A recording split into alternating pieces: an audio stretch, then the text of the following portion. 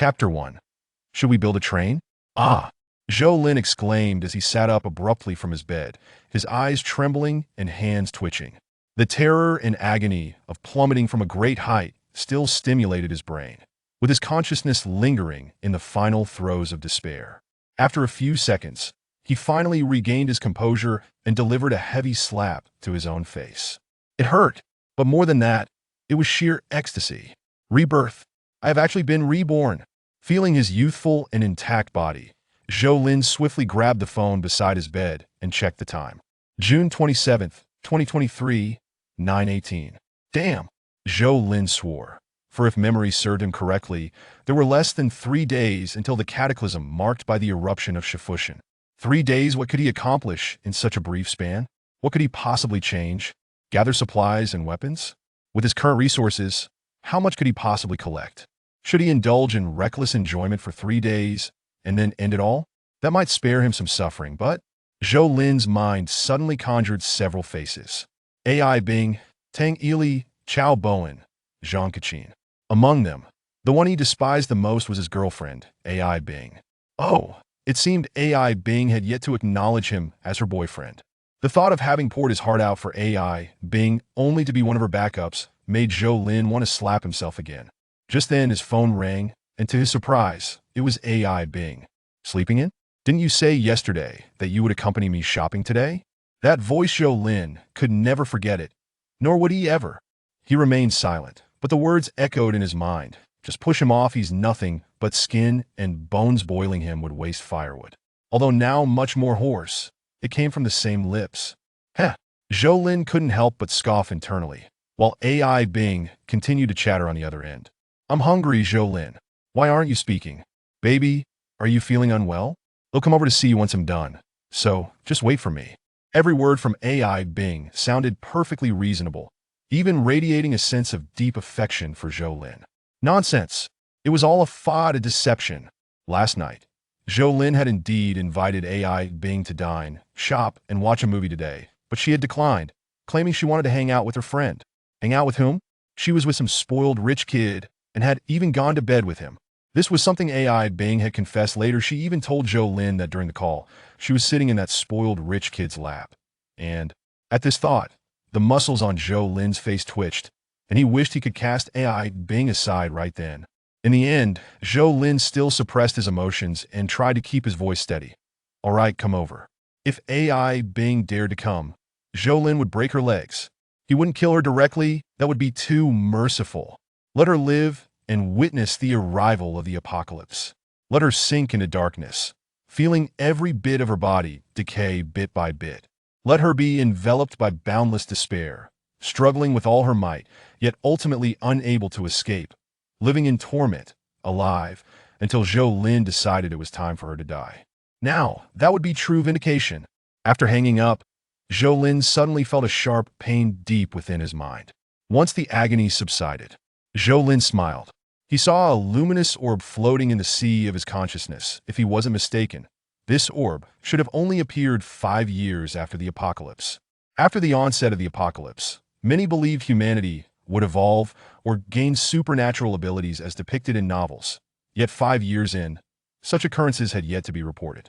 Just when humanity had lost all hope, the first ability user emerged. Subsequently, the first batch of evolved beings appeared.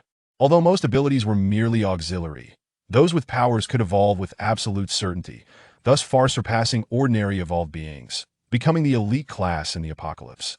The most unfortunate were those without abilities or evolution, who later became collectively known as mortals. In the decade following the apocalypse, 99.99% of mortals either faced enslavement or were used as cannon fodder, or even turned into living food. Zhou Lin died as a mere mortal, while his girlfriend AI Bing, relying on her stunning appearance and social finesse, not only gained powers but also successfully evolved. If it weren't for the emergence of abilities, Zhou Lin wouldn't have dared to confirm that the apocalypse was imminent now. However, there was no room for doubt. If only it were spatial abilities. Feeling the slowly rotating orb in the sea of his consciousness, Zhou Lin took a deep breath filled with hope and reached out with his mind to touch the orb. The moment they made contact, various modes of transportation appeared in Zhou Lin's consciousness. What is this? It didn't take long for Zhou Lin to realize the ability he had acquired. Symbiosis. Symbiosis beginner limited to non-living vehicles 1. First symbiosis with no conditions. After a few minutes, he opened his eyes and exhaled heavily. In summary, symbiosis had 4 core points. First, once symbiosis was achieved, he could control the symbiotic vehicle with his thoughts. Second, there was a storage space for the symbiotic vehicle. Third, he could modify the symbiotic vehicle while it was in storage. Fourth, using and modifying the symbiotic vehicle required corresponding energy and materials. What thrilled Zhou Lin the most was the exclusive storage space. Though it couldn't hold anything other than the symbiotic vehicle, it didn't affect the storage of items within the vehicle. Wasn't this a storage space? With that thought, Zhou Lin felt elated. Was this a case of losing something, yet gaining something else? He initially sought a convenient and fuel-efficient vehicle, but now it seemed he should look for a larger vehicle with more internal space. How about a container truck?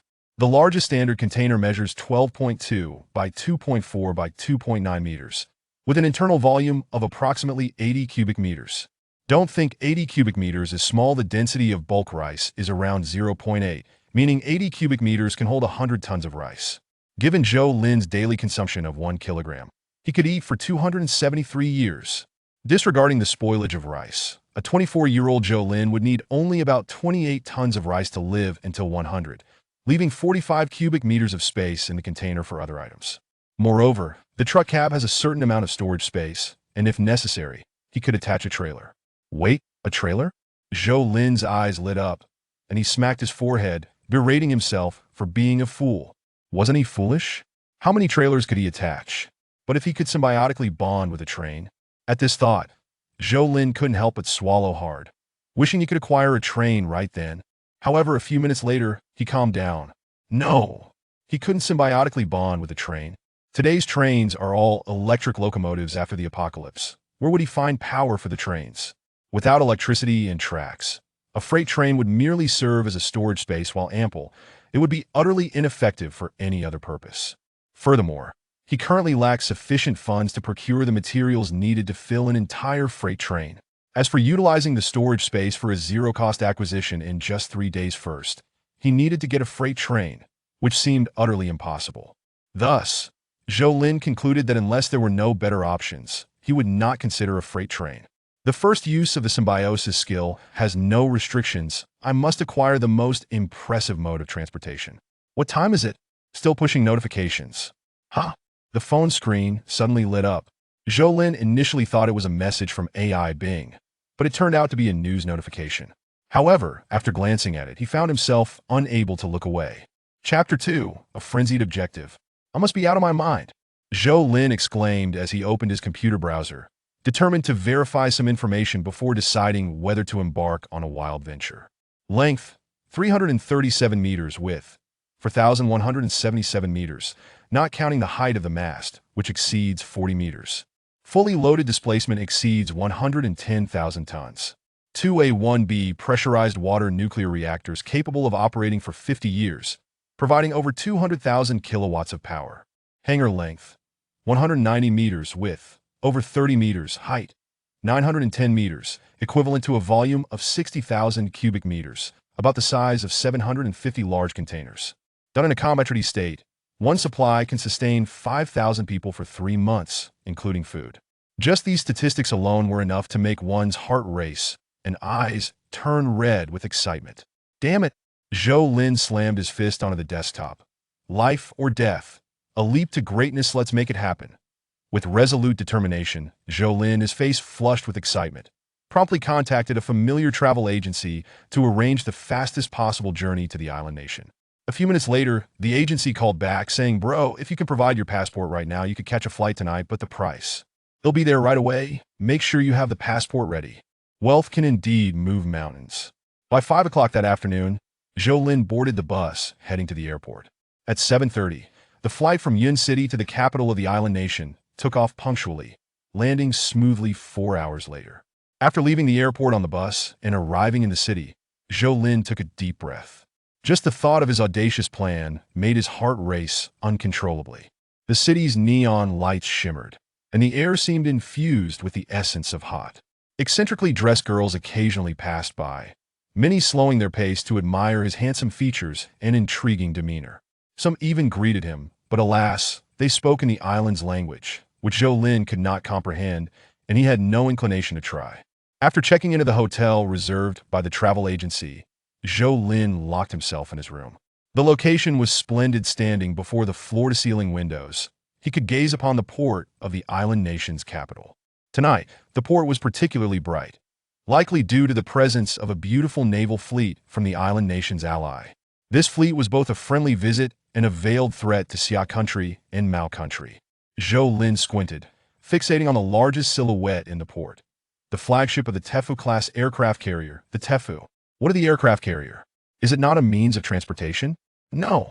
If Zhou Lin perceived it as such, then indeed, it is. Thus, he drew the curtains and began his evening routine. There would be no opportunity tonight.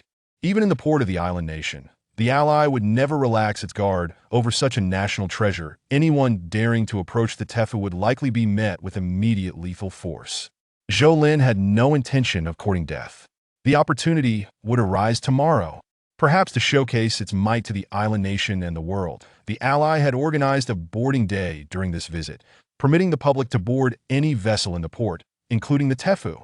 It was certain that those who boarded would face restrictions on their movements, likely limited to standing and strolling on the deck. But for Zhou Lin, that was more than sufficient. Sleep well, gather your strength, and seize the moment. On June 28th, under the blazing sun, Zhou Lin sensed that it would indeed be a remarkable day that would astonish the world. After 9 o'clock, the port began to bustle with activity. Streamers, balloons, heavily made-up individuals, and peculiar figures. Walking along the street leading to the port, Zhou Lin felt more crowded than during the spring festival back home. The cacophony of various instruments, horns, and exclamations in different languages clamored together, prompting Zhou Lin to wish for a pressure bomb to alleviate the noise. Fortunately, upon catching sight of the Tefu, it was as if he had swallowed several ice creams on a sweltering summer day, bringing him immense relief. In his comfort, he involuntarily trembled slightly. Stay calm. Zhou Lin pinched the flesh of his thigh hard in his pocket, fearful of revealing his unusual behavior. A modicum of common sense would suggest that among the throngs of people, some were likely covert agents of the ally, prepared to thwart potential crises. Closer. The nearer he drew, the more he could appreciate the enormity of the Tefu. Not only was its body as vast as a sports arena, towering several stories high, but even the mooring ropes extending to the dock were thicker than Zhou Lin's thigh. It was now time to board. Countless excited individuals queued at the dock, and Zhou Lin glanced around, unable to see the end of the line. If he joined the queue now, he might never know when it would be his turn with his status. He might not even be granted access without an islander's identification. Fortunately, Zhou Lin had never contemplated waiting in line. His symbiosis ability did not require him to enter the vehicle as long as he could make contact. Even if only with a part of it, he could activate his skill and achieve symbiosis. Just ahead, he spotted a massive mooring cleat. Zhou Lin stealthily moved behind it, ensuring no one was watching, and placed a hand on the metal mooring rope of the Tefu. Symbiosis. Activate. In an instant, Zhou Lin felt as if electricity coursed through his body, as if he had been tossed into a vibrating machine, even his very soul resonating at a high frequency. Would he disintegrate? At that moment, Zhou Lin had entirely lost his sense of the external world. He believed others would surely notice his trembling. Yet in reality, he stood there quietly, appearing as merely a captivated admirer of the aircraft carrier. Even the owlie's hidden sentinels, after casting a glance at him, deemed him no threat and paid him no further mind. Yet in the next moment, Zhou Lin vanished entirely. It could be said that no one noticed, or even those who inadvertently witnessed it would merely question whether they had imagined it. After all, how could a person simply disappear into thin air? This was not a magic trick. Is this what symbiosis feels like? The sensation of high-frequency vibration finally subsided, and Zhou Lin could not articulate his current state. All he knew was that he had entered the Tefu aircraft carrier, or more accurately, he had merged with it. Marvelous. Invincible. Zhou Lin felt a surge of gratitude. Had it not been for that news article prompting his impulsive thought, he would never have conceived of merging with an aircraft carrier. At this moment, his symbiosis ability had transformed. Symbiosis. Initial level 1001000. Currently merged with transportation. Large surface transportation vessel unnamed. Number of transport vessels available for symbiosis. 0. Storage space. 0-1. Having never possessed an ability in his previous life, Jolin had no way of knowing if the abilities of others were akin to his. Everything would have to be discovered through his own exploration. Now his consciousness contained all information regarding the Tefu aircraft carrier, and he could seize control. It will know he was now the Tefu, and he could act as he pleased. For instance, he could directly see and hear everything occurring in the captain's cabin. And astonishingly, his proficiency in the Owlie's language had reached a level comparable to that of a native speaker, allowing him to comprehend the dialogue between the captain and the first mate. According to the captain, the boarding day events would continue until 3:30 in the afternoon, followed by routine maintenance. Once maintenance was complete, a festive celebration would commence, during which, aside from essential security personnel, most officers and soldiers, including the captain, would disembark. Upon hearing this, Jolin could not help but burst into laughter. Indeed, fortune favors me. Chapter 3. Acquired yet not fully attained 20 F-35C aircraft, 24 F-A, 18 F fighter jets, 7 EA, 18 G electronic warfare planes, 5 E-2D early warning aircraft, 3 CMV, 22 B Osprey transport planes, 19 MH, 60 RS helicopters, 5 MQ, 25 A refueling drones, several vehicles including armored personnel carriers, 3 small submarines and 6 unmanned underwater vehicles. Just yesterday, supplies were replenished, totaling 10,000 tons of aviation fuel and gasoline, 6,000 tons of various foodstuffs and seasonings, 8,000 tons of everyday necessities, and 50 tons of assorted pharmaceuticals. Heh. At this moment, Jolin seemed like a fool driven mad with joy. Oh dear, it's all mine. At 3 o'clock in the afternoon, the soldiers aboard the USS Tefuo began to bid farewell to the visitors. By 3:30, the stairway was closed for routine maintenance. By 5:30, the soldiers who had participated in the revelry began to disembark. At 6 o'clock, the captain and several officers descended the gangway with smiles. By 7 o'clock, the once bustling USS Tefuo, which had housed over 5,000 individuals, now had fewer than 300 aboard, among them the highest-ranking officer, Lieutenant Colonel Magri, responsible for the aviation unit. Although he could not partake in the festivities, Magri did not deprive himself.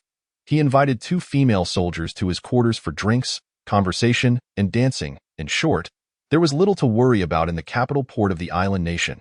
A mere 10 minutes later, the USS Tefuo began to slowly turn, its massive movement finally capturing the attention of all around, including the Americans aboard other warships. What the hell? Why is the Tefuo moving? No orders have been received. Quickly, contact the Tefuo. The personnel of the American fleet were utterly bewildered by the commotion aboard the deal.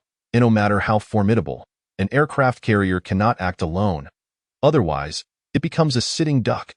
Thus, if the Tefuo were to depart, the other ships in the fleet would assuredly receive orders, and they would need to set sail before the Tefuo. Damn it. Contact the Domestic Defense Department and inform them. The Tefuo has been stolen. The captain of a destroyer slammed his hand against the railing, seething with anger. Unlike the eternally operational Tefuo, large conventional vessels take at least 3 to 5 hours to fully power up from the captain's order to actual movement. So when the Tefuo sailed out of the harbor, the other warships had yet to complete their warm-up procedures. On shore, the captain of the Tefuo and others had just arrived upon receiving the news. Such explosive information was impossible to contain. Within half an hour of Jolin commandeering the Tefuo, the news spread worldwide, with netizens in the Dacia nation discussing it most fervently due to the time difference. This is hilarious. An American aircraft carrier vanished without a trace, saying farewell to its master. Is there a rebellion? I've always said that artificial intelligence is unreliable, but surely the original code aboard the Tefuo must be in square characters, causing it to seek its ancestral roots. Damn seeking ancestral roots. I'd rather call it abandoning darkness for light. Could it be the work of the state? If so, I must say, well done. Don't you care where the Tefuo is now? Click my profile for real-time updates. Paid link. The scammer upstairs really thinks there will be fools who fall for it. Damn. What link? Why are they all casino ads? At this moment, more excited than the netizens were the military and governments of various nations. The Americans, needless to say, had their nearly 80-year-old president so enraged he nearly suffered a heart attack. having swallowed several doses of emergency medication yet still gasping for words. The Secretary of Defense was wiping sweat from his brow while drafting a resignation letter. Everyone believed this was the work of a group of professionals. Ordinary people could not possibly operate an aircraft carrier, let alone the most advanced nuclear-powered one of the Americans on the Tefuo. The 300 or so personnel left behind, including Lieutenant Colonel Magri, were frantically banging on doors and windows. Many among them sensed something amiss immediately, but before they could take appropriate action, they found themselves trapped by doors that had swiftly closed and locked.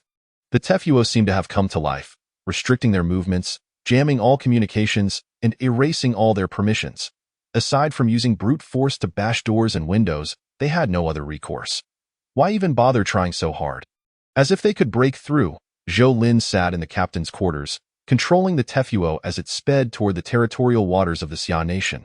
It was not that he could not stow the Tefuo in a secured space, but doing so would mean he would also plunge into the depths with the others aboard. If he attempted such a maneuver in the harbor, he would likely find himself staring down the barrels of countless guns the very next moment. Even after leaving the harbor, safety was still not assured. One could imagine the Americans would undoubtedly dispatch aircraft to pursue him, or even, surely they would not resort to nuclear weapons casually, Zhou Lin pondered. The Americans have airbases in both the island nation and the Bang nation. Judging by distance and response time, it would take at most an hour for American aircraft to appear overhead. Once the aircraft approached, even though Zhou Lin could wield the Tefuo's weaponry with precision thanks to symbiosis, it did not mean he could deploy the carrier's aircraft for interception. In a certain sense, he would be left defenseless. Of course, the Americans would not initiate an attack immediately, for this was a vessel worth its weight in gold, especially with over 300 hostages aboard. 40 minutes later, several fighter jets emerged from the clouds above the Tefuo, descending from on high to send Zhou Lin a message. Here is the Tefuo. Zhou Lin's voice crackled over the radio, reaching the ears of countless entities and individuals clandestinely eavesdropping. He had barely uttered a single sentence when the American fighter jets immediately demanded he shut down the Tefuo's propulsion system and remain anchored, threatening aerial strikes should he fail to comply. Aerial strikes, you say? Zhou Lin chuckled, promptly broadcasting video footage of the American officers and soldiers to the internet, catching the Americans off guard. Damn it! The American president swallowed yet another dose of heart medication, roaring. They must present a plan immediately. Any viable strategy, anything, except the use of nuclear weapons. Chapter 4. The gift. The aircraft above the carrier departed. However, this did not signify the Americans' willingness to capitulate, especially after their think tank concluded that the Tefuo was likely heading towards the Xia nation. The American government promptly declared a state of heightened military readiness and issued stern diplomatic warnings to the Xia nation. They cautioned the Xia government not to play with fire.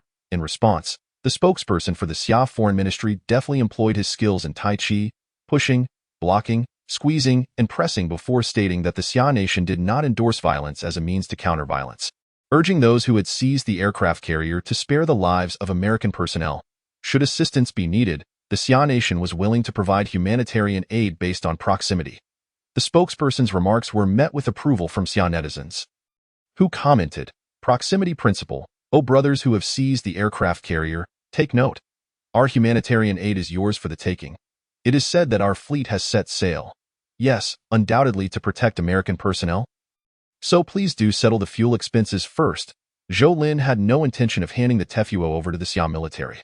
Setting aside the fact that the Tefuo was his lifeline in this post-apocalyptic world, even if he had such intentions, time would not permit it. If possible, Zhou Lin wished to inform his family in advance, to prepare them.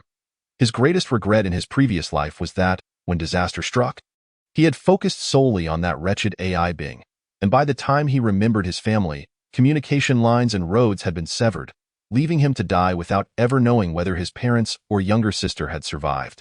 "I will not be foolish this time. You must wait for me."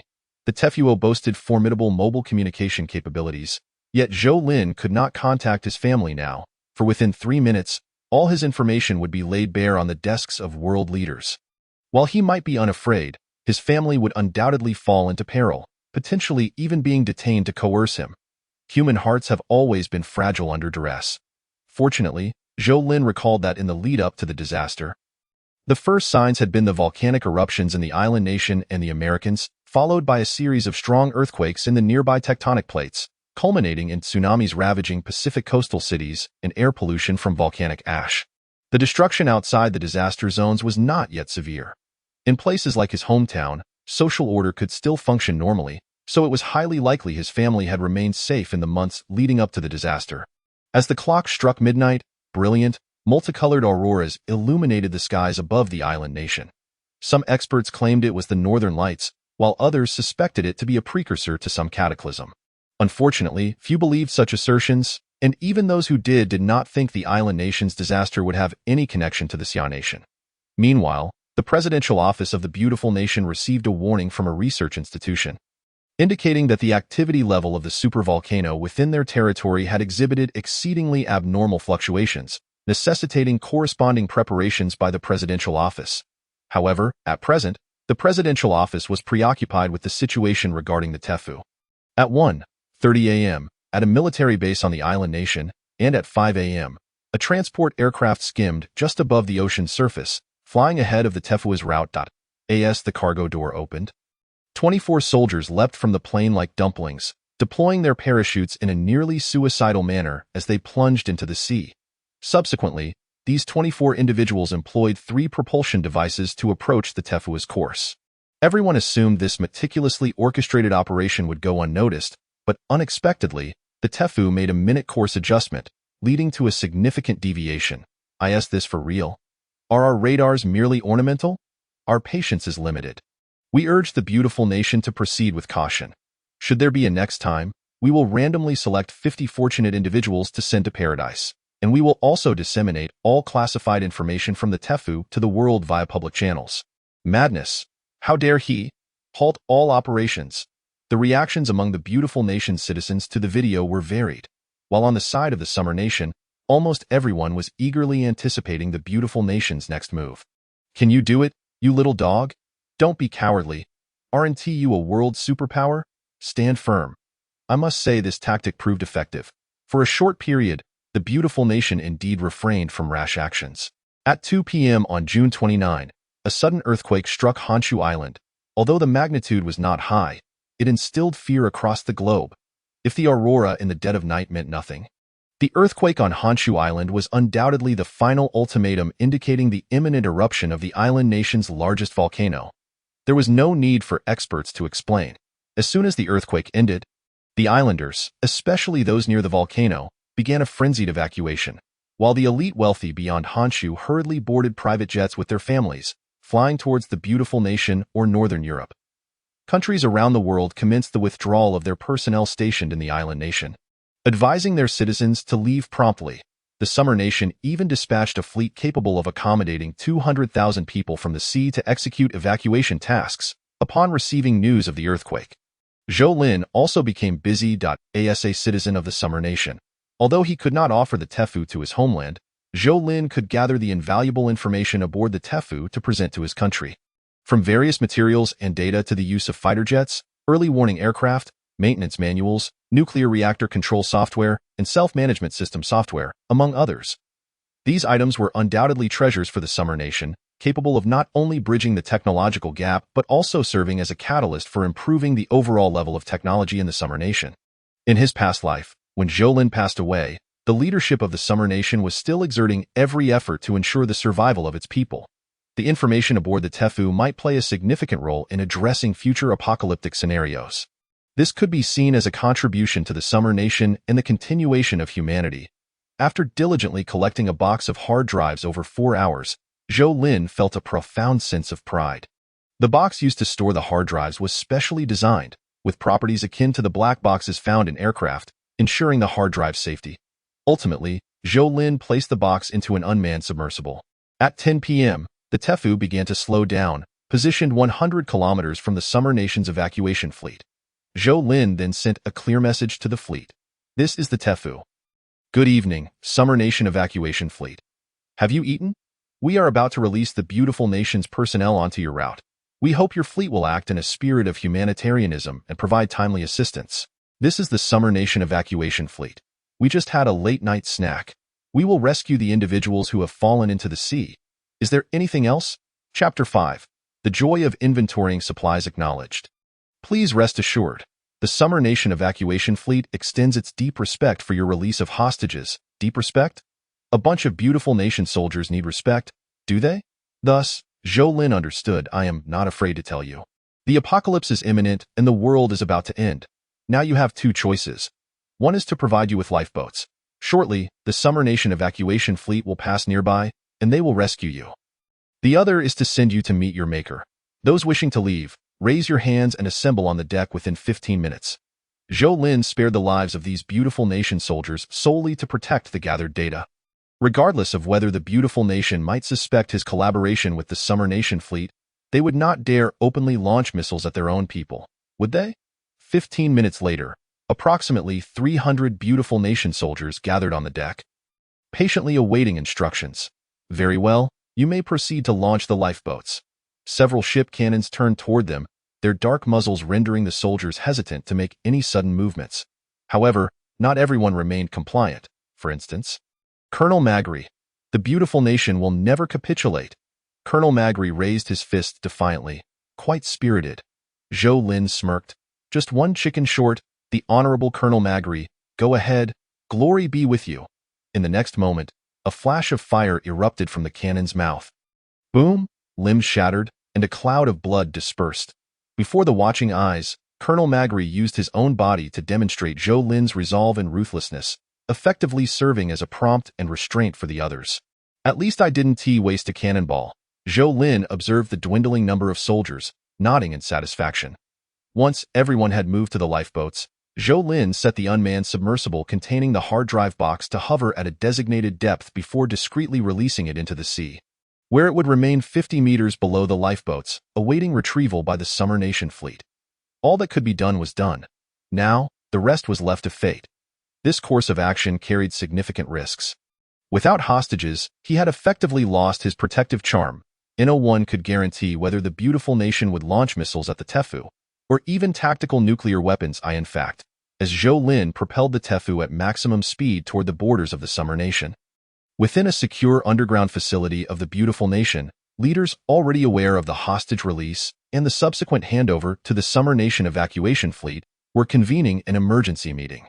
I believe we should immediately destroy the Tefu, proclaimed the newly appointed acting Minister of Defense, standing to express his view. In fact, I have already ordered our new strategic bombers to take off from the homeland. Within 3 hours, we can locate it and then completely obliterate it.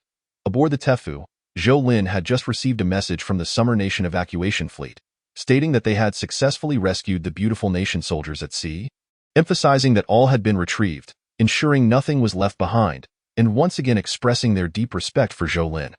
Although he could maneuver the Tefu and its equipment with ease due to their symbiotic relationship, he still needed to personally manage everything beyond the ship itself. Moreover, having risked everything to acquire the Tefu, it would be a shame not to personally inventory everything, as that would be akin to traversing the night in splendid attire without reveling in the experience. Thus, this task was essential in a world on the brink of collapse. Survival hinges on clothing, food, shelter, and transportation. Therefore, inventorying supplies must commence with food. A super aircraft carrier capable of accommodating 5,000 people. The Tefu boasted several food storage freezers and warehouses. Due to dietary habits, the various hamburger ingredients alone exceeded 1 million portions, averaging a daily consumption of around 10,000 hamburgers. Even if Zhou Lin's family of 4 consumed 20 each day, it would take a century to deplete them all. Considering the diverse tastes and nutritional needs of 5,000 individuals, hamburger ingredients accounted for less than 1/10 of the freezers and warehouses. In addition to relatively common meats, various staple foods, fresh and dehydrated vegetables and fruits, Zhou Lin also discovered dozens of tons of luxurious items such as Wagyu beef, foie gras, caviar, and various high-end seafood. The staples were abundant, and there was no shortage of beverages and snacks. Just the concentrated cola syrup alone was stored in excess of 10 tons. 2 barrels of this syrup could yield 250,000 liters of cola, requiring only purified water and dry ice. After all, not drinking cola is not truly being a citizen of the beautiful nation, thus stockpiling so much was quite normal. The Tefu operated on nuclear power. Barring reactor malfunctions or the need for nuclear fuel replenishment, electricity was abundantly available, and with food stored in freezers at -60 degrees, concerns about spoilage were virtually non-existent. with nearly 2,000 tons of food coupled with perpetually powered ultra-low temperature freezers. Zhou Lin's food anxiety was thoroughly alleviated. While there were drawbacks, such as a lack of ingredients that suited the dietary habits of the Summer Nation and a shortage of region-specific seasonings, like the chili, Sichuan pepper, and bean paste essential to the people of Sichuan, there were some available, albeit in limited quantities. He noted in his little notebook that he would need to restock upon returning. In stark contrast to the vast quantity and variety of food, the clothing aboard the aircraft carrier appeared monotonous and scarce, primarily consisting of military uniforms for both genders in various sizes and functions. Available for all seasons, with even a small batch of polar thermal combat suits. Fortunately, Zhou Lin's expectations in this regard are not particularly high. Moreover, military uniforms and combat attire inherently emphasize performance and functionality. Aligning perfectly with the demands of clothing in a post-apocalyptic world, IT is just barely sufficient, so there is no need for concern in this area. Given the sequence of calamities that have befallen the world, Zhou Lin does not intend to venture too far from his hometown. Bashu has long been regarded as a land of fortune. As long as he can find a suitable location to effectively camouflage the aircraft carrier, his family will undoubtedly be able to live comfortably and securely. With the ice impenetrable, extreme heat mitigated by air conditioning, floods unable to reach them, and earthquakes unable to shake them, the mere thought brings him immense satisfaction. The more he reflects, the more he feels his decisions are wise. Rather than laboriously collecting various items, not to mention the spatial limitations, the greatest shortfall for an ordinary family is funding, unless it involves acquiring everything at no cost. The incessant beeping of alarms abruptly interrupts Zhou Lin's contemplation. RASM detected. Warning. RASM detected. Warning. RASM detected. Warning. The LRASM is the most advanced anti-ship missile developed by the United States, reportedly still under development and not yet deployed in combat. Damn it! Zhou Lin's mind raced as he instantaneously teleported from the storage room to the commander's cabin. Above him, the red lights indicating an emergency flashed incessantly, the alarms blaring loudly high in the sky. Several elongated silver-gray figures hurtled towards the Tefu, traveling at a speed of Mach 1.5. They alternated formations, shifting from an S shape to a B shape. Ultimately, they skimmed just 20 kilometers from the Tefu, beginning to accelerate in a nearly wave-piercing manner. The Americans are truly investing heavily. The first wave of anti-ship missile attacks exceeds 12 in number, and if just one or two succeed, it would be sufficient to severely damage the Tefu. Chapter 6. The blunder. The radar aboard the Tefu detected no warships or aircraft, indicating that the incoming missiles were launched from at least 350 kilometers away, such a distance. It is no wonder they resorted to using LRASM. If it were merely one or two, or even three or four, Zhou Lin would not be alarmed. After all, the RIM 162, RIM 116, and 15 Malawian Quachas 20mm phalanx CIWS aboard the Tefu are formidable defenses. Under Zhou Lin's guidance, the first to launch was the RIM 162 Sea Sparrow. As a medium-range interceptor missile, the Sea Sparrow boasts exceptional maneuverability. Utilizing the Tefua's powerful combat system, the first batch of 12 Sea Sparrows surged forth, rapidly heading towards their targets. Simultaneously, the secondary defense system, the RIM 116 rolling airframe missile, stood ready, eager to engage the LRASM as soon as it entered range, irrespective of whether the Sea Sparrows succeeded or not. Finally, the phalanx CIWS activated, its barrels trained on the LRASM. Should the Sea Sparrows and rolling airframe missiles fail, it would be Zhou Lin's and the Tefua's last hope. On the surface of the sea, less than 10 kilometers from the Tefu, dozens of missiles, moving at speeds too fast for the naked eye to track, began to chase one another. Zhou Lin observed silently. He had believed that 36 interceptor missiles would at least eliminate the majority of the LRASMs. And with the phalanx intercepting the remaining few, he could accept the loss of one or two. However, he never anticipated that both the Sea Sparrow and rolling airframe missiles, having approached the LRASM, would suddenly change course at the last moment, narrowly missing their targets. Damn. What does this mean? A backdoor? Zhou Lin's heart sank. There was no time to launch a second wave, so must he rely solely on the phalanx? In the next instant, the phalanx guns, controlled by the carrier's fire control system, entered a state of fine-tuning. Just as Zhou Lin prepared to witness a spectacular display of fireworks, a bewildering scene unfolded before him. The phalanx's barrels appeared to be dancing. It was as if two invisible hands were directing one barrel towards the incoming missiles while another hand forcefully rotated the barrel away at the last moment, preventing it from targeting the approaching missiles. This relentless cycle made it seem as though the barrels were performing a dance. The Sea Sparrows and rolling airframe missiles had betrayed their mission. While the phalanx danced, Zhou Lin was at a loss for understanding what kind of misfortune he had encountered. The LRASM offered him no time for contemplation. In his eyes, filled with near despair, the LRASM swaggered across the final 10 kilometers, dropping to the waterline as if it were a master swordsman, wielding a simplistic yet lethal swordplay. Game over, Zhou Lin thought. Even the Tefu aircraft carrier could not withstand a saturation attack from a dozen LRASMs. Especially near the waterline, if the hull were to be breached repeatedly, not to mention the other consequences of the explosions, the incoming seawater alone could destabilize the carrier or even tear it apart. As the missiles approached within 100 meters of the hull, Zhou Lin painfully shut his eyes. 5 seconds, 10 seconds, 15 seconds, damn. Is the LRASM moving in slow motion? Zhou Lin suspiciously opened his eyes, only to witness 12 LRASMs rising from the sea like bamboo shoots after rain, nearly brushing against the hull of the Tefu before shooting straight up into the sky. Damn. If he had not witnessed it with his own eyes, who would dare to believe it? How could I forget? These are our own people. Zhou Lin slapped his forehead, a grin spreading across his face. TO prevent friendly fire. National Military Equipment conducts response code verification. And it was evident the Americans had overlooked this detail. The 12 anti-ship missiles had not modified their response codes, resulting in the carrier's weapons refraining from attacking the missiles, which ultimately abandoned their assault on the carrier at the last moment. Patting his chest, Zhou Lin dared not hesitate and urged the aircraft carrier to accelerate. He did not continue southward but instead turned northwest.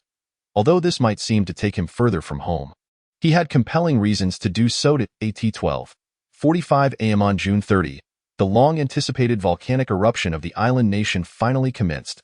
Perhaps it had been building for too long, as the volcano unleashed its might from the outset, expelling millions of tons of ash and various gases within a second, completely altering the atmospheric conditions above the island in less than 10 minutes. The ash and toxic gases spread exponentially in all directions, and within half an hour, surrounding nations and regions had activated their highest-level alerts. Following the failure of the first wave of attacks on the Tefu, the Americans took some time to realize it was a significant blunder, necessitating the command for stealth bombers to land at the nearest military base and manually modify the LRASM's response code before launching another assault on the Tefu. However, the pilots had already started their engines when they received the urgent domestic order about the volcanic eruption, prompting a halt to their actions. Just as expected, observing the warning signals from the Tefu's radar system, Zhou Lin knew he had made the right bet. There should be no other vessels in the vicinity. Confirming this, he donned his diving gear, deployed an unmanned underwater vehicle into the water, and followed it as he jumped in, guiding the vehicle into the distance, as he floated on the ocean surface. The Tefu felt like a silent mountain, yet Zhou Lin felt no fear, for this was his mountain. Tefu, disappear. Zhou Lin waved his right arm. Although this gesture was unnecessary, it added to the dramatic flair. The mountain-like Tefu instantly vanished from the surface, leaving behind a water pit 300 meters long, 30 meters wide, and 20 meters deep. In the next moment, the surrounding seawater surged into the pit, creating towering waves. Meanwhile, Zhou Lin had already descended into the depths, propelling himself eastward at full speed. Thanks to the electromagnetic shielding caused by the volcanic eruption, the Tefu's disappearance was utterly silent, unbeknownst to anyone, which was precisely the effect Zhou Lin sought. If he were to bring the Tefu into a port in Xiagua under the watchful eyes of the public, it would surely cause an uproar. During the initial stages of apocalyptic disasters, major powers still maintained substantial military forces and long-range strike capabilities. Should the Americans decide not to back down, they could easily use the Tefu as an excuse to launch nuclear missiles at major cities in Xiagua, placing Zhou Lin in grave danger. Now that the Tefu had vanished into the high seas, even the most shameless Americans could not pin this incident directly on Xiagua. The ocean was frigid. Yet Zhou Lin's heart burned with excitement. He had succeeded. He had truly done it. Gazing at the approaching coastline, Zhou Lin relinquished the underwater vehicle at an appropriate distance and, as he neared the shore, stripped off his diving gear. Although these items were valuable, they must never be seen by the public. At 4 in the morning, drenched and disheveled, Zhou Lin stood on a beach in Qing City, Xiagua, hurriedly changing into a clean outfit he had retrieved from the tefu, his face alight with childlike glee. Chapter 7. Selling the house. The electromagnetic shielding caused by the volcanic eruption lasted a full 6 hours. In response to the irresponsible rhetoric and accusations from the Americans, the spokesperson for Xiagua's foreign affairs issued a strong condemnation, warning the United States not to pursue hegemonic ambitions during a global disaster, lest they become the enemy of the world. The Americans, of course, would not let the matter rest. They quickly mobilized military forces around Xiagua to investigate and gather evidence in the area where the tefu had vanished. Meanwhile, Zhou Lin had already boarded a high-speed train to Shenzhen, intending to dispose of his property there and exchange it for supplies while social order had not completely collapsed. The train had just departed when Zhou Lin received a message from AI Bing, inquiring about his whereabouts and why he had been unreachable the previous day. AI Bing messaged, "It's been 2 days since we last saw each other. Don't you miss me?" Zhou Lin smirked. Too apathetic to type, opting instead for voice messaging, he thought to himself, "I am utterly fed up with you." The words sounded like playful banter between lovers, yet his gritted teeth betrayed a deeper frustration. A soft chuckle emanated from the seat beside him. Turning to investigate, he was surprised to see a young and beautiful woman. "I usually don't smile, unless," she began, unable to suppress her curiosity. Zhou Lin raised an eyebrow, contemplating that it wouldn't be long before a woman of such youth and beauty, devoid of any substantial skills, would meet an unfortunate fate. Perhaps his gaze revealed too much, as Wu Shui's enchanting eyes narrowed slightly, her smile vanishing in an instant, as if she were on the verge of questioning him. "I suppose she is eyeing something and expects me to act as her ATM," Zhou Lin mused, shaking his head, realizing just how foolish he had been in his past life, allowing someone like AI Bing to manipulate him so effortlessly. "I will come to find you. Just wait." After sending the message, Zhou Lin ignored Wu Shui and contacted a familiar real estate agent to sell his house. "Cash transaction. I can sell tomorrow at 20% below market price. I'll give you an additional 5% commission, but deduct 1% for every day's delay. Raise the price by 5%. The agent, overjoyed, assured him they would exert their utmost effort.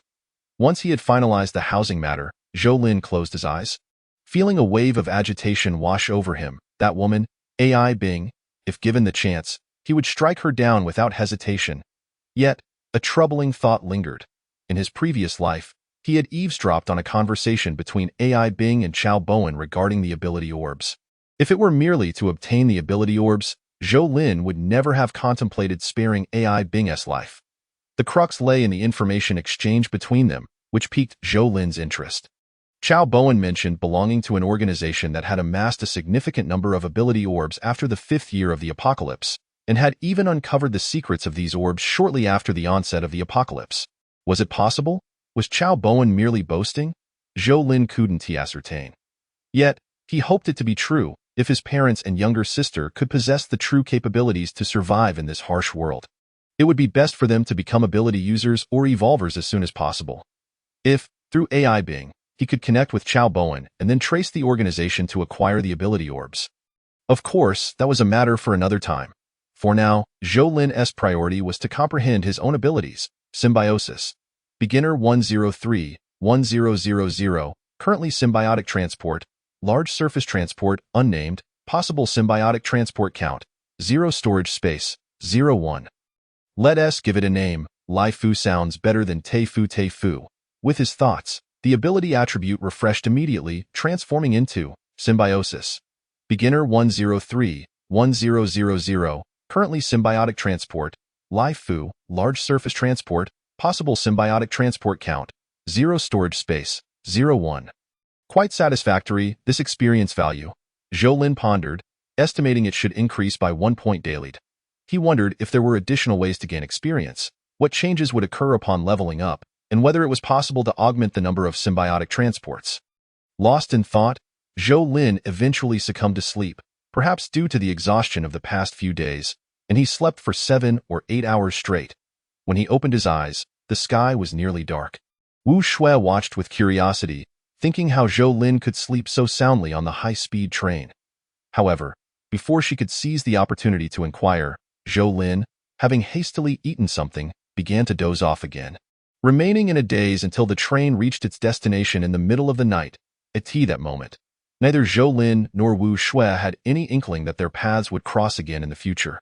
With over 30,000 in savings, Zhou Lin knew he had to exploit the benefits of online loans and credit cards. After some maneuvering, he temporarily increased his cash to 200,000. Expecting further funds to arrive in the next couple of days, he found a 24-hour supermarket and embarked on a shopping spree. Frozen snacks? A cartful. Specialty snacks? Another cartful. Rice? Yet another cartful, if it weren't for the cashier's bewildered gaze. Zhou Lin would have shopped until dawn. Even so, he maxed out 2 credit cards, totaling 100,000. Seeing that it was still early, he persevered through the fatigue in his legs and ventured to another store to continue his shopping spree. Affordable yet quality undergarments? A few. Alcohol stoves and solid fuel? Absolutely. Sturdy camping tents? Purchased. Outdoor tools? Essential. Electric tools? A few sets, please. Mosquito repellents? To be prepared. Alas, the money ran out. Zhou Lin had not anticipated that 200,000 cash would vanish so swiftly. Before dawn, he was left with only a few hundred in his account. Returning home, fatigue overwhelmed him, and he collapsed onto his bed, only to be awakened by the ringing of his phone. "Brother, someone wants to buy your house." The agent exclaimed excitedly over the line. "Oh, I'm at home. Bring them over." Zhou Lin's apartment was well located, convenient for transportation, schooling, and medical services. He purchased it 2 years ago for 450,000, fully paid by his parents. The reason AI Bing had not cast Zhou Lin aside was largely due to this property. Given the current market, his 2-bedroom unit could fetch at least 700,000. But to expedite the sale, it was ultimately negotiated at 560,000. After deducting fees, he would net around 5 million. By 3 in the afternoon, having exited the property rights center, Zhou Lin's bank account swelled with an additional 500,000 in cash. The fruits of his labor. Calculating the time, he began to shop online, setting the delivery address to his family home, and called his mother, Cheng Yali. She had something on and would not be available. "Oh, by the way, I bought some packages. Please keep an eye out for them. Our big garage hasn't been sold, has it?" "No, it's still empty," Cheng Yali replied. "Please hold on to it for me." Zhou Lin contemplated whether he should inform Cheng Yali about the impending apocalypse, but decided against it.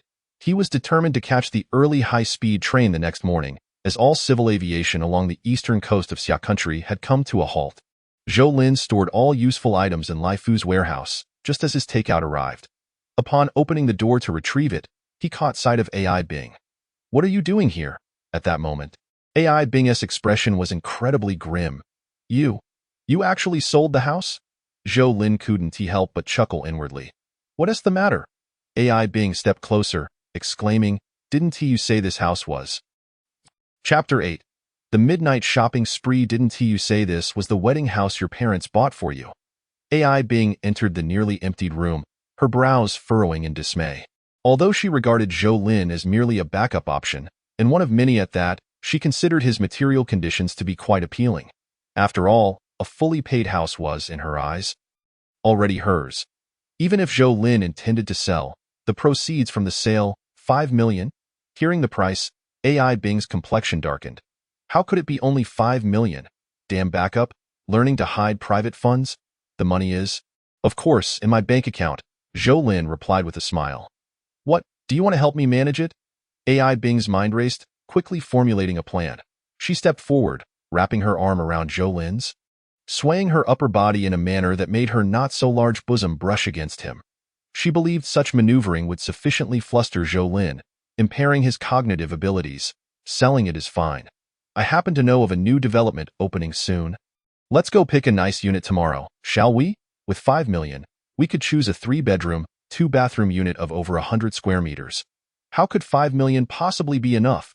Zhou Lin had a hunch regarding her intentions but chose not to reveal his insights. Instead, feigning curiosity, "It's enough for the down payment. Once we're married, we can pay it off together, okay?" As she spoke, AI Bing leaned in closer, her movements so bold that Zhou Lin found himself taken aback. At such a young age, she's quite loose. I wonder how many massages she's had. How did I not notice this in my past life? Her words were enticing, but if they were to purchase a property tomorrow, It was likely that her name would be included, meaning Zhou Lin would cover the down payment and the monthly payments, yet she would possess half the property rights, even if they never married. Her name on the title would grant her access to a substantial sum, truly, a skilled practitioner of no-cost deals. Contemplating this, Zhou Lin couldn't help but sneer. Have you eaten? If not, let us eat together. Ive already eaten. Theo maintained her figure, AI being typically skipped dinner, as her facial features were somewhat lacking. Her body was her greatest asset. Oh, then don't leave tonight, Zhou Lin casually remarked while eating. AI being momentarily froze. Darling, didn't we already discuss this? My upbringing doesn't allow for premarital. Besides, we haven't established a relationship yet. Oh, is that so? Then let us not go tomorrow, Zhou Lin stated without lifting his head. You? AI Bing was taken aback, sensing a change in him. The Zhou Lin she knew would never have spoken to her this way. Upon reflecting on Zhou Lin's demeanor towards her in recent days, she suddenly felt a sense of vigilance arise within her. Could this sycophant have become acquainted with another woman? No. I absolutely cannot allow someone else to intercept this opportunity. If necessary, I shall stay here tonight. Considering the stake of 5 million, very well, I shall keep you company tonight, but do not let your imagination run wild. It is merely a simple act of companionship. Zhou Lin chuckled to himself, thinking, what pretense is this with your multiple layers of deception? Do you truly believe I have any genuine interest in you? Bashu, did we not agree to go house hunting tomorrow? AI Bing inquired, given your earnestness. AI Bing pouted slightly. Well then, I shall see if I can request a leave from the company, but I never agreed to genuinely be your girlfriend. I am merely offering assistance this once. As for the future, that shall depend on your performance. Go ahead and request your leave. I will book your ticket. Witnessing AI Bing's coy demeanor, Zhou Lin could hardly suppress a chuckle. The future? I swear by the bond of brotherhood. Your future shall indeed be extraordinary. If I do not allow you to undergo a few more exhilarating ups and downs, enduring the torment of life being worse than death, if you were to die painlessly, then I would not deserve to have brothers. But all of this must await AI Bing's journey to Bashu. Revenge, after all, must be thorough. Leaving a lingering regret for Zhou Lin would indeed be a lifelong burden. With this thought, he could not help but shake his head slightly at AI Bing, contemplating that she must strive to live and must never seek death, for otherwise, his joy would diminish significantly. As the largest aircraft carrier, the Lai Fuli still had a vast amount of space lying idle. Tio say nothing of it. Merely the accommodations provided for over 5,000 soldiers amounted to no less than 100,000 cubic meters, equivalent to over 1,000 shipping containers. Moreover, the numerous warehouses, garages, and hangars all had substantial surplus space. Since it was unlikely he would return to Deep City in the near future, Zhou Lin planned to embark on a grand venture before departing tomorrow. He had set his sights on the nearby automobile city. While there were vehicles aboard the Lai Fu, it seemed somewhat inappropriate to be cruising around in a beautiful nation's armored personnel carrier. Not far from downstairs lay an automobile city, bustling with several well-known brands. It seemed those cars had not yet been sold, and Zhou Lin intended to take a stroll around at dawn before heading straight to the train station. At 3 in the morning, the alarm rang. After getting up and washing up, Zhou Lin ensured all utilities in the house were turned off, casting a reluctant glance back before stepping out the door. By 3:30, even Deep City had succumbed to slumber. The streets were virtually deserted. Zhou Lin donned his helmet, cautiously avoided the surveillance cameras, and made his way to the back entrance of the automobile city. Confirming that no one had noticed him, he scaled the wall to enter. Rows of showrooms were lit, while others remained in darkness. Occasionally, he spotted security personnel patrolling, but in comparison to the vastness of the automobile city, a mere handful of patrolling guards posed no threat to Zhou Lin. Since he was to act, he intended to make it a significant undertaking. Ordinary vehicles failed to pique Zhou Lin's interest. He focused solely on those suited for the apocalyptic environment. Boasting formidable performance. 2 units of the Benz 4G63 were acquired. He dismissed the X7 and Q7, but 3 units of the Land Cruiser were welcomed into his collection. Surprisingly, there were 4 custom versions of the Mighty Bird, which he gladly accepted, and 2 units of the Eumonic were also added to his haul. What a treasure! In terms of utility, recreational vehicles were equally valuable in the apocalypse, especially those modified from heavy truck chassis, boasting robust off-road capabilities. As if crafted expressly for the end of days in a city teeming with the affluent, it was no surprise that the vehicle modification factories exhibited several high-performance, exorbitantly priced RVs. Ultimately, Zhou Lin managed to acquire 3 vehicles, not out of leniency, but simply because they occupied too much space. For instance, one of the Armadillo Conquerors measured 11.15 meters in length, 2.55 meters in width, and 3.95 meters in height, with a curb weight of 23 tons and a retail price soaring past 10 million. In the past, he could not even dare to dream of possessing such a thing, even if he had 2 peanuts to accompany his drink. When dawn broke, the theft at the automobile city surprisingly did not stir any commotion online, likely overshadowed by the eruption of the Great Yellow Volcano in the beautiful nation. Chapter 9.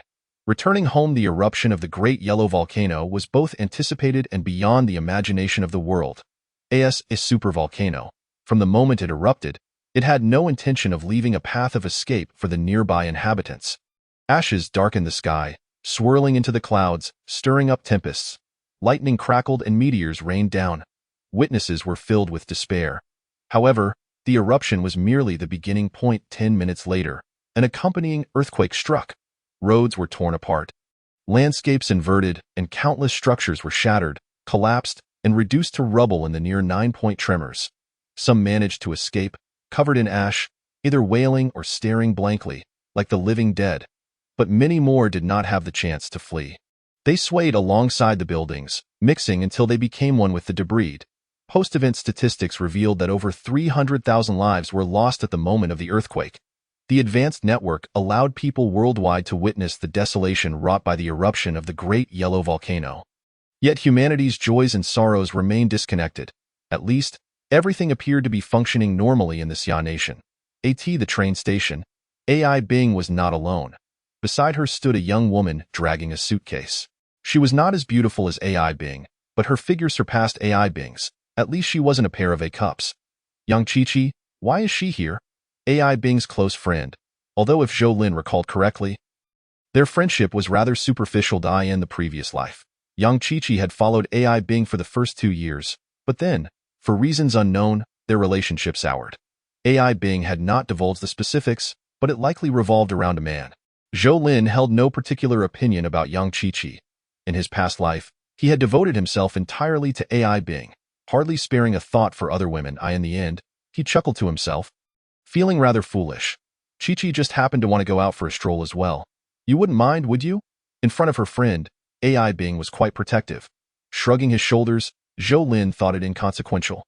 He did not mind sending another person on their way, as anyone who could be Ai Bing's close friend shared a similar disposition.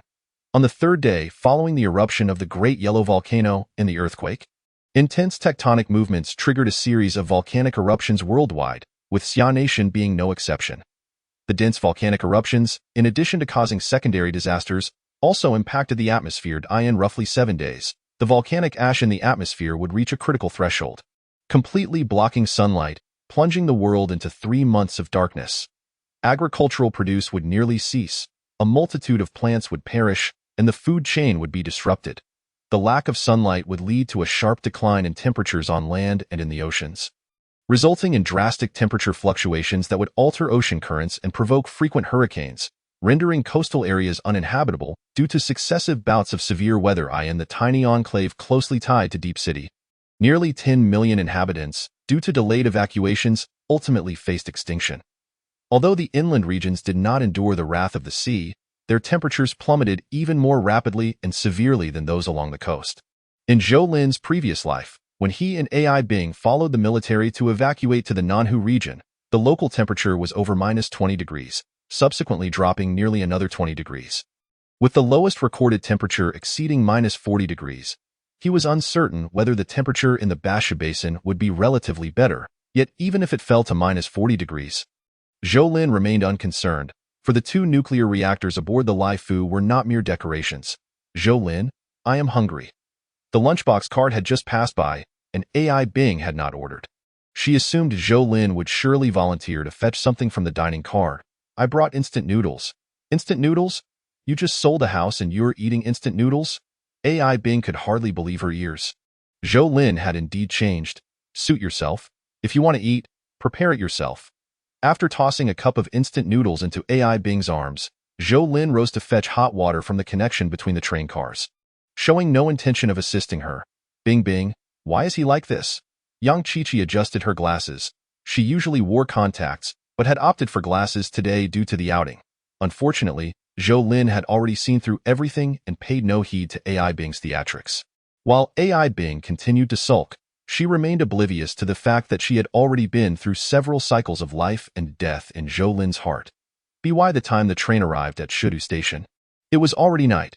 Upon exiting the station, Zhou Lin did not hesitate to treat AI Bing and Yang Qiqi to a hot pot restaurant. I've already booked a hotel nearby, Zhou Lin stated. AI Bing nodded. Although Zhou Lin had been acting rather strangely these past few days, she tolerated it for the sake of several million. However, she had secretly resolved that once the property title was secured, she would part ways with Zhou Lin, refusing to indulge him, completely lacking any awareness of being a sycophant. To steal an entire automobile city in one night? Impressive. Rumor has it, the loss amounts to several million. What kind of cars could be so expensive? Surely they aren't made of gold. So you're saying you're a Taising. Do you know how much a Conqueror costs? One alone is over 10 million. And if customized, even more expensive. Zhou Lin paused his chopsticks. The events in the automotive city have reached the capital of Shu, and has the government truly discovered his identity? If they have, are they secretly taking action? Contemplating this, Zhou Lin couldn't help but lower his head. Nowadays, with surveillance cameras everywhere, one can only endeavor to minimize exposure. What is a Conqueror? Is it really that expensive? AI Bing inquired with curiosity. Yang Qiqi also lifted her head. Finding Ba Shu hot pot both delightful and intimidating, her little mouth red but unable to stop indulging, a modified off-road motorhome based on a Benz truck starts at 10 million as a base price. We probably won't be able to afford it in this lifetime, AI Bing remarked with a look of longing. Zhou Lin chuckled softly and whispered, actually, it's not a big deal. I have one at home. Really? Would I lie to you? Zhou Lin smirked. Dio, you want to give it a try? Yes. AI Bing giggled and nodded. Zhou Lin thought to himself, maybe in the next life, if there is one. However, he could indeed show it to her, allowing her to experience the allure of something unattainable. As for the possibility of exposing himself, how could death ever reveal a secret? Early the next morning, Zhou Lin, yawning, roused AI Bing. It was time to depart. After over 2 hours of driving, Zhou Lin called his mother, instructing the taxi to drop them off right at the doorstep. Your home is actually in the countryside? AI Bing exclaimed in disbelief. Gazing at the farmhouse before her in her eyes, Zhou Lin's family should at least be considered well off, for any household capable of purchasing a home outright in the deep city must be exceptional. How could a simple farming family manage that? Hey Zai, stop, don't lick anymore. Zhou Lin set down his luggage and gently patted the dog's head, barely avoiding the fate of a face wash from the canine's tongue. Following behind He Zai was Zhou Lin's mother, Chengya Li in her 40s. Chengya Li appeared robust and possessed the aura of a warrior woman, leaving AI Bing in awe, unsure how to greet her. Zhou Lin showed no intent to introduce them. He bypassed He Zai and embraced Chengya Li, exclaiming, Mom, I've missed you so much. You flatter me. It's only been less than half a year. Yet you act as if we haven't seen each other in a lifetime, Chengya Li said, though her joy was evident, especially when she spotted AI Bing and Yang Qiqi, who were blocked at the gate by He Zai. Why don't you invite your friends in? Mom, Zhou Lin leaned in close to Chengya Li's ear and whispered, what if I told you one of them is my enemy? Would you believe it? Chapter 10. The Zhou family's decision. Chengya Li led Zhou Lin and his friends, AI Bing and Yang Qiqi, into the house, while He Zai dutifully settled at the entrance. Zhou Lin's room was on the second floor, and Chengya Li placed AI Bing and Yang Qiqi in the adjacent room. Bing Bing, your boyfriend's family is quite well off, Yang Qiqi exclaimed as soon as the door closed. Indeed, they are, AI Bing concurred. The Zhou family's exterior appeared modest, yet the interior boasted decor, appliances, and furniture that rivaled those of major cities. This revelation ignited a spark of desire within AI Bing. Perhaps she should reconsider. Especially if Zhou Lin did not have that sister. Mom, this is a long story, then make it brief. Chengya Li interjected sternly. Mom, reincarnation, do you understand? Zhou Lin massaged his temples. He had no intention of deceiving Chengya Li. Doing so would complicate matters when it came to gaining his parents' unconditional support. After a few minutes, Chengya Li questioned, So, you have actually died once. She dismissed any notions of apocalyptic events or natural disasters. All she grasped was that Zhou Lin had once perished, pushed off a cliff by AI being and her accomplices. Mom, what are you doing? Zhou Lin grasped Cheng Yili's arm. What am I doing? I'm going to take care of that little girl right now. Cheng Yili's eyes burned with fury, nostrils flaring as she pulled Zhou Lin toward the door. Mom, listen to me. Zhou Lin braced himself against the door. Aware that while the calamity had begun, the world wouldn't descend into chaos immediately. If word got out, it would be troublesome. Moreover, wouldn't killing her simply grant her a favor? Then what do you propose? I'm just unable to swallow this anger. Cheng Yili huffed. That's a minor issue. The key is we need to move first. Move? As for the Lai Fu Hao, Zhou Lin had no intention of bringing it up. He hadn't even informed anyone, including Cheng Yili. All right, but don't let it slip in front of AI Bing and Yang Chi-Chi. The mother and son exited, and AI Bing and Yang Chi-Chi remained busy organizing their things next door. Providing Cheng Yili with time to compose herself, AI Bing sensed nothing amiss. After lunch, she and Yang Chi-Chi were taken by Zhou Lin to a nearby livestock farm.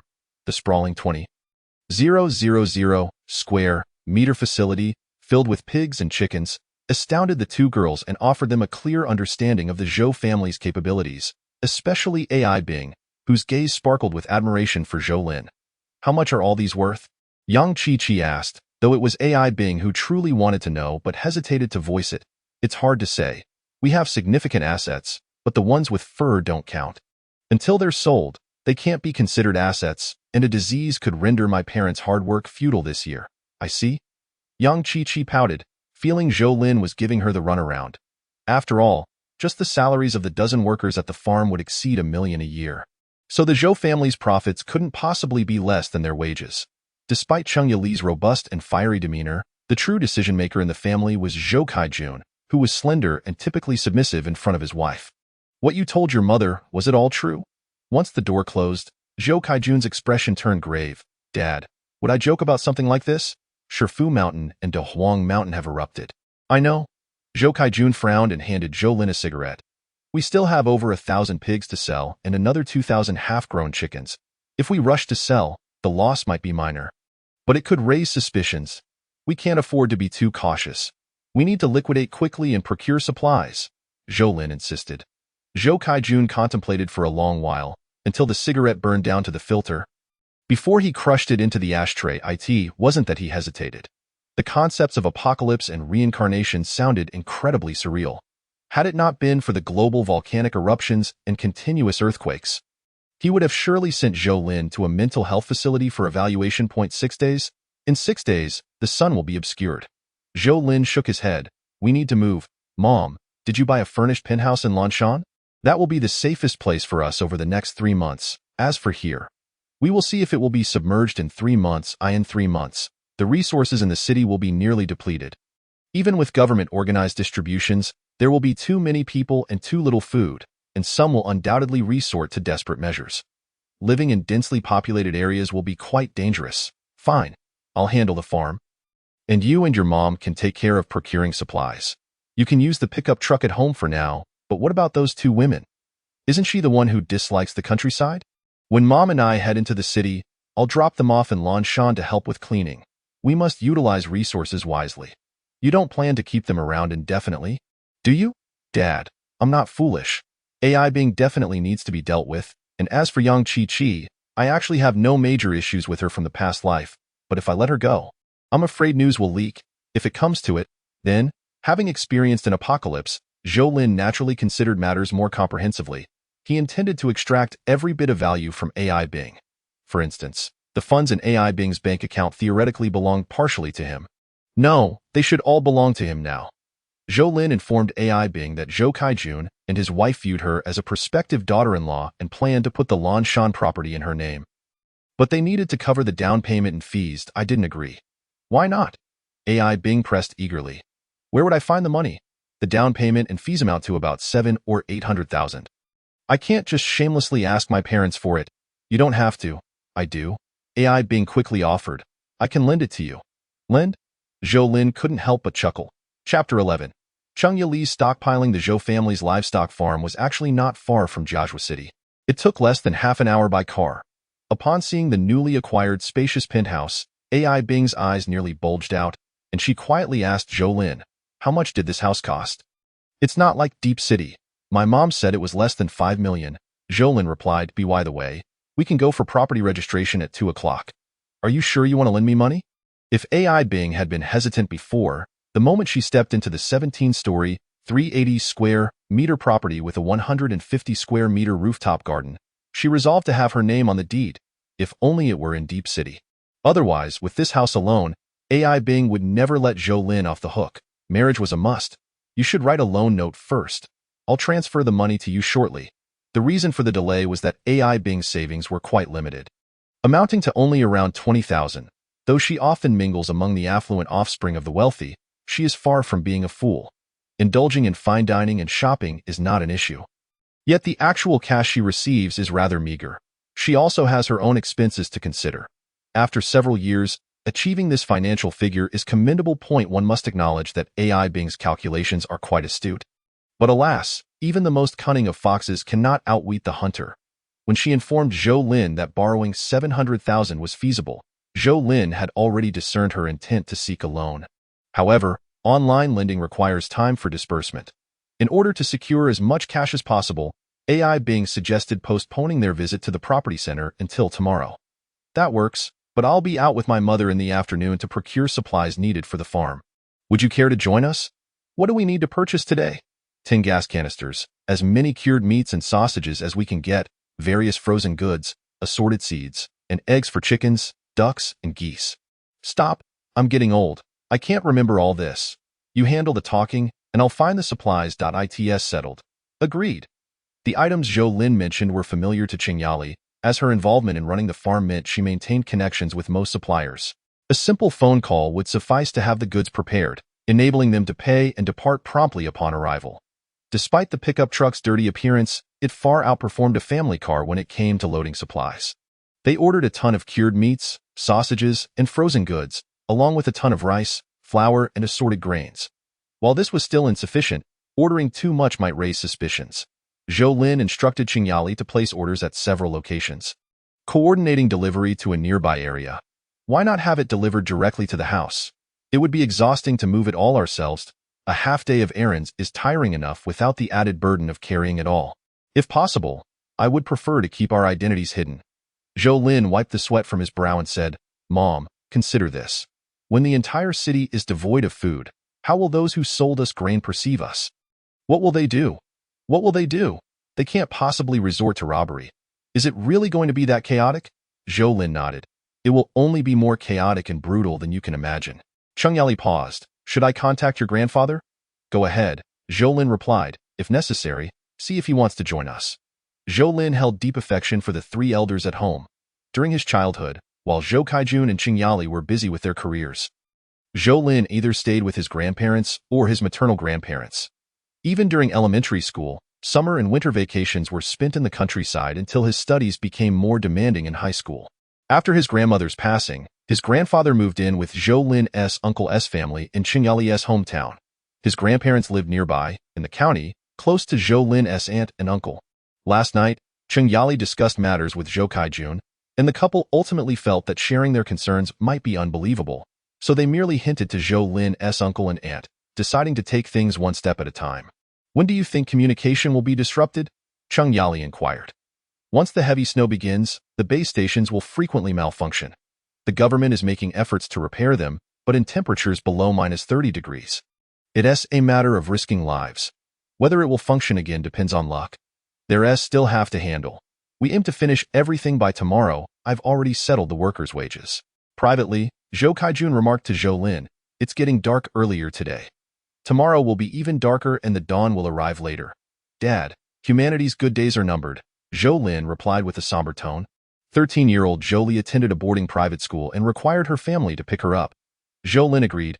"All right, I'll pick up Lili and head straight to Lanshan. Mom has ordered a lot of supplies that are set to arrive tomorrow."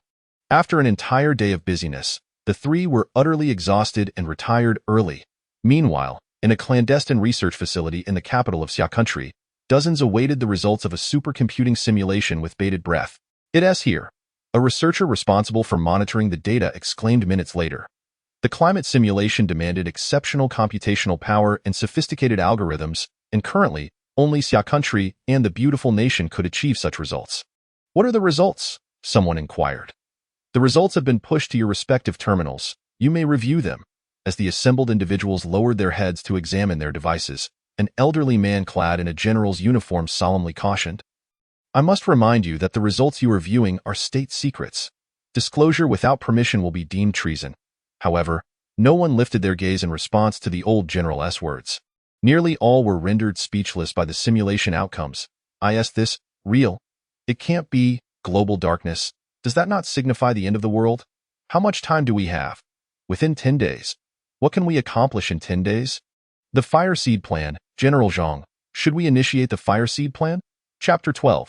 The Fire Seed Plan. The Fire Seed Plan of Xia country traces back to the nation's founding era. At that time, the impoverished nation undertook extensive civil defense measures in response to threats from adversarial nations' weapons of mass destruction, with the Fire Seed Plan being a key element. As Xia country's technological and economic capabilities have advanced, the plan has evolved from merely preserving the elite's survival to encompassing a comprehensive initiative for the continuity of humanity, species, and technology. Within the conference room, the old general's resolute gaze swept across the assembly. You are all top-tier scientists in your respective fields. At this critical juncture, the nation and the people place their trust in your professional judgment. You have 3 hours to discuss the relevant materials and simulation results. And I expect accurate conclusions in 3 hours. With that, the old general rose and exited. In the conference room, over 30 of Xia country's leading scientists engaged in fervent debate over whether to implement the Fire Seed Plan. The old general, having left the meeting room, did not remain idle. He seized every moment to receive the latest updates from his aides. The beautiful nation has issued another statement today, speculating that their Teflon-class aircraft carrier has been concealed by us. I was just thinking the same. General Zhang couldn't help but scoff before shaking his head. I have no time to concern myself with petty squabbles. By the way, have there been any developments in that peculiar theft case in the automotive city? The aide swiped his tablet and reported to the general, none so far. The automotive city theft case captured General Zhang's attention not for its monetary value, but due to its bizarre nature. For reasons unknown, he suspected a significant connection between this case and the disappearance of the Teflon. Like the beautiful nation, he did not believe the Teflon had sunk. However, the current crisis and the survival of over 1 billion people left him little time to address the Teflon and the automotive city theft. Simultaneously, the government of the beautiful nation also sensed the looming crisis brought on by climatic upheaval. Following a series of governmental meetings, the president was invited to a private estate to participate in a conference. Those eligible to attend were truly the elite of the beautiful nation. Some were well-known figures in the realms of computing, the internet, physical technology, finance, and established enterprise holdings, collectively comprising nearly half of the attendees. Aside from the president and the newly appointed defense minister, the remaining attendees bore no familiar faces. Yet, both their demeanor and their prominent positions at the conference table, along with the president's obsequiousness, indicated that their status, or rather, their wealth, far surpassed that of others. In particular, one elderly gentleman with blonde hair, green eyes, a wrinkled visage, and an appearance of vitality, whose calm demeanor occasionally revealed a glint akin to a sharpened blade, occupied the head of the conference table. Everyone, let us listen to our chief scientist, Mr. Missy, who will enlighten us on the current situation. Missy Polant, known only to those within the true upper echelons of the beautiful nation, was said to possess an IQ surpassing that of the late Einstein and an inventive prowess exceeding that of Tesla. His influence permeated numerous cutting-edge technologies, and he was the mastermind behind many clandestine innovations spanning multiple disciplines. Ladies and gentlemen, what I am about to share may exceed your understanding, so please maintain silence or you will be expelled, just like my unworthy students. Although he appeared to be in his 30s, Missy Polant was nearly 60, if not 70, characterized by an exceedingly forceful personality, an indomitable confidence stemming from his intellect and capabilities. First and foremost, I must declare that humanity, at least the humanity present here, is on the brink of annihilation. Even those who had received prior warnings were taken aback by Missy Polant's opening statement, their expressions shifting dramatically. Had anyone else uttered such claims, they might have remained indifferent. However, coming from Missy Polant, the likelihood of this event occurring soared above 98%. In truth, the island nation had already met its demise. Based on the data I have just acquired, the death rate among the citizens of the island nation has surged to an alarming 50%. The ash from the eruption of Shifushin has enveloped 70% of the island's territory. Were it merely ordinary volcanic ash, there might still be a glimmer of hope for the nation. However, after conducting our sampling and testing, we have confirmed that the ash is laden with substantial radioactive particles. We are currently at a loss regarding the origin of these radioactive elements, though it may very well be a consequence of the reckless disposal of nuclear waste by the island's inhabitants in previous years. In any case, the island nation is doomed, and those who remain are equally fated. Should the plight of a mere island nation and the demise of tens of millions not pique the interest of these elite billionaires? Then the subsequent remarks by Mixi Belanti regarding the impending closure of the atmosphere by volcanic ash and the rapid decline in surface temperatures have left them utterly astounded. I am aware that each of you has prepared at least one doomsday sanctuary, a refuge, yet how long do you believe you can endure within those confines? 3 years? 5 years? Lacking a sufficient population base and production resources, a refuge is merely a prison, and you shall be the caged mice within. Perhaps before you exhaust your supplies, you may choose to meet your maker. 20 years ago, I spearheaded the Ark and Eden project, which has now taken shape, capable of sustaining a population exceeding 70 million. Should you wish to join, I warmly welcome you and will appropriately disclose the groundbreaking technologies at my disposal based on your contributions. This encompasses, but is not limited to, technologies related to human lifespans, genetic modification, advanced aerospace innovations, and industrialized agricultural practices. I firmly believe that as long as we maintain the Ark, Eden, and other doomsday sanctuaries, once the calamity has passed, we shall remain the most formidable nation in the world. I am convinced that countries such as Xiagua will be utterly annihilated in this disaster. Thank the heavens, for the beautiful nation need only sacrifice half its population to eliminate its true adversaries and achieve total global dominion. Mixi Belanti spoke for nearly 2 hours, elaborating on his predictions concerning the imminent types of natural disasters and their countermeasures, even alluding to the notion that significant disasters will bring about profound changes, asserting that the surviving humans may undergo abnormal transformations. He has been preparing for this eventuality for quite some time. In summary, Mixi Belanti believes that if we adhere to his plans, in the long run, the apocalyptic disasters will prove beneficial rather than detrimental for the beautiful nation. If Zhou Lin were to attend this meeting, he would only concur with Mixi Belanti regarding the situation of the island nation. Father, look at the sky outside. Do not harbor any doubts. Before setting off for Zhou Li's school, Zhou Lin pointed to the still pitch-black sky at 8:30. Chapter 13. The greatest value of Zhou Lin. Zhou Li. Your parents have arrived at the south gate. Hurry along. Do you need me to help you carry something? The dormitory supervisor reminded the pensive Zhou Li. No need. Zhou Li replied coldly, devoid of the innocence and romance typical of her age. She declined the dormitory lady's offer and hastened towards the south gate, occasionally glancing upward with a grave expression. The sun has yet to rise. Zhou Lin, do you have any thoughts? Whether it was due to his long absence from his sister after his rebirth or some other reason, Zhou Lin felt that Zhou Li's gaze was somewhat peculiar, not akin to that of a sibling, but rather akin to that of a stranger, or perhaps even an adversary. As for her mode of address, she had always preferred to call him by his name rather than the affectionate Gidge. The day before yesterday, experts debunked the rumors from yesterday. Do you think the apocalypse might truly be upon us? If I said it was, would you believe me?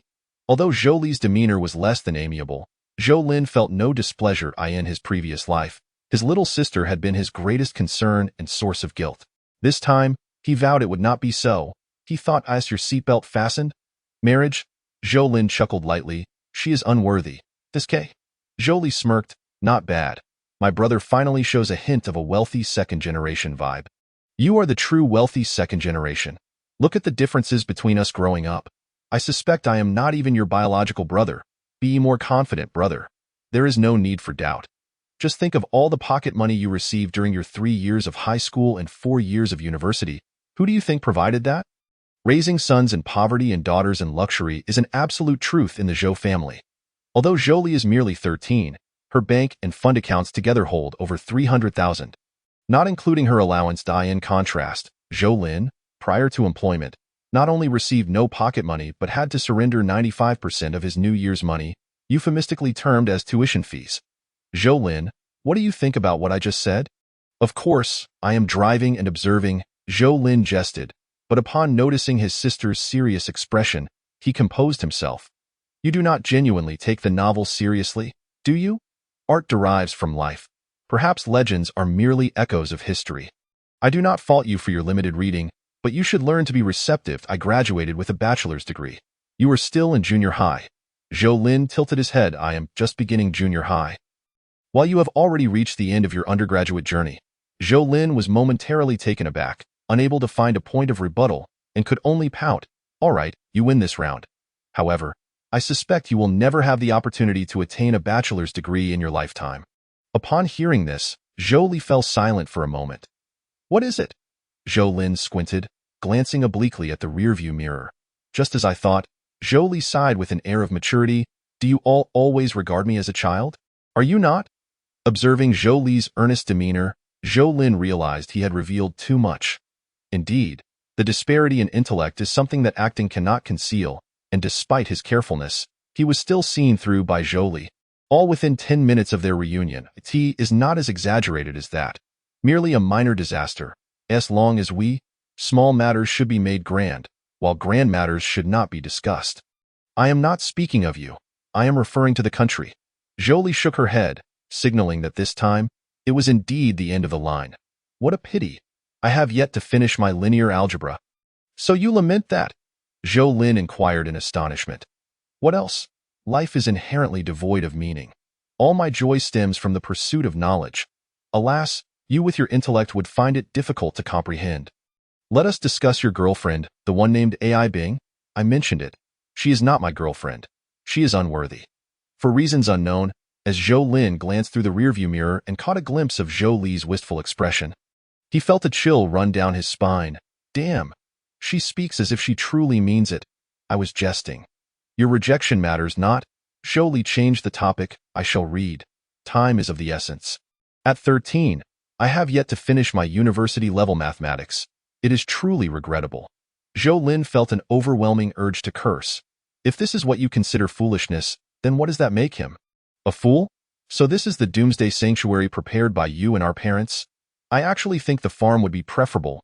As soon as they entered the house, Zhou Li could not help but begin her critique. After a brief tour, she produced a notepad and pen, commencing to jot down her observations. Moreover, regarding the flooring, the thickness of the cast-in-place concrete flooring is approximately 10 centimeters. However, it would be best to install a layer of homogeneous steel plate at least 6 centimeters thick, using chemical bolts to embed them into the cast beams to enhance strength. Our unit is advantageous, as we occupy an entire floor and need not worry about partition walls being compromised. But the insulation layer must be redone. If time is of the essence, we could adopt the method used in the beautiful nation for construction, where wooden walls are filled with foam plastic, culminating in a closure with paneling, which provides adequate sound insulation and thermal insulation. By the way, the window glass needs to be replaced. Double-layered hollow glass can only withstand ordinary conditions, and its effectiveness diminishes when the temperature differential exceeds 30 degrees. Do you find this sufficient? Zhou Lin was at a loss, shaking his head. It appears you have indeed been reborn. You know nothing of these matters. I suppose you endured considerable hardship in your previous life? Continue with the window glass. In truth, we do not require so many windows. For instance, the floor-to-ceiling glass doors in the living room, all the bay windows, and the floor-to-ceiling glass doors on the balcony can essentially be sealed off. It should take no more than 2 days to accomplish this. Lastly, regarding the rooftop, it is best to enclose it with multi-layered honeycomb PC boards, with a thickness of at least 5 centimeters. Avoid using stainless steel for the framework, as its low-temperature performance is inadequate. The main structure should utilize standard anti-corrosion wood, the thicker the better. Brother, have you not brought a space for your rebirth? I see that the food prepared at home seems insufficient, and the water, both drinking and for daily use, must be adequately stocked. If time permits, after sealing the rooftop, we could set up an inflatable swimming pool. A depth of no more than 80 centimeters is safe. Covering an area of 60 square meters can store over 45 tons of water, which should be within the safe load-bearing capacity and can sustain our family of four's daily water needs for approximately 1 to 2 years. Moreover, who knows how Zhou Lin managed to endure these 2 hours? He is clearly the reincarnated one from the apocalypse, yet why does Zhou Li appear to be more proficient than he is? Many details he overlooked have been meticulously noted by Jolie in her draft book. You make me feel utterly useless. Don't you possess a spatial ability? That is your greatest value. Damn, I don't have a space. So you were indeed reborn, correct? Really reborn? You must have done something wrong in your past life, right? Chapter 14. AI Bing's illusion. AI Bing wore a cold expression, which made her feel quite anxious. Chi-Chi, do you think Zhou Lin might be deceiving me? Even if I lack the qualifications to marry into a wealthy family, having a wealthy friend is still something to be proud of. Young Chi-Chi had even arranged to visit him in a few days. What she would do upon arrival was of no concern to her, as she was confident she wouldn't suffer any losses. AI Bing was worried, fearful that any unexpected developments might arise. After all, she had even taken out an online loan, and the fees and interest were not insignificant. Zhou Kaijun should be at the farm, where there were still plenty of matters to attend to. Cheng Yali might have gone out for procurement, and given how busy she was, it was highly likely that there would be no dinner arrangement for tonight. In fact, it was still not yet 4 o'clock, but outside it was as dark as it usually was around 8 or 9. Without turning on the lights, one could hardly see in the house. I am asking you a question. AI Bing puffed up her cheeks and said, Didn't we agree to transfer today? Didn't I mention yesterday that I don't have enough money? Didn't I say I have some here? Then why don't you transfer it to me? Jolin replied. Let us do it when we go to the property center tomorrow. AI Bing calmed down. She was the type who wouldn't act until she saw the hair, and she was certainly not going to transfer any money to Zhou Lin right now. Fine, I'll go see what I can prepare for dinner. What about your parents? I haven't seen them all day. AI Bing showed no inclination to help, primarily because she didn't know how. Having been at Zhou Lin's house for 2 or 3 days, she sensed that Zhou Lin's parents treated her a bit oddly. There was none of that warmth typically directed at a prospective daughter-in-law, and even the treatment accorded to ordinary guests seemed lacking. Do your parents dislike me? How could that be? They absolutely do not dislike you, Zhou Lin replied with certainty. That's good to hear. AI Bing feigned a casual pat on her chest, which was only slightly better than an A cup. While inwardly she thought that whether they liked her or not was irrelevant as long as they could help her buy a house. Little did she know that Zhou Lin was thinking. It's not that they dislike you. They would prefer you to disappear. With AI Bing and the other girl present, Zhou Kaijun essentially ate in silence, finishing his meal before heading straight to his study. Completely disregarding AI Bing's presence, I finished eating too. You can wash the dishes, Zhou Lin said. Why should I? You used to be reluctant to let me do such things. That was then, Zhou Lin replied. If you don't show some effort, how can mom and dad feel at ease adding your name to the property deed? Thinking of the property deed, AI Bing relented, pouting as she began to tidy up. While Yang Chi-Chi continued scrolling through her phone. In the study, Zhou Lin received a call from Jolie. I forgot to mention something important. What? Zhou Lin glanced at Zhou Kaijun, who appeared exhausted and drowsy, and quietly asked, Weapons. Those born in the apocalypse are very dangerous. Without sufficient weaponry, our granary could easily become someone else's. If we can't procure firearms, we should at least gather some cold weapons. Crossbows, bows, optical sights, spears, javelins, steel rods, and for close combat, quality cleavers and machetes must be secured. Jolie rattled off a list over the phone for over 10 minutes, covering everything from the simplest bladed weapons to formal firearms, even discussing how to craft petrol bombs, explosives, and biological agents. She even mentioned how to utilize pesticides from the farm. Zhou Lin had some knowledge of the earlier items, but her ideas about procuring pesticides and fertilizers to create weapons left him pondering whether he and Jolie truly share the same parents. Dad, what's your IQ? Zhou Lin couldn't help but ask after hanging up. Me? The university I attended back then was equivalent to today's top-tier 985 institutions.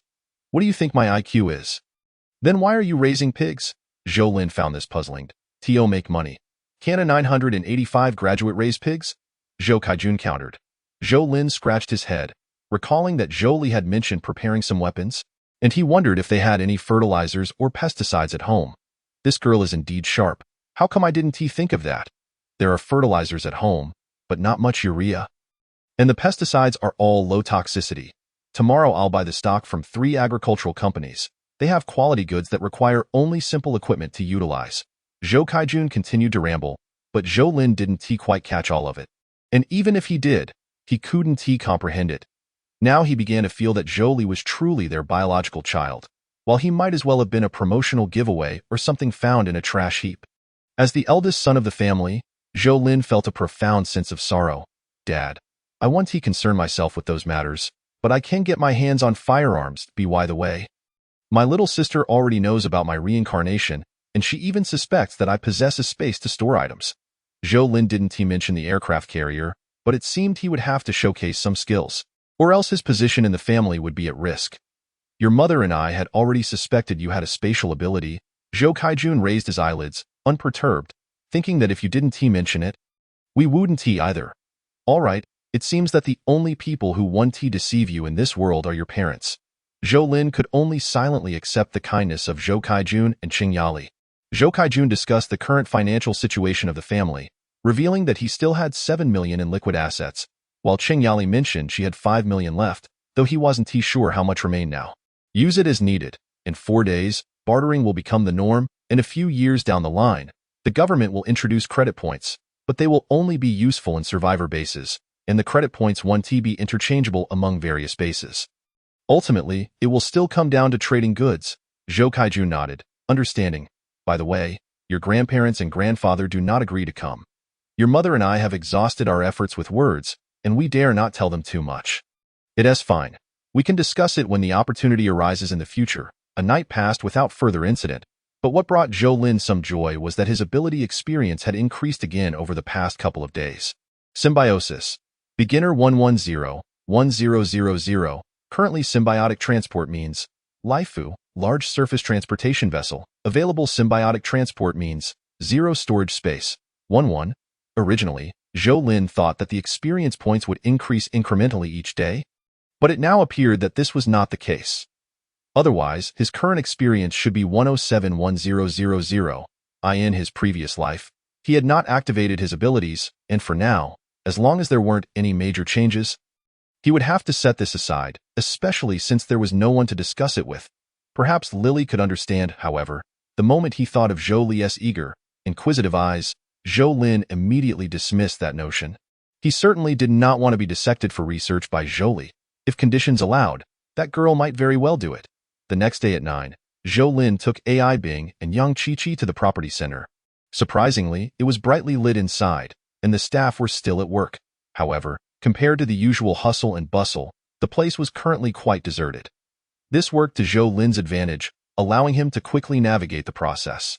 When AI Bing saw her name on the submitted documents and noticed she held a 50 stake, she promptly transferred 70,000 in cash to Zhou Lin.as. They exited the property center. AI Bing was beaming with joy, clutching the folder and asking, Zhou Lin, do you think this house will appreciate in value if we hold on to it for 2 years? How much will it appreciate? Zhou Lin remained silent, thinking to himself that there was no rush. In a few days, she would find out. Chapter 15. Kindred Spirits Tang Ili. The most noticeable change in the city was the number of people out and about. The streets were evidently less crowded. Many shops had simply closed down. Only in front of a few large supermarkets could one see throngs of people. AI Bing was somewhat taken aback. For the past few days, all her thoughts had been consumed by the house, and upon witnessing the frenzied shoppers, she found it hard to comprehend and asked Zhou Lin why it was happening. Perhaps they've gone mad? Zhou Lin chuckled.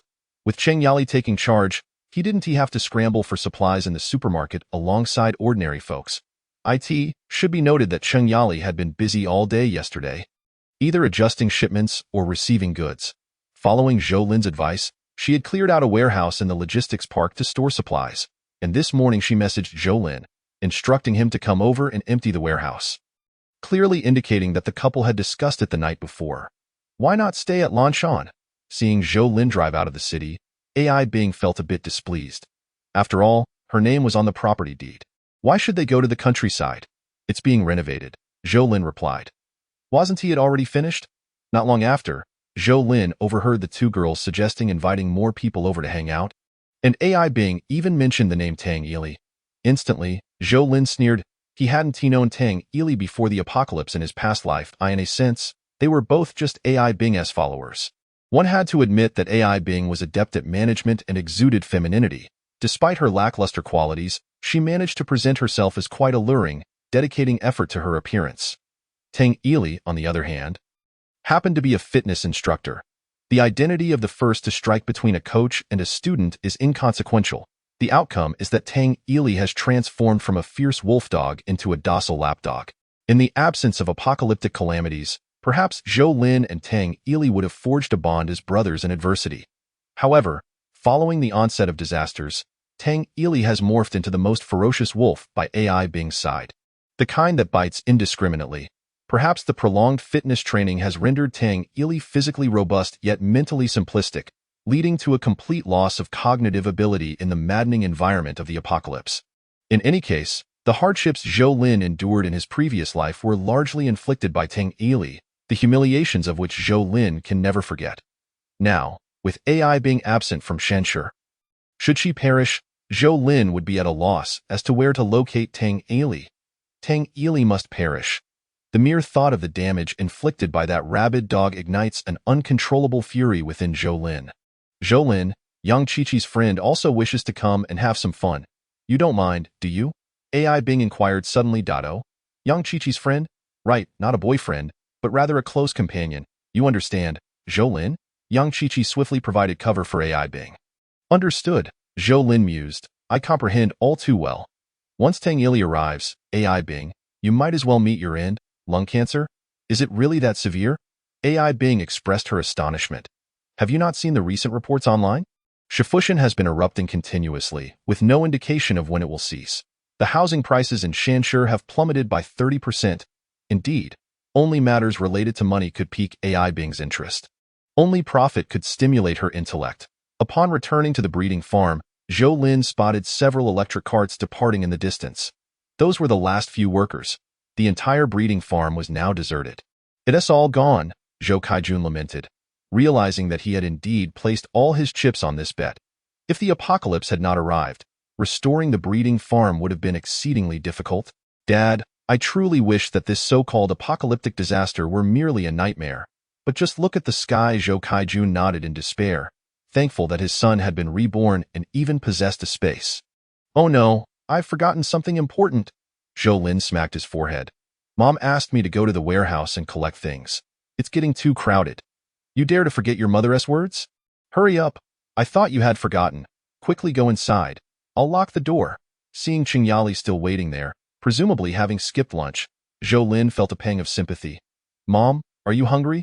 Hungry, I've been starving for ages. Hurry up, there's another truckload coming soon. Before Qingyali, Zhou Lin found no room to resist. He could only obediently enter the warehouse. Qingyali did not follow him inside but promptly locked the door behind him. What is all this? Zhou Lin's gaze swept over the mountain of supplies before him. 30 bags of 200 pounds of sugar each. A 100-pound bag of additive-free salt filling one corner of the warehouse. 50 bags of various peppers, essential to the Sichuan people. 50 jars of bean paste from different regions. 50 large iron barrels of homemade rapeseed oil.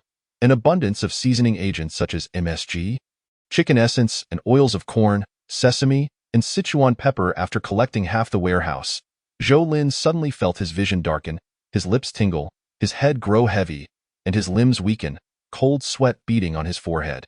This is bad. As this thought flickered through his mind, he collapsed to the ground, unconscious. Outside the warehouse, Qingyali was busy and had not heard any commotion. It was only when the next batch of goods was nearly due that she remembered her son was still inside. Why hasn't he come out? Qingyali attempted to call Zhou Lin, but there was no answer. Could something have happened? With this thought, Qingyali hurriedly opened the door, only to see Zhou Lin sprawled on the ground. What's wrong? What happened? Rushing to Zhou Lin's side, Qingyali pinched his acupoint while checking for a pulse. Upon feeling that Zhou Lin's heartbeat was still somewhat normal, she breathed a sigh of relief and increased the pressure of her pinch, successfully rousing him. Ouch, ouch, I'm so hungry, Mom. I'm starving. I need something to eat.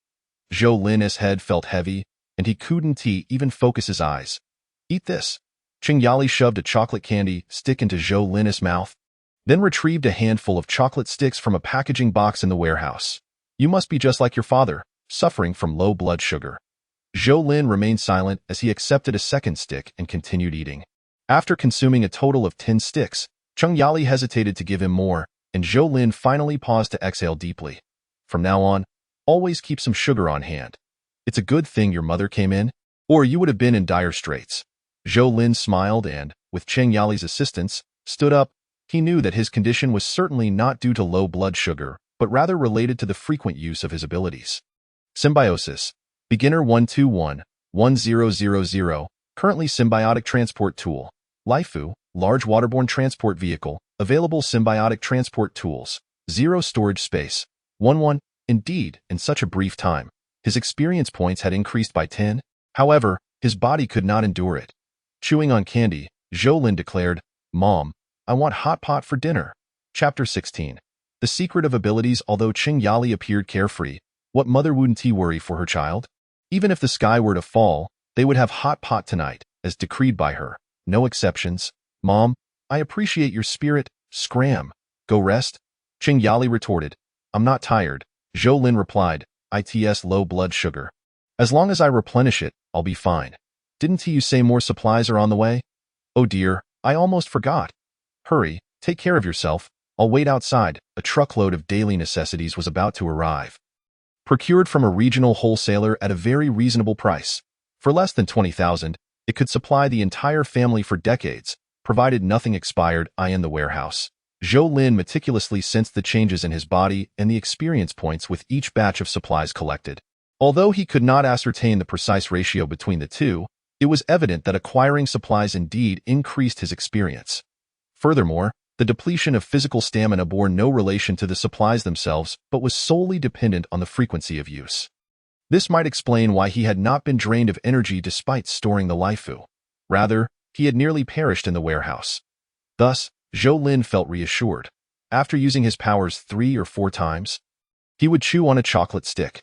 While it could be somewhat cloying when consumed in excess, it was certainly effective for replenishing energy. He wondered if other ability users experienced something similar. But he decided to stock up on more items like chocolate sticks. Compact, portable, and efficient, they might become a valuable currency among ability users in the future. Just as Qing Yali drove the forklift in, Zhou Lin broached the topic. "All right, this wholesaler's warehouse is located in the logistics park. I'll head there immediately." Truly a formidable woman, Qing Yali approached her tasks with great vigor. Zhou Lin had anticipated that it would take until the next day or the day after to finalize the chocolate sticks. Yet within an hour, Qing Yali had everything sorted. Point 1 box contains 50 sticks, a carton has 60 boxes, totaling 3,000 sticks, at a wholesale price of 450 yuan. I bought all his stock, 237 cartons. If that's the case, I'll need to gather some more. Our logistics park has all sorts of warehouses, Mom. Let us hold off for now. We don't have much money left. Do we? A sudden inspiration struck Zhou Lin, prompting him to quickly stop. Qing Yali. It's not much, she acknowledged, nodding. Since last night, her 5 million had dwindled significantly, and she had even transferred quite a bit from old Zhou's account. Actually, I was thinking. Zhou Lin whispered his idea, and Qing Yali nodded in agreement. Not bad, though it's a bit risky honestly. It's not too much of a concern. At worst, it's just frostbite. Zhou Lin replied. What if someone tries to rob you? Lily mentioned that we should prepare some weapons, but all I managed to buy were a few knives. Acquiring any decent long-range weapons is quite difficult. Where would you find any formidable weapons in a regular city, save for some enthusiast with collectibles? But who knows where those might be stashed? Fortunately, Zhou Lin had no shortage of weaponry. He could procure not just handguns and rifles, but even flamethrowers and shoulder-fired missiles. Mom, take a look at this. My goodness, where did this come from? Qing Yali stood frozen, staring at the gleaming handgun Zhou Lin presented. Xia country is no beautiful country. Even a few bullets could land you in trouble for years.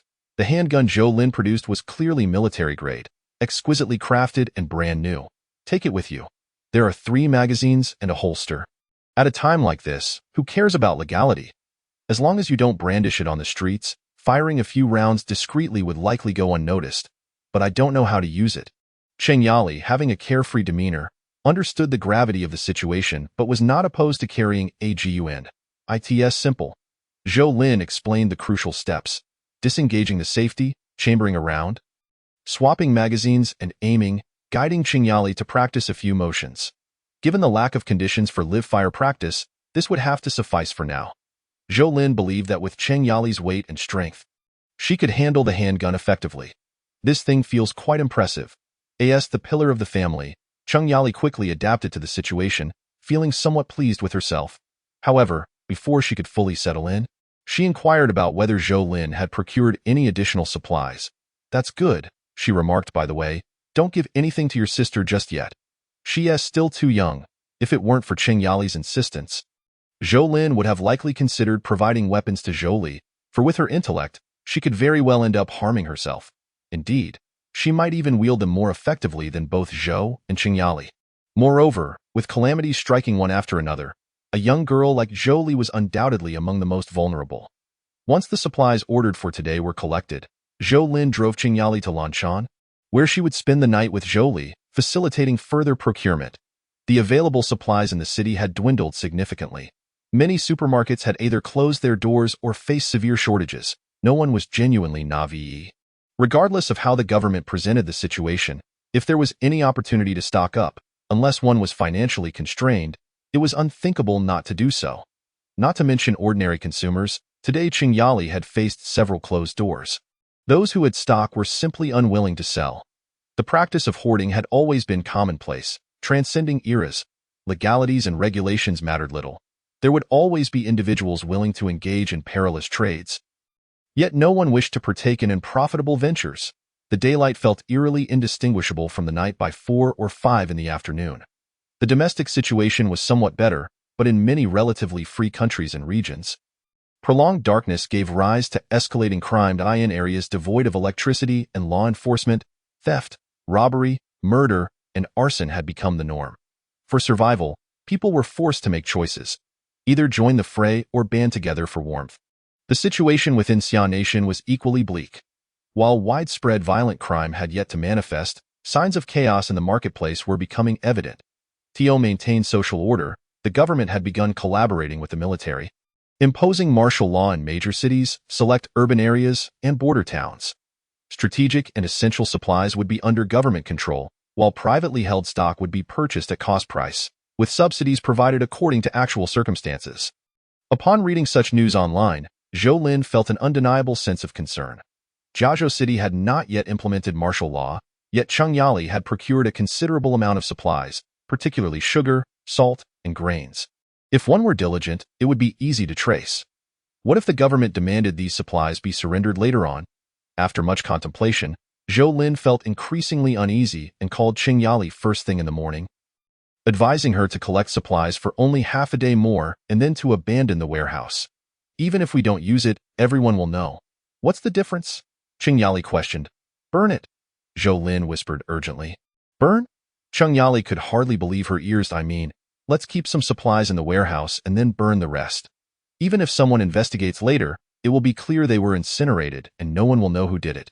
As for the quantity of goods at the time of burning, who is to say a significant portion wasn't taken before the fire?" Chapter 17. The onset of chaos. The dawn arrived later than usual. By 10:30 in the morning, the world outside remained shrouded in gloom. Zhou Lin rose, grabbed a bite to eat, and was preparing to step out when AI Bing rushed out to call him. "This afternoon, Chi-Chi's friend is arriving. We need to pick them up at the train station. Could you drive us?" Zhou Lin paused, pondering how Tang Yili, that infatuated fool, could still be so eager amidst such chaos. "I have matters to attend to this afternoon," he replied. "Then just lend me a car. I have a license and can accompany Chi-Chi. By the way, didn't you mention having that Conqueror vehicle at home?" "The Conqueror, yes, we do," Zhou Lin nodded. "But it's not practical to park it here. What do you need it for?" "I just want to see if our family can truly afford a car worth over 10 million. While Zhou Lin's family was well off, they were hardly in a position for such expenditures. Although a Conqueror was indeed parked in the Laifu hangar, it was stolen property. AI Bing's comments prompted Zhou Lin to consider a trip into the city, perhaps to the Four Sons shop, a car rental service, or even a second-hand dealership. He might uncover some hidden treasures. After the apocalypse and natural disasters, humanity's industrial civilization had all but collapsed. Even if a minimal amount of industrial production remained, the priority was food, followed by medicine.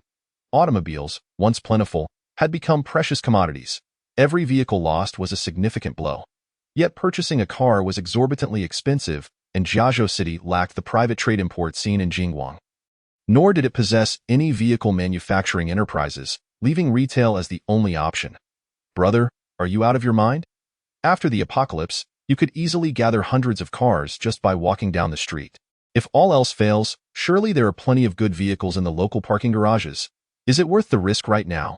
After consulting with Jolie and Lanshan, Zhou Lin was met with a harsh rebuttal. You overthinking it. I'm well aware of the idiom to survive by any means necessary, as well as to endure humiliation and bear burdens. Stop, Zhou Lin groaned, covering his face. Fine, I'll do as you say. What about your list? Have you checked in with Mom? What are we still missing? Weapons and some medications that are hard to procure, Jolie replied, deeming these two categories the most troublesome. Weapons were one thing, but acquiring medications, which seemed so ordinary, was exceedingly difficult without proper channels, especially since the government had already begun covert control. Currently, the pharmacies offered scant options with minimal stock. Ask Mom to buy more traditional Chinese medicine. I have prepared Western medicine. Laifu has a small hospital. We have everything from medications to ultrasound and CT scans. I'm not worried at all. The glass might not be replaced in time, Jolie lamented. Unlike easily installed security doors, multi-layered hollow glass required customization and was quite complex to install, often necessitating heavy machinery. Currently, such resources were unavailable. Let us just seal it up for now. There's no sunlight anyway. So keeping it opaque will prevent prying eyes. With a comprehensive and effective ventilation system, Zhou Lin found sealing the windows to be a prudent decision. All right, the materials are on the platform. Should we call the workers or do it ourselves? Jolie appeared eager, but Zhou Lin felt it prudent to delay. They should commence stockpiling water today. Laifu had a substantial reserve of drinking water and a complete water recycling system. Though recycled water might not be palatable, it sufficed for daily use. However, Zhou Lin was reluctant to disclose Laifu's existence during the early apocalypse to avoid unnecessary troubles. By storing water on their rooftop, they could remain discreet while also benefiting from thermal insulation. At Jolie's request, Cheng Yali procured various building materials and electric tools, most of which were piled on the rooftop. To accommodate the inflatable swimming pool for water storage, some cleaning was necessary. This task was beyond Jolie's capacity alone. Zhou Lin had to assist. With each area Zhou Lin cleared, Jolie would eagerly inflate a section of the pool while filling it with water. Jiazhou City was surrounded by water, and the pressure on the 18th floor was adequate. With 2 or 3 hoses, they could fill 10 tons in just a few hours. Had it not been for Cheng Yali's phone call, Zhou Lin might have remained occupied on the rooftop until dusk. There's been a robbery at the logistics park. Although Cheng Yali had not been targeted, several individuals had already been robbed, and warehouses had been broken into. Naturally, she felt anxious, prompting her call to Zhou Lin. I'm on my way. Concerned for Cheng Yali's safety, Zhou Lin instructed her to lock the warehouse door and, if necessary, to use her firearm. Self-preservation was paramount. Little did Zhou Lin anticipate that he would be blocked less than 3 minutes from the logistics park. On the road, a dilapidated vehicle had squeezed the originally 8-lane street down to barely enough space for a single car to pass. It was evident that people were hidden behind those broken-down vehicles. Daring to slow down could invite an attack. While alternative routes existed, they required extensive detours. After some thought, Zhou Lin donned a military uniform and positioned his firearm at the car window. Although it wasn't Xia Nation's military attire, the dimming light and the state of chaos might obscure their discernment. Remarkably, whether due to the uniform or the gun's presence, Zhou Lin passed through the makeshift passage without encountering any obstacles or attacks. Mom, it's me. As he swung open the warehouse doors, Zhou Lin called out, fearing he might be mistaken for an intruder and meet an untimely end. You finally made it. Cheng Yali emerged from behind a pile of bags. Zhou Lin, amused yet exasperated, remarked, Mom, can you hide better? Just look at the size of that bag. Could it possibly conceal you? But you didn't notice me, did you? Cheng Yali retorted. How could I possibly miss you? Zhou Lin chuckled. There simply wasn't a suitable place to hide. Besides, I have a gun. Cheng Yali waved her weapon before holstering it. She gestured around the warehouse. See? Your mother has secured this territory for you. It now belongs to you? Long live the Empress. Zhou Lin jested, not shying away from Cheng Yali as he swiftly transferred bag after bag of supplies into the storage space. The shared transport space had limited capacity. Its shape tailored to the vehicle's design, yet Zhou Lin discerned a clever workaround. The direct flight deck of the aircraft carrier. Due to the presence of an aircraft on the deck, the storage space naturally accommodates an area equivalent to the height of the aircraft, approximately 7 meters. The deck of the Laifu vessel spans an impressive 19,827 square meters, which translates to a staggering 138,000 cubic meters of usable space. enough to hold over 1,700 standard containers. After assessing the scattered supplies in the warehouse, Zhou Lin, chewing on a chocolate bar, instructed Qingyali to leave first. He was preparing to set a fire. Chapter 18. An unexpected familiarity. The flames began to spread from a corner of the warehouse. Zhou Lin had triple-checked that even if this warehouse burned to the ground, it would be difficult for the fire to affect other warehouses, and no innocent lives would be harmed. Minutes later, flames burst through the warehouse's ventilation window, prompting someone to report the fire. A few individuals approached Qingyali to offer comfort. Observing his mother, enveloped in tears and frustration, Zhou Lin felt that she deserved an Oscar for her performance. By the time the fire truck arrived, the warehouse had nearly burned to ashes. The high-pressure hoses turned the scene into a chaotic mess. Even a deity would struggle to make sense of it, perfectly achieving Zhou Lin's desired outcome. Those aware of the significant supplies Qingyali had gathered in the warehouse shook their heads, fearing that the Zhou family was about to face a severe setback, while also lamenting the loss of the burned materials. Typically, police would be dispatched at this juncture, but the escalating chaos had already exhausted their resources, leaving them indifferent to incidents without casualties. "Mom, let us go. Hurry," Qingyali urged Zhou Lin as she shut the car door, fearing that prolonging the act would lead to her exposure. As he glanced at the logistics park receding in the rearview mirror, Zhou Lin felt a twinge of regret. After all, the warehouses contained a variety of supplies, and perhaps in the future, there might be an opportunity for a profitable raid. While you were away, the workers installed the anti-theft doors. I am contemplating whether to weld shut the keyholes of 2 of them. I must admit, Zhou Li, clad in work attire and a helmet, does resemble a true engineer. However, Qingyali could not bear to let her daughter undertake such labor, promptly sending Zhou Lin to assist. "But I don't know how," Zhou Lin exclaimed, raising his hands in surrender. "If you don't know, then hurry and search." Qingyali put her hands on her hips. "Your sister is delicate. What if she gets burned by sparks?" Indeed, Zhou Lin's entire being was of lesser significance than a single hair on Zhou Li's head. The notion of gender equality was non-existent in the Zhou household. Zhou Li chuckled and said to Zhou Lin, "Brother, no need to search. I can do it, I'll teach you." "When did you learn to weld?" "Isn't it said that anyone can do it if they have hands? Besides, I studied seriously for half an hour with a video, so that's more than enough. Just trust me." Remarkably, under Zhou Li's guidance, Zhou Lin, having never encountered welding before, managed to perform the task with a semblance of skill. From now on, I can call myself a welder. Don't flatter yourself. Without me, you're nothing," Zhou Li retorted, rolling her eyes. That evening, Qingyali arranged for a hot pot dinner, which Zhou Kaijun also attended, and the family of 4 enjoyed a delightful meal together.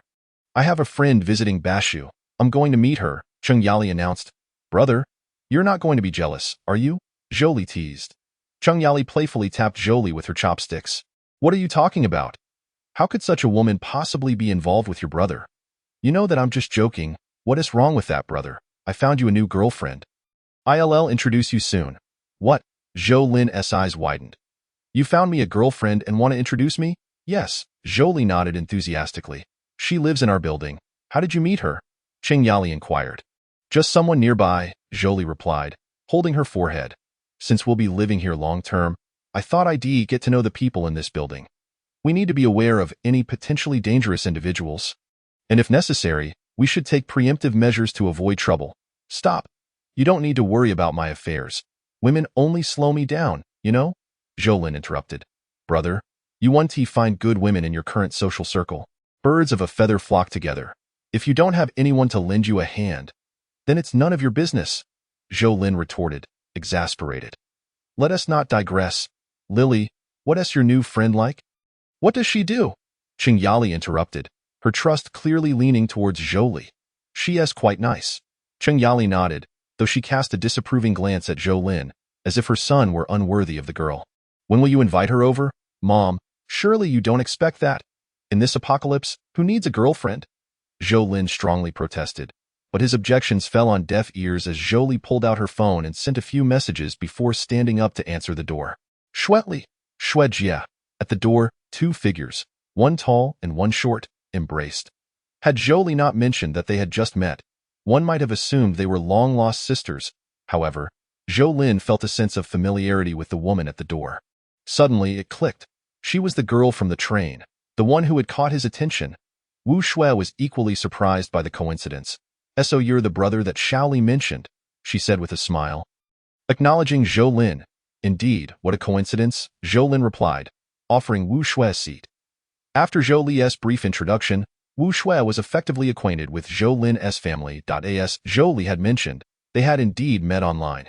Despite their age difference, they shared many common interests, such as swimming, playing badminton, and strumming the guitar. Shared interests fostered a wealth of conversation, and Wu Shui lived just downstairs, albeit in a smaller apartment than the Zhou family's. "Is it all right if I call you Shui Shui?" Cheng Yali beamed, her eyes nearly closing from joy, thoroughly pleased with the new acquaintance. "Of course. My mother calls me that too, but they're abroad, and communication has been difficult," Wu Shui admitted, a hint of worry crossing her face. "So where are they now?" Cheng Yali asked. "They went traveling in Europe. The last time we spoke, they were in Switzerland." "Son, is Switzerland safe?" Cheng Yali inquired. Zhou Lin pondered for a moment before shaking his head. "It's hard to say. There are fewer people and relatively more resources, but the temperatures are likely lower than here in Bashu." "What are you talking about? What low temperatures?" Wu Shui asked. Cheng Yali cleared her throat and glanced at Zhou Lin. "You should ask him. He has quite a bit of knowledge about climate changes." "When did I ever study climate change?" Zhou Lin protested, feeling wronged as Wu Shui turned her gaze toward him. "Come on, Mom. You can't put me in such a predicament." Chapter 19. The burden of being an older brother. If Zhou Lin's encounter with Wu Shui was a stroke of fate, then AI Bing's relationship with Tang Ili was undoubtedly a tangled web of misfortune.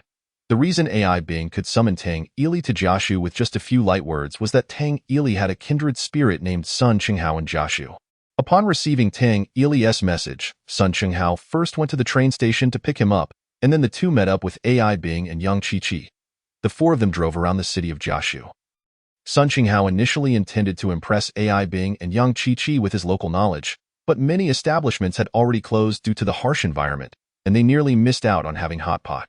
Just days ago, they had been lacking support. Now that Tang Ili had arrived, along with the unexpected presence of Sun Qinghao, AI Bing, with her keen eye, could easily discern that Sun Qinghao was a notorious rogue in the realm of romance. Showering Yang Qiqi with attention while casting furtive glances her way. Most of the time, AI Bing's demeanor was merely a facade. Both Zhou Lin and Tang Ili were individuals she genuinely looked down upon. Despite driving a luxury imported car worth over 300,000, Sun Qinghao still rented a place to stay, thus landing himself in AI Bing's loser category. "Ice Bing, why don't you skip visiting your relatives tonight? We haven't seen each other in ages and should catch up," Tang Ili suggested, his eyes filled with longing, slightly reddened by alcohol. Hearing AI Bing's complaints, Sun Qinghao quickly chimed in, suggesting they could buy food to take to his place so they could continue drinking. AI Bing cast a sidelong glance at Sun Qinghao, who was busily pouring drinks for Yang Qiqi, sensing his ulterior motives. In the end, both Sun Qinghao and Tang Ili ended up drunk, sprawled on the floor. Watching the two bare-chested men embrace, AI Bing and Yang Qiqi gleefully snapped some outrageous photos before rummaging through Sun Qinghao's belongings without restraint. "Goodness, what a poor wretch. He has nothing. Unbelievable. His alcohol tolerance is pathetic. I bet he is equally deficient in other areas. Actually, Tang Ili is not too bad. Want to give him a try? That guy? Humph, he is not worthy. Only you would treat him like a treasure." Yang Qiqi scoffed, letting out a hiccup. Since it has been established that Sun Qinghao is undeniably a complete loser, AI Bing has entirely lost interest in him. Although Tang Ili may not possess much wealth, at least he is pleasing to the eye, with an impressive physique exuding strength, which essentially satisfies her.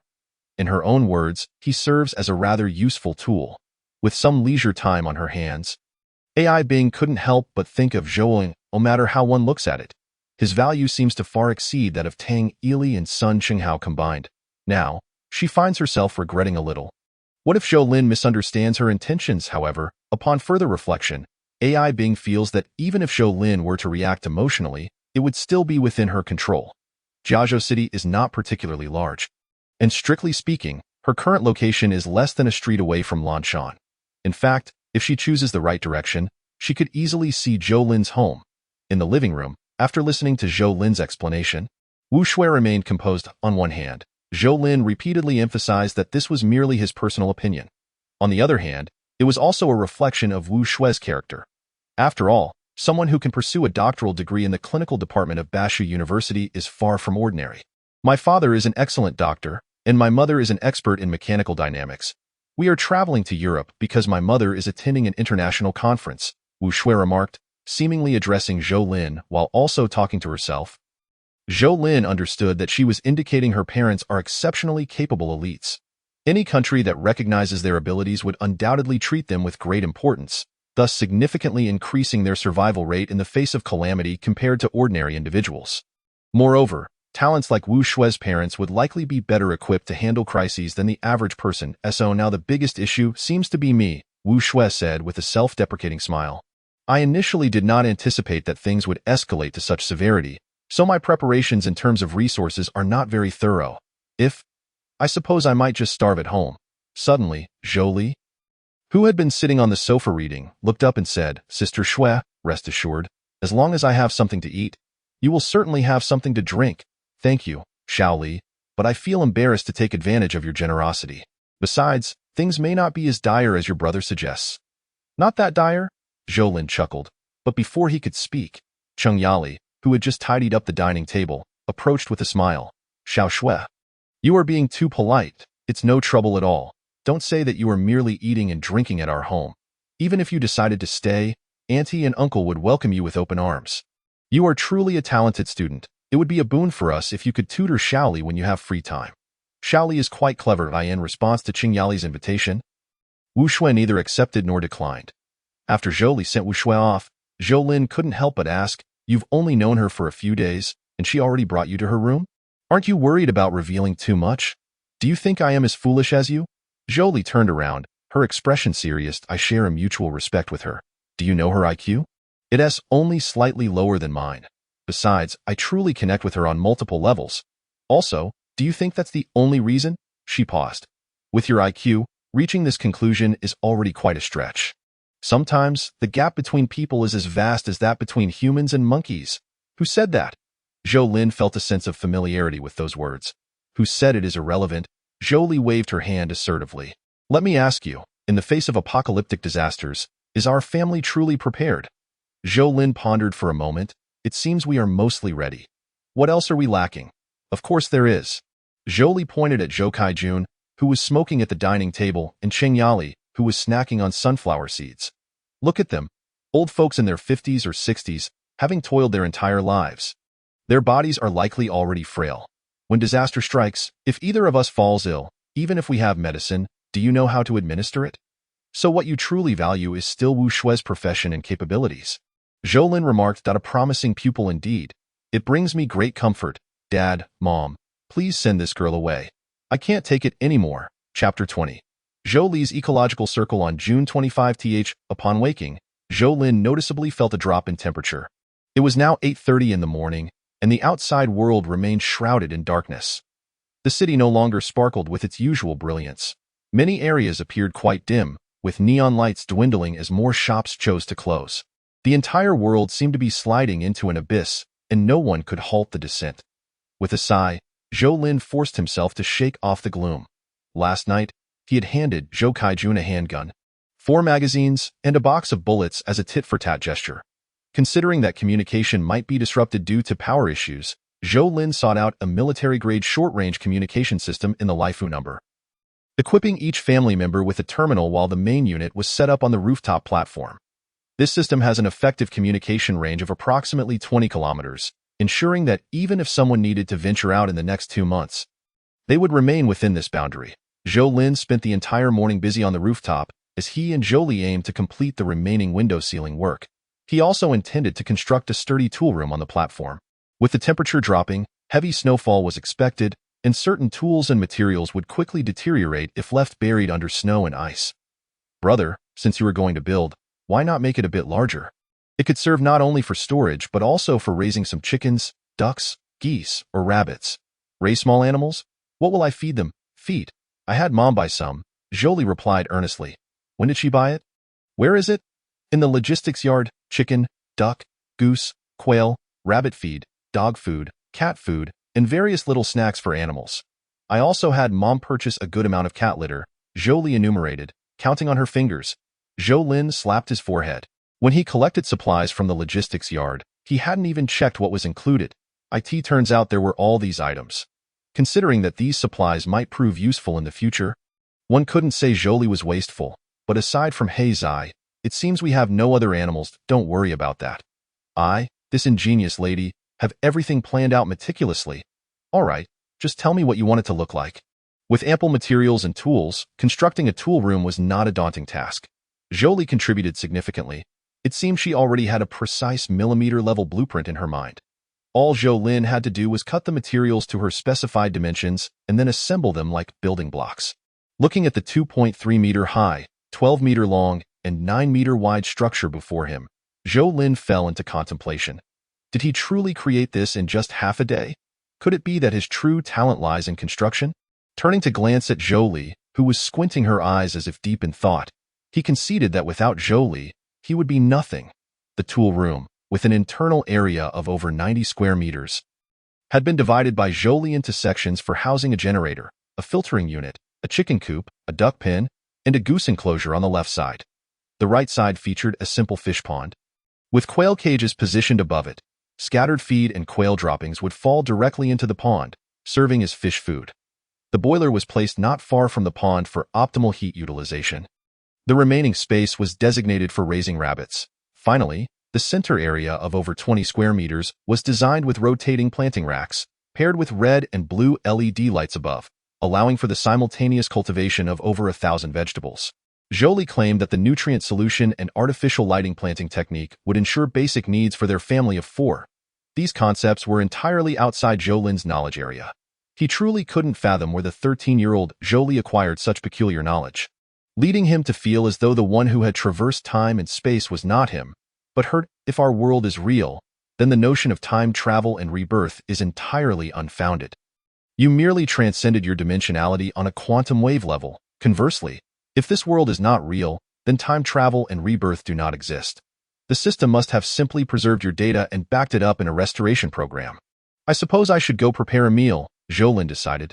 He couldn't comprehend Zhou's words, but he was unwilling to abandon his dignity as an elder brother, so he chose to engage in what he excelled at.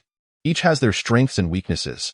The kitchen was Zhou's forbidden territory, and no matter how high her IQ, it wouldn't help her produce a satisfactory fried rice, let alone her favorite golden fried rice. Delicious. The phone rang. It was AI Bing calling.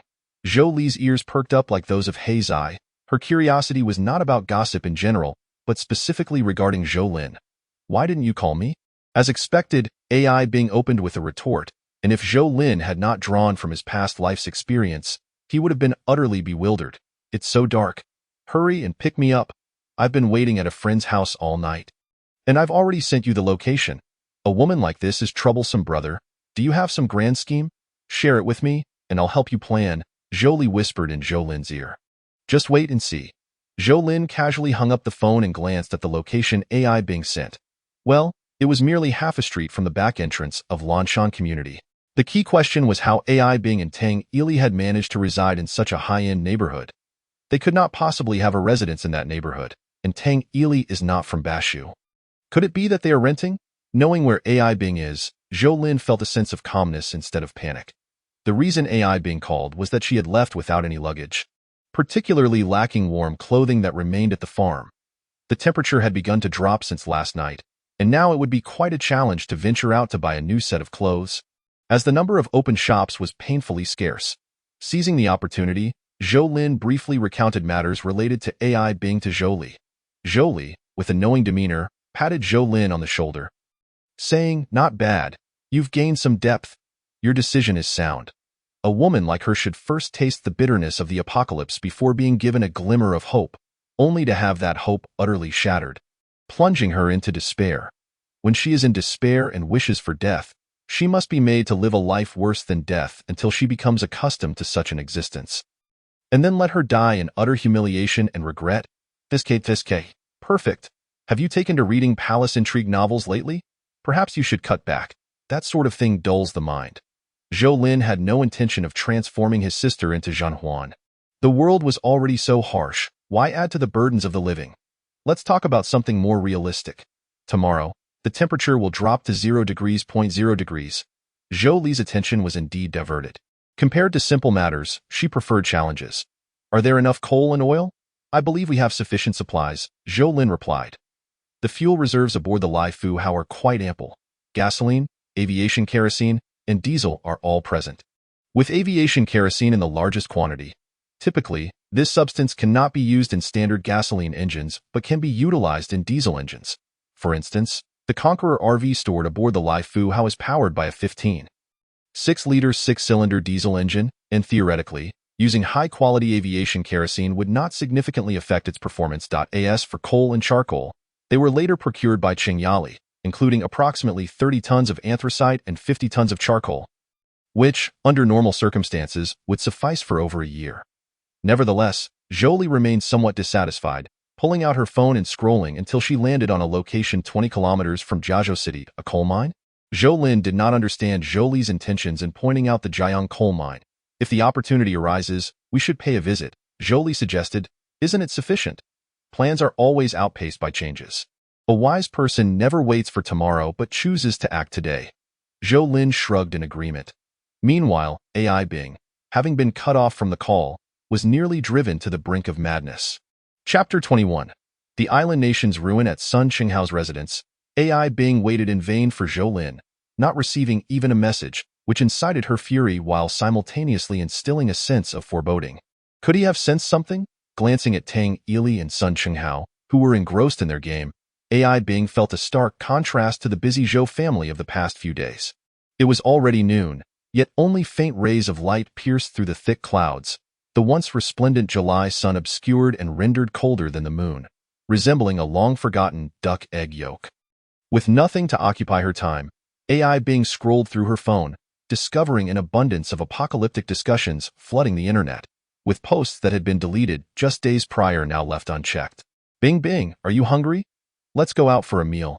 Tang Ili finally set aside his phone, feeling a pang of hunger. Go out for a meal? AI Bing retorted, gesturing to the dismal weather outside. Do you really think any restaurants are open in this weather? In fact, no restaurants had been operating the previous night. Food supplies were either controlled or sold out, and without ingredients, even the most skilled cook would struggle. No worries, I have instant noodles at home. As a quintessential bachelor, Sun Qinghao had stocked up on instant meals, but AI Bing was uninterested. They were unhealthy and detrimental to her skin.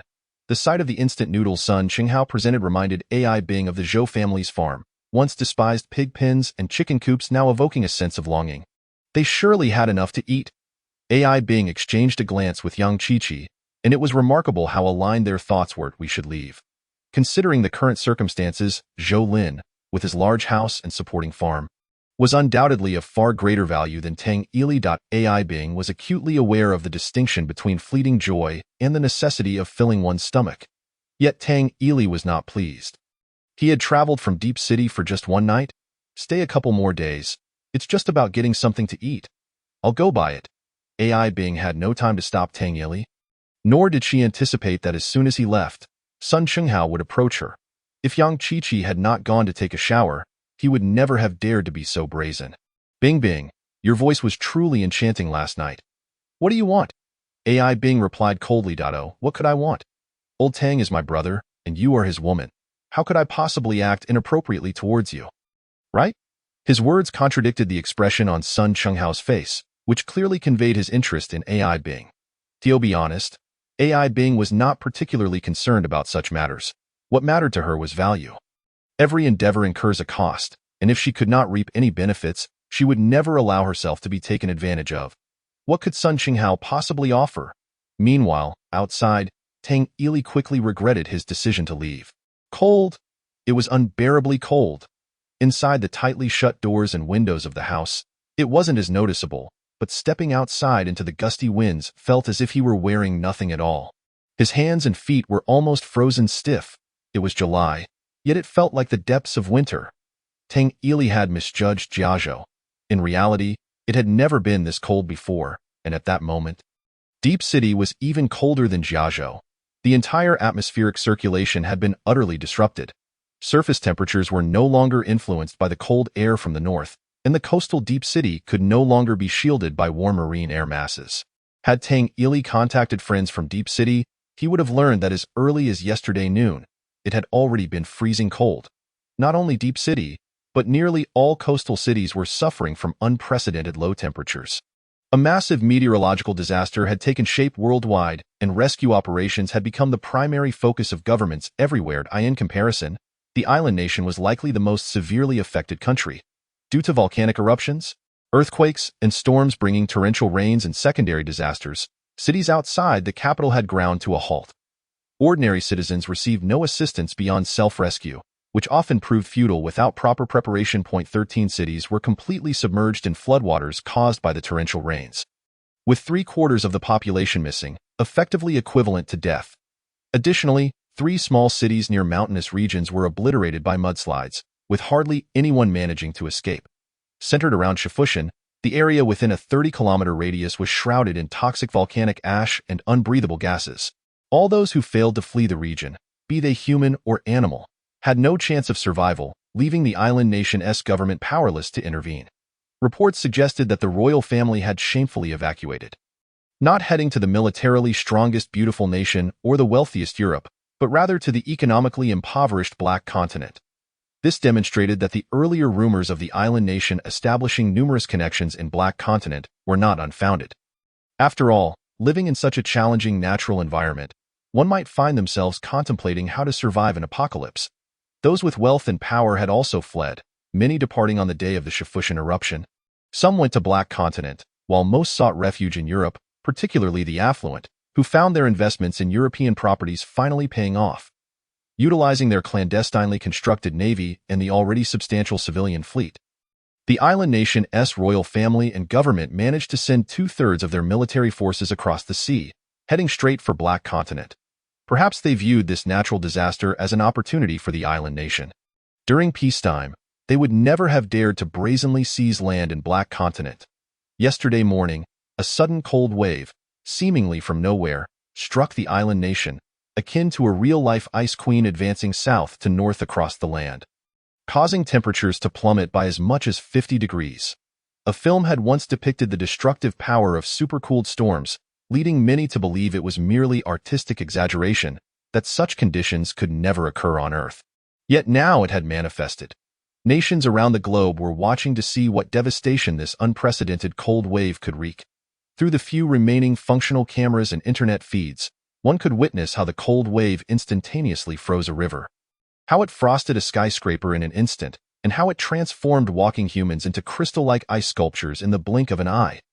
Experts estimated through video footage that the center of this cold wave may have reached temperatures as low as -100 degrees. Even the hardiest Eskimos would struggle to survive in such frigid conditions. Chapter 22. The persuaded Wu Shui the dire situation in the island nation urged governments worldwide to accelerate their preparations for the apocalypse.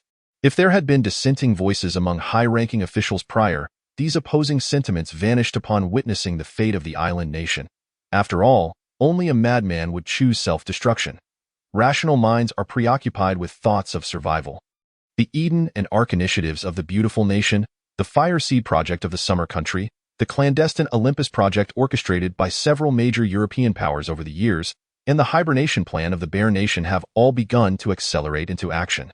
In stark contrast, nations with second- or third-tier economies, technologies, or natural conditions are faring considerably worse. It is not that their leaders are oblivious.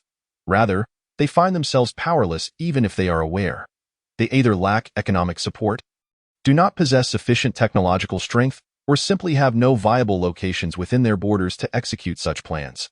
Take, for instance, the neighboring islands of the Cold and Golden Nations. These two brotherly nations have pursued drastically different developmental paths over the past few decades. The Cold Nation has achieved a remarkable lead in economy and technology, to the extent that its citizens once looked down upon their former compatriots. However, when this natural disaster struck, the Cold Nation, surrounded by the sea on 3 sides, suddenly found itself with no retreat. At least the islanders had previously established a foothold in Black Continent, while the leaders and oligarchs of the Cold Nation lacked such foresight and capability. In contrast, the isolated and underdeveloped Golden Nation remains connected to the continental shelf. Should the summer country show even a modicum of goodwill, the chances of survival for the leaders and populace of the Golden Nation would significantly increase. Thanks to the protection of the mountains. In fact, The relationship between the Golden Nation and the Summer Country has always been rather amicable. Moreover, in the face of a calamity affecting all of humanity, just days ago, the top leader of the Golden Nation communicated with the senior officials of the Summer Country, gaining their permission to allow its citizens to enter the territory of the Summer Country to construct shelters when necessary. To prevent social unrest, governments worldwide have tacitly chosen to keep their survival plans confidential, prioritizing the notification of important figures and elite groups to discreetly direct them to the nearest evacuation sites. Zhou Lin's family and individuals like Yang Qiqi are evidently not among those notified. However, Wu Shui received a message last night. The notification clearly indicated that she belonged to the third category of elite personnel and could proceed to the nearest military base for assistance using the QR code sent via text message. If conditions permit, the military would escort her to a shelter designated in the Fireseed project. After receiving the news, Wu Shui found herself unable to sleep for nearly the entire night. She undoubtedly placed her faith in the state, yet she was uncertain whether there would be an opportunity to emerge once she entered the shelter. If, at that time, she could no longer contact the outside world, she might completely lose the chance to search for her parents. What if she did not go to the military? Wu Shui seized the moment to voraciously consume numerous apocalyptic novels, only messaging Zhou in the afternoon while battling dark circles under her eyes. Oh! Upon seeing the message, Zhou exclaimed softly and swiftly abandoned Zhou Lin to rush to the door. Sister Shui, it's all right. I have half the say in this household, Zhou declared, patting her chest. Wu Shui remained skeptical and inquired about Zhou Lin. Zhou pondered for a moment and then used a walkie-talkie to summon Zhou Lin, who was working on the rooftop. Upon hearing about the Fireseed project, Zhou Lin was not surprised. He not only knew of this initiative but was also acutely aware of the locations of many of its bases. Why suggestion? Zhou Lin glanced at Zhou Li, wary of inadvertently letting something slip, as the intelligence of these two women, one older and one younger, was somewhat formidable. Listen to me, Sister Shui, you should stay. We have prepared quite well, Zhou Li exclaimed, dragging Wu Shui towards the platform. When Wu Shui saw the water reservoir and the freshly completed tool shed that still exuded the scent of paint, she was astounded. So, you anticipated this all along? Not us, just me, Zhou Li proudly pointed to herself. It was my willful and headstrong demands that led our parents and brother to do all this for me. Lily, if you can't use idioms, then don't. Zhou Lin interjected, unable to contain himself. I like using them this way. It's none of your business. Zhou Li shot him a glare before turning back to Wu Shui, cheerfully introducing the facilities and plans within the tool shed, even revealing some of the hidden supplies to her. Shaoli, you truly are a blessing. So, Sister Shui, have you decided to join us? To be honest, Wu Shui was tempted, but her immersion in apocalyptic novels had made her acutely aware of the status of ineffective women in such scenarios. Her only valuable asset might be her medical expertise. I often exhaust myself thinking about my brother, fretting over whether he'll find a wife. Why? Zhou queried, perplexed by the sudden shift in topic. If he can't find a wife, then my parents might sacrifice me for him, and my fate would be miserable. Wu Shui paused, her face slightly flushed. So, exactly. Zhou stood atop the sofa, waving her hands with enthusiasm. The moment I laid eyes on you, I knew. I willingly want you to be my sister-in-law. I think I should be going now. Although Zhou Lin was absent, Wu Shui felt deeply embarrassed. It was not that she disliked or looked down upon Zhou Lin. Rather, she had never considered matters of the heart. As a top scholar among scholars, she had devoted nearly all her time to her studies, which accounted for her current achievements and her status as one of the third batch of notifications for the Fireseed project. Her impression of Zhou Lin had always been that of a friend, merely the brother of Zhou Li. What do you mean going? Sister Shui, I advise you not to waver. When you decide, act decisively. Besides, you know our family situation inside and out.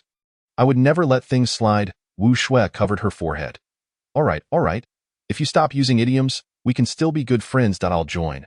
But as for becoming your brother's girlfriend, let's discuss that later. Hooray. Zhou leaped into Wu Shui's embrace. I've always wanted a smart sister. At long last, my wish is fulfilled. That's gender discrimination? Zhou Lin, who had just come downstairs, retorted angrily. Wrong. Zhou lifted her head from Wu Shui's arms. Someone as ignorant and unable to distinguish between right and wrong as you has no right to converse with me. Watching the two siblings bicker, Wu Shui couldn't help but laugh. She suddenly found the familial atmosphere quite delightful. While it might not be elegant or sophisticated, It was genuine and warm. Thus, her choice seemed to be the right one. Just as Zhou Lin was preparing to give Zhou Li a proper lesson, the doorbell rang. Chapter 23. Cheng Yali's fury standing outside the door was a man of somewhat special identity. I am the property manager of the community, Xiaohang. What can I do for you? This was Zhou Lin's first encounter with Xiaohang. His first impression was not particularly favorable, despite Xiaohang's attire and demeanor suggesting reliability and steadiness. Zhou Lin sensed something amiss. Perhaps this was an instinct honed by the trials of the impending apocalypse. Blocking the doorway with his body, Zhou Lin utilized his height advantage to prevent Xiaohang from casting his gaze down the corridor. Some residents have reported that you are constructing without permission. Xiaohang pointed to the newly installed blast door. This area is public space, and we are here to discuss this matter after receiving complaints from other residents. I see. Zhou Lin did not outright deny the accusation. He was a reasonable person. Since there are complaints from other residents, we will contact the renovation company to dismantle it. Should take no more than 3 to 5 days. Xiaohang appeared somewhat taken aback. This was surprisingly agreeable, almost unreal. Then we are in your debt. If there is anything you need from us in property management, do not hesitate to ask. We will do our utmost to assist. No problem as long as we can find the renovation company. Xiaohang did not perceive the trap in Zhou Lin's words and took out his phone to have Zhou Lin scan a code to join the Lawn Mountain Community Residence Group. Your parents are somewhat older, and I didn't bring this up during our previous encounters. It suffices for one family member to be in the residence group. As Xiaohang operated his phone, he continued, the recent weather has been quite severe, and it's uncertain when it will return to normal. Some residents in our community are quite capable. Just a few days ago, a resident from Building 3 contacted a farm to deliver 5 truckloads of fresh vegetables for everyone. There is also a resident in Building 5 involved in the grain and oil business. If any household is in need of food, they can reach out to him, but the quantities cannot be too excessive, just enough for 3 to 5 days for a family. At this juncture, Xiaohang looked at Zhou Lin. I heard that you are a major livestock farmer in our city. I wonder if you have any pork or similar. If Zhou Kaijun and Qingyali had not mentioned it, how would the property company know about these matters? This was becoming rather complicated. My family's livestock farm was sold off not long ago. Otherwise, we wouldn't have moved here, Zhou Lin replied. If I had known this situation would arise, I might as well have stayed in the countryside. At least there, we wouldn't lack for food. Xiaohang appeared somewhat surprised and disappointed. Do you still have any stock left in the countryside? None, Zhou Lin spread his hands. We are engaged in livestock farming, not processing. After watching Xiaohang lead 2 security guards into the elevator, Zhou Lin finally closed the door. Zhou Li and Wu Shui, hiding behind the slightly ajar security door, had overheard everything. That Xiaohang tried to add me on social media a few days ago, but I refused, Wu Shui remarked. He seems rather insidious. Not a good person. Zhou Li nodded in agreement. Sister Shui, just ignore him. Zhou Lin expressed his agreement with Zhou Li's statement. Subsequently, he called Cheng Yali to discuss matters concerning the explosion-proof door. Zhou Kaijun assured Zhou Lin that he and Cheng Yali had never mentioned to anyone in the community what their family profession entailed. Could it be the developers? The community's property management is a subsidiary of the developers. Cheng Yali reminded Zhou Kaijun from the side. We're already on the way. Lao Zhou, slow down. There's something blocking the road ahead. Brake. Cheng Yali's shouts instantly tensed Zhou Lin's heart, and the subsequent sound of a collision made him leap to his feet. Gu? You all sit tight. Listening to the busy signal coming from his phone, Zhou Lin's face turned ashen. Something has happened. It certainly wasn't a car accident. Lao Zhou's driving skills could not possibly lead to such a mishap. This was his fault. Having observed the relatively stable situation in Bashu, he had become somewhat negligent. He must go to rescue them. This is for you. You know how to use it, right? With no time for explanations, Zhou Lin placed a handgun and 2 magazines into Zhou Li's hands. Avoiding Wu Shui's gaze, Zhou Li, with a slight tremor in her small hand, concealed the gun within her thick homeware and calmly said, Gu, be careful. You too. Ruffling Zhou Li's long hair, Zhou Lin opened the explosion-proof door and stepped outside. Outside, the biting cold wind howled, and the sky was nearly devoid of light. The next time humanity would see the sun would be nearly 2 months hence, and the true chill would officially descend upon the world tonight. Zhou Lin had to find Zhou Kaijun and his wife quickly. Otherwise, all 3 of them could be in mortal danger. At this moment, he completely cast aside his concerns, jumped into the car, and armed himself to the teeth. Clad in a complete set of American Special Forces gear, He even donned the infrared microlight night vision goggles atop his head. As the car exited the community, Zhou Lin immediately retrieved 2 handguns and a submachine gun, placing them within easy reach before flooring the accelerator on the route from the breeding farm to the city. Zhou Kaijun and Cheng Yali's pickup truck was awkwardly tilted at the roadside. Not far ahead, a group of individuals was slowly encroaching upon the pickup. Inside the vehicle, Zhou Kaijun was clutching his forehead, blood seeping from between his fingers, smearing his eyebrows and eyes into a red blur. Fortunately, his mind remained clear as he incessantly cautioned Cheng Yali, "Lock the doors and windows." Just moments ago, due to poor visibility, Zhou Kaijun had spotted the roadblock a little too late. To prevent a direct collision, he had no choice but to slam on the brakes while slightly steering the vehicle, attempting to utilize the pickup's formidable off-road capability to navigate through the farmland beside the road. Little did he expect such misfortune. The pickup's chassis would collide directly with a large rock at the edge of the farmland, resulting in the engine stalling and Zhou Kaijun banging his forehead. However, this maneuver also caught the roadblock creators completely off guard. They had intended to wait for the vehicle to crash before opening fire, yet the pickup came to a halt a good 20 to 30 meters away. Cheng Yali was not particularly flustered. While locking the doors and windows, she examined Zhou Caijuan's injuries. Once she confirmed that there were no other issues apart from his forehead, she lifted her gaze toward the window. On the pitch-black road, a group of shadows was drawing nearer, brandishing weapons of varying lengths, some even reflecting metallic glimmers under the vehicle's headlights. "Dare to rob my mother?" Cheng Yali reached into her clothing, retrieving the handgun Zhou Lin had given her, smoothly chambering around, and prepared to exit the vehicle. The crackling sound from the intercom and Zhou Caijuan's attempts to restrain Cheng Yali caused her to halt. "Son, I'm your mother." Upon hearing Cheng Yali's voice, Zhou Lin finally breathed a sigh of relief. "Ma, are you both all right? Where are you?" "We've been ambushed at Yangbakozi. I'm going to kill them, Ma. Don't rush. I'll be there soon." "Just wait." Confirming their location, Zhou Lin accelerated once more. He understood Cheng Yali's temperament. When she said she would kill those people, Lao Zhou would undoubtedly be unable to stop her. Chapter 24. Leave no survivors. The incessant sleet rendered the roads treacherous. Had it not been for this, Zhou Kaijun would not have lost control of the pickup, nor would he have sustained injuries. Zhou Lin donned the infrared night vision goggles, even with insufficient illumination from the headlights. They sufficed to illuminate the road ahead. Before reaching Yangbakozi, he already spotted a heap of roadblocks in the middle of the street, consisting of several construction vehicles. Their fearsome appearance suggested that if one were to collide with them, the front row driver and passengers would likely meet their end instantly. Those who set up these roadblocks were not merely intent on robbery, they were clearly aiming to take lives. Zhou Lin's anger surged as he slowed down, scanning left and right to see where those scoundrels were hiding. However, before he could come to a complete stop, a series of sharp gunshots rang out ahead. "Lao Ma!" Zhou Lin dared not hesitate. Seizing the submachine gun, he leapt from the vehicle and sprinted forward. The gunfire continued, intermingled with human screams and frantic barks.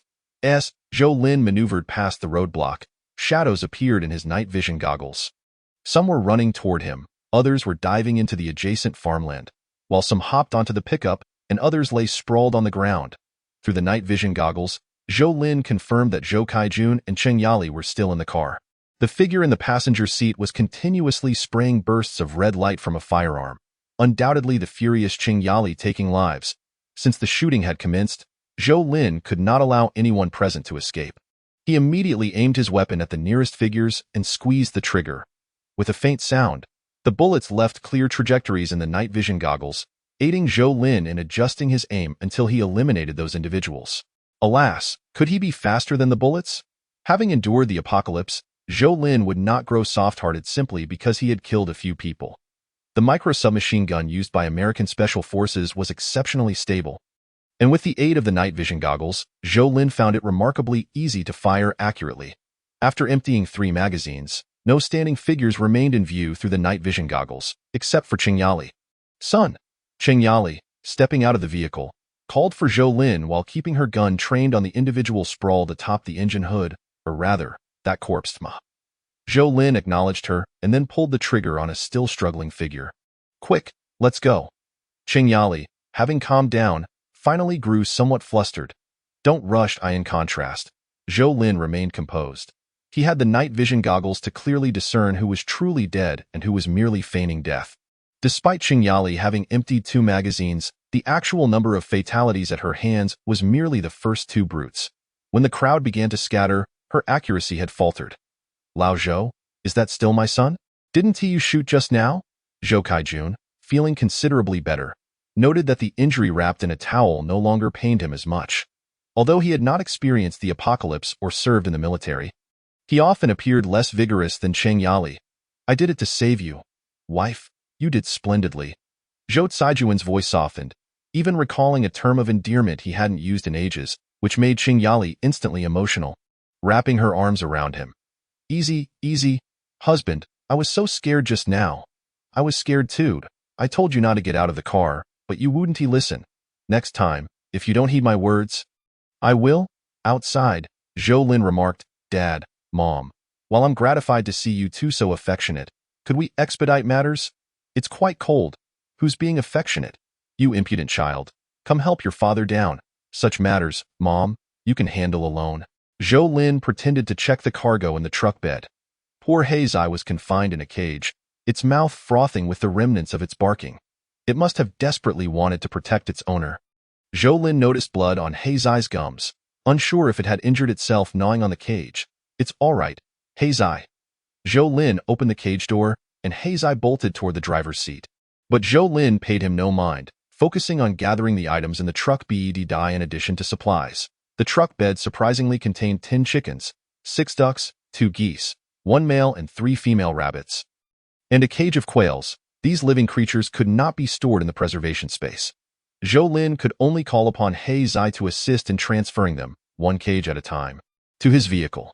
Once the transfer was complete, Zhou Lin also stowed the pickup away.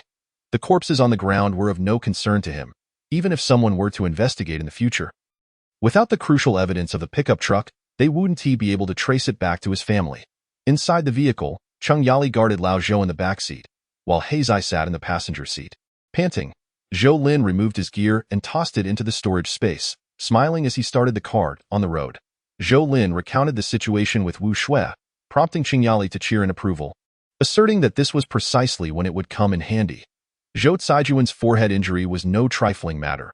An ordinary person would be ill-equipped to handle such wounds. Ma, give Li a call. Have her and Wu Shui prepare the supplies, and ensure Dad doesn't lose too much blood. A few minutes later, as Zhou Lin approached the community entrance, he gradually reduced the car's speed. However, while waiting for the gate to open, a figure suddenly dashed out from the guardhouse, followed closely by another. Zhou Lin nearly drew his weapon, but fortunately, AI Bing shouted, What are you doing here? I'm freezing to death. Let us get in the car first. Due to the angle of the light, AI Bing couldn't see Lao Zhou and Cheng Yali in the vehicle. She stomped her feet while reaching for the car door, only to be met with a resounding click as the door remained locked. You, allow them to enter, Zhou Lin uttered to the security guard before pressing the accelerator and driving away. Watching the taillights vanish into the depths of the parking structure, AI Bing nearly exploded with rage. Miss, do you still wish to enter? The guard asked, stifling a laugh, contemplating how the lives of the affluent are so unpretentious. No matter how beautiful the woman, she is but a sycophant before them. Of course I want to enter. I just told you I am one of the owners, yet you refuse to believe me. AI Bing pivoted sharply, channeling her fury onto the young security guard. At that moment, Xiao Hang, who happened to pass by, overheard AI Bing's tirade and approached her. You? What do you mean? Given your demeanor, you must be in charge. Tell your guard to recognize me. I am the owner of the 17th floor in Building 8. Don't arbitrarily stop me and ask questions, or I might just refuse to pay the property fees. Xiao Heng paused momentarily, then suppressed a grin, replying, Miss, in our community, the property fees are prepaid. If I recall correctly, Mr. Zhou from the 17th floor has already prepaid for 5 years in advance. Are you certain you are the owner? Chapter 25. No way out who? Come out.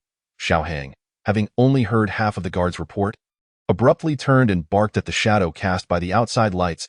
If you don't come out, we'll take action. I can't just pass by. Tang Ili, shivering, emerged from the shadows, glancing furtively around the community. Are you? With those 2 women from earlier? That's my girlfriend. I came to catch her in the act. Oh. Xiao Heng smirked slightly, catching her in the act. But the lady just now didn't say it that way. How can you prove it? Ting Ili, of course, had no means of proving it, though you expect to go in and confront her.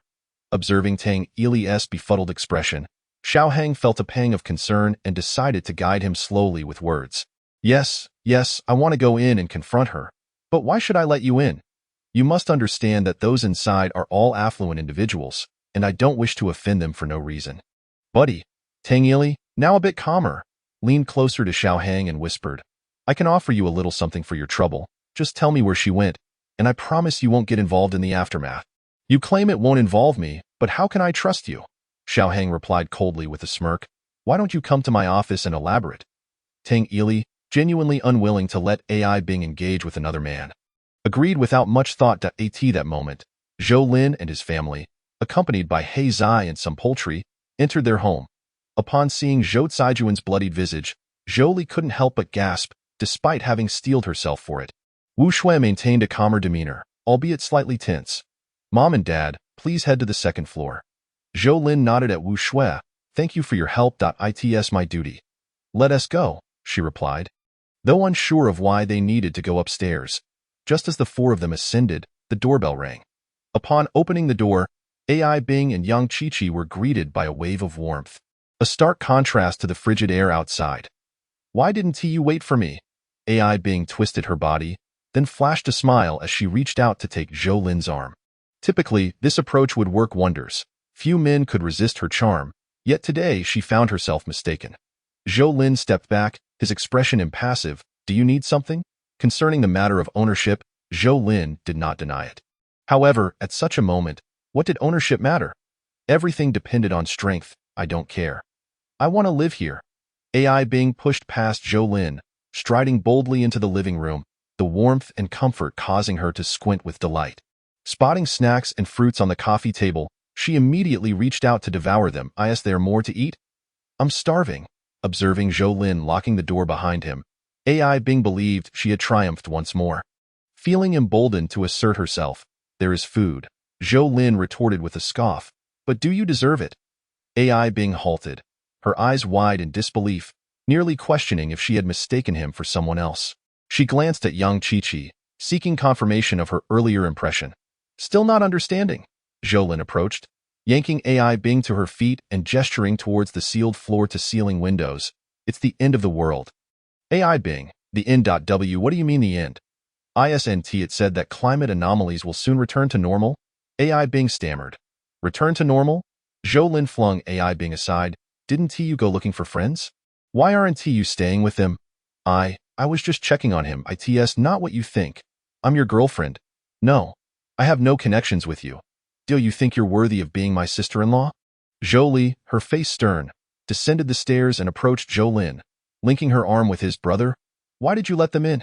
Zhou Lin chuckled, tousling Zhou Li's hair. What do you think, brother? You wouldn't be doing anything untoward. Would you? That would be too bizarre. AI Bing swallowed hard, nervously gazing at Zhou Lin. And no. If I'm not welcome, I'll leave. Let us go. Qiqi. Leave?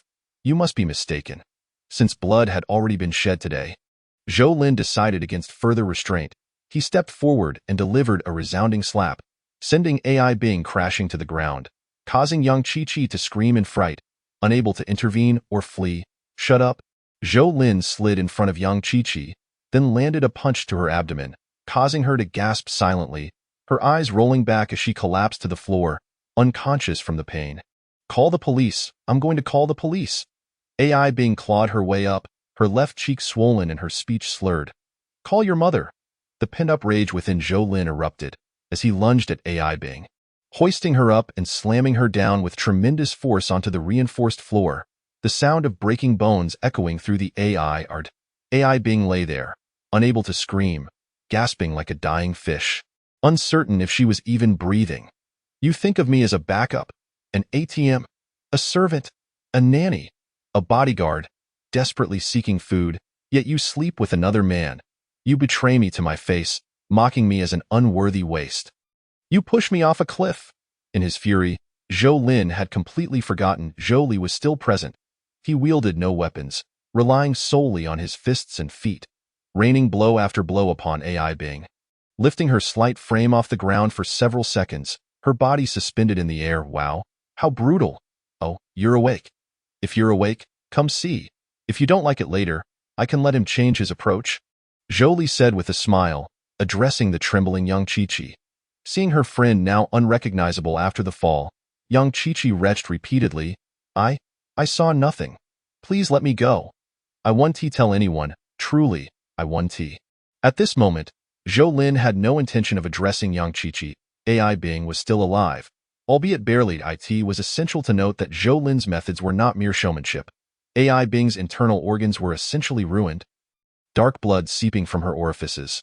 After nearly 10 minutes, AI Bing finally exhaled her last breath and succumbed. Zhou Lin also released a sigh of relief, feeling a sense of ease wash over him. Looking back at AI Bing, her death was quite tragic, yet Zhou Lin found himself regretting that it hadn't been more satisfying.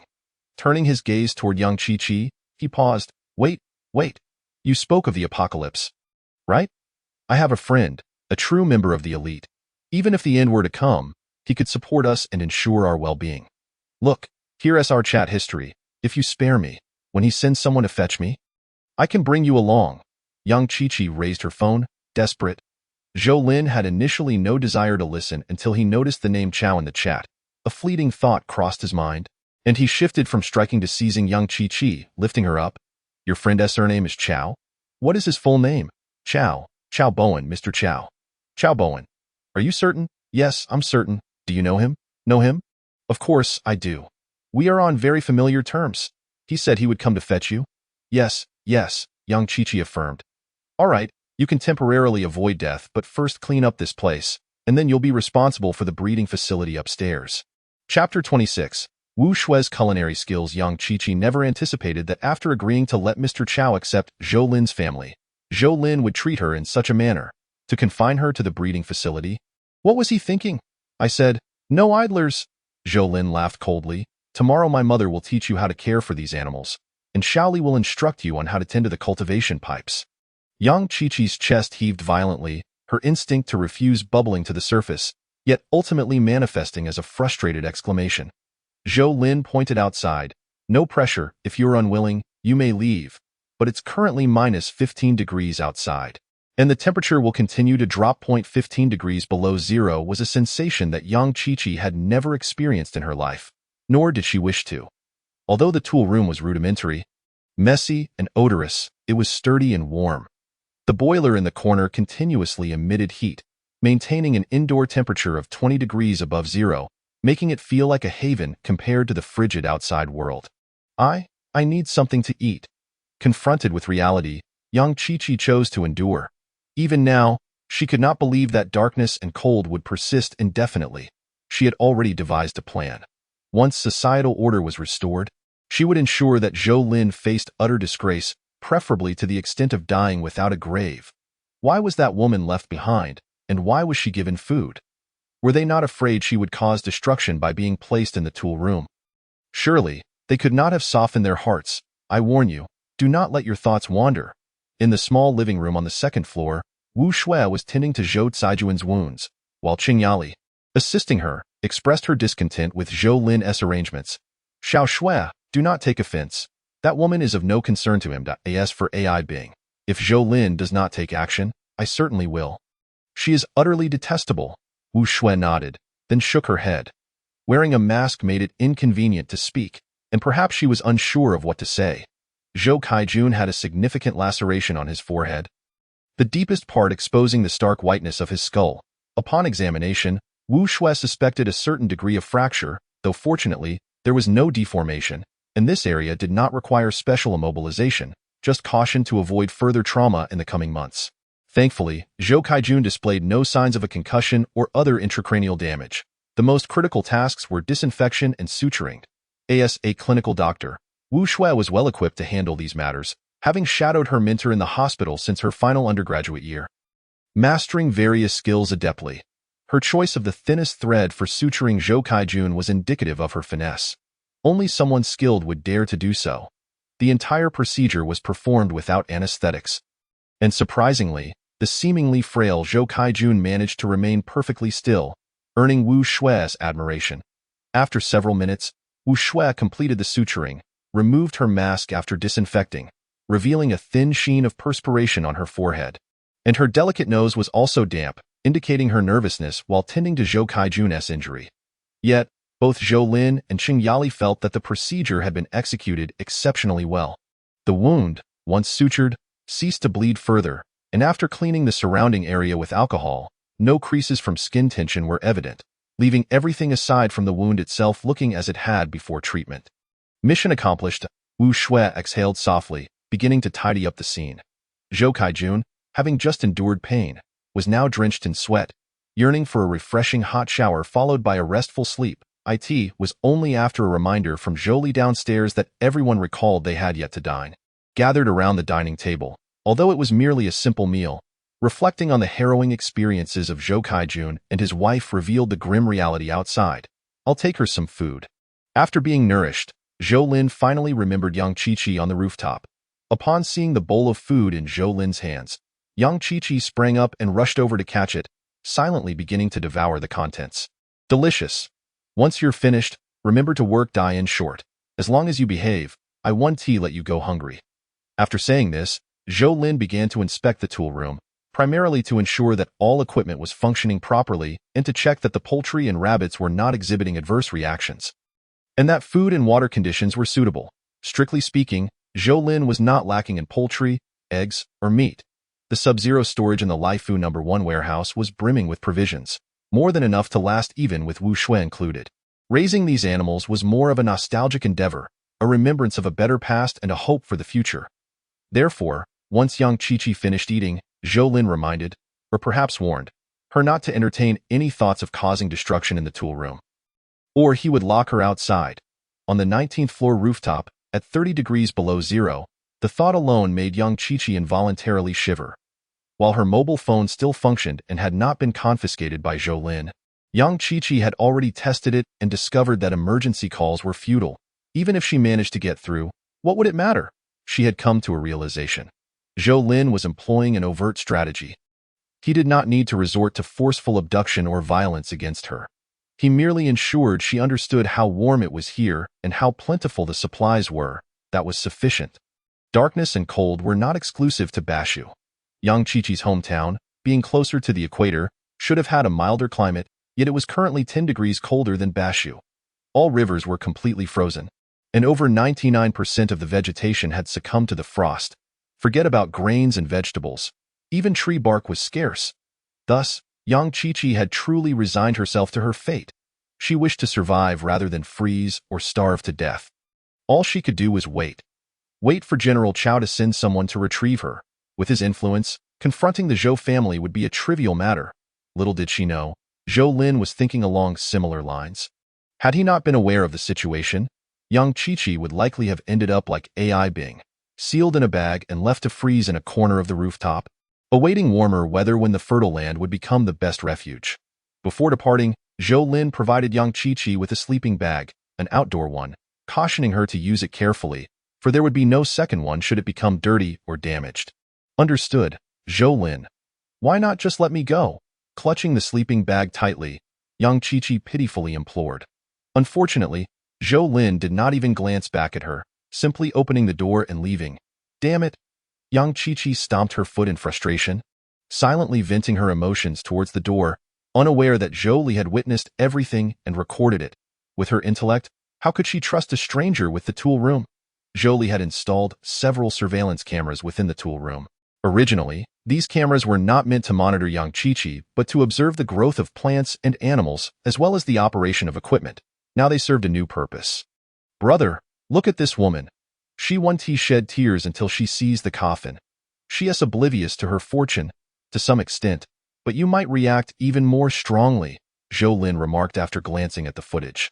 Absolutely impossible.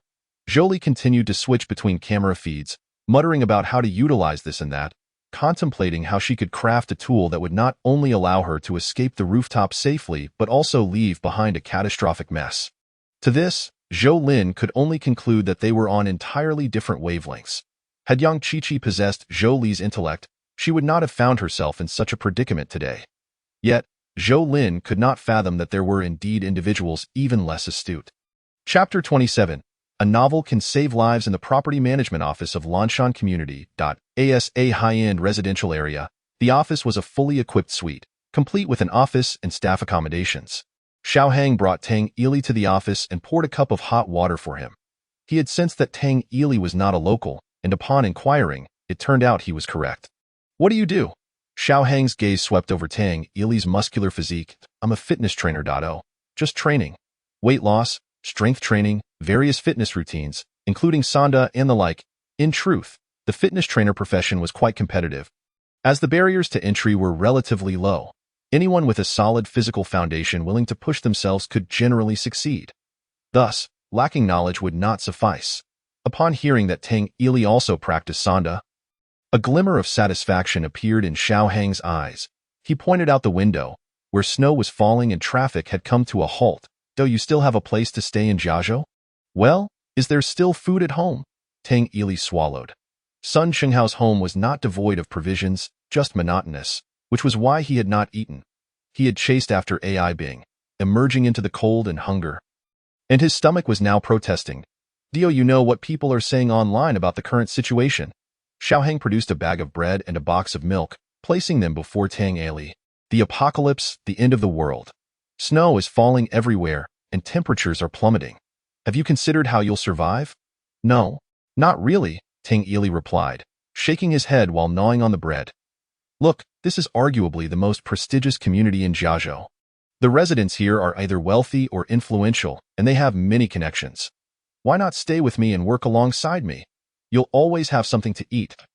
Tang Ili pondered, realizing that Xiaohang had a point. "But he had one condition, AI Bing, right?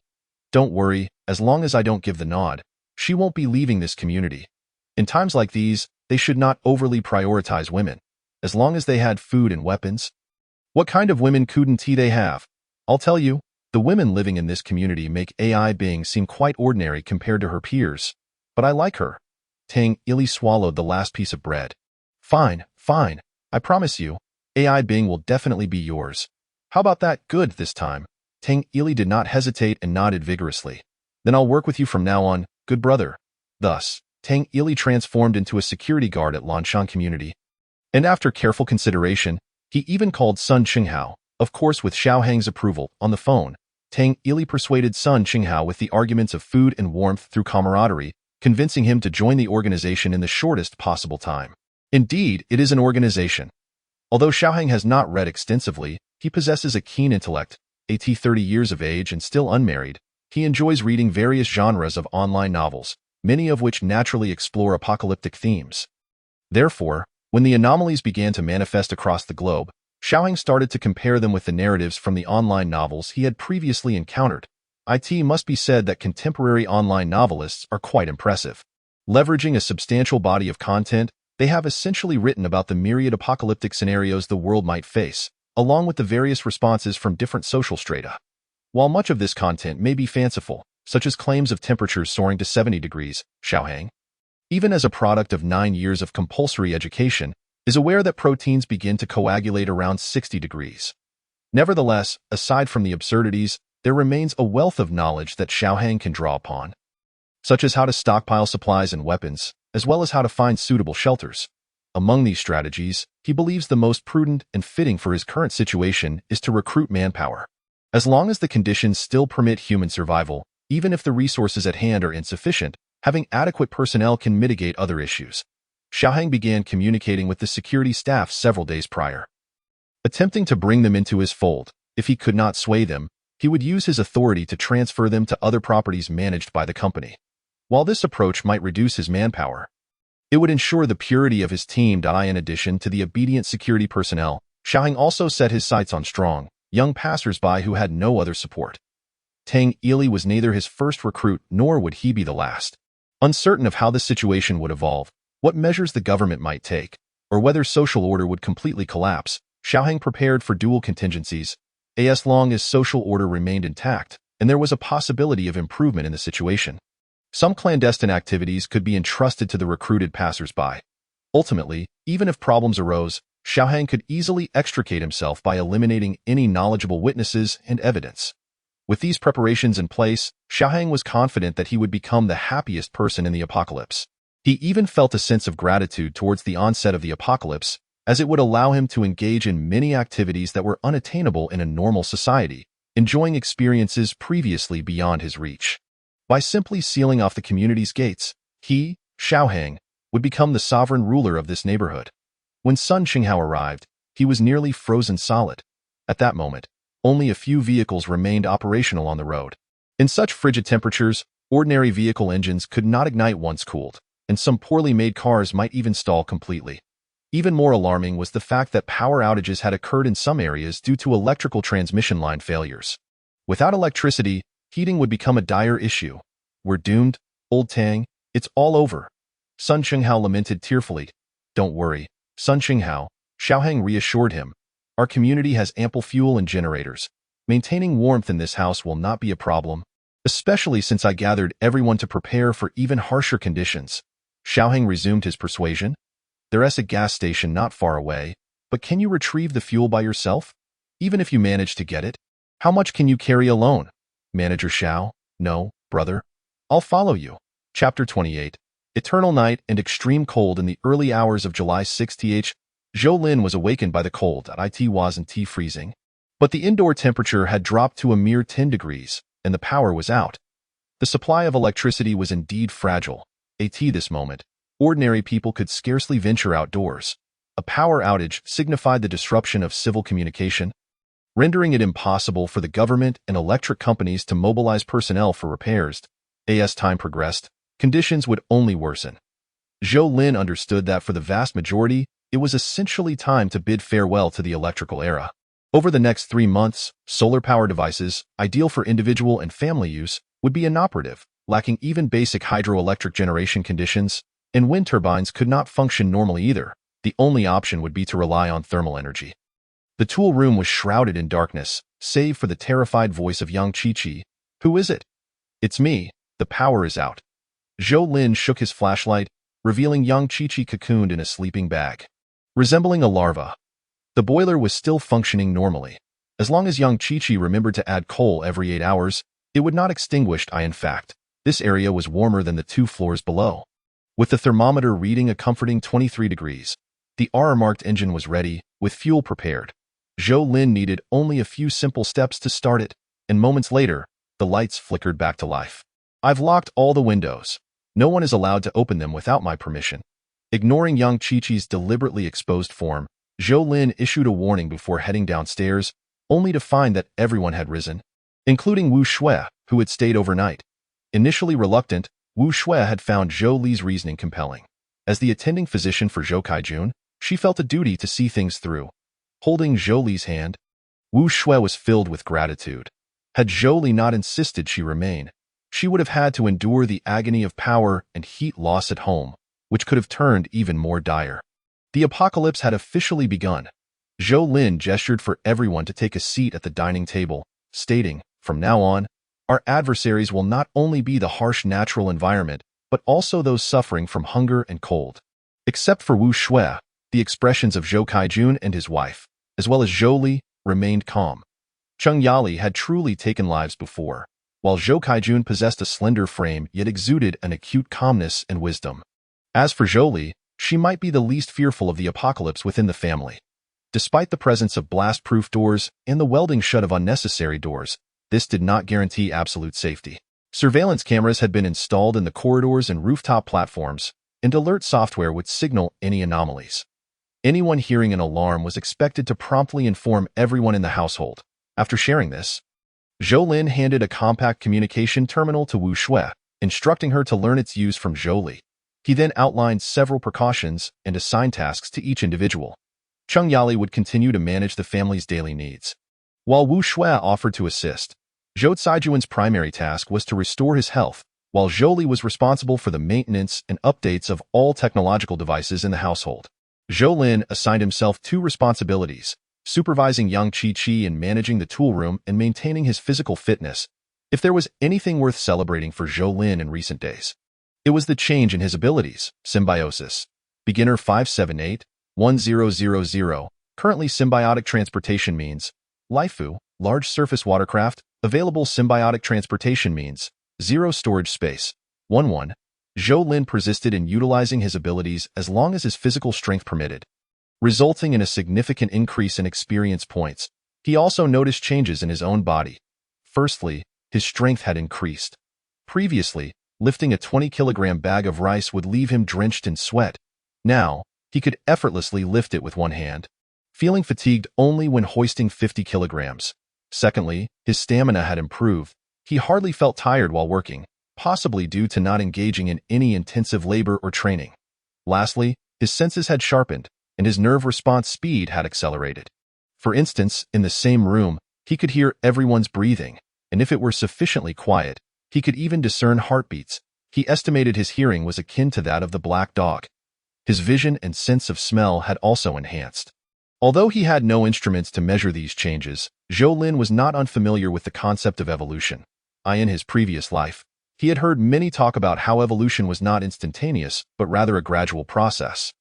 As long as one remained diligent in training and consumed adequate food and energy, the advantages of evolution would amplify over time.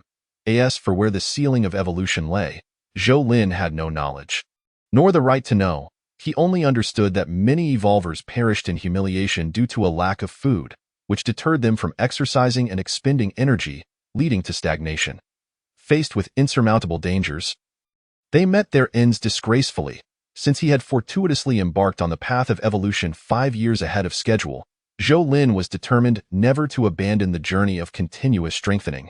Perhaps in this life, he might touch the ceiling of evolution, if it existed.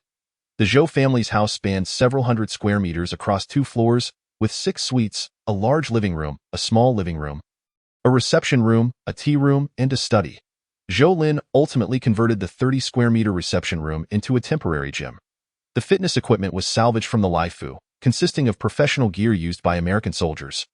And with his current strength, setting it up was not overly complicated. You all need to exercise as well. The environment will only worsen in the future, and I hope each of you can develop the ability to protect yourselves. Due to Wu Shui, firearms, those formidable weapons, could not be revealed for the time being, making the practice of using cold weapons quite necessary. Actually, the house downstairs could also be utilized, Wu Shui suggested. I've considered that. Zhou Lin replied, but for now, it isn't necessary. That place hasn't been reinforced, and its doors and windows haven't been modified for extreme cold. The materials for the renovation are plentiful for Zhou Lin. Yet such transformation inevitably requires the use of various tools. Would it not be obvious to the entire community that their household still possesses electricity? Although it is certain that there are others in the neighborhood with access to power, who would undertake renovations in such dire circumstances if energy is not sufficiently available? Let us wait and see if the government will take any action. Zhou Lin's reasoning is not without merit. The government of Xia has, through its formidable infrastructure capabilities and prior preparations, managed to restore the most basic level of electricity supply to some extent, by utilizing thermal power generation and underground wiring.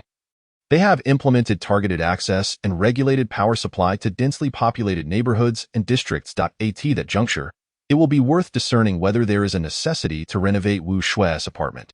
As Zhou Lin busied himself, Jolie sat on the sofa, engrossed in her phone. Wu Shui was somewhat taken aback.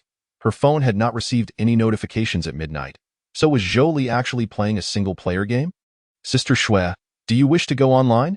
Jolie blinked innocently, resembling a charming little devil enticing one into mischief. Chapter 29. The Inquisitive Female Doctor in the Beautiful Nation, the Eden and Ark Initiatives, presided over by Miss Poland, have progressed exceedingly well, bolstered by the support of the nation's elite. Thanks to the foundation laid during World War II and years of relentless effort before the onset of Eternal Night, the beautiful nation boasted 1 Eden, 3 Arks, 8 super shelters, and 23 large shelters, alongside numerous civilian refuge sites in operation.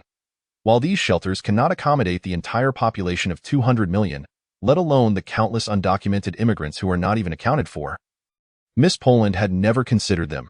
Nevertheless, the plans for the Eden, Ark, and other shelters undeniably aim to protect the most vital elite classes and the wealthiest individuals possessing the most resources within the beautiful nation. It remains unclear for what purpose the location of the Eden is known only to a select few. Even the current president and their aides lack the qualification to enter. I have already been informed. Let it be as it is. Subsequent solutions and the specific tasks for each department will be distributed to each of you. Your role is to execute them. These were not his own words, but rather the instructions conveyed to him through the miniature earpiece. The secretary announced the end of the president's workday, and everyone was free to leave.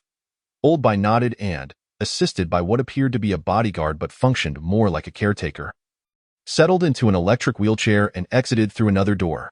The first arc, also known as the Washington Arc, can accommodate over 300,000 residents and is powered by nuclear energy. It is divided into 7 sections: the energy zone, resource zone, recycling zone, production zone, control zone, living zone, and military zone.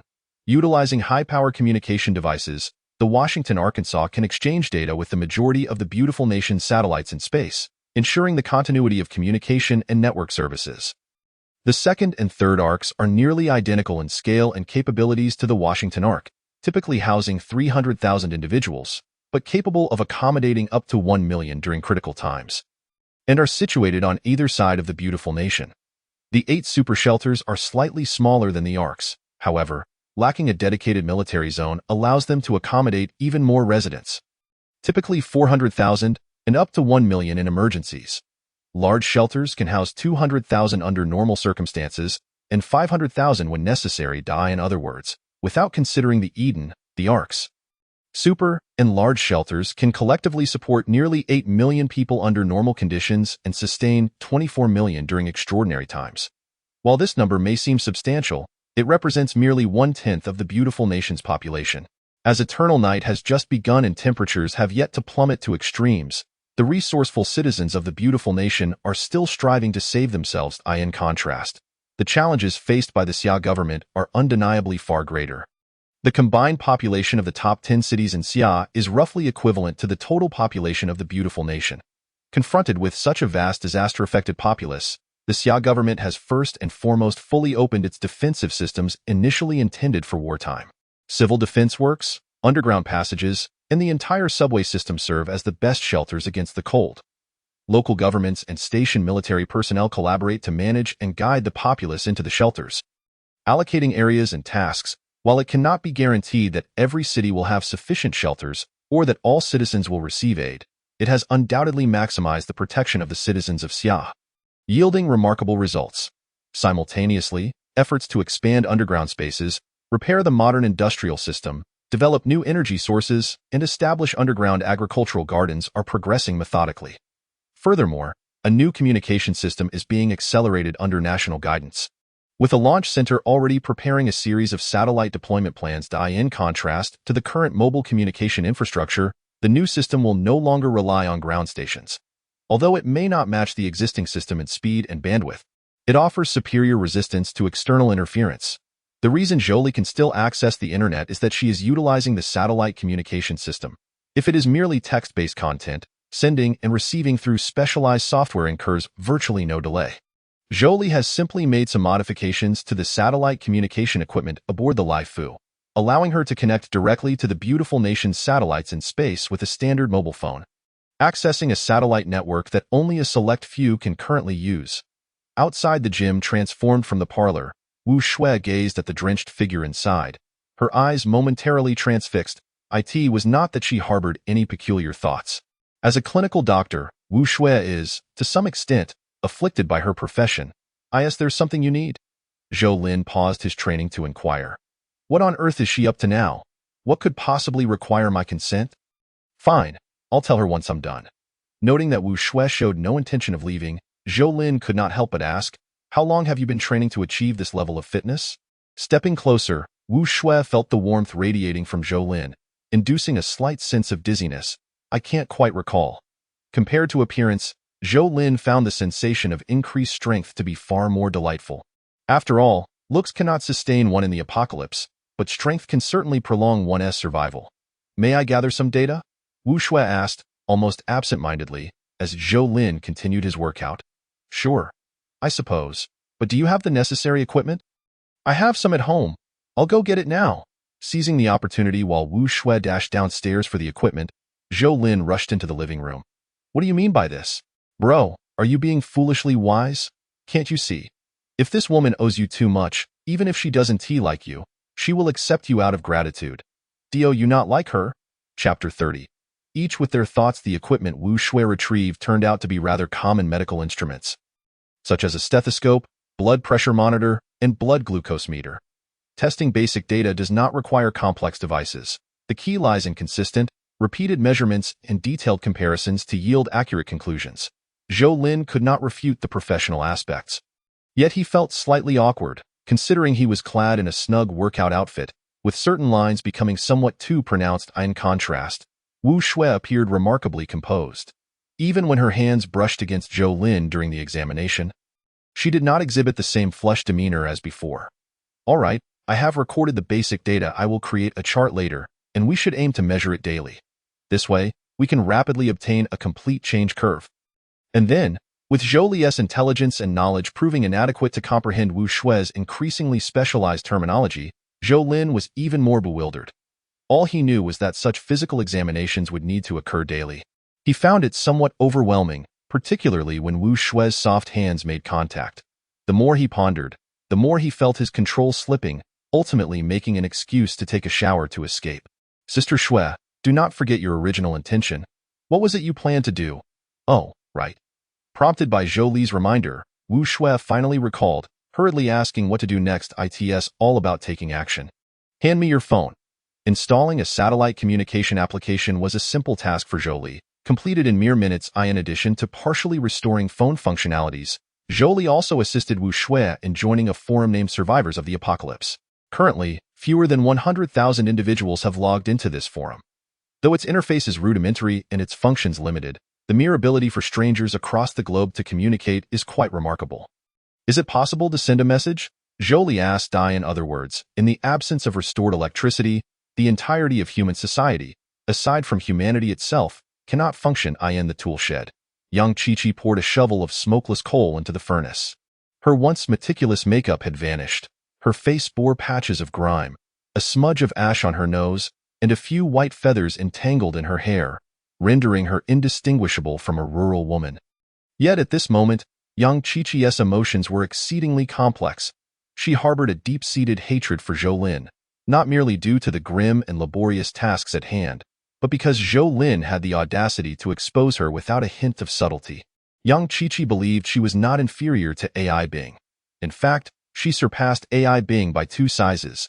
Even Mr. Chow found it difficult to tear his gaze away from her. How could a mere loser like Zhou Lin afford to disregard her?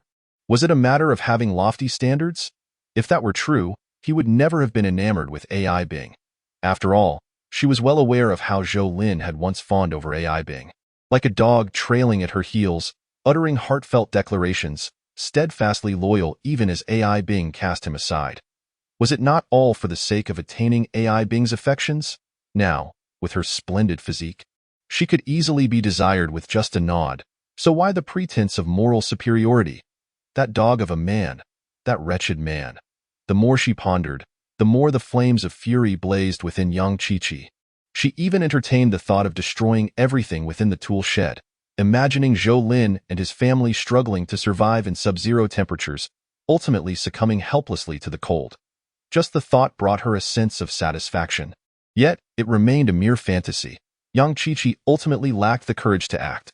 Not only had Zhou Lin warned her, but she also realized that in such a scenario, she might be the first to perish.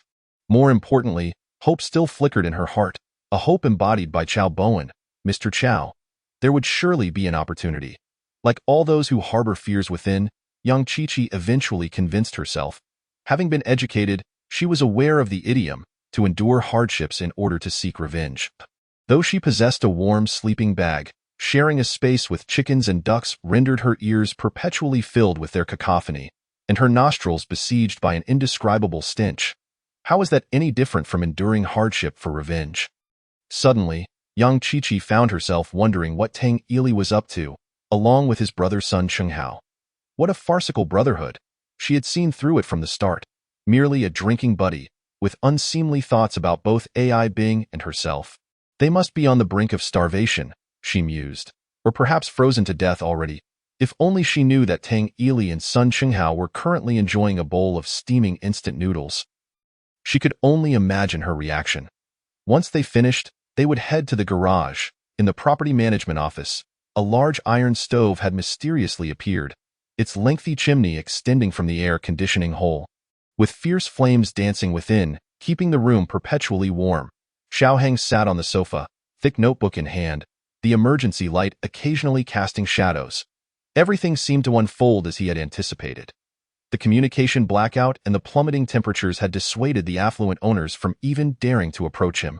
As generators and fuel intended for elevators and emergency lighting had been consolidated into the vacant room beneath the property management office. Despite their considerable number, Xiaoheng refused to permit anyone to utilize them. One must maintain a sense of crisis. If calamity cannot be alleviated swiftly, who among you can repair the generators, and who can procure ample gasoline? These are non-renewable resources.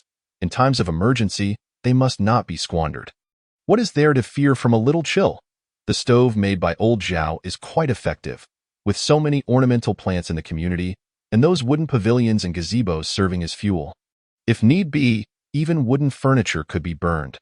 After satiating their hunger, Tang Ili, Sun Qinghao, and a few others, armed with tools, followed several security guards wielding flashlights into the underground garage. Once illuminated, the garage was now engulfed in darkness, a true abyss where one could not see their hand in front of their face.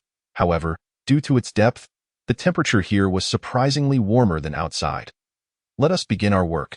3 people in a group, and do your utmost to avoid damaging the vehicles. The manager has indicated that these cars may serve a purpose in the future. Chapter 31.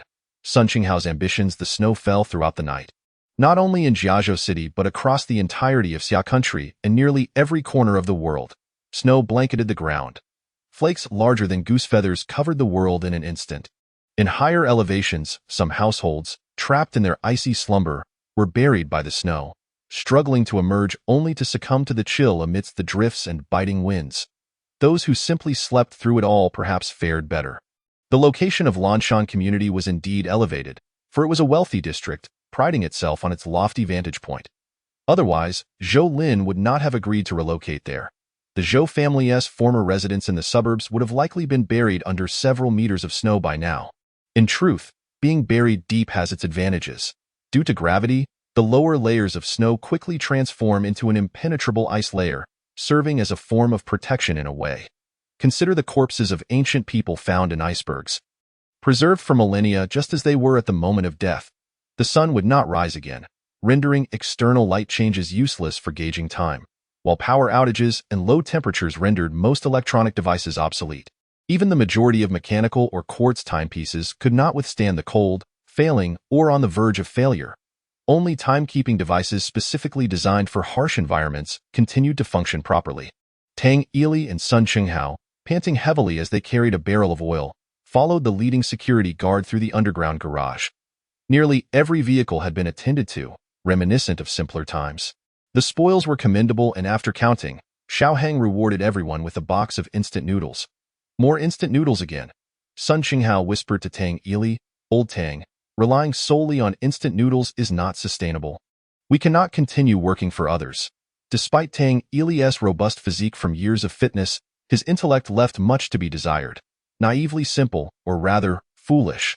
The ancients said that a strong body often accompanies a simple mind for good reason. Exceptional cases are rare. Tang Ili was a quintessential example of this norm. In contrast, Sun Qinghao was far more astute, as he did not consume protein powders. Shortly after arriving, Sun Qinghao had surmised Xiaoheng's intentions.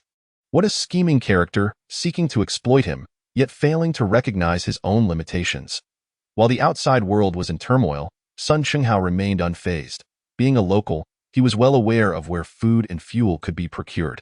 However, he was also wary that in such chaotic times, venturing out for free goods would likely lead to encounters with competitors. In such a scenario, his meager strength would merely render him a delivery boy. If he could enlist Tang Ili, however, it would be a perfect match. Sun Qinghao's intellect paired with Tang Ili's brawn. A dynamic duo. It's freezing outside. Tang Ili completely missed Sun Qinghao's implications. Hunching his shoulders. Those who have trained for long periods often possess low body fat. While visually appealing, it does not withstand depletion.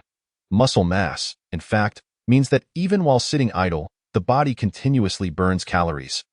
And the sole source of caloric intake is food. In peacetime, sustenance is hardly a concern. Wealth suffices. But now, Throughout his life, Tang Ili had never been one for deep contemplation.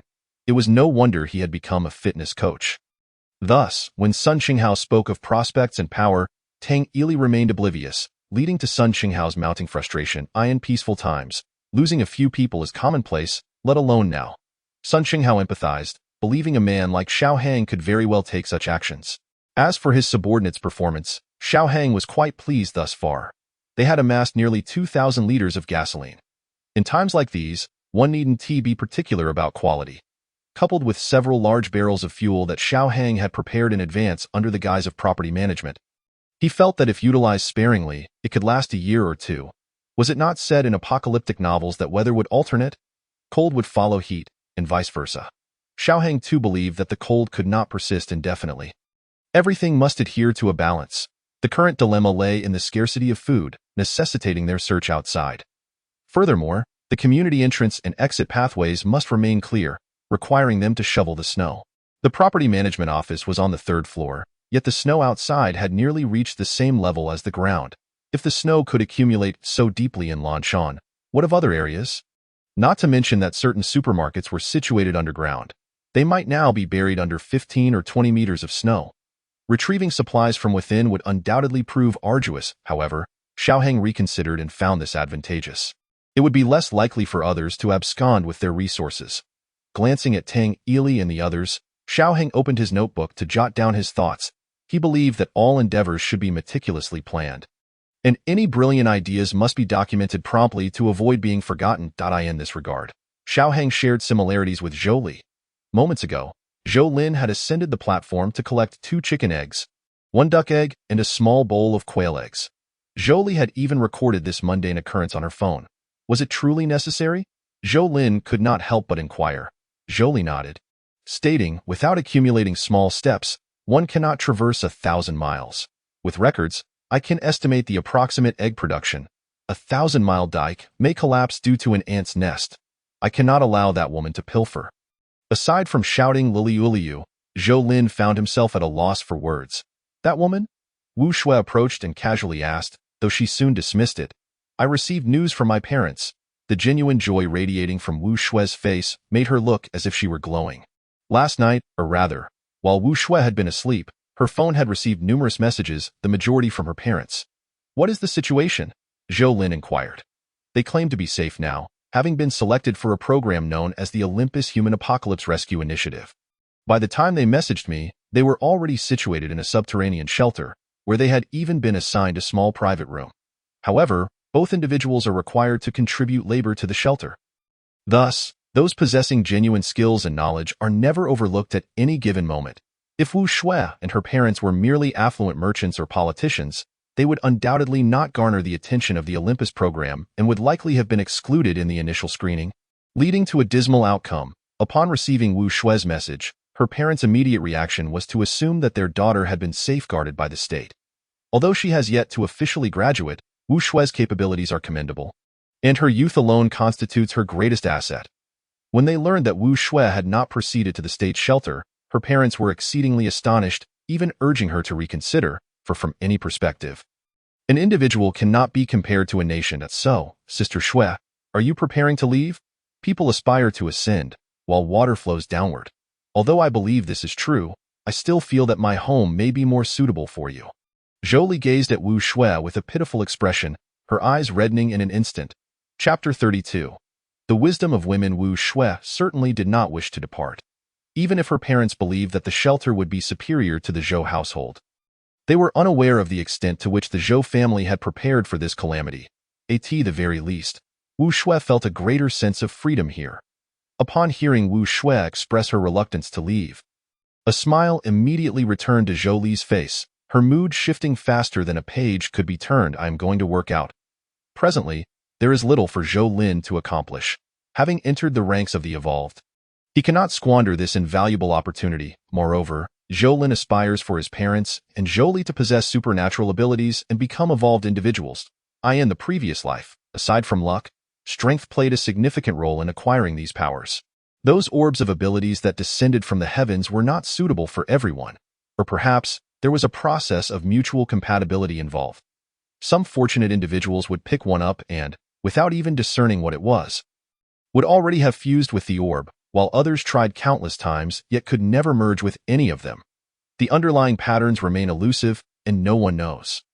Therefore, to ensure that his parents and Jolie become supernatural beings, the most reliable method is to acquire a sufficient number of ability orbs or more opportunities for attempts. The earlier, the better. The sooner one acquires abilities, the easier it is to ascend to higher tiers of power. This is precisely why Yang Qiqi appears significant. At least for now, Zhou Lin is aware of this lead alone. In the later stages of the apocalypse, ability orbs have transformed into a form of wealth, albeit one confined to the upper echelons of society, utterly unimaginable for ordinary individuals. Should the course of this apocalypse proceed as it did in the last life, then Zhou Lin, who currently possesses abilities and is beginning to evolve, is destined to become part of the future elite. Although the elite enjoy resources beyond comprehension during the apocalypse, they simultaneously face risks that are incalculable. Resources are invariably limited. In a world of scarcity, everyone desires to possess more, and the sole means of achieving this goal is through plunder. Taking from others is always faster and richer than gathering oneself. The elite, like ordinary people, are engaged in a continuous cycle of plunder amongst themselves. Without sufficient strength, the more one possesses, the more hungry wolves one attracts. Symbiosis. Basic 742-1000. Current symbiotic transport. Laifu, large waterborne transport. Available symbiotic transport quantity. 0 storage space. 11. Zhou Lin discovered that there seems to be a wondrous connection between abilities and evolution. Previously, each use of an ability would grant a small amount of experience, but now, each use post-evolution yields 2 points. It remains uncertain whether the degree of bodily evolution will affect the experience points for abilities, but this has already significantly enhanced efficiency. Zhou Lin calculated that perhaps in 4 or 5 days, he would reach an intermediate level. Would the symbiosis at the intermediate level change? If so, how would it change? Zhou Lin hoped that with the upgrade of abilities, the number of symbiotic connections could increase. Although the Laifu has ample space and abundant resources, it cannot currently be utilized effectively. Even though the heavy snowfall outside is considerable, it is not sufficient to completely bury a carrier. Should anyone see it? Even if the state does not demand the carrier back, he would be unable to explain how it ended up in Jiazhu. Should others learn that he possesses supernatural abilities, even if state research institutions do not take action against him, there will always be greedy individuals seeking ways to control him, to unearth the secrets of abilities and evolution. In the previous life, if Zhou Lin had been solitary, he might not have worried too much. If need be, he could find a remote area to hide, and at that point, the roles of hunter and prey might not be so easily discerned, for he is no soft target. Yet now, he cannot allow his parents and younger sister to live in danger. As for his parents, well, Jolie, despite her intelligence, what use is mere cleverness in a world gone awry? Strength is needed, true strength that can defy certain crises. With this thought, Zhou Lin found himself wishing to interrogate Yang Qiqi with extreme measures. Yet he understood that such an approach would be futile, as Yang Qiqi does not even know Qiao Bowen yet. She knows nothing. Keeping her around is merely a glimmer of hope, a hope that somehow she and Qiao Bowen might cross paths. Let us focus on training first. Are we starting the workout now? Wu Shui followed Zhou Lin into the gym. Upon seeing the insatiable curiosity in her eyes, Zhou Lin felt a pang in his heart. Are we doing this today, as well? Wu Shui nodded. A hint of embarrassment crossing her face. ITS scientific research, don't misunderstand. What could Zhou Lin possibly say? It was all Zhou Li's doing. However, Zhou Li would not bear this burden. Even as Wu Shui exited the gym, Zhou Li did not miss the opportunity to tease her. Sister Shui, your attempts to cover up are so transparent, why bother? Wu Shui was momentarily taken aback. Zhou Li's use of idioms was muddled. But was she being confused or not? Have you read novels? Someone like my brother would rather wrong 1,000 than let one escape. As she spoke, Zhou Li raised her hand to make a chopping motion. What? Wu Shui was even more bewildered. Did Zhou Li mean to slice Zhou Lin? The conditions do not allow. Sister Shui, you are mistaken. When faced with difficulties, one must confront them. If there are no difficulties, one should create them, understand? Focus on the essence, face it. Where are you going with this, Lily? Finally grasping the meaning, Wu Shui stomped her foot, exclaiming, I have no such intentions. Sister Shui, no, sister-in-law, you just wiped your drool. 13 years old. Wu Shui finally believed that intelligence could lead to precocious maturity. Covering Zhou Li's mouth with a small notebook, Wu Shui whispered, "Let me teach you an idiom. Joy at the sight of prey." "That was just my professional hazard, MMM." Zhou Li freed herself from the constraint, whispering, "Understood. Understood, sister-in-law. You are female, and your profession is a rogue." Zhou Lin, who was vigorously exercising in the gym, remained oblivious to the fact that his precious sister had privately reached an agreement with Wu Shui. After preliminary negotiations, the two women shifted their battlefield to Zhou Li's room and began a detailed analysis. Wu Shui was in favor of this. Zhou Lin's impressive physical prowess would only attract admiration from the opposite sex. Particularly in harsher environments, Wu Shui believed this admiration was ingrained in human genetics, aimed at better propagating the species. Thus, this is not love, Wu Shui stated plainly. So, what one does not wish for oneself. One should not impose on others. Do you intend to offer my brother to other women? For instance, the one in the tool room? Zhou Li inquired. Lily, do people like us entertain notions of love? Wu Shui crossed her arms. You are correct. Becoming your sister-in-law is my current best option. Zhou Li smiled. The decision to support Wu Shui was a comprehensive consideration from Zhou Li's perspective. In terms of character, capability, knowledge, wisdom, and even appearance, Wu Shui was exceptional, truly Zhou Lin's best match. Among all considerations, Zhou Li did not take Zhou Lin's feelings into account. It was not out of disrespect, but rather because she felt he had no reason to object. Quietly, the matter was settled. Zhou Li seized the moment and rushed to convey the details of her discussion with Wu Shui to Zhou Kaijun and his wife. The couple had no objections. Zhou Kaijun's forehead injury had yet to be stitched up, and anyone who dared speak ill of Wu Shui would face the wrath of Qing Yali first. After dinner, Zhou Lin sensed an unusual atmosphere at the dining table. Did I eat too much? Chapter 33. Collective action. Being able to eat is a blessing. Qing Yali's face beamed with joy, glancing from her son to Wu Shui, her thoughts evident to anyone. And Zhou Li was grinning like a cat that had caught a fish. Even the black dog beneath the table bobbed its head. Perhaps this was merely Zhou Lin's imagination. In any case, everything was steeped in a sense of conspiracy. Son, come into the room. I need to ask you something. Qing Yali had only begun speaking when the alarm blared, signaling someone's presence outside. That clueless fool. Furious, Qing Yali stood up, kicking her chair aside as she made her way to the door. Zhou Lin hurriedly followed. Who is it? The thick, blast-proof door could not muffle Qing Yali's lion-like roar. Xiao Hang was startled, quickly identifying himself. Property manager, did I not pay the property fee? Qing Yali shouted through the blast-proof door. This is not a matter concerning the property fees. I have come to discuss something with you. What did he say? There's not a sound at all, Qing Yali inquired of Zhou Lin. Allow me, she added. Noticing that only Xiao Hang stood outside, and that he had come empty-handed, Zhou Lin resolved to open the door for a conversation. What a man, lacking any sense of dignity, utterly useless. Qing Yali scoffed, yet she remained, fearing for her son's safety. The locked blast-proof door was quite troublesome to open, but fortunately, Xiao Hang was remarkably patient. When he beheld the door, which measured a solid 20 centimeters in thickness, his eyes sparkled with intrigue. Our property management company is dedicated to serving all homeowners. After conducting a survey, we discovered that many families are running low on food and heating supplies. To ensure the safety of all residents, we have painstakingly located a large supermarket not far from here. As he spoke, Xiao Hang silently lamented that although Zhou Lin had closed the security door behind him, he could still feel the temperature difference between the corridor inside and out. The inability to enter even the blast-proof door left him feeling quite cold. Such atrocious behavior must be noted down. And the supplies of this family appeared quite ample. Perhaps they would prove to be a lucrative target. Shall we go collect supplies together? Zhou Lin squinted, his instincts telling him that this property manager was likely a cunning fox. However, he did not oppose the idea of a collective zero-cost procurement. After all, who would refuse an abundance of supplies? Moreover, he had the large warehouse of Lai Fu Hao at his disposal, and even if Xiao Hang did not join him, he intended to venture out regardless. Although the permanent population of Jiazhou City is not large, it is a significant transportation hub in the southwest of Xia Country. Just on the western side of the city, the logistics park presumably houses an unknown quantity of essential goods. If you wish to participate, please register first.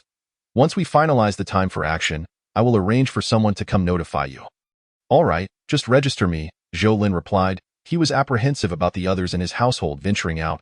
The greatest danger outside was not the weather, but rather the people. Cheng Yali struggled to comprehend.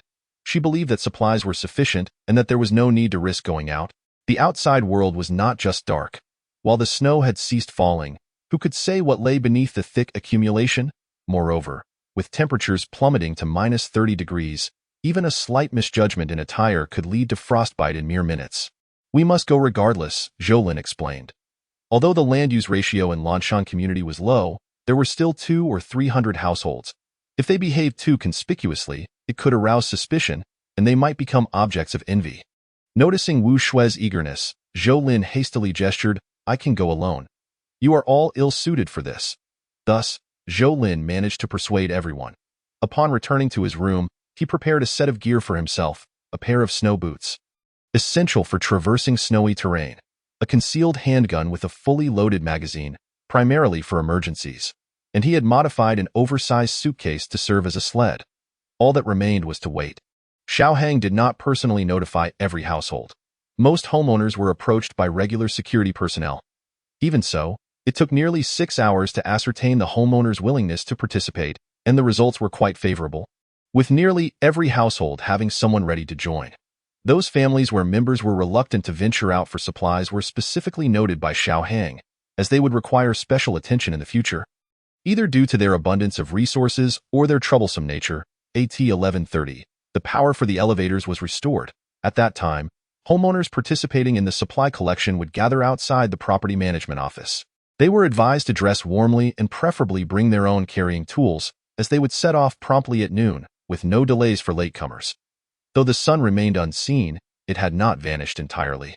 The midday light was slightly better, and temperatures were marginally higher than at other times, a detail Xiaohang had meticulously recorded. Tio gained control of Lanshan. He had indeed invested considerable effort. "I'm leaving. Do not open the door while I'm gone, little sister. Keep an eye on that woman. If she misbehaves, you know what to do." Zhou was bundled up like a cotton ball, though such precaution was unnecessary. It was merely a maternal instinct to ensure he did not feel cold. Thankfully, the property management was willing to restore power to the elevators. Otherwise, clad as he was and dragging a modified sled, Zhou would have been at a loss on how to descend. As the elevator descended, various homeowners entered, all strangers to Zhou. Even if he recognized them, he might not be able to identify them, as everyone was bundled up tightly, leaving only their figures or voices to distinguish gender and age. To Zhou surprise, several women emerged, and their numbers were not insignificant. Whether due to the absence of men at home or another reason remained unclear. When Zhou arrived at the property management office, a sizable crowd had already gathered, yet few spoke. Today, Xiaohang donned a flamboyant red winter coat and a blue winter hat. In a moment, our security personnel will lead everyone to the location of the supermarket. However, it is currently buried under heavy snow, and there may be ice beneath it. We must work together to clear the snow to gain entry. 2 days prior, government officials had visited, and the shelter was now at full capacity. Consequently, the government had authorized the community's residents to venture out in search of supplies, which did not constitute a violation of the law. Please prioritize your safety. If you encounter other groups collecting supplies, adhere strictly to our security personnel's commands. In these extraordinary times, we must unite and present a united front, even in the event of conflict. Do not fear. As long as we are in the right, the government will not penalize us. Xiaohang possessed a modicum of eloquence, as evidenced by the general approval of his words among the gathered homeowners. Zhou remained silent within the crowd, yet someone approached him unbidden. Although he could not discern the woman's features, her voice was pleasant, and her words were articulated with great finesse. Had she been a naive girl, she might have eagerly agreed to his every suggestion. Chapter 34. The neighbor from the adjacent building Zhou residence was in Building 8, the pinnacle of the complex, and the woman who approached him hailed from Building 7. Next door. Coincidentally, this woman, named Huang Minjing, also resided on the 17th floor, albeit in a 2-family unit. Unlike Zhou single-family home, I saw the lights on the rooftop platform of your building, Huang Minjing whispered into Zhou ear. Although Zhou never imagined that the existence of the utility room could escape everyone's notice, perhaps only Huang Minjing had spotted the glow emanating from it. What do you mean? A threat? Zhou remained silent, merely observing her. I merely wish to express a sense of envy, she replied, showing no signs of tension. The more friends one has, the more paths open up, wouldn't you agree? Let us proceed. Everyone, stay close. Xiao Heng's voice interrupted the exchange between Zhou Lin and Huang Minjing. Zhou Lin took a step forward, and surprisingly, Huang Minjing followed closely behind. In fact, I know your mother, she remarked. This statement prompted Zhou Lin's mind to conjure the thought, I could still be born. Cheng Yali was 57 this year. How old would Huang Minjing be? Don't believe me? I also know that not long ago, your mother purchased a large quantity of instant food. Can you guess who she bought it from? With the conversation reaching this juncture, Zhou Lin comprehended. Huang Minjing or her family must be involved in the instant food business, perhaps even serving as agents for certain brands in Jiazhou. Zhou Lin had always dreaded encountering such situations. While others might remain oblivious to the extent of the Zhou family's supplies, those who had sold provisions to Cheng Yali would certainly be aware. What a predicament! Wanting to avoid drawing too much attention, Huang Minjing voluntarily concluded their discussion, allowing Zhou Lin to breathe a sigh of relief as he contemplated how to navigate future interactions. Xiao Heng's mention of a large supermarket was known to many homeowners. It was a local chain not far from the community, sizable and with commendable quality. Most importantly, this supermarket was not underground but rather a street-level establishment spanning 2 floors. Compared to excavating a subterranean site, this supermarket would be easier to access. Normally, it would take just over 10 minutes to reach, yet it now consumed a full half-hour. To avoid attracting notice, security personnel forbade everyone from activating their lighting devices, rendering it impossible to ascertain whether anyone lurked in the shadows. Upon arrival, security began assigning tasks. Men like Zhou Lin were naturally the primary excavators. Each person was provided with tools, presumably those used in the community's landscaping. Shovels, hoes, and spades. Anything that could be utilized was employed. Given that the supermarket was an independent 3-story structure, there was no need to dig too deep. When the first window was exposed, security personnel stepped forward to shatter it and crouched down to inspect the interior with a flashlight. Once they deemed the area secure, they began assigning personnel. Not everyone could enter. A third of the group was stationed outside. The room with the window was evidently an office, leading into a corridor flanked by rooms bearing various signs. Once inside, security no longer prohibited the use of lighting, as it was significantly darker within than outside. One security officer lit a candle, purportedly to gauge the oxygen levels. Signs of prior rummaging were evident, indicating that others had already visited, which raised concerns among the group that their efforts might be in vain. Fortunately, the supermarket was expansive, occupying 2 full floors, with goods encompassing every essential aspect of life. Due to the large area, security encouraged everyone to form their own teams. The second floor primarily housed daily necessities, while the first floor was dedicated to food, this being the primary aim of their expedition. However, Zhou Lin did not hasten to descend to the first floor. Once he found himself alone, he took out his night vision goggles and donned them. Although the night vision device presented issues such as color distortion compared to the illumination range of a flashlight, it undoubtedly offered greater convenience. He observed that many counters on the second floor had been smashed, yet the actual items taken were few. Zhou Lin casually collected some clothing and then meandered to the area designated for daily necessities. Once he confirmed that no one was around, he began to gather items in earnest: shampoo, body wash, mosquito repellent, soap, toothpaste, and toothbrushes. Although the warehouse of the Lai Fu number did not lack these supplies, the underlying sentiment remained. Who would ever complain of having too much stock? Even if his family might not need them in the future, they could always be exchanged. As he continued to gather and stroll, he occasionally tossed a few items into the sled behind him. When he reached the women's supplies counter, Zhou Lin inexplicably paused. He did not need to worry about what Cheng Yali and Zhou Li required. With Zhou Li's meticulousness and Cheng Yali's generosity, he was unaware of how much they had stockpiled. His primary concern now was for Wu Shui.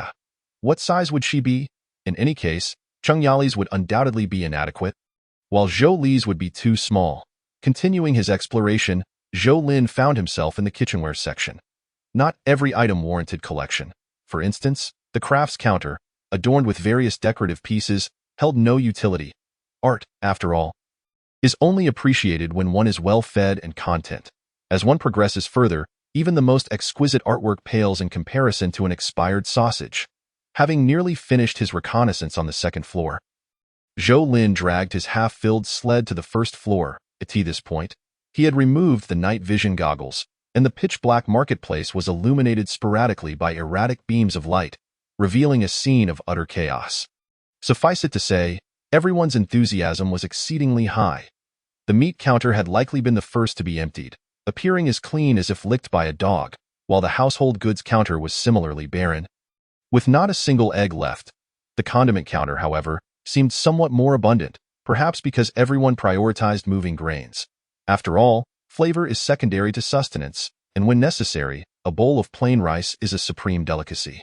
Prior to this operation, Xiaohang had already stated that regardless of how many supplies were found, distribution would ultimately be based on the manpower contributed by each household, meaning that every participant would receive an equal share. Thus, Zhou Lin began to toss oil, salt, soy sauce, vinegar, and tea into the sled, discreetly stowing some away in his space as well. Chapter 35. News of dehydrated vegetables. The first collective action of the Lanshan community homeowners proved relatively successful. No one disputed the distribution plan proposed by Xiaohang. 100 pounds of rice was sufficient for a family to last a month or two, especially considering the flour and various coarse grains, from which each person could receive over 10 pounds.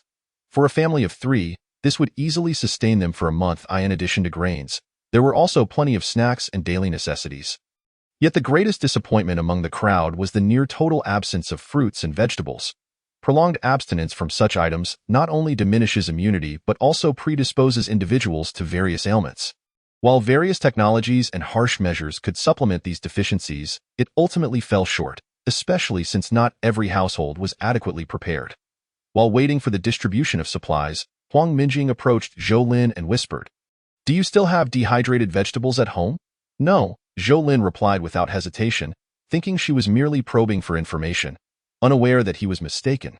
"I know there's a warehouse of dehydrated vegetables in the logistics park, intended for export, but they haven't managed to ship it out yet." Huang Minjing spoke in hushed tones, well aware of the scarcity of resources. She confided in Zhou Lin partly because of Qingyali and partly due to the foresight exhibited by the Zhou family. Despite the proximity of the logistics park, accessing it now proved difficult, as it seemed no vehicle capable of traversing the snow could be found in all of Jiazhou City. Zhou Lin also reflected on this, questioning why he hadn't thought of it sooner. However, upon further contemplation, he recognized that in southern Xia country, acquiring a sled or similar vehicle was simply impossible. Even if he had wanted to prepare, he would have been unable to do so. Without the context, Zhou Lin felt Huang Minjing was chastising him. Just then, a homeowner suggested they could venture out to procure fuel, as there was a gas station not far away, and some homeowners possessed expertise in this area. With ample fuel, they could not only provide heating for each household but also address the issues of lighting. Continuing in darkness raised concerns about the deterioration of many people's eyesight. For Xiaohang, this proposal from a homeowner came as a delightful surprise. In his management team, no one was actually familiar with gas stations. Today's success, coupled with the carefully crafted image, had established a positive reputation for Xiaohang in the minds of many homeowners, leading several to express their intent to join the discussion shortly. "Are you not participating?" Huang Minjing inquired. Reflecting on her earlier comment, Zhou Lin inexplicably replied, "I'm still just a child." Huang Minjing paused for a moment, then burst into laughter. Cheng Yali seemed indifferent to the supplies, focusing solely on whether anyone was injured or had suffered frostbite. "You two, take whatever you can use in the elevator." Zhou Lin retrieved some items specifically prepared for Wu Shui and placed them in the sled. To avoid awkwardness, he deliberately pulled Cheng Yali aside and asked if she knew Huang Minjing. "Huang boss, have you run into her?" Zhou Lin nodded. "I nearly forgot. Her family lives in our community." "Which building are they in?" "Next door, across the way." Zhou Lin pointed towards Building 7. Not only did she notice that you bulk purchased a lot of instant food, but she also saw the lights in our tool room. "Ah? Then what should we do? How about we sneak over tonight and silence her?" Zhou Lin's mouth twitched as he stared at Cheng Yali, unsure of how to respond. Huang boss was a decent person and likely wouldn't speak out of turn. But her mother was another matter entirely. He had observed her poor sportsmanship during their card games. "You play cards with Huang Minjing's mother? How old is she that you're playing cards with her?" "Huh." Cheng Yali paused for a moment before bursting into laughter. "You've got it wrong. Huang boss's mother is from the same generation as me. Huang boss is quite young. She's not even 30 yet." It dawned on Zhou Lin that he had jumped to conclusions, misled by Huang Minjing's initial comment. "Huang boss is impressive. Her father passed away 5 years ago."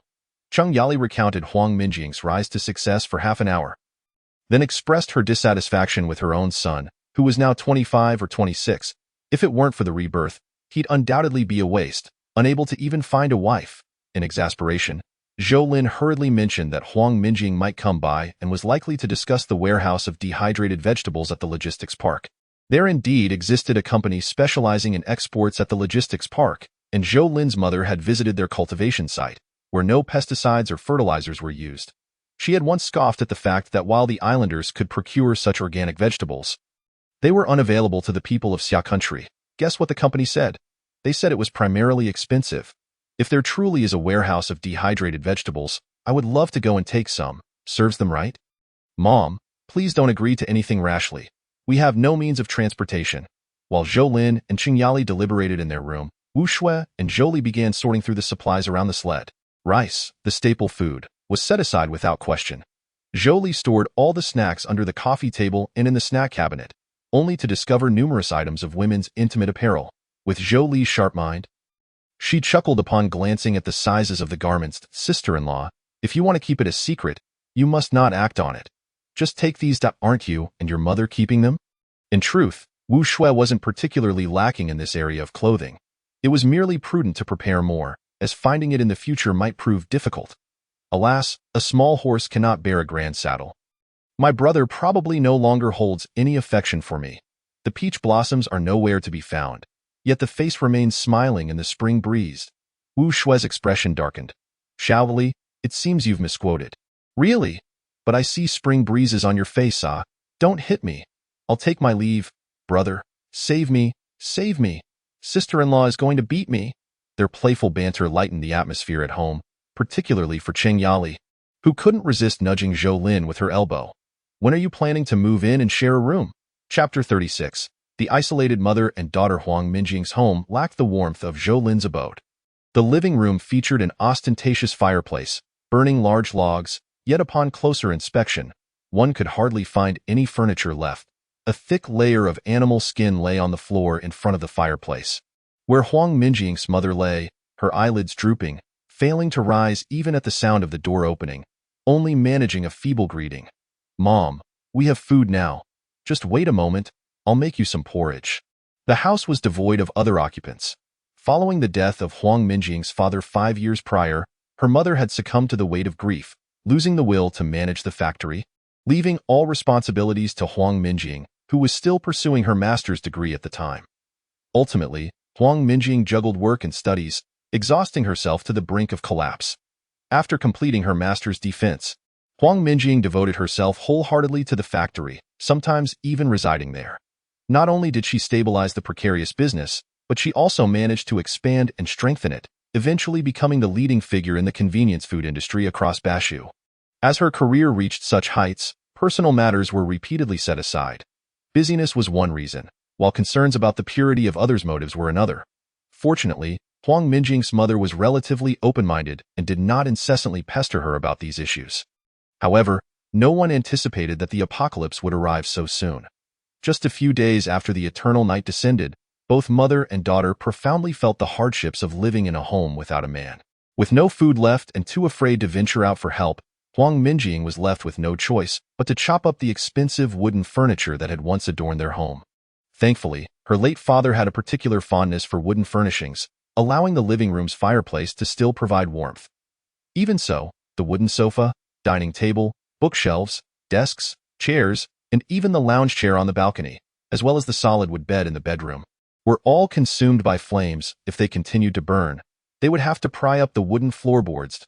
A fragrant porridge made from a mixture of millet and corn was simmered, and the two women savored a large pot of it while nestled beside the fireplace.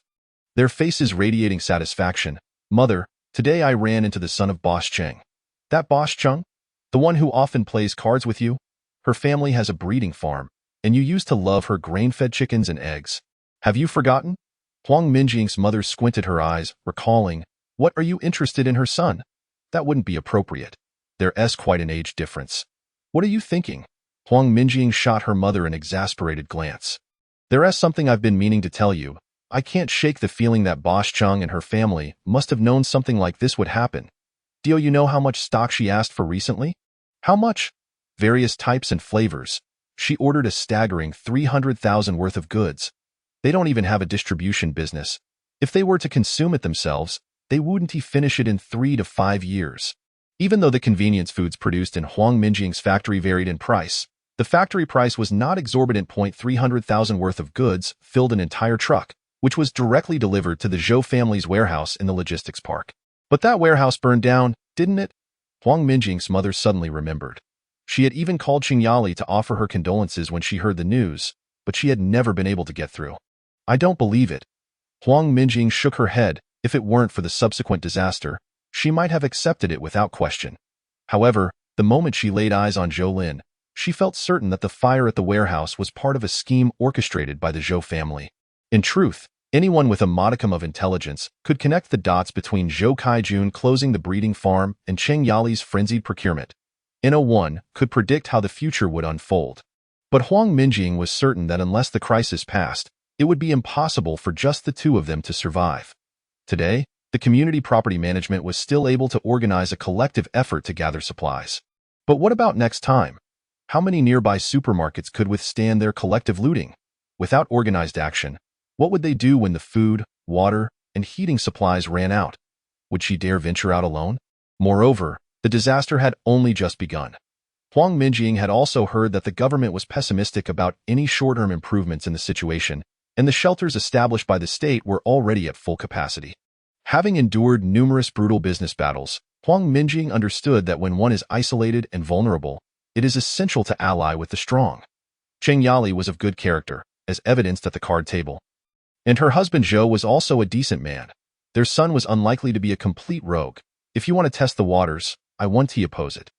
Huang Minjing's mother nodded, but cautioned, just don't casually disclose the location of our last batch of goods. Of course not. Huang Minjing smiled. Jia and Company has a batch of dehydrated vegetables meant for the island nation that hadn't been shipped out before the disaster struck. They still in the logistics park's warehouse. This batch of dehydrated vegetables can not only be used to test Zhou Lin, but is also a crucial resource for the future, perhaps even rivaling staple foods. With a plan in place, Huang Minjing scarcely took time to rest.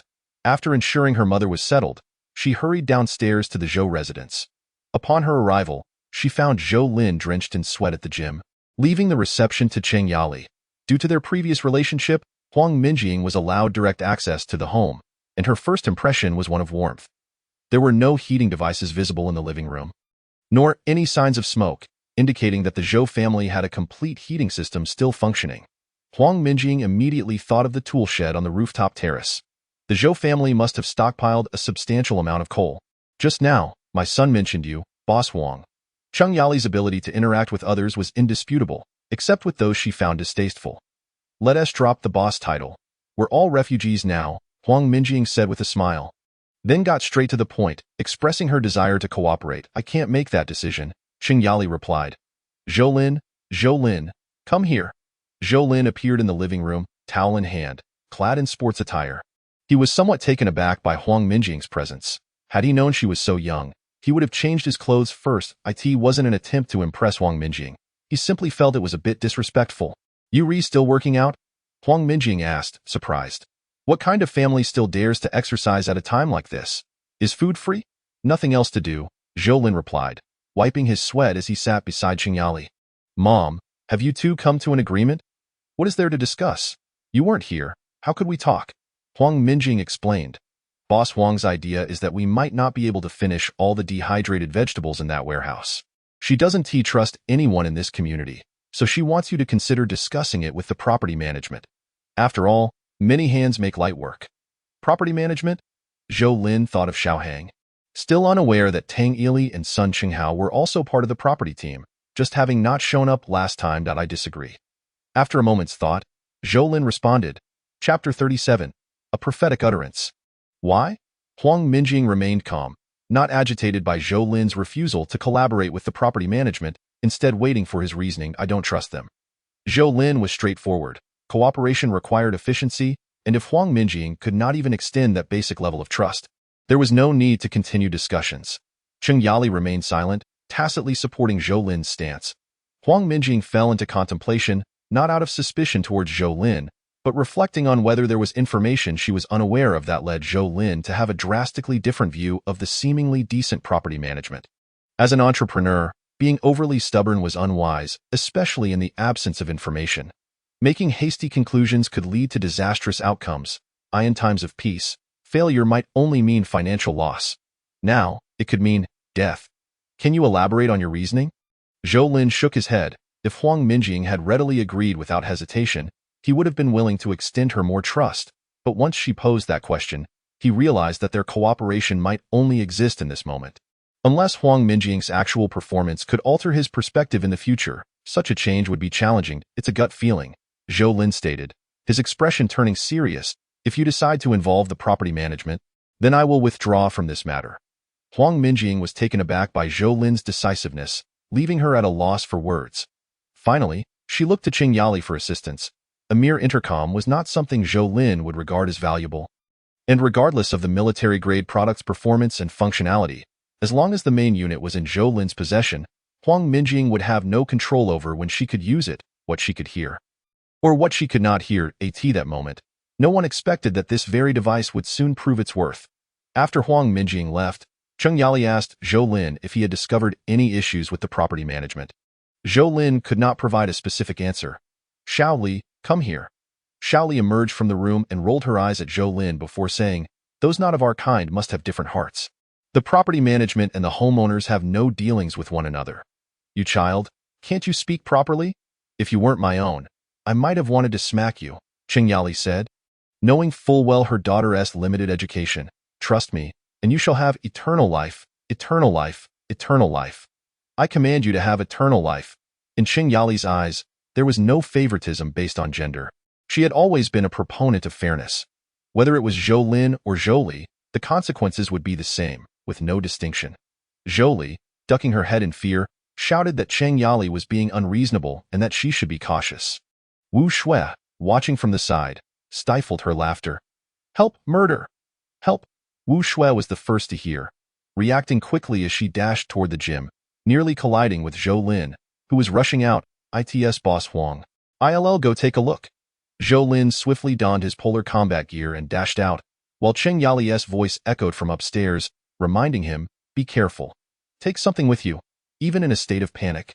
Zhou Lin still took a moment to check the surveillance before opening the door, ensuring there were no hidden threats outside. Better safe than sorry. In this apocalypse, caution is paramount. The elevator was powerless, and Huang Minjing had no choice but to take the stairs. Zhou Lin estimated her speed and concluded that she would only manage to reach the ground floor at most, though other possibilities could not be entirely ruled out. As he leaped down the stairs, Zhou Lin felt as if he were not descending but rather jumping from a building. Each flight of stairs was traversed in just 2 strides, yet his body exhibited no discomfort whatsoever. Before becoming an evolved being, a single misstep might have resulted in a sprained ankle, a second in a fracture, a third in paralysis, and a fourth in lifelong disability.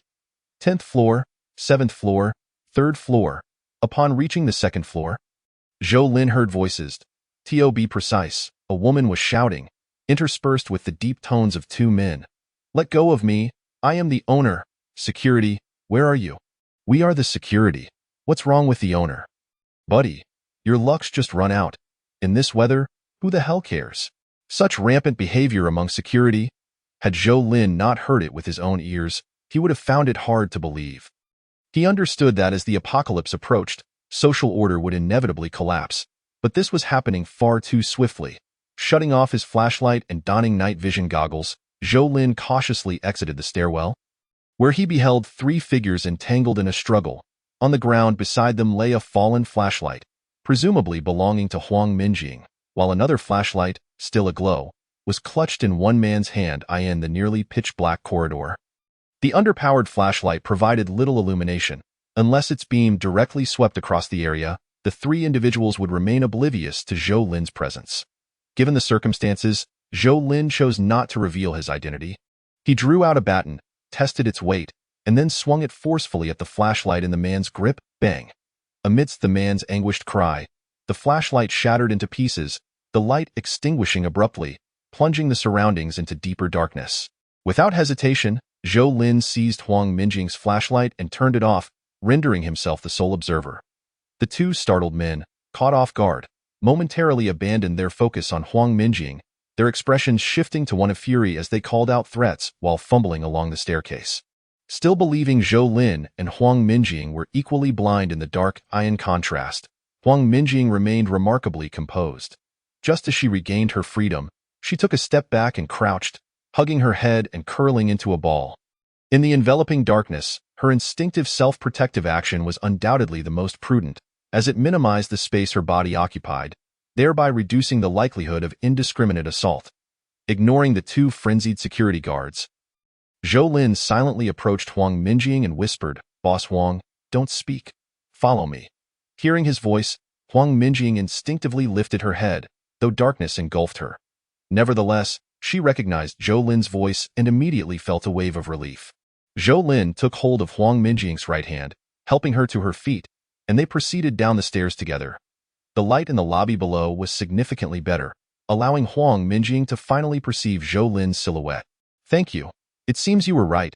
I was indeed naive. No need for thanks, it's too cold outside. Let's head down to the garage. Is there any danger in the garage?" Huang Minjing clutched Zhou Lin's hand tightly as she inquired. Uncertain of whether any property personnel might be present in the underground garage, Zhou Lin refrained from turning on the flashlight. With him guiding and providing timely warnings, Huang Minjing found it manageable to navigate the descent. Although the temperature in the garage was slightly warmer, the air was stale, and it was devoid of light. Even with a flashlight, Huang Minjing would have hesitated to venture down alone. "It feels like descending into hell," she remarked. Chapter 38. Rescuing Hell is Empty. Before activating the flashlight, Zhou Lin first stowed away his night vision goggles. He had anticipated needing some time to adjust, but to his surprise, it was not as he had imagined. For Huang Minjing, perhaps only the areas illuminated by the flashlight beam appeared bright. Yet Zhou Lin could discern a much larger scope surrounding the beam. Even the shadowy corners were vividly clear to him. Had evolution enhanced his senses as well? Zhou Lin resolved to test whether he could see in complete darkness later on. The distance from the underground garage to Building 7 was not far. Merely a matter of minutes, however, to avert any unforeseen incidents, Zhou Lin insisted on escorting Huang Minjing up. "I can't thank you enough." Huang Minjing adjusted her torn clothing. The temperature in the corridor was considerably lower due to the chimney effect. "Do you have no warmer clothing?" "Such warmth would hardly suffice for the logistics park," Zhou Lin replied. Huang Minjing forced a sorrowful smile and shook her head.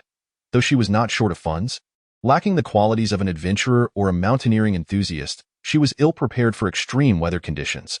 Even her fur coat prioritized fashion over functionality, and any alterations would hinder her mobility. "Would it be possible to set off at 10 tomorrow?"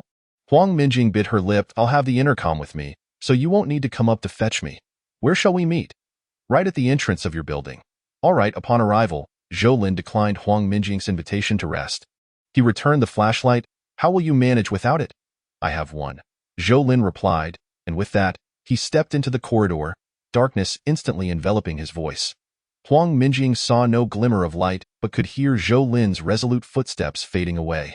Indeed, he could see. A smile crept across Zhou Lin's face in the dark. Evolution had indeed sharpened his senses. At least in terms of vision, he dared assert that he was now on par with feline creatures. Though the images were somewhat blurred, they were sufficient for him to navigate the descent without stumbling. One could imagine that if he encountered an adversary in such an environment, he would hold an insurmountable advantage unless the opponent possessed similarly acute senses or night vision capabilities, which was highly improbable. Sun Chenghao cradled his left hand with his right, revealing that his left hand had been deformed. The 5 fingers twisted at various angles, red and purple. "How did this happen? Didn't you hear someone coming?" "I'm not equipped with dog-like hearing, just as you didn't hear anything." Tang Ili, initially feeling some guilt, eventually became irked by Sun Qinghao's nagging. "I'm not a woman. Why should I indulge you?" I simply wanted to capture that woman first," Sun Qinghao retorted, his eyes wide. "Isn't it just you? You encounter a woman and become paralyzed. Damn it. If it weren't for your desire to take advantage of her, would you have been beaten? Is it just me wanting to take advantage? Aren't you the same?" "I was merely commenting. You were the one who went up first to entangle her, and you even thought of using a pack of instant noodles to sleep with her. How could you even think of that? What's wrong with a pack of instant noodles?" Tang Ili scoffed. "I could offer a pack of instant noodles, and that would be looking down on her." Believe me, I could survive a day on just a pack of instant noodles. Enough already. Let's find a doctor and see if we can fix my hand. Damn it, it's lost all sensation. We can only look for the boss. You better watch your attitude. Tang Ili and Sun Qinghao had known each other for many years, so bickering was commonplace, yet abandoning him was something Tang Ili could not bring himself to do. Doctor? Xiaoheng glanced at Sun Qinghao's hand and couldn't help but inquire how it had happened. Not wanting to divulge the truth, Sun Qinghao and Tang Ili had agreed to say that it was injured during a door mishap. You got your hand caught in a door and ended up like this? Are you out of your mind? If earlier Xiaoheng had to put on a facade of gentility in front of them, now he had essentially dropped the act, discarding any pretense of being gentle or polite. Get lost. I'm a rough man, and I'm here to make it clear to you all, don't listen? Then there's no food. And you'll be out there starving in the cold. However, even a piece of toilet paper serves a purpose, and if that piece of paper were to tear, while it wouldn't be completely useless, one would certainly hesitate to use it for its intended function. To ensure that Sun Qinghao's toilet paper remained functional, Xiaoheng flipped open his notebook. As a property manager, how could he not be aware of his clientele? He had essentially recorded the background and professions of every resident and their main family members in his notebook. In our community, there are a total of 8 owners in this regard. Let's disregard Building 8 and the 16th floor. It's too troublesome to deal with. You should try Building 2, Apartment 301. The couple there are both doctors. The husband runs a physiotherapy clinic, and business seems to be doing well. Just don't know how skilled he is. We'll have to hope for the best. Remember to bring some food as gifts. You can pick them up from Captain Zhang. This is a one-time exception. With a mix of a stick and a carrot, Xiaoheng adeptly employed his tactics. Sun Qinghao felt as though he had seen through it but couldn't openly express it. Tang Ili, on the other hand, was immensely grateful, almost ready to bow in appreciation, especially upon hearing that they wouldn't have to provide the gifts themselves. Which landlord has any surplus now? Moonlight? Sunlight? No. Tang Ili was living paycheck to paycheck. Sister-in-law, do you believe me now? Those who trust me shall live forever. Owners shall never be slaves. Being called sister-in-law in front of Zhou Lin left Wu Shui feeling a bit embarrassed. Stealing a glance at Zhou Lin, she found him unresponsive, which made Wu Shui unable to restrain herself, and she marched over to grab Zhou Lin's arm. Huh? What do you mean, huh? Time for a checkup, as Wu Shui dragged Zhou Lin away. Zhou Li's eyes darted, and she beckoned to He Zai. Initially indifferent, He Zai only reacted when Zhou Li revealed a piece of beef jerky. Beef jerky. Even the proud and defiant black dog could not resist such temptation, ultimately succumbing to the sugary allure of its young master. Stealthily, it approached the gym's entrance, managing to squeeze in a significant portion of its head. Wow, how impressive you are. After a similar level of exertion, your heart rate has decreased again. It has thickened. It's increased by another centimeter. At this rate, you won't turn into Guadacitin, will you? TSK, so firm. Who can withstand that? Perhaps every seemingly quiet little fairy harbors a hidden devil within. Zhou Lin was unaware of Wu Shui's thoughts. He only knew that he could not afford to think of anything at the moment. Chapter 39. The Logistics Park is a vast snowfield for those living in the apocalypse. Today brought a piece of good news. The snow had ceased. Once again prepared, Zhou Lin ventured outside, having just contacted Huang Minjing, who was also ready. Dehydrated vegetables might not be crucial at this moment, but their significance would undoubtedly become more apparent as time passed. After traversing the underground parking garage, Zhou Lin retrieved his sled. The elevator was out of service again, and he certainly wouldn't foolishly carry a suitcase taller than himself up the stairs. Clad in cold-resistant gear and snowshoes, Zhou Lin opened the sled in the deserted foyer, extracting the supplies he had prepared for Huang Minjing. He was immensely grateful. Huang Minjing felt a surge of excitement. Although their relationship was merely a partnership, women are often emotional and easily moved by timely assistance, leading to promises of eternal gratitude or even pledges of servitude in the next life. As they exited the foyer, a security guard spotted them and promptly informed Xiaoheng. Zhou, that young lad from the Zhou family, what was his name again? Xiaoheng pondered whether they were off to gather supplies. The main gate of the community was locked, but a small iron gate could be opened from the inside. It must be Xiaoheng or someone from the property management. Zhou Lin thought little of it. He simply wished to avoid revealing too much too soon. However, if anyone were to provoke him or his family, like that group who had blocked his path previously, he would not hold back. Huang Minjing's visibility was quite limited. Zhou Lin had refused to use a flashlight or activate emergency lights, as that would easily expose them. How can we proceed without seeing anything? Just hop on. Zhou Lin pointed to the sled on the ground. He had estimated the distance between the two locations, along with Huang Minjing's speed and stamina, and the conclusion was disheartening, not counting the time spent in the warehouse. It would take at least 12 hours. This was unacceptable to Zhou Lin. Thus, the best approach was for him to drag Huang Minjing along. With his current strength and endurance, he could reduce the time to 8 hours. Later, Zhou Lin thought of using skis. As a southerner, he had never skied before. It was only after the apocalypse began that he had desperately learned. Once he donned the skis, his speed dramatically increased. However, only someone like Zhou Lin, who possessed both strength and enough skill, could maneuver on skis while dragging a rudimentary sled at a swift pace. During the day, the faint light filtering through the dust clouds, although insufficient for an ordinary person to see, allowed Zhou Lin to discern a range of about 100 meters. With this visibility, driving would actually suffice. The reason he didn't push himself to his physical limits was that the wind was too fierce. While Zhou Lin could tolerate the exertion, Huang Minjing, trapped in the sled, was nearly buried and shivering from the cold. "Stop, let us take a break." Half an hour later, Huang Minjing called out with a quivering voice. She felt that if they didn't pause to warm up, she might freeze before they reached the logistics park. They had covered about a third of the distance. As Zhou Lin spoke, a long plume of white mist escaped his lips, reminiscent of a winding jade dragon gradually dissipating in the frigid air. "Really, really fast? Aren't you tired?" Huang Minjing inquired. "I'm all right." Zhou Lin popped a chocolate bar into his mouth. The most notable similarity between evolvers and those with abilities was their need for sustenance.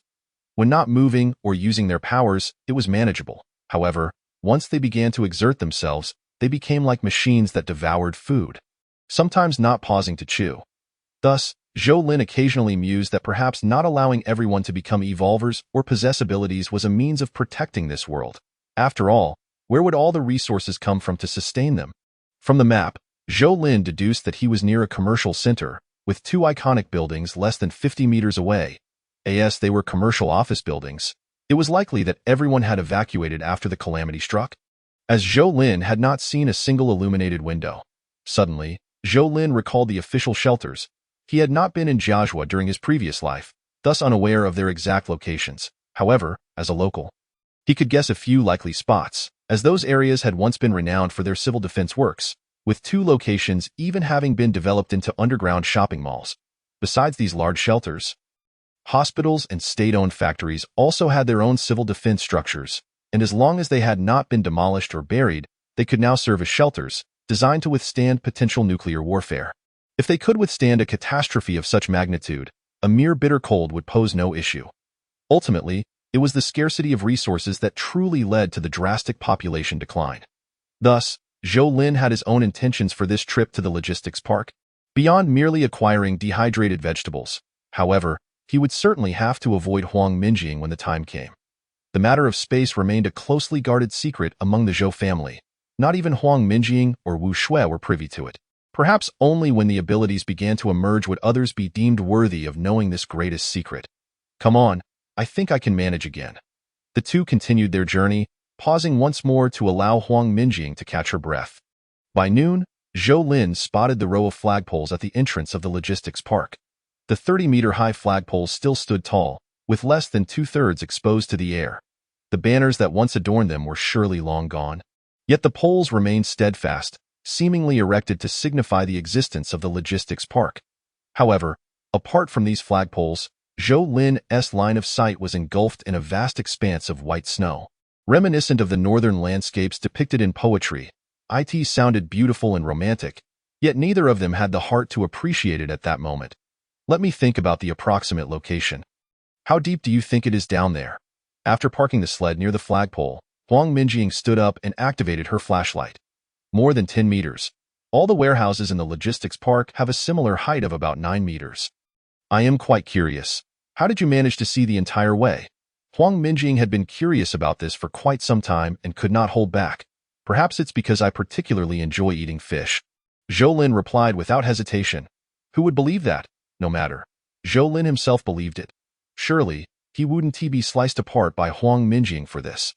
Let us check the map. A few minutes later, Zhou Lin doubted Huang Minjing's ability to locate the dehydrated warehouse accurately in the vast snowfield. It was better not to randomly point and waste energy and time. Chapter 40. Struck gold. The perpetual night brought the advantage that as long as there was no light, one could be fairly certain that there would be no one nearby. Even if someone were present, they could not see what you were doing unless they possessed night vision abilities like Zhou Lin. With the aid of the map and a military-grade compass, Zhou Lin and Huang Minjing ultimately pinpointed an area. If all went well, digging down should lead them to the warehouse storing dehydrated vegetables. Let us get started. Time is limited. Let us divide the tasks. They had agreed on their roles during the journey. Zhou Lin would dig into the warehouse while Huang Minjing would prepare a temporary shelter. Essentially a snow cave. Typically, a warehouse full of dehydrated vegetables would contain dozens to hundreds of tons. Even with 10 or 20 people, it would be impossible to move it all in one go. Furthermore, regardless of whether it continued to snow in the future, every trip to haul away dehydrated vegetables would require digging and refilling the hole to avoid exposing the warehouse. A relatively fixed point to rest not only provided a place to recuperate but also served as a storage area for supplies. Zhou Lin retrieved 2 shovels from the sled and handed one to Huang Minjing, and they set to work. Although the intensity of their labor was vastly different, by the time Zhou Lin reached the warehouse's ceiling, Huang Minjing had only managed to dig a shallow pit, barely deep enough to bury her calves. Hurry up, Zhou Lin remarked coolly. In the apocalypse, there was no time for chivalry. Only those who were well-fed and warm could afford to ponder other matters. Those suffering from hunger and cold would fight desperately for survival, and anyone who lagged behind would be ruthlessly abandoned. Huang Minjing felt somewhat embarrassed, yet the snow on the ground had already frozen hard.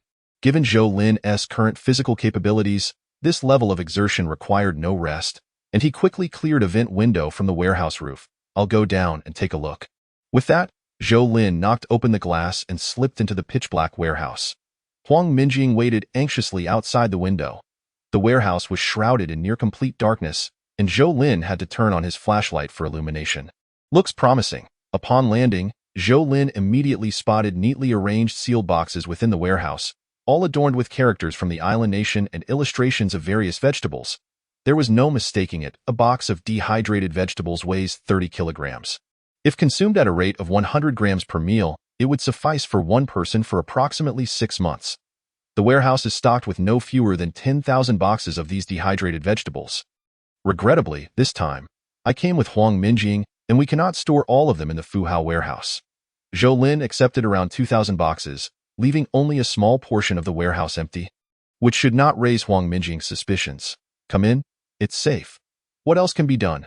We cannot possibly let Zhou Lin take out the conqueror to load it up. Huang Minjing pondered for a moment and found no better alternatives. While the journey might not expose them, once they enter the community, the situation could change if they were to encounter the property management staff. Anyone who attempts to gain Huang Minjing's trust would find themselves on her blacklist.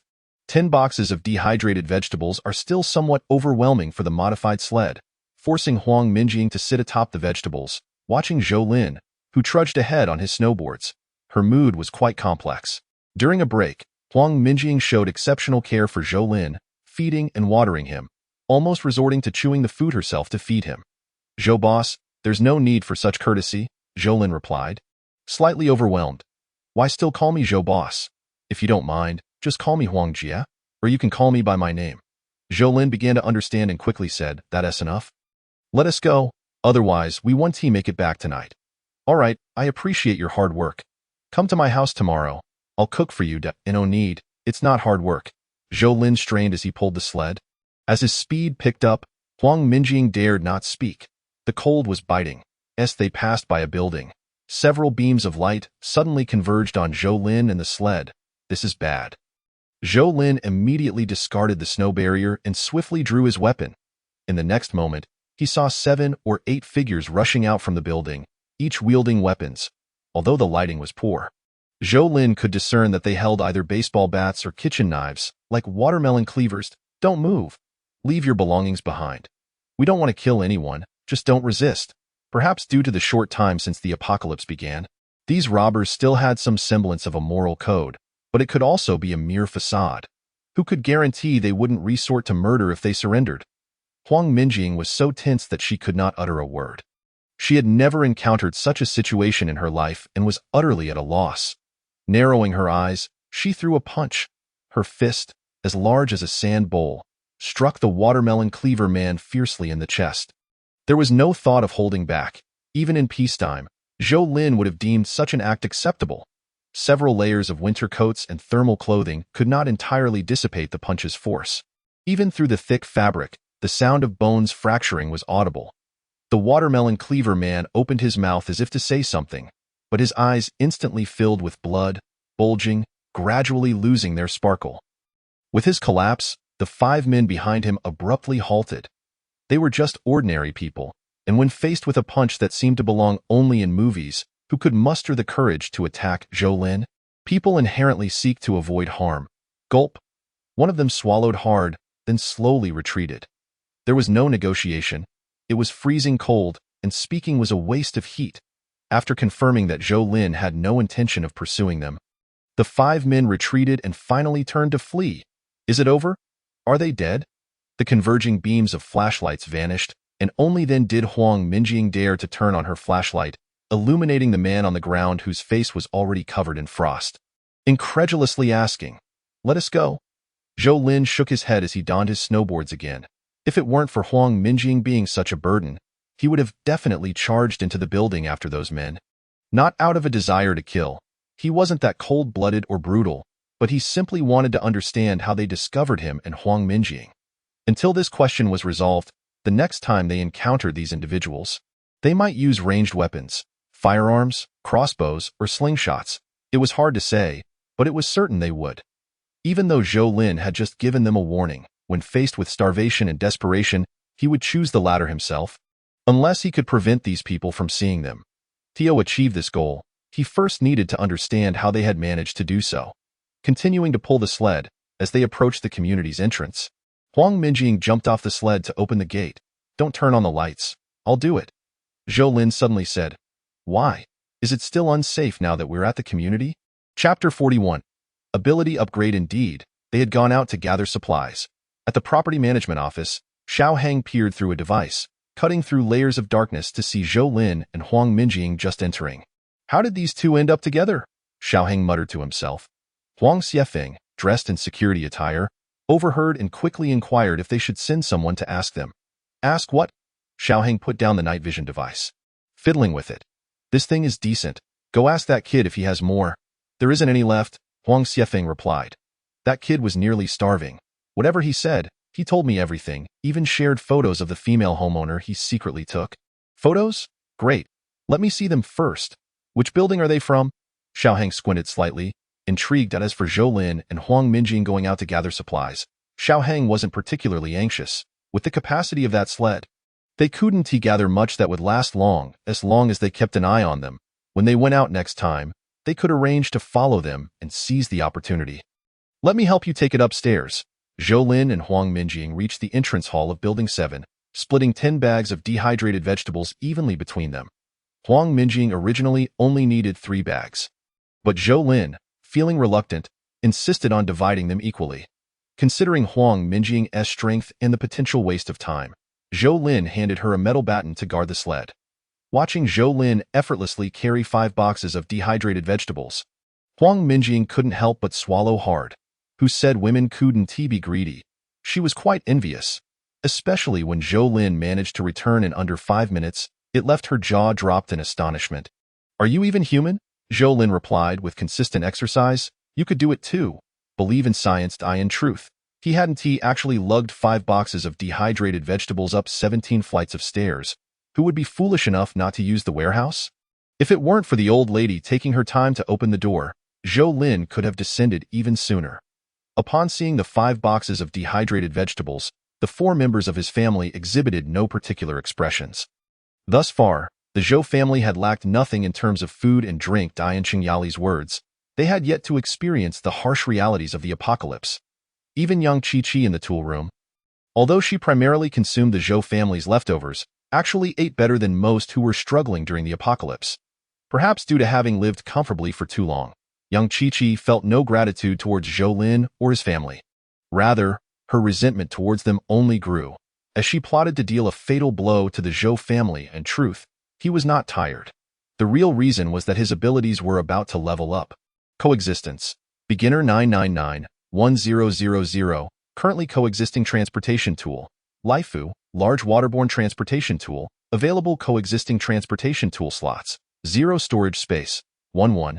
Having never experienced it, Zhou Lin was unaware of what an ability upgrade entailed. To avoid any mishaps, he locked the door and sat cross-legged in the center of the room, adjusting his breathing and heartbeat before slowly moving the materials he had previously taken out from light to heavy into the warehouse. 1, 2, 3. Coexistence. Intermediate 1000-10,000, currently coexisting transportation tool. Laifu, large waterborne transportation tool, available coexisting transportation tool slots. 1 storage space. 1-2 intensity coexistence. 2.5 minutes 24 hours evolution level 1, 2. 5. 2,514 10,000. The changes following the ability upgrade primarily included an increase in the slot for coexisting transportation tools and storage space, the addition of a value termed evolution level, and the acquisition of an active skill. Intensity coexistence. His body could match the strength of the coexisting transportation tool, but it could only be used once a day, currently lasting 2.5 minutes, corresponding to the value of evolution level. Zhou Lin was not surprised by the emergence of the evolution level. In his previous life, he had known that abilities would ultimately lead to evolution. However, ordinary evolved beings should not be able to perceive their own evolution levels directly. This was likely a privilege of ability users. The duration of the intensity coexistence skill might be directly related to the evolution level.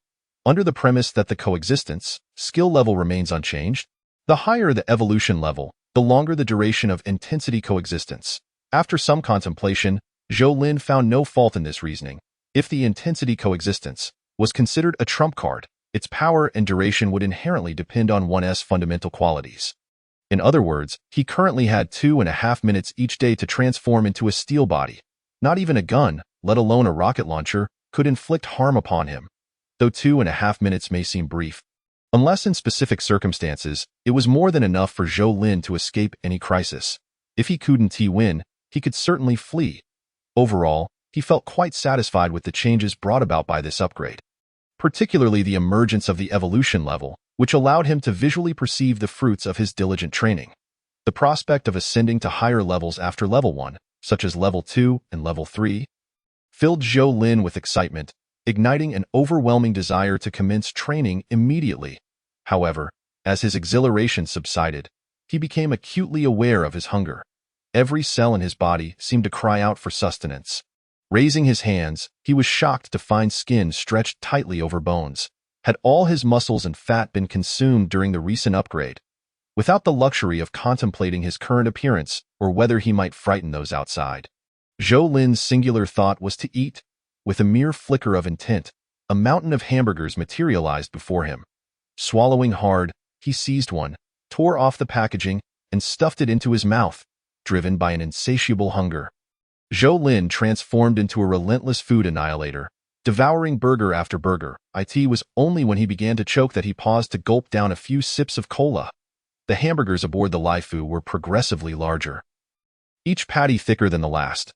Logically, consuming 3 or 5 would surely be enough to satisfy someone of Zhou Lin's stature. Yet he had devoured no fewer than 70 or 80, with no sign of his belly swelling. Instead, his skeletal appearance began to improve, as if the meat within the hamburgers was gradually replenishing his body. It was unclear how many he had consumed before he finally felt a sense of calm settle over his hunger. At this point, his physique had returned to normal, perhaps even appearing taller and more robust than before. The contours of his muscles now lay concealed beneath resilient skin, presenting a more aesthetically pleasing sight than that of a purely bodybuilder physique. Rising to gaze into the mirror, Zhou Lin nodded in satisfaction. The only concern that lingered was Wu Shue's upcoming health examination. While Zhou Lin was hidden away in his room upgrading, a convoy appeared at the entrance of Lanshan Community.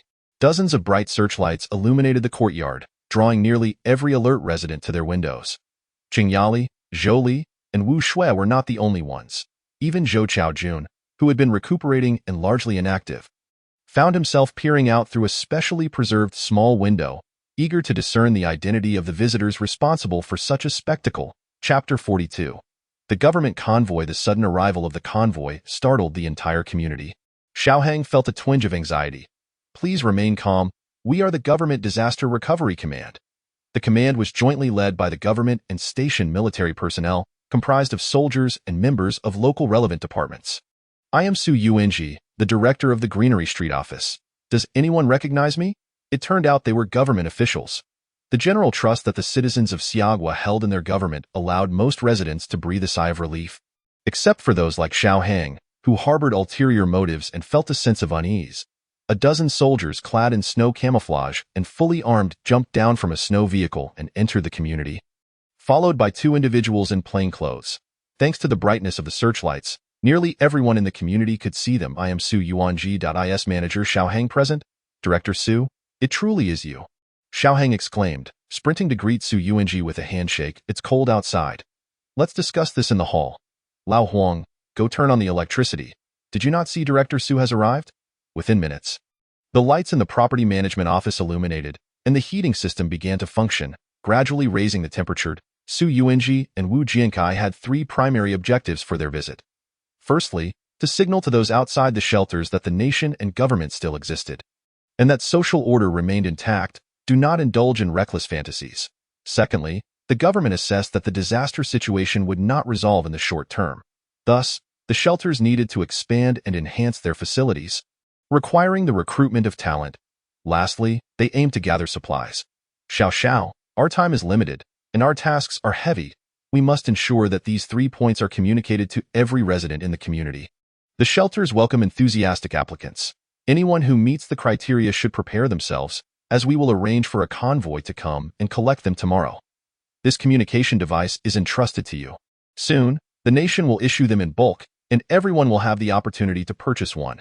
Xiaohang accepted the brick-like device with an ingratiating smile, nodding repeatedly to reassure Su Yuanji of his commitment to fulfill the task. Outside, the loudspeaker had already broadcast the announcement regarding the selection of personnel for the shelters and the specific requirements 3 times. The community's residents, without stepping outside, were already aware of Su Yuanji and his entourage's purpose. Whether or not anyone felt tempted remained uncertain. For certain, the Zhou family of 4 would not be swayed, and neither was Wu Shui, so it was merely a recruitment for the shelters. They sought skilled labor and manual workers. However, given the current circumstances, many might be inclined to accept any opportunity for a meal. Zhou Chaojun remarked, not necessarily. Zhou Li shook her head. People are inherently selfish. The shelters are not a paradise free of troubles. There are plenty who may appear loyal yet harbor ulterior motives. All right then, the other 3 had mostly failed to grasp the essence of Zhou Li's words, but they were accustomed to it. At this point, Zhou Lin finally emerged. He had just realized that, following the upgrade of his abilities and the evolution of his body, his resistance to the cold had seemingly improved significantly, though he had donned a coat to avoid overly startling others. Even so, Cheng Yali exclaimed in alarm, asserting that catching a cold would be dire. Isn't there a doctor around? It's not that cold, he retorted. Wu Shui tilted her head, her gaze scrutinizing Zhou Lin repeatedly. I feel like you've changed a bit. Really? Perhaps it's just due to recent exercise, Zhou Lin denied. Zhou Chaojun and Cheng Yali exchanged knowing glances before swiftly changing the subject. Su Yuanji and the convoy departed, leaving the community once again enveloped in silence and darkness, as if one could hear the collective sighs of its residents, wondering when this ordeal would come to an end. The lights in the property management office had yet to extinguish, and Xiaohang was examining the communication device. It appeared to be infused with a distinctly Russian style, likely a hastily assembled product, combining an ordinary smartphone with satellite communication modules and an oversized power bank. Yet, as he perused the various messages within the shelter and regional boards, Xiaohang felt an overwhelming sense of returning to a civilized era, nearly brought to tears. Tell the brothers, let's have a good meal today, and then go door to door to notify and encourage our community's residents to sign up for the shelters? Huang Xiefeng inquired. Xiaohang tilted his head toward Huang Xiefeng. Are you really that foolish? Of course, we should encourage them to remain and fend for themselves. We must try to drive away any troublesome elements, and make sure that the families on the top floors of Building 8 and Building 7 named Huang do not leave. As a reader well-versed in countless apocalyptic novels, Xiaohang felt an uncanny sense of being the protagonist, with Lanshan serving as his launching pad, where both resources and people were his to command. The loudspeaker's announcement from the shelter's convoy had indeed stirred some interest among the residents. In a matter of days or even weeks, most homeowners could likely endure the hardships. However, what if the situation persisted? With the government beginning to expand and enhance the shelters, it indicated their lack of belief in an imminent resolution to the disaster. The astute would follow in the government's footsteps rather than pursue their own unconventional paths. As for the quality of life within the shelters, surely they would provide at least a meal, and it was unlikely anyone would freeze to death, right? And if worst came to worst, someone would eventually bury the dead, wouldn't they? Huang Minjing's mother believed they should go to the shelter.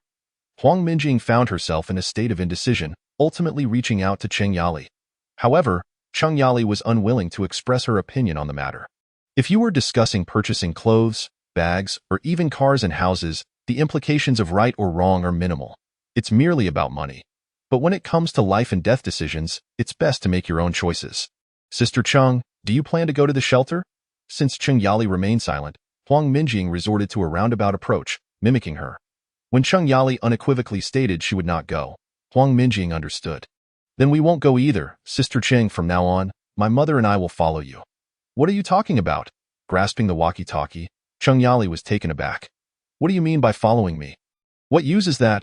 No, Sister Cheng, I have a stockpile of instant food stored in an absolutely secure location, about 50 tons. Let's not discuss whether to follow or not. Let's simply help each other. If you have any urgent needs, feel free to let me know, Cheng Yali conceded. Do you have any excess coal or charcoal? I've been burning up the floorboards. Chapter 43. Racing against time. She wants coal? What could she offer in exchange? Cheng Yali had divulged the existence of her 50-ton stockpile of instant food, yet she also acknowledged the possibility that Huang Minjing might be fabricating her claims. Nevertheless, the allure of 50 tons of instant food was indeed enticing. According to Zhou Lin's account of the apocalyptic progression, the future value of such a stockpile would be immeasurable. She merely mentioned it casually. Even if it existed, she would not easily part with it. Zhou Lin shook his head, having discerned through several interactions with Huang Minjing that she was no simple character. A straightforward person could not turn a nearly bankrupt food factory into a thriving enterprise in just a few years. Could they? She was aware of his substantial coal procurement efforts. In truth, it was not just coal. Cheng Yali had been overwhelmed with the sheer volume of supplies needed, and efficiency and cost were her only considerations. Even knowing it could lead to risks, she had no better alternatives. Zhou Lin pinched the bridge of his nose, deciding it was time to venture out. What on earth would you go out for? How cold and perilous it is outside. We are not lacking. Just because we lack nothing now does not mean we will always be without. Zhou Lin interrupted Cheng Yali. Realizing that his intervention was ineffective, Cheng Yali darkened her expression and went to seek out Zhou Li and Wu Shui, intending to employ a maternal strategy against Zhou Lin. Unbeknownst to her, she was already a step too late. With no encumbrances, Zhou Lin needed no preparation to venture outside. The darkness enveloped the area. Who could possibly see him leave? Quick, inform the boss that the man from Building 8 has gone out again. The truly slumbering Xiao Hang was roused, but by the time he acquired the night vision goggles, Zhou Lin had already exited the community gate. Damn it! Xiao Hang slammed his thigh in frustration. Didn't we instruct you to secure the main gate? No. Once the people from the shelter arrive tomorrow, we will seal the gate, boss. Sealing the gate is pointless. The snow accumulation in many areas of the community surpasses the height of the walls. Outside the community, without the cover of buildings, the biting cold wind was markedly fierce, in the eternal darkness of the endless night. Just a mere 10 days had passed, and the once resplendent lights felt like a distant memory. Perhaps humanity would find it challenging to recapture its former glory. Even when the endless night concludes, the world will not treat humanity gently. Hence, I require more supplies. After bolstering his resolve, Zhou Lin set off on his snowboards towards the logistics park. Beneath the blanket of heavy snow, the once familiar roads and rivers vanished, yet fortunately, with the upgrade of his abilities, his night vision had seemingly improved as well. What he could barely see at a distance of over 100 meters now became clear within 200 meters. And even outlines could be discerned beyond that. This ability alone was sufficient to place Zhou Lin in an invulnerable position, as others appeared almost blind in comparison. Even Su Ziyuan's team, reliant on powerful searchlights, would likely not see as clearly as Zhou Lin. To ensure safety, the convoy had to strictly follow the new satellite navigation system. Otherwise, they They risked catastrophic accidents at any moment. Given the difficulty of this outing, every time Su Ziyuan's team passed a community or building that might harbor people or supplies, they would halt, seeking out those in need and gathering resources. The shelter was currently in dire need of nearly everything, meaning any items related to survival were valuable. Truly high-value targets, such as granaries and supply depots, were reserved for more elite and specialized teams. Such teams were often composed solely of military personnel, led by experienced reconnaissance soldiers and special mountain troops. Zhou Lin, positioned a few hundred meters from the logistics park, spotted a massive convoy. Could it be too late? As he beheld the illuminated logistics park, Zhou Lin couldn't help but feel anxious. He presumed the authorities wouldn't abandon the logistics park, yet he hadn't anticipated their arrival would be so swift. Logically, while the logistics park was important, it should have been prioritized after granaries and large supermarkets. His reasoning wasn't entirely flawed. He merely underestimated the number of troops stationed in this area. Despite Jiazhou City's seemingly low administrative status, it was a legitimate military stronghold, with several army brigades stationed nearby, totaling nearly 100,000 personnel when accounting for other forces. Moreover, with the ample military budget over the past decade, even the army was well equipped. Following the disaster, troops nationwide had quickly mobilized for support, enabling the Jiazhou Post-Disaster Command Center to dispatch dozens of convoys simultaneously. Some seemingly impossible tasks became feasible with government involvement. The inventory list of supplies at the logistics park during the disaster was currently in the hands of Colonel Wang Pingping, the convoy leader. Have the 38 tons of dehydrated vegetables still not been located? Excavation operations had commenced half an hour ago, with several key warehouses under the control of the participating personnel. However, the absence of logistics park staff was the biggest blunder of this operation.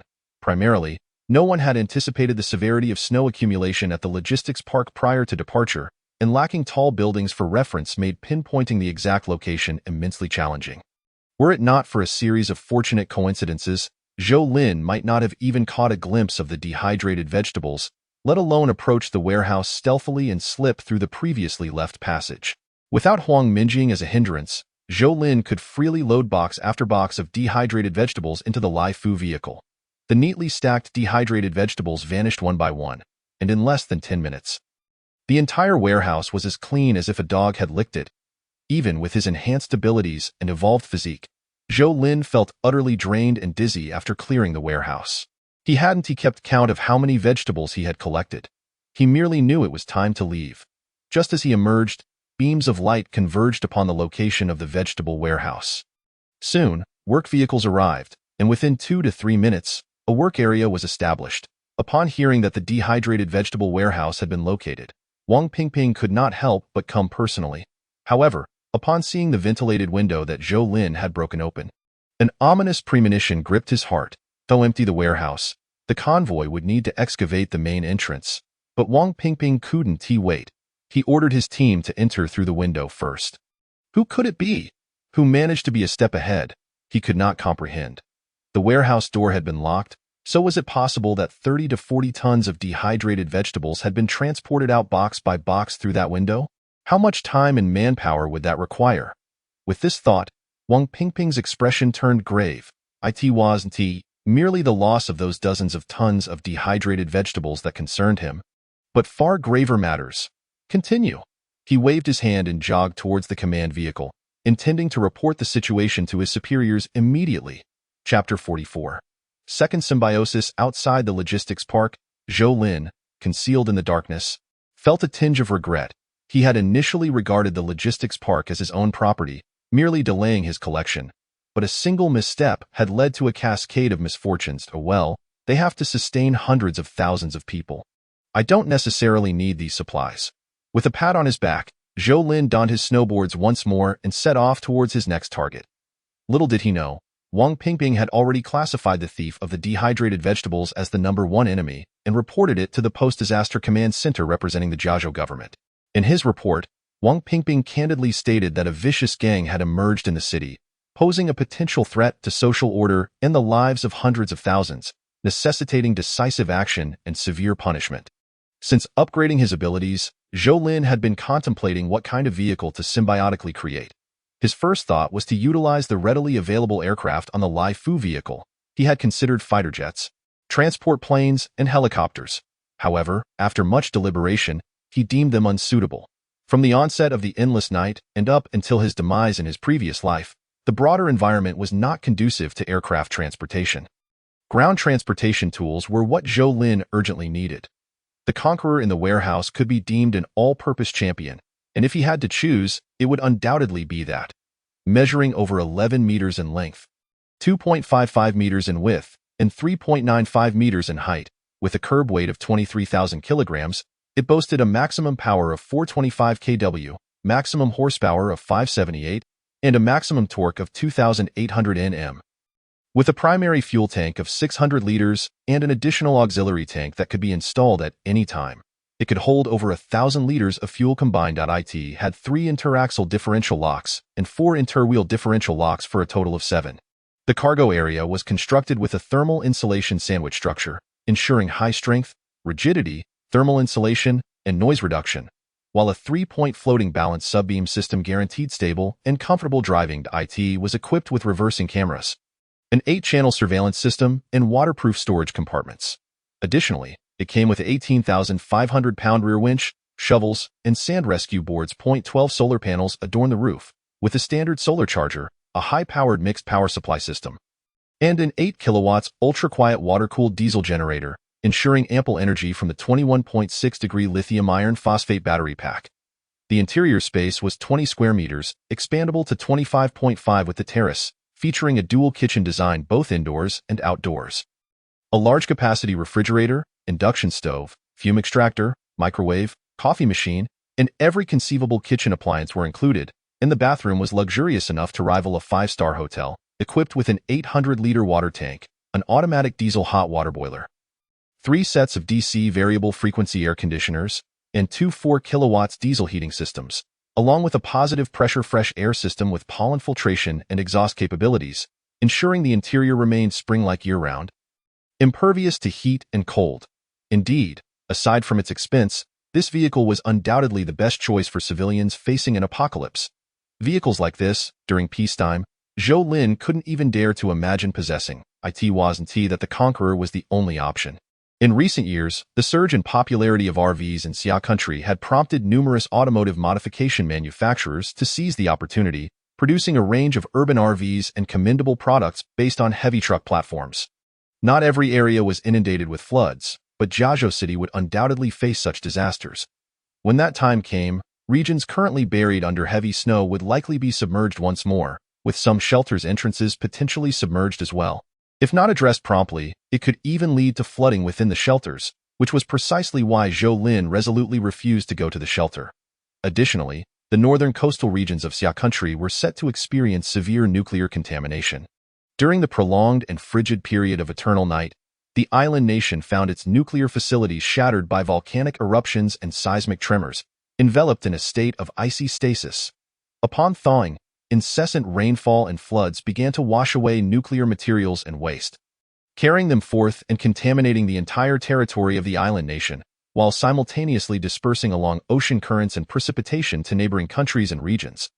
The intense nuclear radiation not only posed a grave threat to humanity but also resulted in the death and mutation of countless organisms, inevitably leading to the widespread distribution of these hazardous materials and waste across the globe, the consequences of which are unfathomable.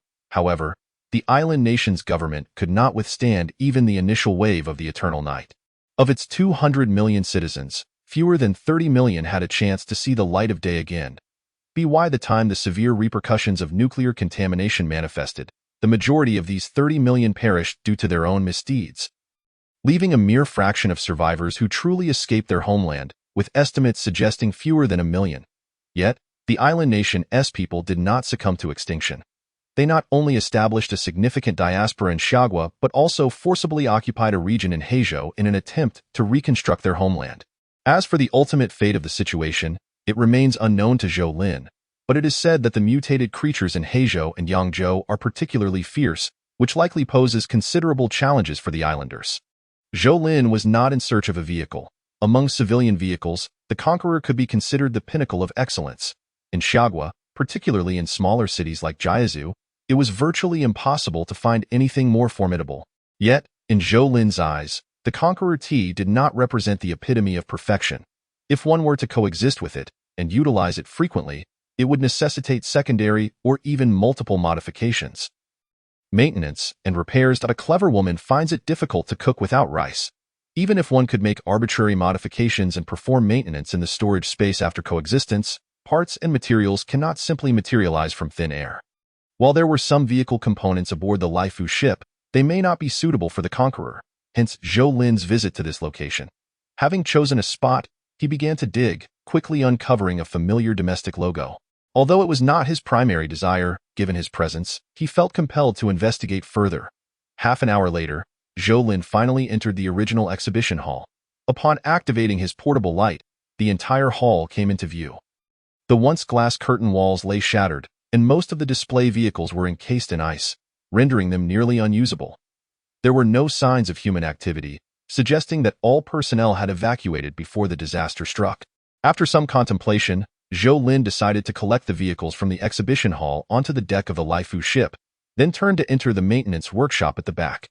Numerous vehicles awaited maintenance, or were in the process of being repaired. Regrettably, they would never see their owners again, and Zhou Lin held no interest in them. His sole purpose was to gather brand new parts and repair tools from the warehouse. 15 minutes later, Zhou Lin paused. Panting, he realized that this approach was inefficient and unsustainable. He could not be running back and forth every day. Chapter 45. Yang Qiqi causes trouble. Beep, beep. The alarm made Zhou, who was reading on the sofa, lift her head. The monitor displayed a night vision image from outside the elevator lobby, revealing someone knocking on the blast door. Mom and Dad. It seems to be someone from the property management. Outside the blast door, Huang Xiefeng frowned deeply. Having been specifically instructed by Xiao Hang, he had come to inquire about the Zhou family's stance. The property management? What is it? The voice of Zhou Kaijun came through the surveillance camera, and Huang Xiefeng shone his flashlight toward the camera, his impatience growing palpable. You won't even open the door? Is there no trust in the property management? Such was the arrogance of the wealthy.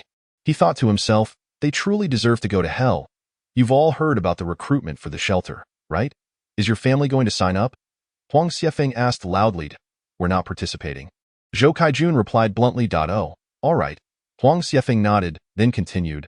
I heard the owner of Unit 2 on the 16th floor is also from your family. What does she think? I'm not participating either, Wu Shui interjected. Huang Xiefeng nodded again. Okay, we understand. More than 10 minutes later, Huang Xiefeng, panting heavily, appeared outside Huang Minjing's store. Who is it? Security team leader Huang Xiefeng. Although he announced his identity, Huang Minjing showed no intention of opening the door. Is there something you need? Yes, Huang Xiefeng replied, somewhat exasperated. He had hoped to see Huang Minjing up close to AS for this young, beautiful, and wealthy executive. He had been keeping an eye on her for quite some time. There were no men in her household, only an elderly woman. Huang Xiefeng was well aware of this. We're not participating, thank you, Huang Minjing stated. By the way, if you need any assistance, feel free to ask me. Huang Xiefeng offered. Thank you for your kindness, but there's nothing I need at the moment. Rebuffed, Huang Xiefeng felt a surge of anger. If it weren't for a shred of rationality that remained, he might have attempted to force his way in. No, not yet. Despite his dissatisfaction, the outcome was still acceptable. Huang Xiefeng didn't particularly care whether Zhou Lin's family stayed. As long as Huang Minjing did not leave, he would still have a chance, and no one could take that away from him. That was his mindset. Hearing footsteps retreating outside the door, Huang Minjing sighed in relief and quickly contacted Qing Yali. The property management is full of unscrupulous individuals. I've noticed that Huang Xiefeng has been eyeing me strangely. With a look like yours, any man would steal a glance or two, Qing Yali joked. After exchanging pleasantries, Huang Minjing returned to the previous discussion about the transaction. Sister Cheng, without coal, I fear my mother won't be able to endure much longer. We can discuss it, but Zhou Lin is out. Out? Huang Minjing paused, thinking, could Zhou Lin have gone alone to retrieve dehydrated vegetables? But even if he did, what could she do? Quarrel with Zhou Lin? No, that would only jeopardize their alliance with the Zhou family. Yes, he mentioned he was going to collect something useful, but the timing is uncertain. The following day, shortly before noon, lights once again illuminated the area outside the community. Having received prior notice, Xiaoheng hurriedly instructed his team to assist. A total of over 80 individuals from Lanshan community had signed up to go to the shelter. After preliminary screening, Su Ziyuan had approved 42 of them, while another 20 remained undecided. Su Ziyuan was not present. Today, it was Wu Jiankai leading the team. Originally, none of this was related to the Zhou family, but just as the convoy members were helping those 16 households transport their belongings, a cry for help suddenly echoed from the rooftop of Building 8. It was Yang Qiqi. She had overheard the convoy's announcements clearly from the tool room yesterday. Had it not been for those announcements, Yang Qiqi would not have dared to resist, as she could not guarantee her survival outside the tool room. But heaven had mercy. The government had indeed sent people, and they were recruiting. Yang Qiqi realized this was her best opportunity. If she missed it, her life would be irrevocably ruined. In her excitement, she wanted to scream at the top of her lungs, but soon realized that her voice could not carry outside, and even if it did, no one below would hear. Fortunately, the government personnel would return the next day, which provided Yang Qiqi with a chance. When she heard movement downstairs, she wrapped herself in a sleeping bag, crashed through the wall panel, and rushed to the edge of the platform, calling out loudly, "What is going on?" Wu Jiansai's expression changed dramatically as he stared at Xiaohang. I don't know, but it seems to be coming from the rooftop of Building 8. You all, go check it out. As a government official, now representing the shelter, such situations were not to be ignored. Cutting off a decision leads to chaos. I've said that woman should be eliminated. The Zhou family, particularly Zhou Li, shook her head at the monitor. She did not particularly care what Yang Qiqi was doing. Her main concern was that the wall panel of the tool room had been damaged, drastically reducing its insulation. The vegetables and the chickens, ducks, and geese they had painstakingly cultivated might be ruined. "I am going to take her down," Cheng Yali exclaimed in a fit of rage, pulling out a gun. Wu Shui stared wide-eyed at the scene, utterly astonished that the Zhou family possessed such firearms. "What kind of family is this, Mom? I advise you to remain calm," Zhou Li urged. "You and Dad should go up and bring that woman down." Seeing Cheng Yali and Zhou Kaijun heading upstairs, Zhou Li began to call for Zhou Lin. "I was careless." After a moment of silence, Zhou Lin replied, "I'm setting out now. Don't open the door until I return. Brother, wishing for something unattainable won't help. I will handle it." Just as Zhou Li finished speaking, the monitor emitted an alarm, and lights illuminated outside the blast door, where a group led by Wu Jiankai had arrived. "I represent the Post-Disaster Command Center and order you to open the door immediately, or you will bear the consequences." Wu Jiankai stood before the blast door, his face grim. He had encountered many wealthy individuals, but those who constructed their doors like bank vaults were a rarity. He thought to himself that they must have something to hide. "Do you have a search warrant?" Zhou Li inquired through the camera. Wu Jiankai was momentarily taken aback. A search warrant? What situation warranted such a demand? While the reasoning was sound, he could not express it, lest he slap himself in the face. "There's a woman on your platform calling for help. This is an emergency, and for the sake of public safety, I am requesting that you open the access to the platform." Wu Jiankai was quick-witted, opting to speak of saving lives in the absence of a search warrant. In urgent situations, rules could bend. Firefighters often broke down doors to save lives. Who would mention a search warrant in such instances? "Oh, the woman on the platform. She is my brother's girlfriend. They had a falling out," though he did not dare to hope. Perhaps Wu Jiankai and the others would prefer to avoid unnecessary trouble. In truth, upon observing the unwavering stance of Wu Jiankai regarding the Zhou family's attitude, it indeed appeared that he sought to evade responsibility. Just as he was about to speak, an individual unexpectedly emerged from within the property. "She is lying. I know who the people on this platform are." Chapter 46, Coexistence, Lu Xiaofeng. "Who are you?" Wu Jiankai furrowed his brow. Directing his gaze towards Tang Yili, who stood behind Xiaohang. "My name is Tang Yili. It was my girlfriend who just cried for help. Her name is Ai Bing. I am not a resident of this community. I came here solely to rescue my girlfriend. You can verify this with Manager Zhao." Despite Tang Yili's imposing stature, his eyes reddened as he spoke, showcasing the prowess of a seasoned actor. His every gesture stirred Wu Jiansai's emotions, prompting him to turn to the camera and declare, "Did you hear that? Someone is accusing you of unlawfully detaining a woman. Open the door immediately so we can verify." Inside, Zhou Kaijun and Cheng Yali appeared somewhat flustered. Though their business was substantial, their inherent nature remained honest and simple, primarily rooted in a deep-seated fear of the government. Wu Shui remained silent, merely observing Zhou Li, whose expression bore no trace of tension. "Ai Bing, We do not know anyone by that name. My brother's ex-girlfriend is named Yang Chi-Chi. We are unfamiliar with any AI being. The young lady's words revealed her youth, prompting Wu Jiankai to retort, "Have your guardians speak with me. Had there truly been a misunderstanding? A girlfriend? 1 million?" Wu Jiankai's brow knitted in contemplation, as he began to entertain Zhou Li's claims, considering how innocent a young girl could truly be, especially one who struggled with idioms and sayings. "Do they not have any guardians?" Wu Jiankai inquired of Xiaohang. I recall there being some," Xiaohang replied. "What kind of property manager are you?" Wu Jiankai glared at Xiaohang before raising his voice. "Here's the deal. Whether it is Yang Chi-Chi or AI Bing, let her out first, and we shall discuss the rest later. Cutting off the grass without uprooting the roots will only allow it to regrow with the spring breeze. Do not speak to me of later. It just so happens my brother is not here, so you can take her away and we shall owe each other nothing, thus sparing my family from wasting food." Outside, Wu Jiankai and his companions exchanged glances, none daring to assert their understanding of what Zhou Li intended to convey. Nevertheless, the priority remained clear: rescuing the individual. "You all keep your distance, further away. You and my brother do not bear any mortal enmity. Considering the circumstances, we have treated you fairly. It is a matter of walking a path into darkness or leaving a line of retreat for oneself. You ought to contemplate."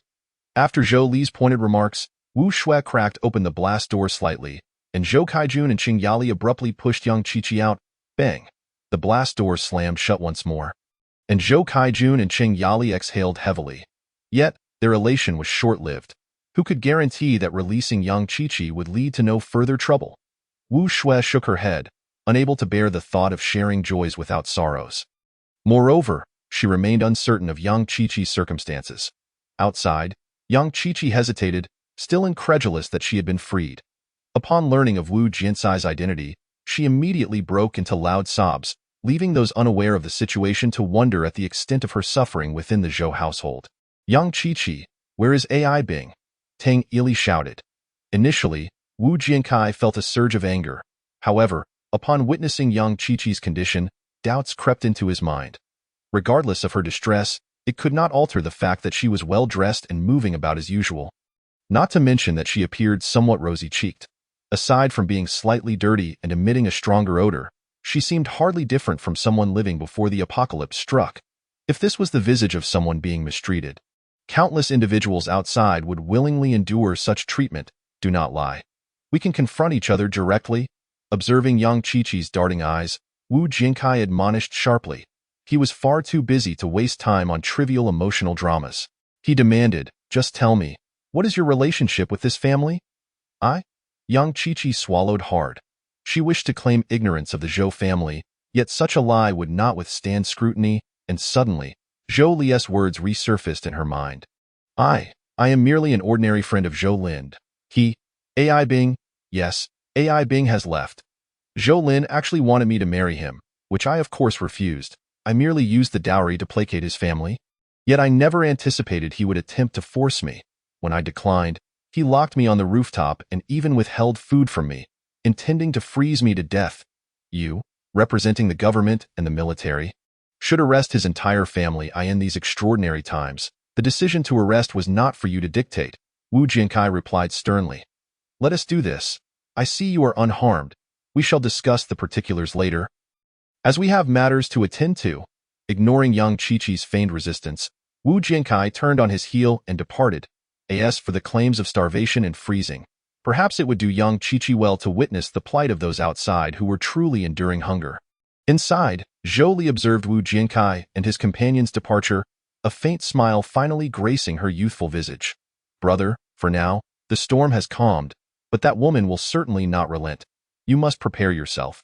Zhou Kaijun and Qing Yali ascended the stairs to the maintenance room. Now that Yang Chi-Chi had left, these matters would likely fall upon Zhou Caijuan's shoulders. In a certain heavy-duty truck repair workshop within the automotive city, Zhou Lin sat cross-legged on the floor, his brow furrowed. The 12-meter-long Conqueror loomed just ahead, surrounded by countless automotive parts, accessories, and various raw materials, all meticulously organized. Just hours prior, Zhou Lin had completed the coexistence with the Conqueror and had named it Lu Xiaofeng. Coexistence. Intermediate 1257 10,000, currently coexisting vehicles. Laifu, large waterborne transport, Lu Xiaofeng, medium ground transport, coexisting vehicle capacity, 0 storage space, 1-2 strength coexistence, 2.8 minutes 24 hours evolution level 1, 2. 8, 2,845 10,000. After merging with the Conqueror, Zhou Lin found himself perhaps more acquainted with it than anyone else in the world, leading him to swiftly formulate a modification plan. The first focus was on performance. Although the Conqueror was built on a heavy-duty truck chassis, it was not designed for unpaved roads, and finding a flawless route in the wake of the apocalypse was no easy feat. To enable Lu Xiaofeng to glide across the land like the wind, modifications to the chassis and suspension were imperative. Elevating the chassis while replacing it with longer, more robust suspension components was a consideration Zhou Lin had pondered for the snowy terrain. However, upon reflection, he deemed it unnecessary. He did not intend for the entire family to venture outside, and thus, the likelihood of utilizing Lu Xiaofeng was minimal. Moreover, given Lu Xiaofeng's weight, navigating uncertain routes could easily result in getting stuck, ultimately becoming a burden. It would be swifter for everyone to don a pair of skis instead. Therefore, modifications for snow tracks were unwarranted. Instead, Zhou Lin considered waterproofing the chassis and body as the second focal point of his modifications. Following that, he contemplated enhancing the vehicle's structural integrity and bulletproof capabilities. While the current domestic environment was relatively secure, it would not remain so indefinitely.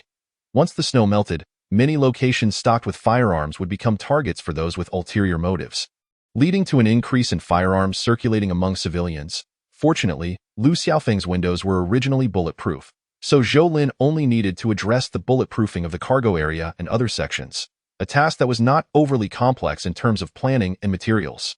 The real challenge lay in Chapter 47. The modification commences after Zhou Lin merged with the Conqueror T-Type RV and renamed it Lu Xiaofeng. He began the modification work in the automotive city. He abandoned the snow track adaptation in favor of reinforcing the chassis and suspension to ensure the RV's mobility.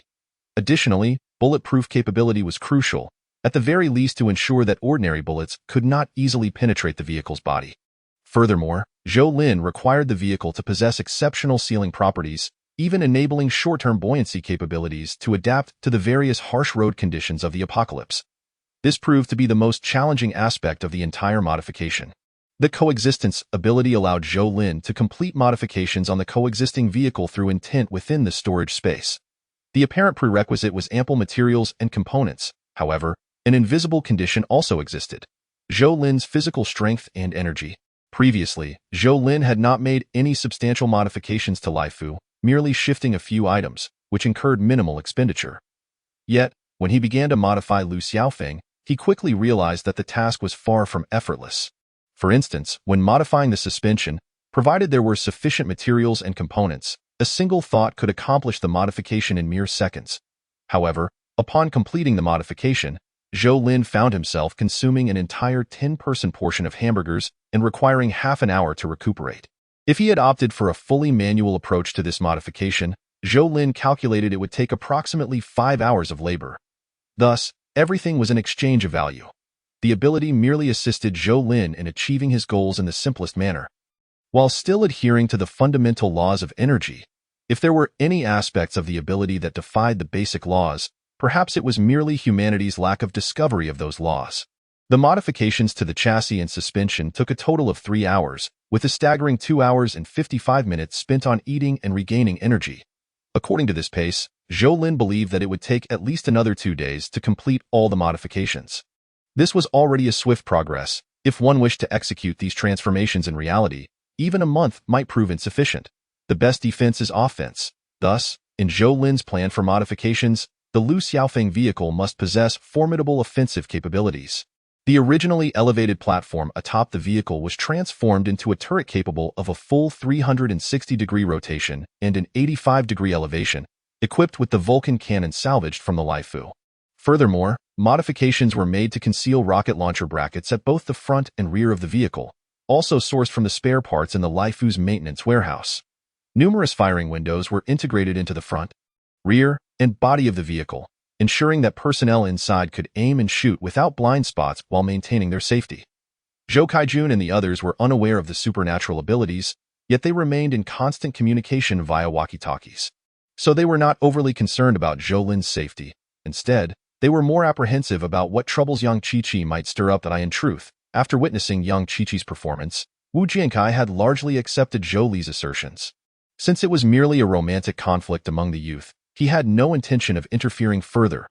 He instructed Xiao Heng to gather those who required a second interview, urging them to expedite their subsequent tasks. Among all, the most dissatisfied was Tang Ili.ai Bing. Why don't you speak up? I clearly saw her enter with you. How would I know? Didn't she leave after arguing with Zhou Lin?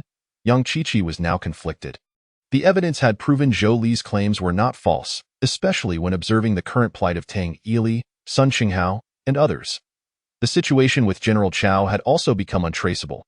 Even if he sent someone over, they would struggle to locate her. Yang Qiqi felt it necessary to contemplate her own situation more thoroughly. Unfortunately, Wu Jiankai had just dismissed her coldly, even denying her access to the shelter, citing it did not meet the criteria. She truly wished to ask Wu Jiankai if her beauty alone disqualified her. Was the shelter a selection for a consort?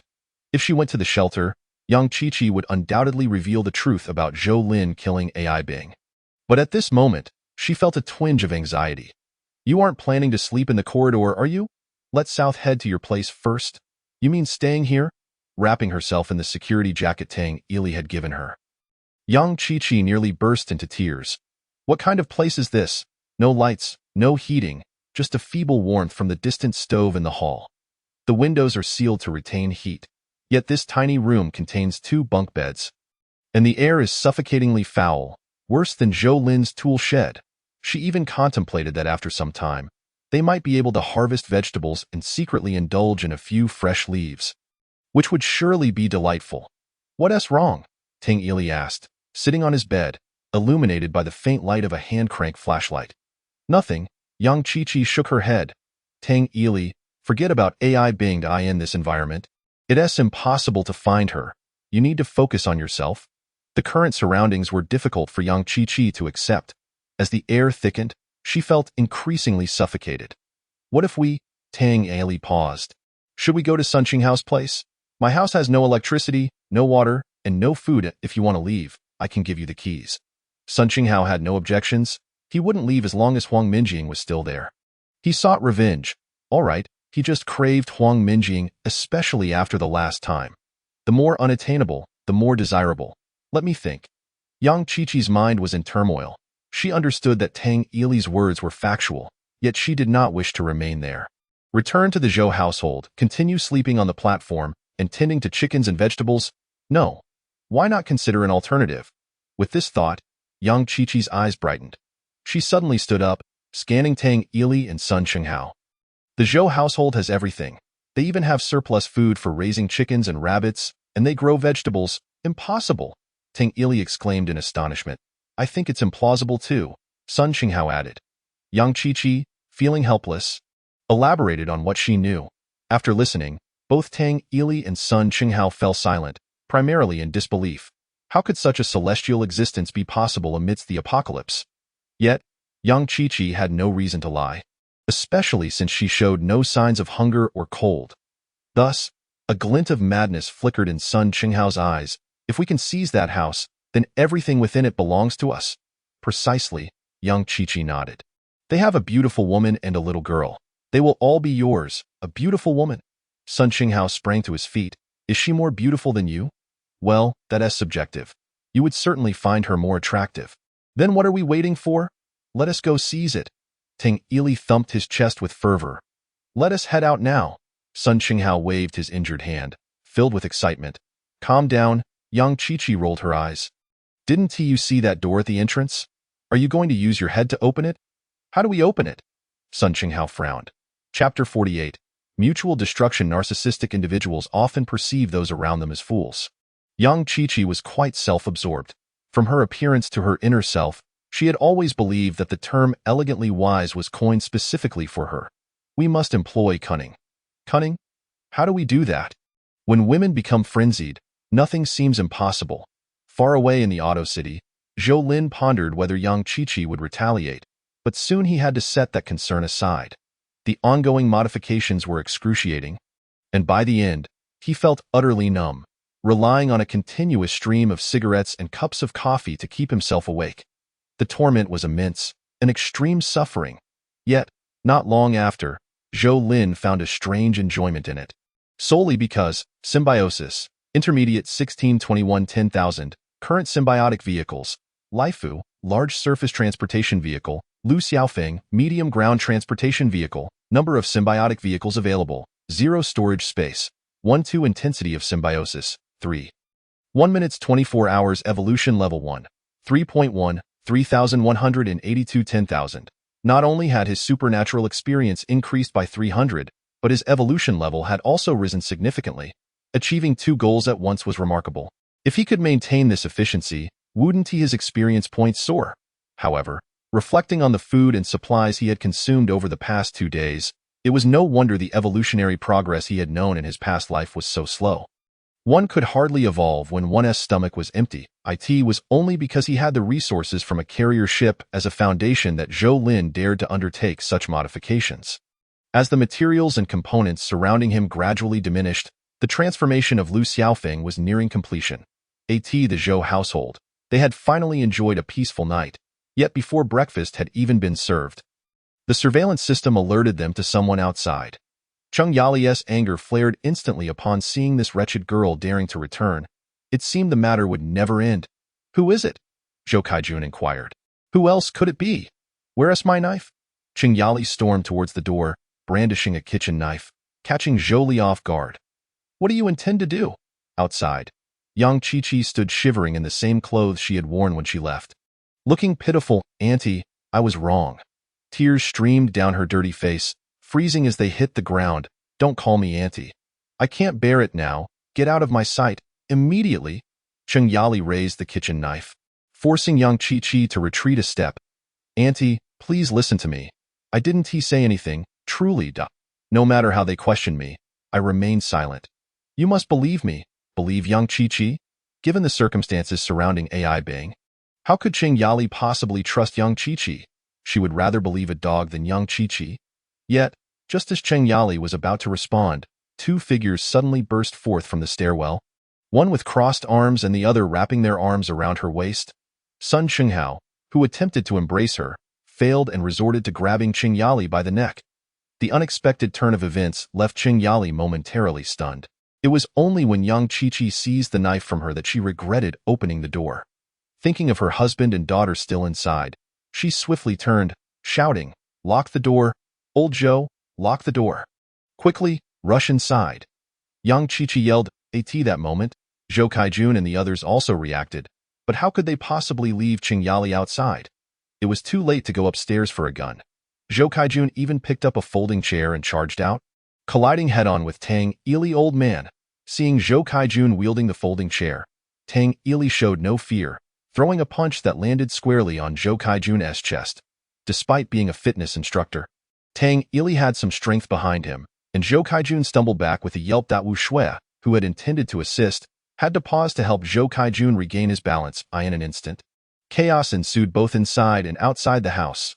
Between the 2 doors, Sun Chenghao was choking Cheng Yali, while Yang Qiqi brandished the kitchen knife, hesitating to strike, as Tang Ili threatened Zhou Kaijun and Wu Shui inside the house.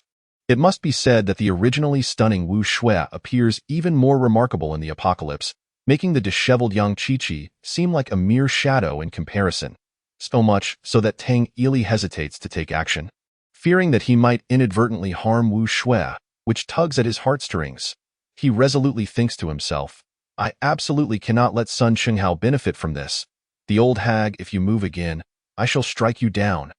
At that moment, Yang Qiqi finally pressed the kitchen knife against Cheng Yali's throat, allowing the panting Sun Chenghao a brief respite. Just as Yang Qiqi believed the situation was under control, a sudden shadow dashed into the corridor, lunging towards her with lightning speed. "Ah!" Yang Qiqi shrieked, instinctively swinging the knife at the shadow. Ouch! The shadow collided with the knife, yet its momentum did not wane as it knocked Yang Qiqi to the ground, revealing itself to be the black dog, just summoned by Zhou Li from the platform. At that moment, a fresh wound appeared on its head, blood seeping out in thin streams. Seeing the black dog injured, Cheng Yali erupted in fury, first slamming Sun Chenghao against the wall like a mountain, before turning to confront Yang Qiqi with reckless abandon. At this point, Yang Qiqi had managed to sit up, brandishing the kitchen knife as she faced off against the black dog. Black dog, go help your father. Cheng Yali's eyes turned crimson. Today, she was ready to fight young Chi-Chi to the bitter end. Perhaps it was the pressure from the black dog or the glint of hunger in Cheng Yali's eyes. But young Chi-Chi could no longer hold her ground, shouting for Tang Ili to save her. Upon hearing her cry, Tang Ili hesitated momentarily, reluctant to part with Wu Shui. However, the moment the black dog charged in with a furious bark, he could no longer afford to wait. Without the assistance of Sun Chenghao and Yang Chi-Chi, he dared not confront a dog head-on, especially with 3 others present. Bursting from the room, Tang Ili ignored Sun Chenghao entirely, delivering 2 powerful punches to Cheng Yali. Had it not been for the black dog and Zhou Kaijun, with Wu Shui pursuing closely behind, he might have prepared to counterattack with the knife in Yang Chi-Chi's grasp in the narrow corridor. With the injured Cheng Yali and Zhou Kaijun, Wu Shui and the black dog faced off against the pale-faced Yang Chi-Chi. Tang Ili and Sun Chenghao, and the black dog had just bitten Sun Chenghao, rendering him nearly incapacitated. Stay back, we're leaving. Yang Chi-Chi assessed the situation, realizing that her objectives for the day were unattainable, and with Sun Chenghao being a liability, retreat was the only option. It's the dog's fault. Damn that mutt. Cheng Yali and the others dared not pursue. Old Zhou had received a blow to the chest and was uncertain if his bones were injured. While Cheng Yali was not in much better shape, though her excess fat had mitigated some damage. Otherwise, Tang Ili's punches would have been quite severe, and the black dog, blood now coating its eyes, was barely holding on. Shut the door, shut the door. Cheng Yali urged Wu Shui to close the door as she grit her teeth, supporting Zhou Kaijun back inside, while the black dog stubbornly refused to leave, baring its teeth at the outside. Come here, let me take a look, Wu Shui said, cradling the dog's head in her hands, tears streaming down her cheeks. In the living room, Zhou Li spoke into the intercom. Chapter 49. A great event. Wait for me. Strictly speaking, Lu Xiaofeng's transformation was not yet complete, but upon hearing that his parents and the black dog were injured, Zhou Lin could no longer afford to wait. It was his fault. He should have killed Yang Chi-Chi and that vile AI being his fertilizer from the start. Otherwise, they would not be facing such a situation today. Thankfully, his parents should not have sustained serious injuries. Otherwise, Zhou Lin would never forgive himself. Besides anxiety, there was also a reason related to the enhancement of his physical evolution. Usually, Zhou Lin would stow away his skis outside the community, but this time he paid no heed to anything else, sliding directly to the foot of Building 8 before stopping.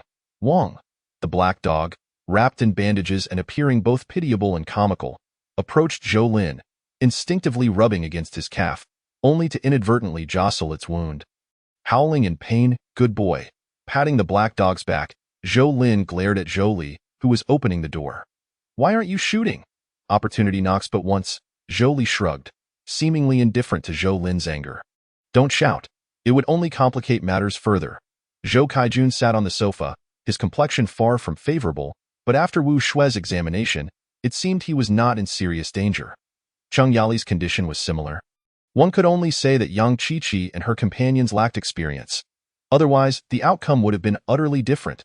It was my oversight, Cheng Yali admitted. From now on, everyone must be cautious. The door must not be opened. Wu Shui nodded, reassuringly. Don't worry, Uncle and Aunt are fine.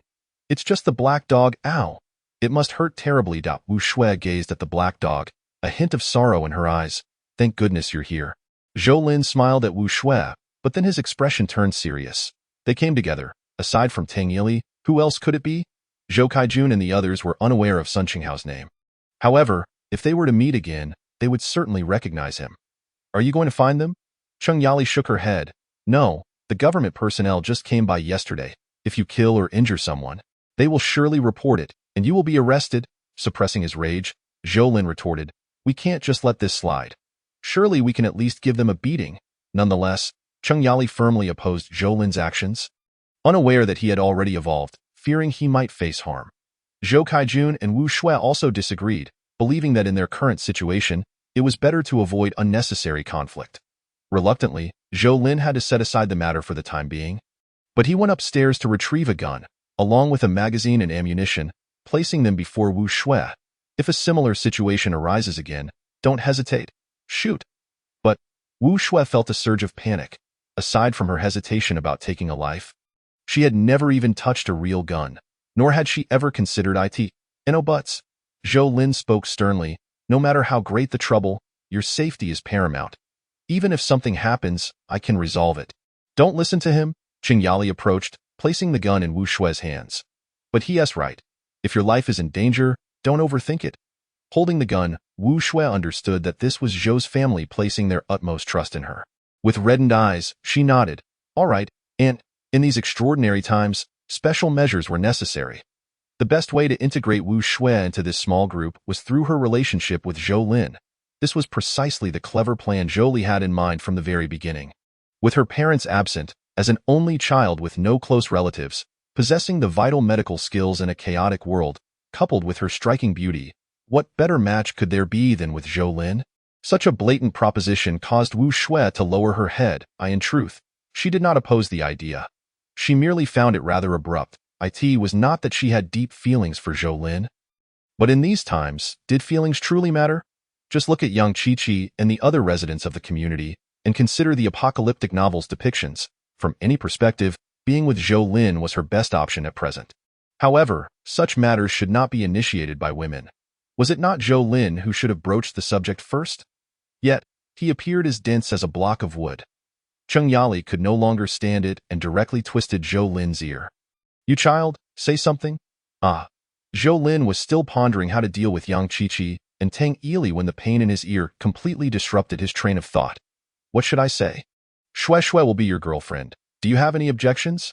None, right? Then it's settled. Qing Yali did not even give Zhou Lin time to respond. Mom, do you want to get married right away? Fine, your father and I have no objections. Shui Shui, you have no objections either, right? Aunt, isn't this a bit too hasty? Wu Shui was taken aback. Qing Yali was being far too unconventional. Moreover, in an apocalypse, did marriage hold any significance? Well, can't you just message your parents? Come on, let us go upstairs and discuss this. Qing Yali released Zhou Lin and pulled Wu Shui upstairs. Brother, think of others. You need to prepare early, Zhou Li whispered as she leaned against Zhou Lin. Prepare? Are we throwing a banquet? Zhou Lin rolled his eyes. What are you thinking? Am I talking about a wedding? I'm talking about that wretched person. Children shouldn't use foul language. Green tea is fine. Formalism is unacceptable. It leads to disaster. That green tea will definitely not let this go easily. Zhou Lin nodded. Zhou Li was right. What are your thoughts? I just simulated the situation. Zhou Li stated. An open approach with a hidden agenda. She could potentially expose our situation. And then? An irreparable situation. Do you not understand? Zhou Li shook her head. That's a well-used idiom. Zhou Lin chuckled. What of being the target of criticism? If pushed to the brink. If they dare come for us, we will not hesitate to retaliate. I agree. Zhou Li raised her hand, but our parents and sister-in-law might soften. People tend to associate with their kind. We must take precautions early. How do we prevent that? Zhou Li shook her phone. I've prepared 20 brutal apocalypse novels. I'll send them to them shortly. They must reflect upon themselves daily after reading. Zhou Lin gave Zhou Li a thumbs up. Slowly nodding, you're impressive. Whoever raises the issue must also resolve it. I entrust this task to you. And you? Zhou Lin coldly smiled, casting a glance at the drowsy Zhou Kaijun. Of course, it was time to collect some interest. Although Qing Yali vehemently opposed Zhou Kaijun, Zhou Lin could not swallow his pride. Moreover, with Tang Ili having shown his face, it would be unacceptable to let him slip away with young Chi-Chi. Chapter 50. Just collecting some interest. Sun Qinghao felt extremely unfortunate. Why was he always the one getting hurt? His hand had not yet healed, and now the thickest part of his flesh had been bitten by a dog. The crucial point was that the doctor in Building 2 did not have rabies vaccine. If anything were to happen, wouldn't that be the end? The more he thought about it, the worse he felt, especially when he saw Tang Ili and young Chi-Chi exchanging flirtatious glances. Although he could now see that young Chi-Chi was nothing but a scheming woman, purely using Tang Ili, what about himself? At this rate of misfortune, he feared even asking Fifth Miss for help would be impossible. Thus, Sun Qinghao's anger gradually shifted towards Tang Ili and young Chi-Chi. This time, they had been somewhat hasty. They should have brought weapons. Young Chi-Chi was still busy summarizing, completely oblivious to the fact that if she had decisively taken a kitchen knife and made a few cuts on Qing Yali, then charged into the room, it was likely that Zhou Li would have fired her gun, leaving none of them any chance of escape. But if they went again, they wouldn't even get the door opened. Tang Ili was not solely muscle-bound either, no worries. Let us find someone skilled in lockpicking. However, Yang Qiqi's idea was bound to come to naught. It was unlikely that someone who made a living by lockpicking could reside in Lanshan. Furthermore, Zhou Lin quietly descended the stairs and directly sought out Xiao Hang. Tang Ili? I'm not sure. He is not one of our property staff. Xiao Hang flatly denied any connection with Tang Ili in the property management office. Yet, he advised Zhou Lin to avoid unnecessary troubles. Since Wu Jiankai hadn't mentioned anything, it indicated that the Zhou family's illegal detention of Yang Qiqi had passed. Besides, he knew that AI Bing had entered the community, yet no one had seen AI Bing leave. Why would Zhou Lin choose to seek trouble? Seeing that Xiao Hang's expression did not seem feigned, Zhou Lin then recounted how Yang Qiqi had brought Tang Ili and another man to his home in his absence, injuring Zhou Kaijun and his wife and even wounding his dog. You have a dog? Xiao Hang shook his head. I didn't know about that. I have no idea where they are now. I will find them. And then what? Stay calm, or else when the government officials come again, I doubt anyone can protect you. Although Xiao Hang stated this, he secretly hoped for a conflict between Zhou Lin, Tang Ili, and Sun Qinghao. If one or two of them were to die, it would be perfect. Not only would the Zhou family supplies be his, but also the woman named Wu Shui from the 16th floor. All would belong to him. Regarding women, Xiao Hang's thoughts were not overly strong. After all, he had read many online novels and believed women would only hinder matters. Moreover, as long as he held power, he could have as many women as he desired later on. The Zhou family's supplies were undoubtedly abundant. Just look at Yang Qiqi and her dog. Should he manage to obtain those supplies, they could certainly be put to greater use. With this in mind, Xiao Hang looked down on Zhou Lin, who only knew how to sneak around, failing to realize the potential of leveraging supplies to gather forces. Perhaps he would even need to temporarily submit to Zhou Lin. Since Yang Qiqi and the others were absent, Zhou Lin did not wish to waste time. He could tell Xiao Hang was not a good person, but as long as he did not provoke him, there was no need for concern. Using the remaining wooden furniture at home to kindle a fire, the chill gradually dissipated from the three of them. Tang Ili also tended to Sun Qinghao's injury, though the effectiveness of his treatment remained uncertain. Regardless, at the current temperature, the likelihood of infection was minimal. Leaning by the fire, Sun Qinghao felt his stomach rumble with hunger. Old Tang, do we have any food left? None, Tang Ili replied while discreetly slipping the last bag of cookies from his pocket to Yang Qiqi. Casually receiving the cookies, Yang Qiqi stood up, excusing herself to use the restroom. As she left, she planted a forceful kiss on Tang Ili's cheek, leaving him thoroughly delighted. Old Tang, heed my advice. Keeping a woman like Yang Qiqi around will only bring trouble. I don't appreciate that remark. Yang Qiqi is so delicate. How could she possibly be trouble? Tang Ili shook his head. I actually believe he has a point. Zhou Lin's voice suddenly rang out, startling Tang Ili into an abrupt stand. Scanning the surroundings, who is there? Show yourself.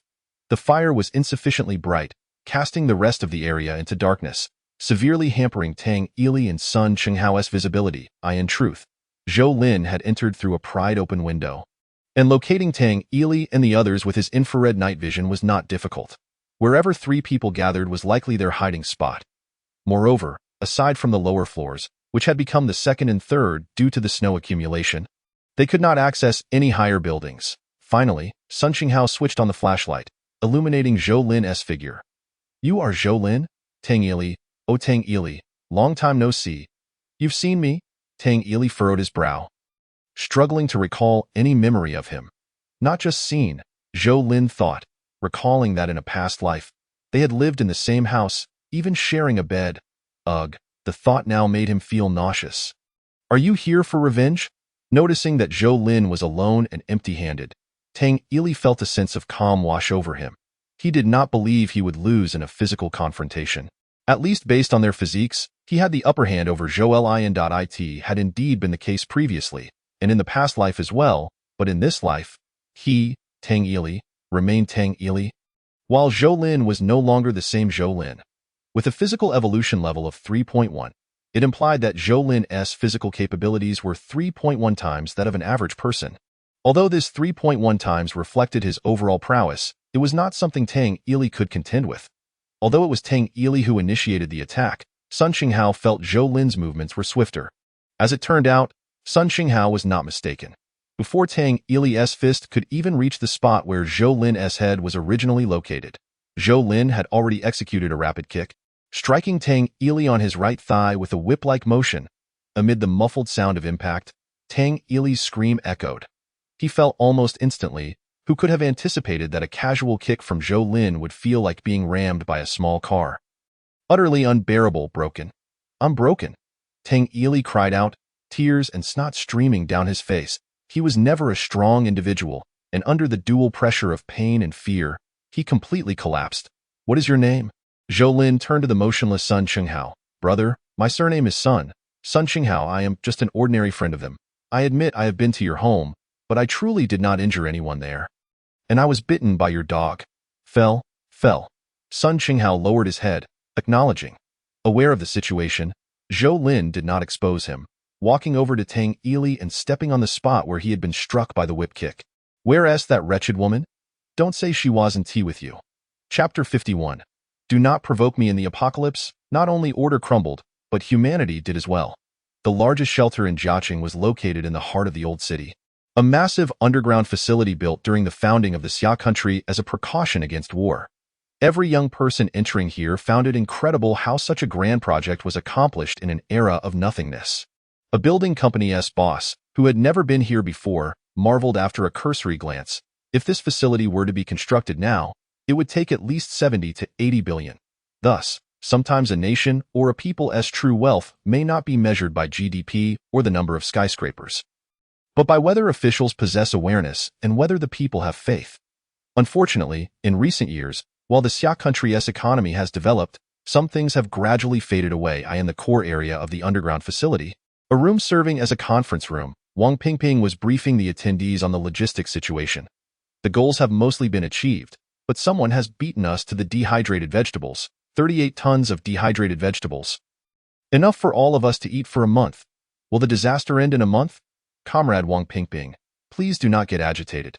At the head of the table sat Zhu Guanghan, the former second-in-command of Jiazhou City and now the head of the shelter, while beside him was Zhao Xinxiao, a middle-aged man in a Major General's uniform, the commander of the Jiazhou City garrison. Now the deputy commander. Wang Pingping was an old subordinate of Zhao Xinxiao. You claim that we have a highly dangerous criminal gang that threatens the safety of hundreds of thousands of citizens in the entire city? And your evidence is that 38 tons of dehydrated vegetables were taken away? Zhu Guanghan furrowed his brow. Commander, if it were merely for personal satisfaction, 1 or 2 boxes of dehydrated vegetables could last for months. If they weren't seeking greater profit, why would they go to such lengths to take away 38 tons of dehydrated vegetables? I believe these people are either trying to profit from the national calamity or wish to use these supplies to recruit soldiers. In chaotic times, there are always those who think they can become the next Zhu Yuanzhang. Either way, they are utterly despicable. Zhao Xinxiao waved his hand. Please take a seat. Noticing Zhu Guanghan's hesitation to speak, he continued, I will not conceal it from everyone. This disaster will not end in the short term. Therefore, our primary task now is to concentrate our forces to expand and enhance the shelter, ensuring its protection while assisting those citizens who have not yet entered the shelter to weather the storm. 38 tons of dehydrated vegetables are neither too many nor too few, but it is not sufficient to warrant a massive mobilization. There is neither time nor energy for that. Understood. Wang Pingping stood at attention, saluting Zhao Xinxiao, pledging to fulfill the task. Individuals of the caliber of Su Ziyuan and Wu Jiankai were not yet qualified to attend this meeting. The two sat not far outside the conference room, awaiting new orders. There had been an incident at the Lanshan community. Bored and idle, Wu Jiankai thought of Yang Qiqi and recounted the matter to Su Ziyuan as trivial gossip. The Zhou family? The one involved in aquaculture? Su Ziyuan, the street office director, undoubtedly competent, immediately thought of Zhou Kaijun and Qingyali. You mentioned their family seems well-stocked. Could it be that the livestock from the farm? Is it on a grand scale? Wu Jiankai inquired. If memory serves, Zhou's farm has had several hundred pigs and thousands of chickens at peak capacity. If the Zhou family were to slaughter all those animals and hide them, how long could they sustain themselves? How long? Wu Jiankai chuckled bitterly, contemplating the uncertainty. Until death. Should we report this upward? Let us go. This matter must be reported. Su Ziyuan abruptly pulled Wu Jiankai up, and together they strode towards the conference room. Zhou Lin remained unaware that his family's wealth was already under scrutiny. He dragged the concealed young Chi-Chi from the bathroom, throwing her beside the fire pit, trying to deceive my mother into opening the door. Young Chi-Chi, do you think I want to kill you? Then go ahead. Young Chi-Chi lifted her chin defiantly, genuinely believing Zhou Lin wouldn't dare harm her, at least not at this moment, simply because the government is still in place. And she was personally rescued from the Zhou family by Wu Jiankai. If Zhou Lin were to kill her today, where would Wu Jiankai place his honor? Surely, Zhou Lin would face severe legal repercussions, possibly even execution on the spot. Beside them, Tang Ili stifled his cries. He admired young Chi-Chi's fierce spirit while harboring a deep-seated hatred for Zhou Lin. Given the chance, he would undoubtedly turn Zhou Lin to dust. It seems you truly fear nothing. Zhou Lin retaliated with a slap to young Chi-Chi, the force nearly snapping her neck. As she was thrown, she couldn't even cry out, instead spitting two prominent incisors with a gasp of blood. Woe betide Zhou Lin when Xiao Chao arrives. I'll make you pay. The slapped face swelled with alarming rapidity, akin to dough left to rise in a warm chamber. Sun Qinghao was petrified, lying still as if playing dead. This slap was merely a collection of interest. After speaking, Zhou Lin moved to Tang Ili's side and, amidst his terrified gaze, stomped down hard, crack. Even if he were sent to the finest hospital in the world now, recovery would be impossible. The excruciating pain made Tang Ili howl, veins bulging in his neck, his mouth torn from overexertion, blood flowing profusely. That kick was interest for my father, and now it's for my mother. Tang Ili, you must survive, for I have yet to settle the score with you. Sun Qinghao dared not speak. Young Chi-Chi was in too much pain to utter a word, and Tang Ili lacked the strength to respond. The room fell into a heavy silence, broken only by the sound of labored breathing. A few beams of light approached, and Xiao Heng arrived with his entourage. Huang Xiefeng, initially brimming with bravado, gasped quietly at the sight of young Chi-Chi and Tang Ili's sorry state. Retreating to Xiao Heng's side, Zhou Lin, is this not excessive? Do you truly believe that with the apocalypse upon us, there are no laws? Manager Xiao, Zhou Lin replied unperturbed, these three injured my family's dog and harmed my parents. Where was your concern for the law then? You understand the apocalypse has arrived. In truth, it's not entirely negative, right? You seem to be quite adaptable. Let me offer you a piece of advice. Do not provoke me. Zhou Lin departed, entirely disregarding Xiao Heng and his group. Boss, he is too arrogant. We must take action, Huang Xiefeng remarked, watching Zhou Lin's retreating figure with indignation. Chapter 52. A timely assistance upon returning home. Zhou Lin could not escape a round of reproach from Cheng Yali. Black Dog seemed to sniff out the scent of enemies, circling around Zhou Lin curiously, occasionally whimpering, as if inquiring whether he had avenged him. When he emerged from the bathroom, he was startled by Wu Shui's presence in the room. Instinctively clutching the towel wrapped around his waist, he stammered, "What are you doing here?" Wu Shui, initially awkward, nearly burst into laughter upon seeing Zhou Lin's expression. "Auntie, let me in." Zhou Lin furrowed his brow, wondering what his mother was up to. Even if everyone had no objections, did relationships not require nurturing? When you left, Auntie spoke with my parents, and they had no objections. Your parents have never met me, they have no objections? Zhou Lin was genuinely incredulous. Did they really have such a broad mindset? In truth, Zhou Lin was overthinking it. If it were peacetime, given the Zhou family circumstances, it was unlikely that Wu Shui's parents would agree. After all, someone as absorbed in her studies as Wu Shui would only be drawn to individuals with superior academic abilities. But what is the current situation? As highly intelligent individuals, Wu Shui's parents saw things more clearly than ordinary folks. Having resources and capabilities is essential for survival, and the Zhou family fit both criteria. Being abroad and involved in the Olympus project did not guarantee safety. Naturally, Wu Shui's parents had to plan for their daughter's future. What could be a better choice than the Zhou family? Even if there were alternatives, would Wu Shui be able to extricate herself if the Zhou family were offended? Of course, a crucial reason was that Wu Shui showed no signs of dissent. Auntie said she would no longer oversee your daily life. That responsibility is now mine. I'll fetch your clothes. Daily life? Had he not seen her swallow nervously a moment ago, he might have believed her. Indeed, you are just after my body. Due to Cheng Yali's injury and Wu Shui's lack of culinary skills, Zhou Lin ultimately found himself in the kitchen. Had he known, he would have skipped the shower. After a comfortable and hearty meal, Zhou Lin reclined on the sofa, immersing his thoughts in the modification of the Lu Xiaofeng. After all, He had already stashed the necessary materials and components in the vehicle's trunk. Due to the hasty departure, there were still a few shops in the Auto City he hadn't had the chance to visit, which he planned to do when the opportunity arose. Have you located them? Qing Yali lay on another sofa, her ample form nearly enveloping it entirely, while Zhou Kaijun applied ice to her bruised areas. I found them. I even broke Tang Ili's arm and leg. I am aware of the situation. While the mother and son conversed, Huang Minjing's voice echoed through the house. Be careful not to stir up any trouble. Right now, all we wish for is to stay safe. Mother, you are right. Suddenly, Zhou Li, engrossed in her phone, looked up and remarked, Yet, that is certainly impossible. As the saying goes, the tree wishes for tranquility, but the wind does not cease. I'm leaving. While Wu Shui was still in the kitchen, Zhou Lin decided to depart swiftly to avoid pretending to haul coal upstairs, which was quite laborious. After deliberately dawdling for a few minutes, Zhou Lin knocked on Huang Minjing's door, a sled filled with coal at his feet. Upon seeing Huang Minjing's tear-streaked face, Zhou Lin refrained from entering, maintaining a safe distance to avoid future complications. He did not mention anything about fast food. A sled full of coal wouldn't last long anyway. And if Huang Minjing was clever enough, she would never go back on her word. In contrast, Huang Minjing was quite surprised. She had prepared to accept any terms Zhou Lin presented when she opened the door. A businesswoman like Huang Minjing certainly understood that free offers are the most valuable at any time. Yet, for her mother's sake, she could only accept in silence. You just handed it to her without mentioning fast food? Cheng Yali frowned. She wasn't concerned about the coal but made it clear. I only acknowledge Wu Shui as my daughter-in-law. No other woman is allowed to interfere. Hearing this as she emerged from the kitchen, Wu Shui's face flushed crimson. Where are your thoughts wandering?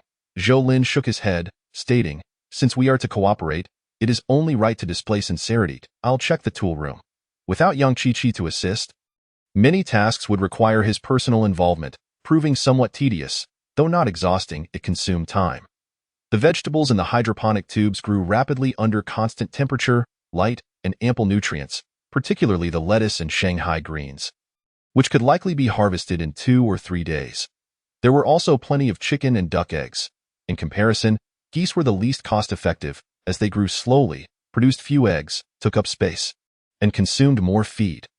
Were it not for breeding purposes, I would have cooked you. Wong Wong, Black Dog barked twice nearby, seemingly in agreement. After all, in the entire tool room, only that pair of geese dared oppose it. The geese, hearing Black Dog's barks, flapped their wings aggressively, revealing their combative nature. In contrast, the rabbit hutch was significantly quieter, especially the largest doe, which had previously scurried about whenever Zhou Lin visited. Today, however, it remained completely still. It has given birth. Zhou Lin lifted one of the doe's hind legs and counted, Goodness, 12 plump little ones. Upon hearing about the rabbits, the 3 women downstairs rushed up eagerly to see, nearly scaring the mother rabbit into abandoning her young. What a good omen. Our family is doubly blessed.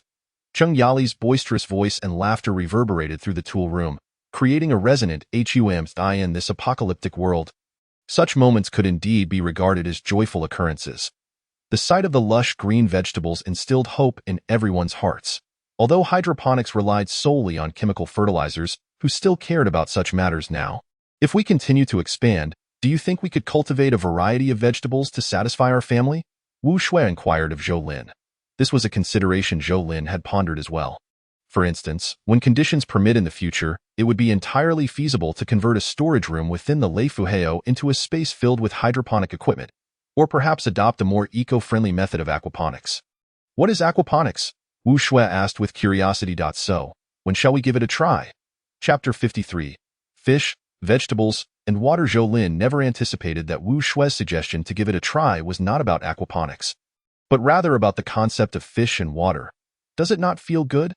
Leaning against Zhou Lin's arm, Wu Shui slightly furrowed her brows, a hint of pink still lingering on her cheeks, her skin radiating an unprecedented moisture under the light. Initially, it was indeed a challenge, yet Zhou Lin proved to be an exceptional teacher. Once she was able to keep pace, she savored the experience profoundly. Truth be told, it was quite wonderful. All right, Zhou Lin adjusted his arm to draw Wu Shui closer, simply feeling that there was no need for her to worry. Even if, we would never treat you as an outsider. Not entirely, Wu Shui murmured. In this chaotic world, a woman like me, who is utterly defenseless, can only rely on men to survive. Rather than facing an uncertain death one day, I would rather willingly accept someone I like. Indeed, I am simply drawn to your body. Do you like me? Even the most intelligent of women occasionally reveal their true nature. I do, Zhou Lin replied, planting a gentle kiss on Wu Shui's forehead. Sleep now. You must be tired. Zhou Lin turned off the light and lay down. The next day, as the two emerged from their room, they found Qingyali seated on the sofa, wearing a beaming smile. Auntie? Still calling me Auntie? You little rascal. Here, I've prepared a red envelope. Your father hasn't woken up yet, so I am taking full responsibility. Mom, Wu Shui bit her lip and shyly accepted the red envelope. Why didn't I get one? Zhou Lin asked. Dio, you want a lump of coal? How dare you ask me for a red envelope when I still need to collect child support from you? All right, family status -1. Wow, Mom, what a big gold bar. Upon receiving the red envelope, Wu Shui felt it was unlike any money she had known. After all, besides using paper currency for lighting fires, it was too rigid for any other purpose. Qingyali certainly would not engage in such frivolity. She directly stuffed a 300-gram gold bar into the envelope. Where did this come from? Zhou Lin was momentarily taken aback, as he thought all the family's money had been exhausted before the apocalypse. You know nothing, Shui. Come here. If he dares to bully you, just tell me, and I'll make sure to teach him a lesson. In contrast to the escalating chaos outside, Zhou Lin and Wu Shui's formal union infused the Zhou household with an atmosphere of joy for several days. Newlyweds, Zhou Lin was too lazy to venture out for supplies. Instead, he indulged in tender moments with Wu Shui while leisurely continuing his renovations on the Luxia Fingo. However, this tranquil existence was abruptly disrupted 5 days later by the blaring alarm of surveillance cameras. The monitors revealed a group of individuals, including Su Ziyuan and Wu Jiankai. What brings them here? Qingyali asked, visibly anxious. What is the matter? Zhou Lin inquired through the camera. This is Su Ziyuan. May I ask if Zhou Kaijun or Comrade Qingyali is present? We wish to discuss a matter. They are looking for me? Qingyali sighed in relief, thankful they were not there to apprehend Zhou Lin. Perhaps due to her unwavering trust in the government. Qingyali was about to open the door when Zhou Lin firmly grasped her arm, signaling her not to let Zhou Kaijun speak. My parents are ill. Please tell me directly if there is something you need. Just like that. Su Ziyuan's expression shifted, feeling embarrassed by Zhou Lin's demeanor. Given the elderly and children at home, it's not very convenient. Perhaps you should come in alone. So, you are Zhou Lin? Wu Jiankai interjected. Unable to contain himself. You should have been apprehended for the previous incident. I advise you to act wisely. If that's how you're going to speak, then this conversation is pointless, Zhou Lin replied calmly. We can either cease this discussion or follow my lead. You, Wu Jiankai wanted to retort, but Su Ziyuan halted him, clarifying that they were not there to bicker with Zhou Lin nor to advocate for that AI being. Fine, I'll come in alone. Su Ziyuan initially thought Zhou Lin was inviting him in, only to realize that there was still a security door in between. He hadn't been present during the rescue of Yang Qiqi, so upon seeing the two security doors, he was somewhat surprised. Surely you must have been prepared for this? No, we are merely habitually cautious. Zhou Lin set up a small tea table in the corridor, complete with 2 small stools and a tea tray, from which the fragrant steam of freshly brewed tea wafted, tantalizing Su Ziyuan's senses. In these times, even the most ordinary tea had become a luxury. For someone in Su Ziyuan's position, finding a warm cup of tea was no easy feat. This is fine tea. Your family's lifestyle must surpass that of even a commanding officer. Zhou Lin chose not to engage in that line of conversation, instead refilling Su Ziyuan's cup and awaiting further discussion. I have no other intentions. I simply wish to inquire about the livestock in your family's farm. Heard that just before the calamity, your parents had dismissed the workers? Su Ziyuan shook his head. All right, let us not discuss that. What about those livestock? They haven't all perished in the storm, have they? They were all slaughtered. A portion was sold. And the rest is frozen? Excellent, Su Ziyuan exclaimed, slapping his thigh. How much have you frozen? Where is it stored? Zhou Lin regarded Su Ziyuan with a look of incredulity, remaining silent. Ahem. Resources are scarce now. The tens of thousands in the shelter need that meat. Su Ziyuan attempted to persuade Zhou Lin with urgency, but upon seeing Zhou Lin's indifferent expression, he realized that approach was futile. So, what would it take for you to part with that meat? Zhou Lin sipped from his cup. Director Su, You know our family lacks nothing except a sense of security. Security? Su Ziyuan glanced at the two security doors. You seem to have more than enough security here. Not enough. Zhou Lin shook his head, recounting the incident when Yang Qiqi, accompanied by Tang Ili and Sun Qinghao, had injured Zhou Kaijun and Qing Yali. Indeed, even now, the couple remains bedridden, and they might not recover in a few days. Su Ziyuan's expression grew grim. Before arriving, he had anticipated Zhou Kaijun and Qing Yali might demand exorbitant prices, but he never expected Zhou Lin to be so audacious. Strictly speaking, what Zhou Lin desired was not particularly valuable. Yet it was exceedingly rare. He sought a privilege. I refuse to believe that others outside Haven T got access to this. Director Su, if you can guarantee that there are absolutely no firearms in the civilian sector, I'd be willing to donate that batch of meat to you without hesitation. Can you guarantee that? Chapter 54, an instant agreement at the Post-Disaster Command Center in Jiaqing. Su Ziyuan was not responsible for security matters. But that did not imply he was oblivious to the situation. Half a month had passed since the disaster struck, a relatively short period, yet human society was remarkably fragile. Social order had completely collapsed, and political order could only be tenuously maintained in locations where state power still existed. Although Xia country had stringent gun control, acquiring firearms in the apocalypse was not particularly challenging.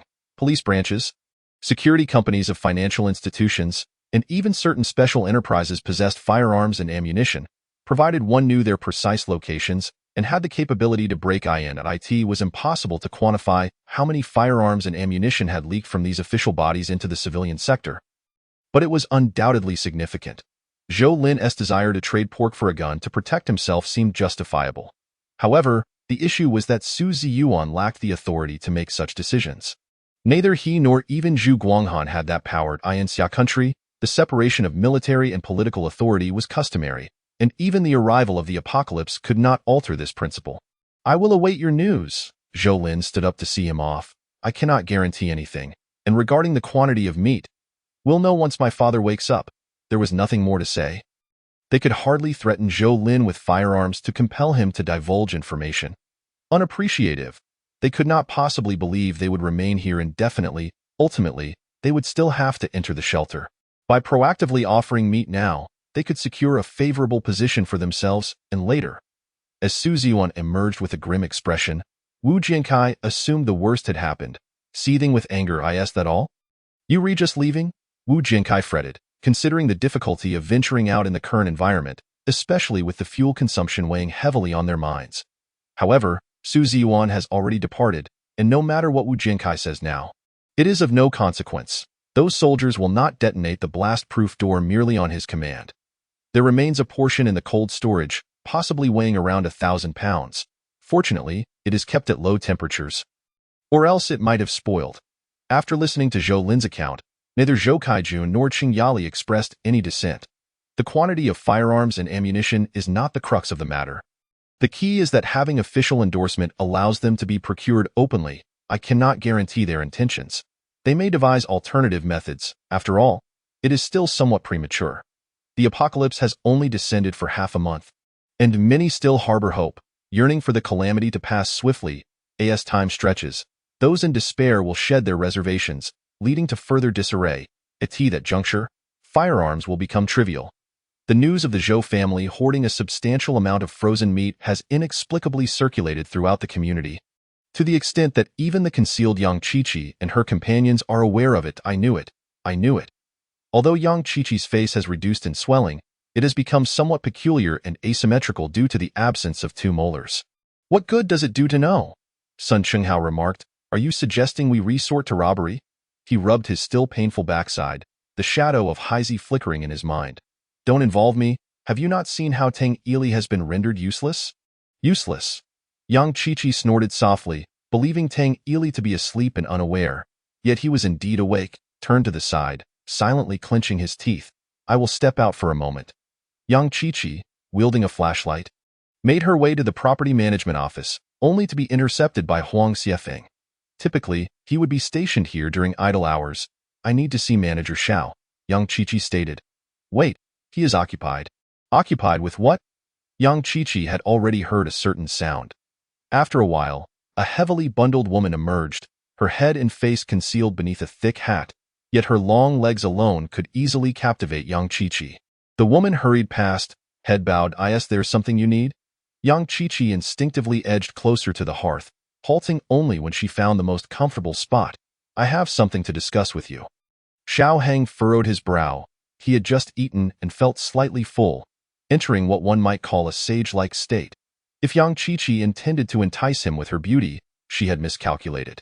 His standards were now notably elevated. "I know where a substantial amount of supplies is located, even live poultry." "Really?"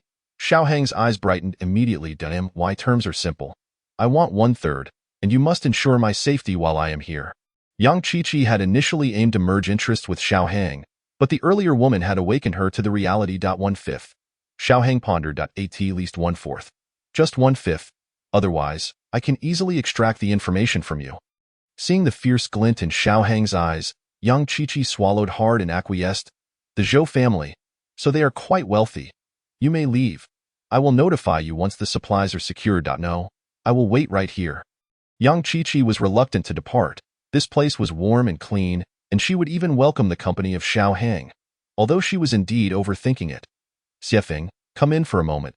To avoid prolonged uncertainty, Xiao Hang turned and beckoned Huang Xiefeng to join the discussion. However, immediate action was ill-advised, as Su Ziyuan had indicated he would return. "The Zhou family's situation is somewhat complex. See if you can find a locksmith or someone adept." As a property management company, they had established contacts with several locksmiths. Coincidentally, Huang Xiefeng knew one residing nearby and could reach out. Additionally, Xiao Hang instructed him to procure a cutting machine. Witnessing Xiao Hang's keen interest in Yang Qiqi filled her with delight. Initially, she had no desire to collaborate with him, but the ineptitude of Tang Ili and Sun Qinghao compelled her to do so. Indeed, Yang Qiqi had never believed her prior failure was her fault. It was entirely attributable to those two men. Thus, she sought out Xiao Hang to ask for whether Zhou Lin or the Zhou family bore any blame. Undoubtedly they did. Firstly, Zhou Lin's failure to fawn over Ai Bing after her death constituted a grave error. A sycophant must possess the awareness of their role, as one cannot choose whom to flatter. At the very least, she was not of the same ilk as Ai Bing. This, in essence, is Yang Qiqi's logic, and it mirrors the reasoning of many women like her. Who says women lack logic? When they become ruthless, they can be no less formidable than men. Yang Qiqi harbored a deep-seated disdain for Zhou Lin, perceiving him as indecisive and incapable even of taking a life. Indeed, that was her conviction.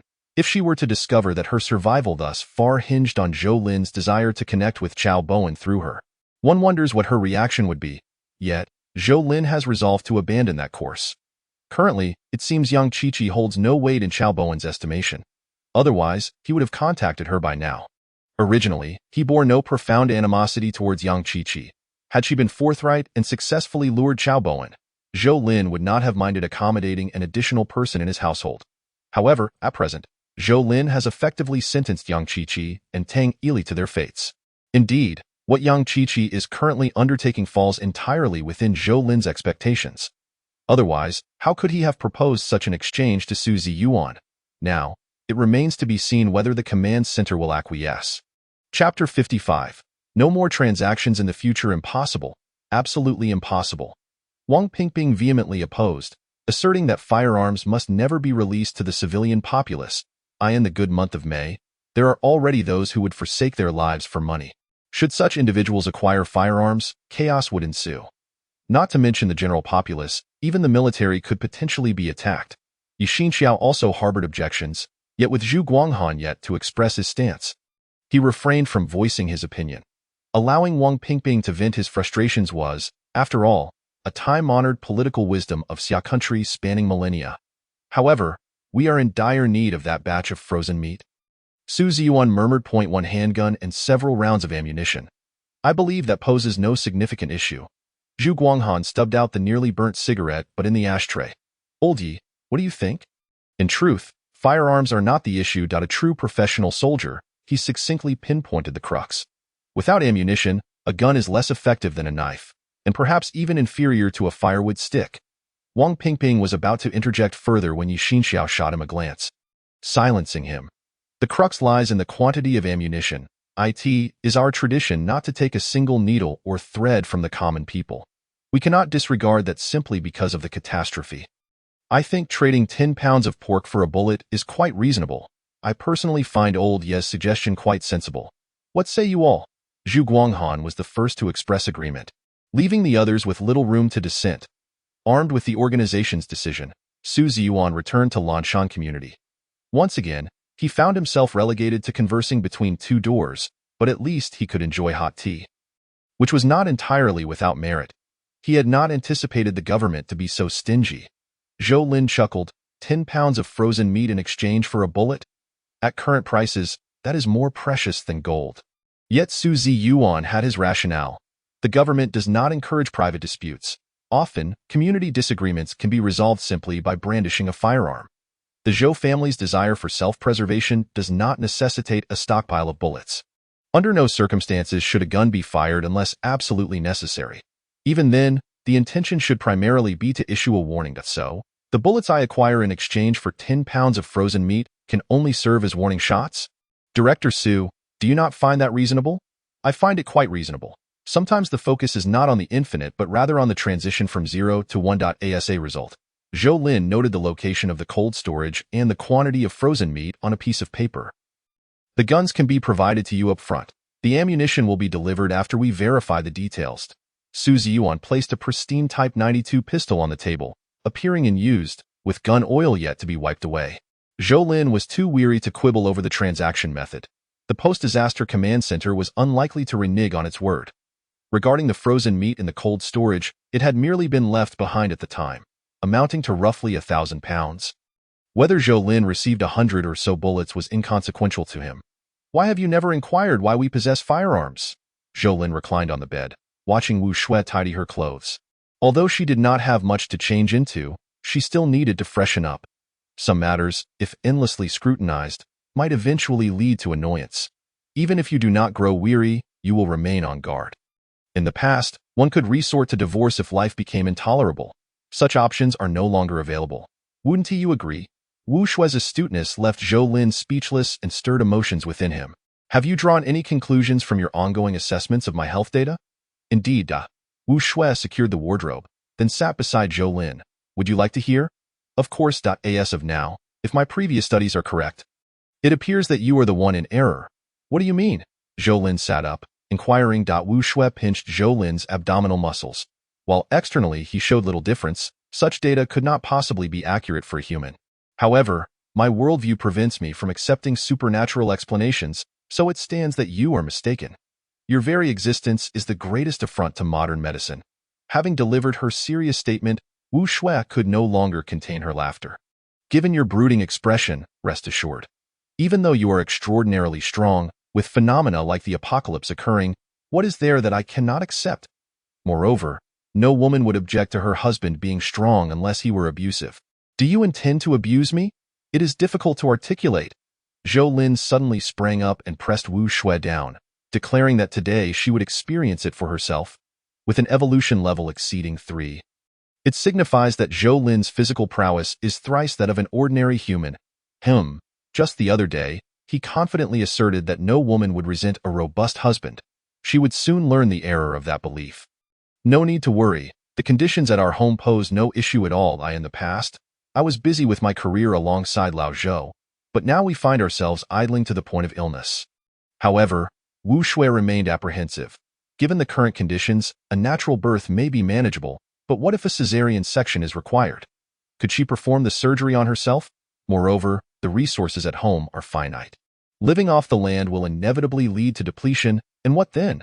Should the child suffer alongside them, subsisting on the cold winds of hardship? Living off the land? Qing Yali paused slightly, then quietly assured. I cannot guarantee everything, but rest assured regarding food and supplies. Even if you were to bear 10 or 8 children, there would still be more than enough. 10 or 8, Wu Shui gasped, pondering how much stock the Zhou family truly had hidden away. A few tons, or perhaps dozens. Surely not hundreds.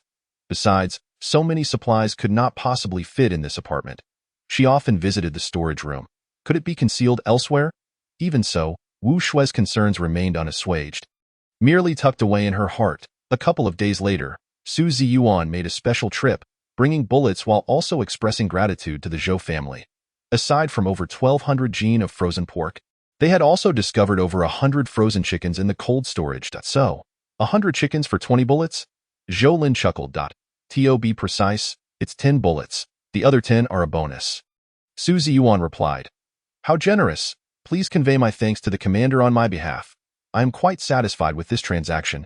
Su Ziyuan smiled lightly, just about to speak when Zhou Lin interjected, no more transactions in the future. Su Ziyuan awkwardly excused himself, not even having the chance to sip his tea. Won't this offend him? What if he holds a grudge against us?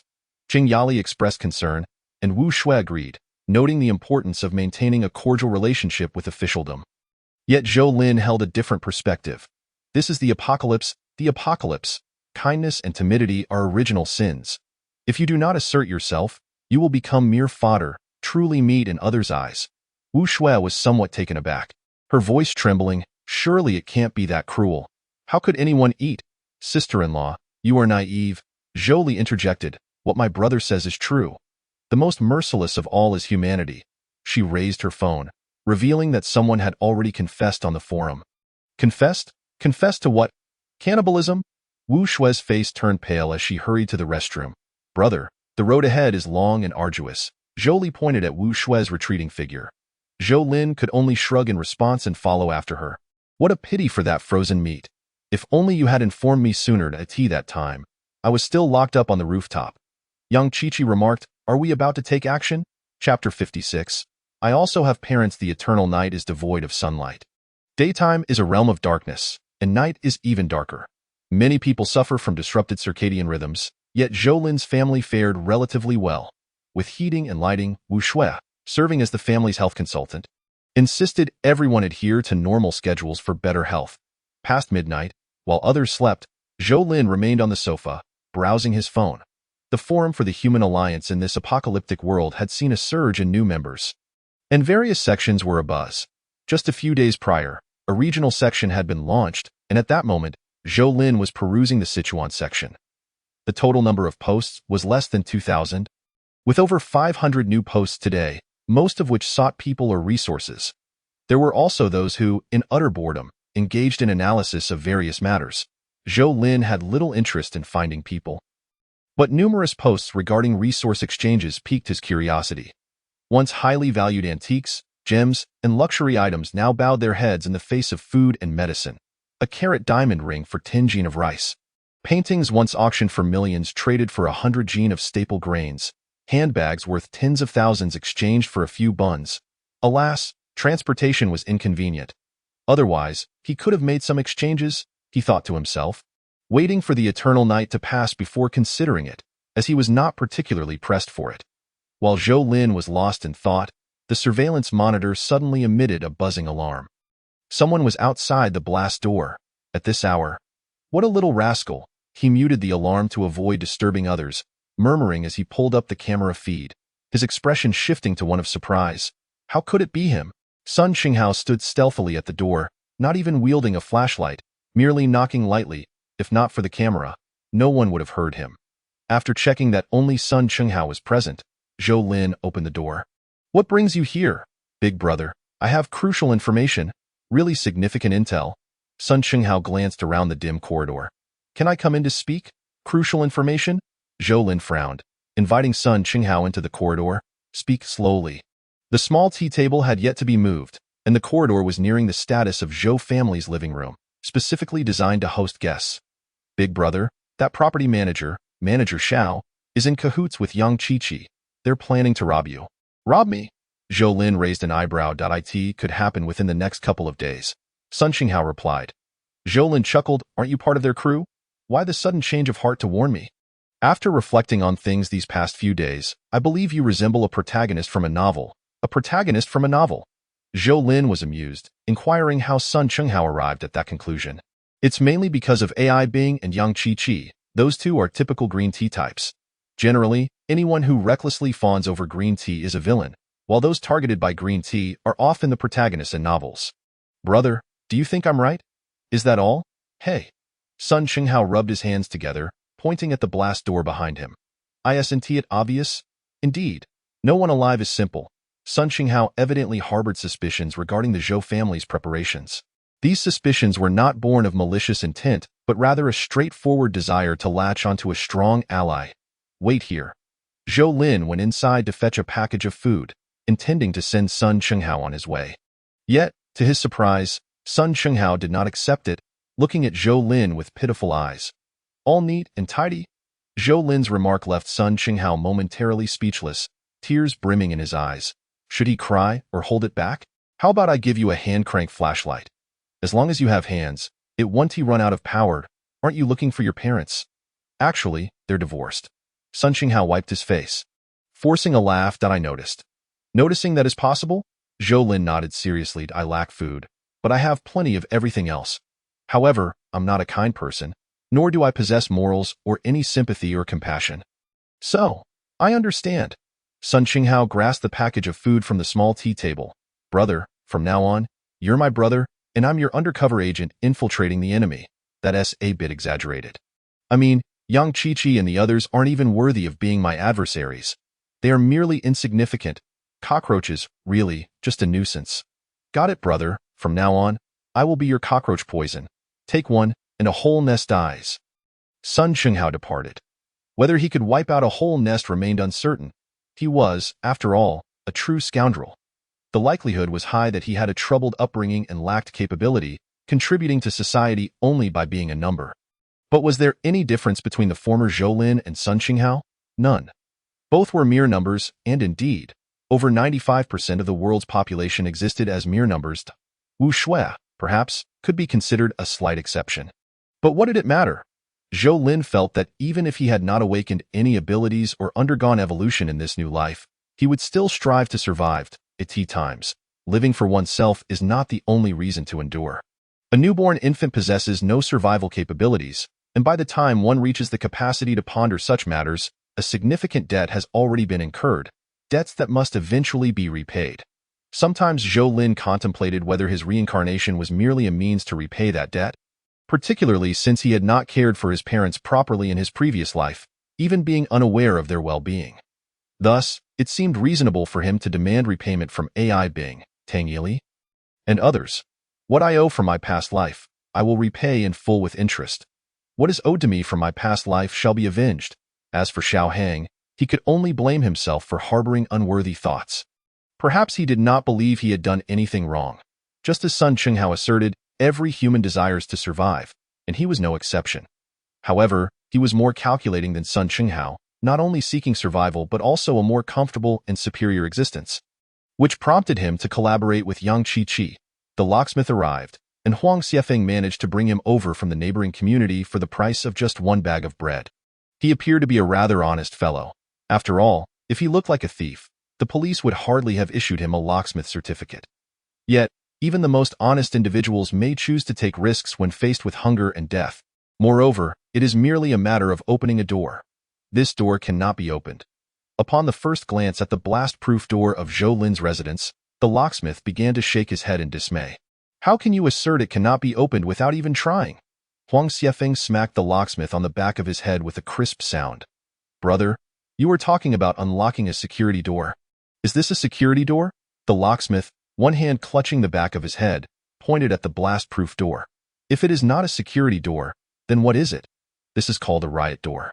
It is designed to withstand violence, not explosions. With just a tool, I could render all the locks, heaven and earth locks, 8 directions bolts, completely immobilized. You couldn't even blow it open with explosives. It is no different from those used in bank vaults. Damn it! Huang Xiefeng turned to Xiao Hang, saying, Boss, what should we do? Chapter 57. Zhou Lin's club, a private residence utilizing the same specifications as a bank vault. One can only say, the wealthy deserve to perish.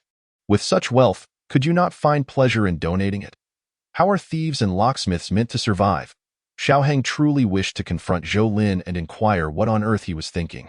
Waving the locksmith away, Xiao Hang gritted his teeth. Let us get to it. The oxyacetylene flame, reaching temperatures of up to 3,000 degrees, renders any common metal utterly defenseless. There is no need for an outsider to operate the oxyacetylene. Huang Xiefeng can manage it, having previously worked in a factory. The violet-white flames were particularly blinding in the dim corridor, causing Yang Qiqi to feel tears welling up, rendering her vision a shimmering blur. She hastily stepped back, turning away from the flames, allowing her eyes to feel somewhat more comfortable. Eye in the shadows. Sun Chenghao clenched his fists quietly. Though he was a ruffian, who said ruffians lacked the ability to discern right from wrong? In fact, ruffians often prefer good people, as they are easier to manipulate. Thus, Sun Chenghao refrained from approaching, maintaining distance from Xiao Hang and his group, especially from that woman, Yang Qiqi. Typically, green tea bitches meet a tragic end, often dragging those around them into the fray. Having internalized Zhou Lin as the protagonist, Sun Chenghao felt it imperative to maintain his position. Constantly bouncing back and forth could lead to a disastrous fall. Seeing Huang Xiefeng slowly approach the blast-proof door, Sun Chenghao felt a pang of anxiety. Could this truly be the end? Had they really brought this contraption? Inside, Zhou Lin's family had risen. Upon witnessing the bright flames on the screen, Zhou Lin sensed trouble. It wasn't that they couldn't handle it. Defeating them would be simple, but the aftermath would be cumbersome. Especially concerning Xiao Hang, who, in peacetime, was merely a property manager, not a notable figure. Yet now the authorities seemed to acknowledge his managerial status. Su Ziyuan had contacted Xiao Hang several times during his visits. It wasn't that every property manager received official attention. Rather, it was Xiao Hang's demonstrated worthiness of such regard. He was a talent that I'll step outside for a moment. Zhou Lin changed into his clothes and exited, just as Huang Xiefeng adjusted the oxyacetylene flame to its maximum temperature, preparing to apply it to the blast-proof door. The door opened. Yang Qiqi gasped softly. Huang Xiefeng halted. Xiao Hang narrowed his eyes, and Sun Chenghao eyes widened in shock. Truly fearless, aren't they? Zhou Lin's gaze shifted from Huang Xiefeng to Xiao Hang behind him. Manager Xiao, what does this mean to him? Xiao Hang cleared his throat. Having anticipated this scenario, he stepped forward, saying, "It's nothing of great consequence. Merely heard your family has ample resources and wish to request some for mutual benefit." Mutual benefit? With whom? You or her? Zhou Lin chuckled, revealing the club he held behind his back. It was a rubber baton, the kind used by police to subdue individuals. As long as one avoids striking the head, it typically does not kill, but it could certainly cause severe injury. Huang Xiefeng, having discarded the blowtorch, revealed a similar baton from his lower back, grinning at Zhou Lin, saying, "Kid, do you wish to make a move? You're still a bit inexperienced." Xiao Hang did not bring only Huang Xiefeng as security. Aside from the unhelpful Sun Chenghao, there were two tall, muscular men accompanying him. However, compared to Huang Xiefeng, they still held a semblance of shame, as engaging in theft from their own was slightly beyond their moral boundaries. Yet often, one's moral limits are like undergarments. When the stakes are high enough, one can easily shed them, charge in. After some consideration, Xiao Hang decided to conclude matters swiftly. After all, they were on the top floor. As long as they did not create a commotion, he could enjoy the fruits of his labor. Unless that vile woman, Yang Qiqi, lied, but even if the Zhou family lacked resources, there was still Wu Shui, right? Huang Xiefeng shouted as if preparing to charge, though he was merely waiting for the other two security guards. He assumed that someone as wealthy as Zhou Lin would not easily resort to violence, which only reflected his ignorance of Tang Ili. Otherwise, he would not have been so naive. Fool. Zhou Lin emerged from the blast-proof door, lifting his hand to strike Huang Xiefeng on the head. A truly skilled wielder of a baton would not resort to such a method, as it is far too easy to block. Wasting energy unnecessarily, Huang Xiefeng reacted swiftly, raising his hand to block. He believed he could successfully defend against it. What he did not anticipate was Zhou Lin's immense strength, so great that he could not muster a counter. All he felt was a sudden thud to his head, and then he lost consciousness. Perhaps it was due to Huang Xiefeng's rapid fall that the two security guards on either side did not have time to react and instead stood frozen in place, staring at Zhou Lin, who was casually retrieving his baton, swallowing nervously. "Will you both come at me together?" "No, no." The two security guards shook their heads vigorously. "What are you joking about? Huang Xiefeng's baton is bent at a 90-degree angle. It is a steel core rubber baton, and it bent just like that. Moreover, Huang Xiefeng lay there, a cautionary tale. Damn it." The two guards' timidity caused Xiao Hang to silently curse their unreliability. He had yet to recognize the disparity between himself and Zhou Lin, merely believing Huang Xiefeng had been careless, failing to dodge. If Huang Xiefeng had wielded a knife, the outcome would have been different.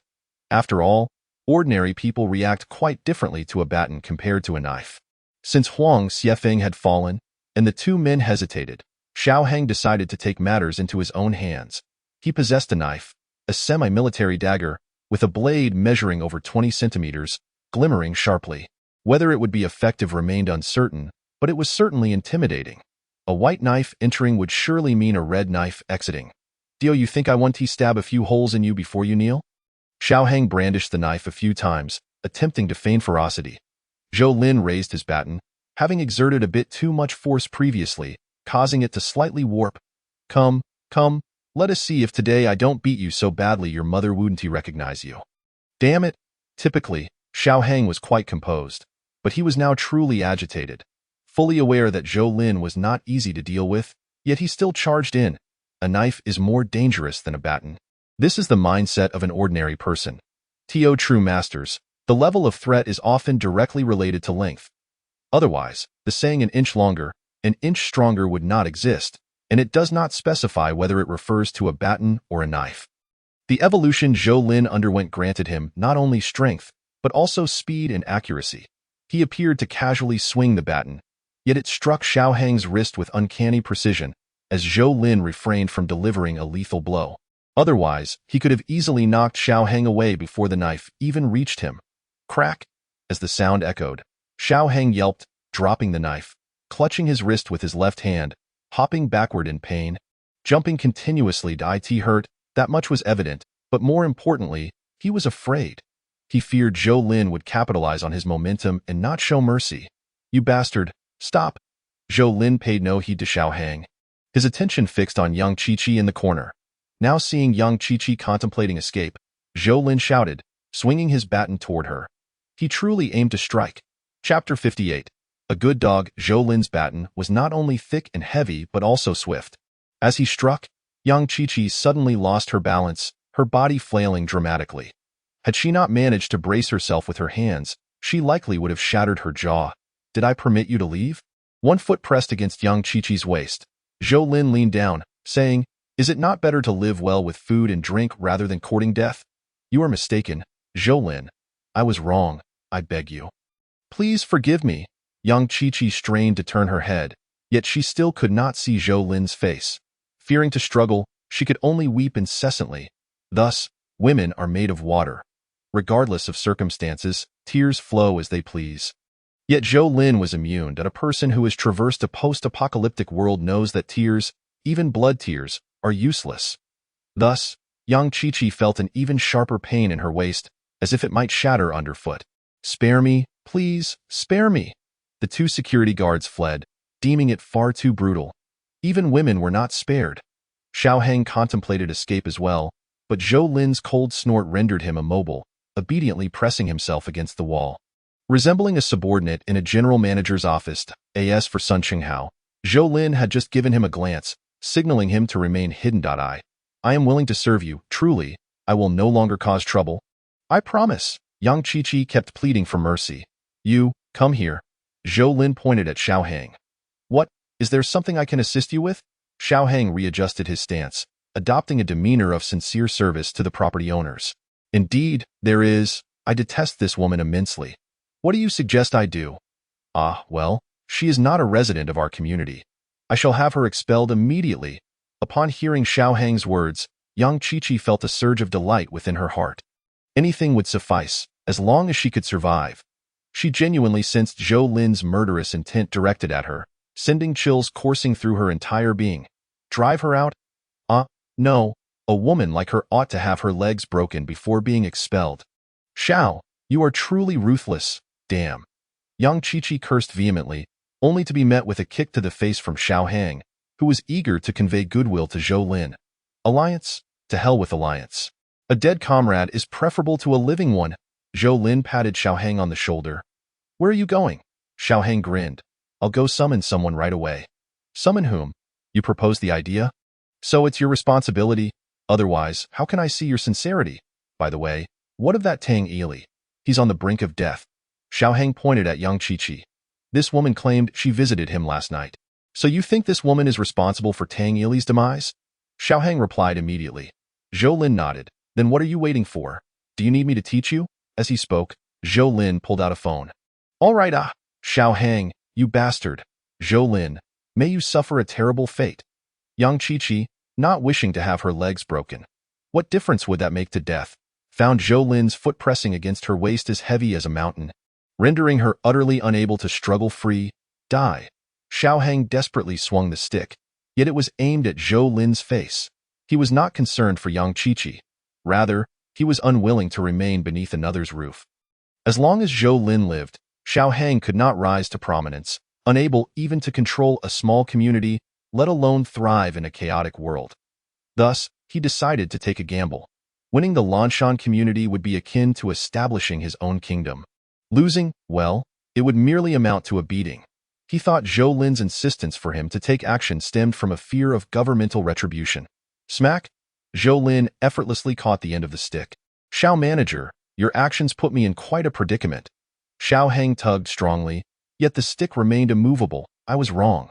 Xiao Hang stepped back, bowing deeply like a citizen of an island nation, his face a mask of sincerity. So, what now? Zhou Lin smiled, still not lifting his foot, but slowly drew a handgun from his waistband. Bang! Without any explanation, the flame erupting from the muzzle and the deafening gunshot spoke volumes. The bullet ricocheted off the corridor walls. Sparking as it did so, "Oh, you think you can report me to the government? Why not consider what benefits Director Su provided me to allow me to take that over 1,000 jin of frozen meat?" Observing the still smoking muzzle, Xiao Hang wiped the cold sweat from his forehead. I understand now. From this day forth, you call the shots in this community, and I am but your dog, woof woof. Please, master, allow me to break this woman's legs. Yang Qiqi dared not struggle any longer. She never expected Zhou Lin would possess a gun, especially one provided by the government. A gun, one that could be taken out so brazenly, represented power in Xia country, a power that was supreme for ordinary individuals. I can offer you a chance. Tang Ili may die at her hands, but she herself must not perish. Even if she were to die, she must endure a fate worse than death. Zhou Lin whispered into Xiao Hang's ear, you can either run far away or obediently be a dog. I actually enjoy having dogs. As long as they obey, I can toss you the leftovers of my meat, bones, and food. Do you understand?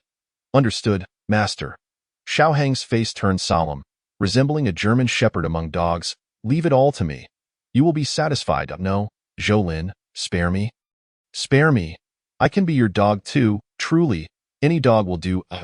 Before Yang Qiqi could finish her plea, Xiao Hang struck. This time, he genuinely dared not harbor any ulterior motives.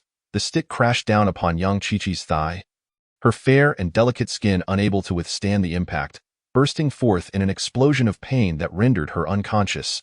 Stop! Zhou Lin, seeing the blood seeping through Yang Qiqi's thermal pants, quickly commanded Xiao Hang to cease. You are pushing her too hard. Allow me to handle this. Yes, my apologies, master. Putting away his phone, Zhou Lin seemingly lightly tapped Yang Qiqi's leg, inadvertently cautious of the potential for an open fracture, as that would hasten her demise. Hearing the crisp sound of bone cracking, Xiao Hang felt a chill run down his spine. He now understood just how terrifying Zhou Lin was. Even without a gun, eliminating him might be no more challenging than squashing a fly. So, what madness had driven him just moments ago? And that fellow, quickly remove him. He is a source of annoyance. Understood, master. Right away. 10 minutes later, the corridor had returned to its pristine state, and Zhou Lin nodded in satisfaction. Instructing Xiao Hang to wait at the door, I keep my word. I assume you have enough provisions, but this, thank you, master. Xiao Hang's face lit up with joy. An entire carton of cigarettes, while not Huazi, was still more than sufficient.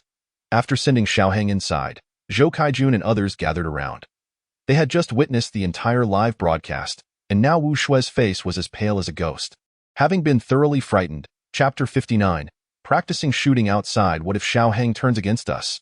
This was the concern of Qing Yali and Wu Shue. Zhou Kaijun and Zhou Li, however, had no such doubts. He wouldn't dare, Zhou Kaijun said. Better to kill 1,000 innocents than let one escape. Brother, next time, be more decisive. Indecision does not suit a good cook. Qing Yali could hardly bear it, giving Zhou Li a light smack on the head. What on earth are you saying? Constantly talking about killing. Are you even a girl? Mom, being a saint is undesirable? Reading 100 times brings understanding. You should read more apocalyptic novels. Zhou Kaijun stepped forward to hold Qing Yali back. The child is right. You must gradually adapt. You only know how to talk. Why didn't you go out just now? Ah, how can you be a father who sends his son into danger? Cheng Yali was pulled away by Zhou Kaijun, and Zhou Li went upstairs, still half asleep. This left Wu Shui, who was at a loss for words, feeling somewhat helpless. She knew Zhou Lin had done nothing wrong, yet she could not convince herself. Yang Qiqi deserved her fate. But, consider this. If we had no explosion-proof door, no guns, if I lacked my current strength. Wu Shui was a clever girl, quickly beginning to tremble slightly. You are right. Stepping forward, she embraced Zhou Lin, placing his still smoky hand against her lips. When will you teach me to shoot? I'm afraid I won't hit the mark. Anytime, but we need to change locations. Most of the time, the eternal night was eerily quiet, as silent as heaven, devoid of the cries of sinners. Even practicing shooting in the tool room could be heard for miles. A few times was tolerable, but how could one perfect their marksmanship with just a few attempts? Thus, it was best to practice outdoors. Zhou Lin thought the last automotive city had been quite suitable, and he could also gather some materials while he was at it. Isn't that unnecessary? The next day, Cheng Yali strongly opposed the idea. However, Wu Shui genuinely wished to step outside for some fresh air. The laborers govern the thinkers, while the workers are ruled by the thinkers. I shall not go, Zhou Li remarked, still aboard the familiar sled and skis. The two descended the stairs, and Zhou Lin made his way to the property office. The master has arrived. Xiaoheng greeted with unrestrained joy, showing no signs of insincerity, even with other security personnel present. Rest assured, master, that woman is still alive. Xiaoheng pointed towards the stove, where the filthy Yang Qiqi curled up beneath a blanket of indiscernible color, glaring at Wu Shui with a look of hatred. This woman had usurped her position in Zhou Lin's heart. Otherwise, how could Zhou Lin treat her this way? If eyes could kill, Yang Qiqi would undoubtedly be riddled with wounds, yearning for death yet unable to escape life. Well done! Zhou Lin tossed a prepared box of erguotu onto the sofa and began to distribute it. But for heaven's sake, don't get drunk. Thank you, master. Shouldn't we all express our gratitude to the master? Thank you, master. Among the loud voices of thanks was Huang Xiefeng, his head wrapped in bandages. One must admit, this lad had a strong constitution. Zhou Lin had thought that blow would send him to the new realm. Yet he had surprisingly pulled through. It mattered little. As the sled moved through the community gate, Zhou Lin glanced around, noticing numerous traces at the entrance. Though chaotic, he could roughly discern what types of vehicles had passed through. Due to the speed, strong winds, and low temperatures, Wu Shui had remained silent throughout the journey, not knowing how far they had traveled or how long it would take.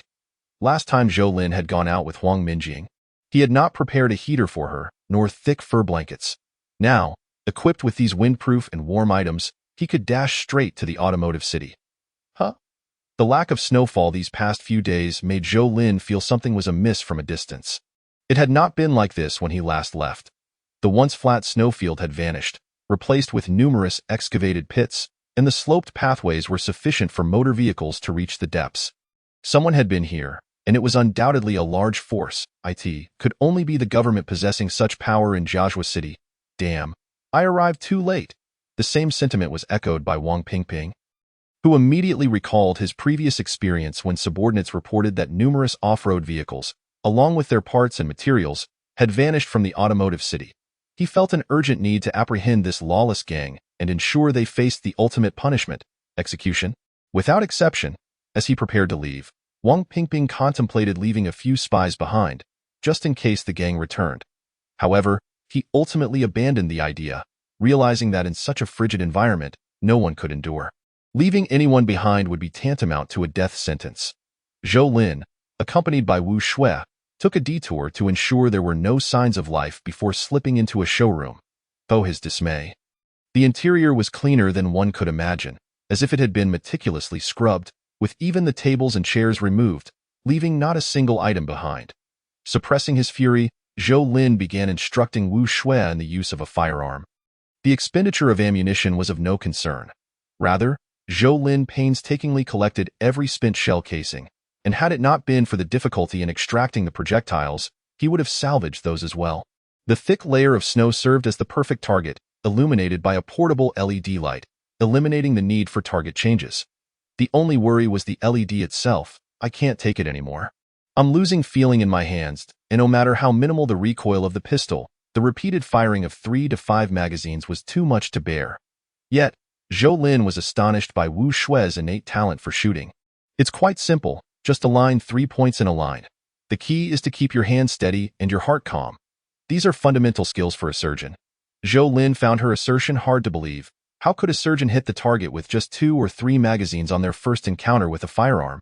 Perhaps she was a sharpshooter in a past life. Zhou Lin certainly could not boast of such proficiency before his evolution. In the vast automotive city, it couldn't be completely stripped bare. With a gun in hand, Wu Shui felt a sense of security and nodded to Zhou Lin, reassuring him. Zhou Lin climbed into a snow pit, relying on his memory rather than searching the already excavated areas. His diligence was rewarded when he soon unearthed an undiscovered dealership. While it might not compare to the Four Sons dealership, this one boasted a diverse inventory and significant discounts, including some rare brands and models, even those not officially released in Xia country. Generally, only those with considerable skill could operate such a dealership. The establishment Zhou Lin found was substantial, with the vehicles displayed in the showroom collectively valued at tens of millions.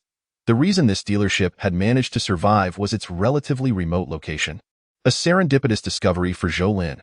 Among the inventory were several non-standard luxury pickup trucks, including Raptors, Kideos, and Tianfengs, with the Raptor being the most popular in Xia country. In total, there were 12 vehicles in the showroom and garage, which Zhou Lin promptly collected. 5 luxury off-road vehicles were also imported in parallel, with the priciest being a Kinlan full-size model. He ensured that none of the appealing items were overlooked, treating them as reserves for parts. At this moment, Zhou Lin remained unaware that the real treasures did not lie within the showroom or garage. Chapter 60. An unexpected surprise. The gains from both the showroom and garage brought Zhou Lin immense joy. Though he had spent more time than anticipated, dinner was still a while away. Occasionally, he exchanged a few words with Wu Shui over the intercom, unperturbed by any unforeseen incidents on her end. The eternal night served as the perfect cover. Unless one possessed Zhou Lin's night vision capabilities, they would be easily exposed by the light from afar. In the general manager's office of the Four Sons dealership, the manager might be merely a high-level employee, but the dealership itself was not. Zhou Lin initially had little interest in exploring until he spotted a door.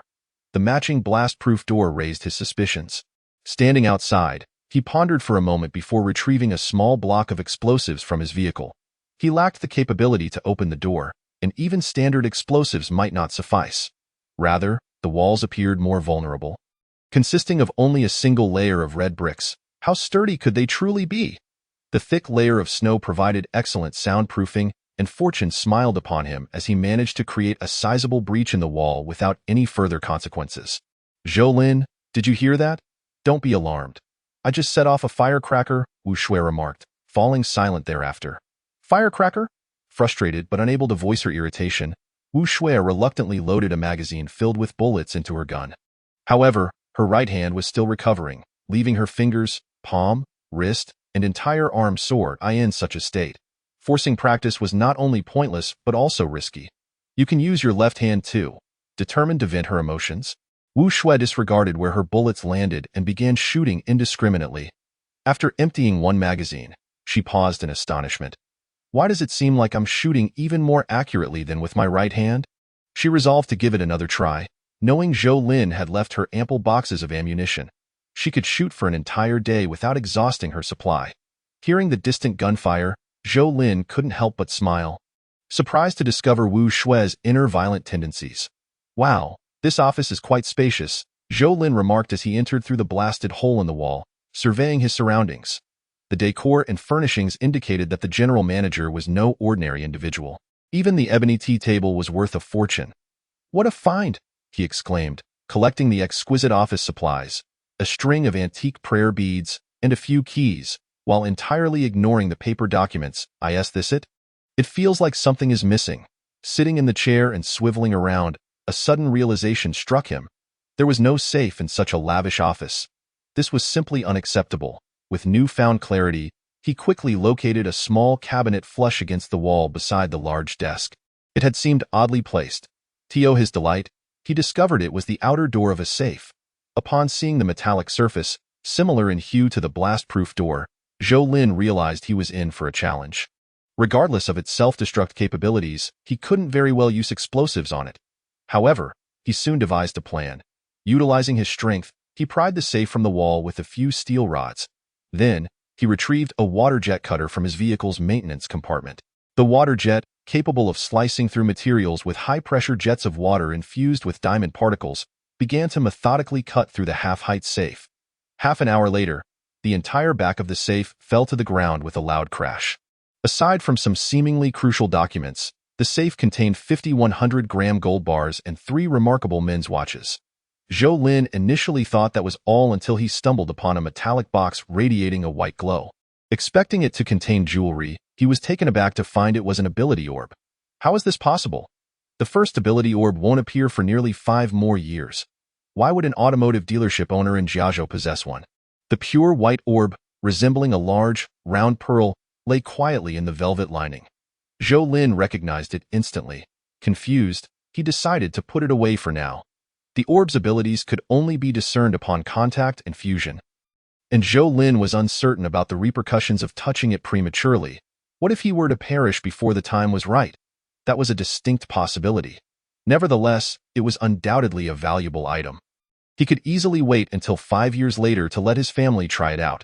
Realizing time was of the essence, Zhou Lin hurried to find Wu Shui. The gunfire continued unabated. Upon witnessing Wu Shui shooting with her left hand and hitting the target consistently, Zhou Lin was rendered speechless.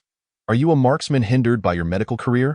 No, you're the real-life version of a dual-wielding matron. What matron?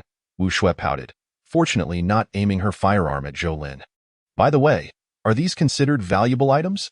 Zhou Lin tossed the gold bars onto the floor, their gleaming surface nearly blinding Wu Shui. Although those 50 gold bars were not particularly significant, worth perhaps 1 or 2 luxury off-road vehicles before the apocalypse, Wu Shui's eyes sparkled with excitement. Wow, I want them.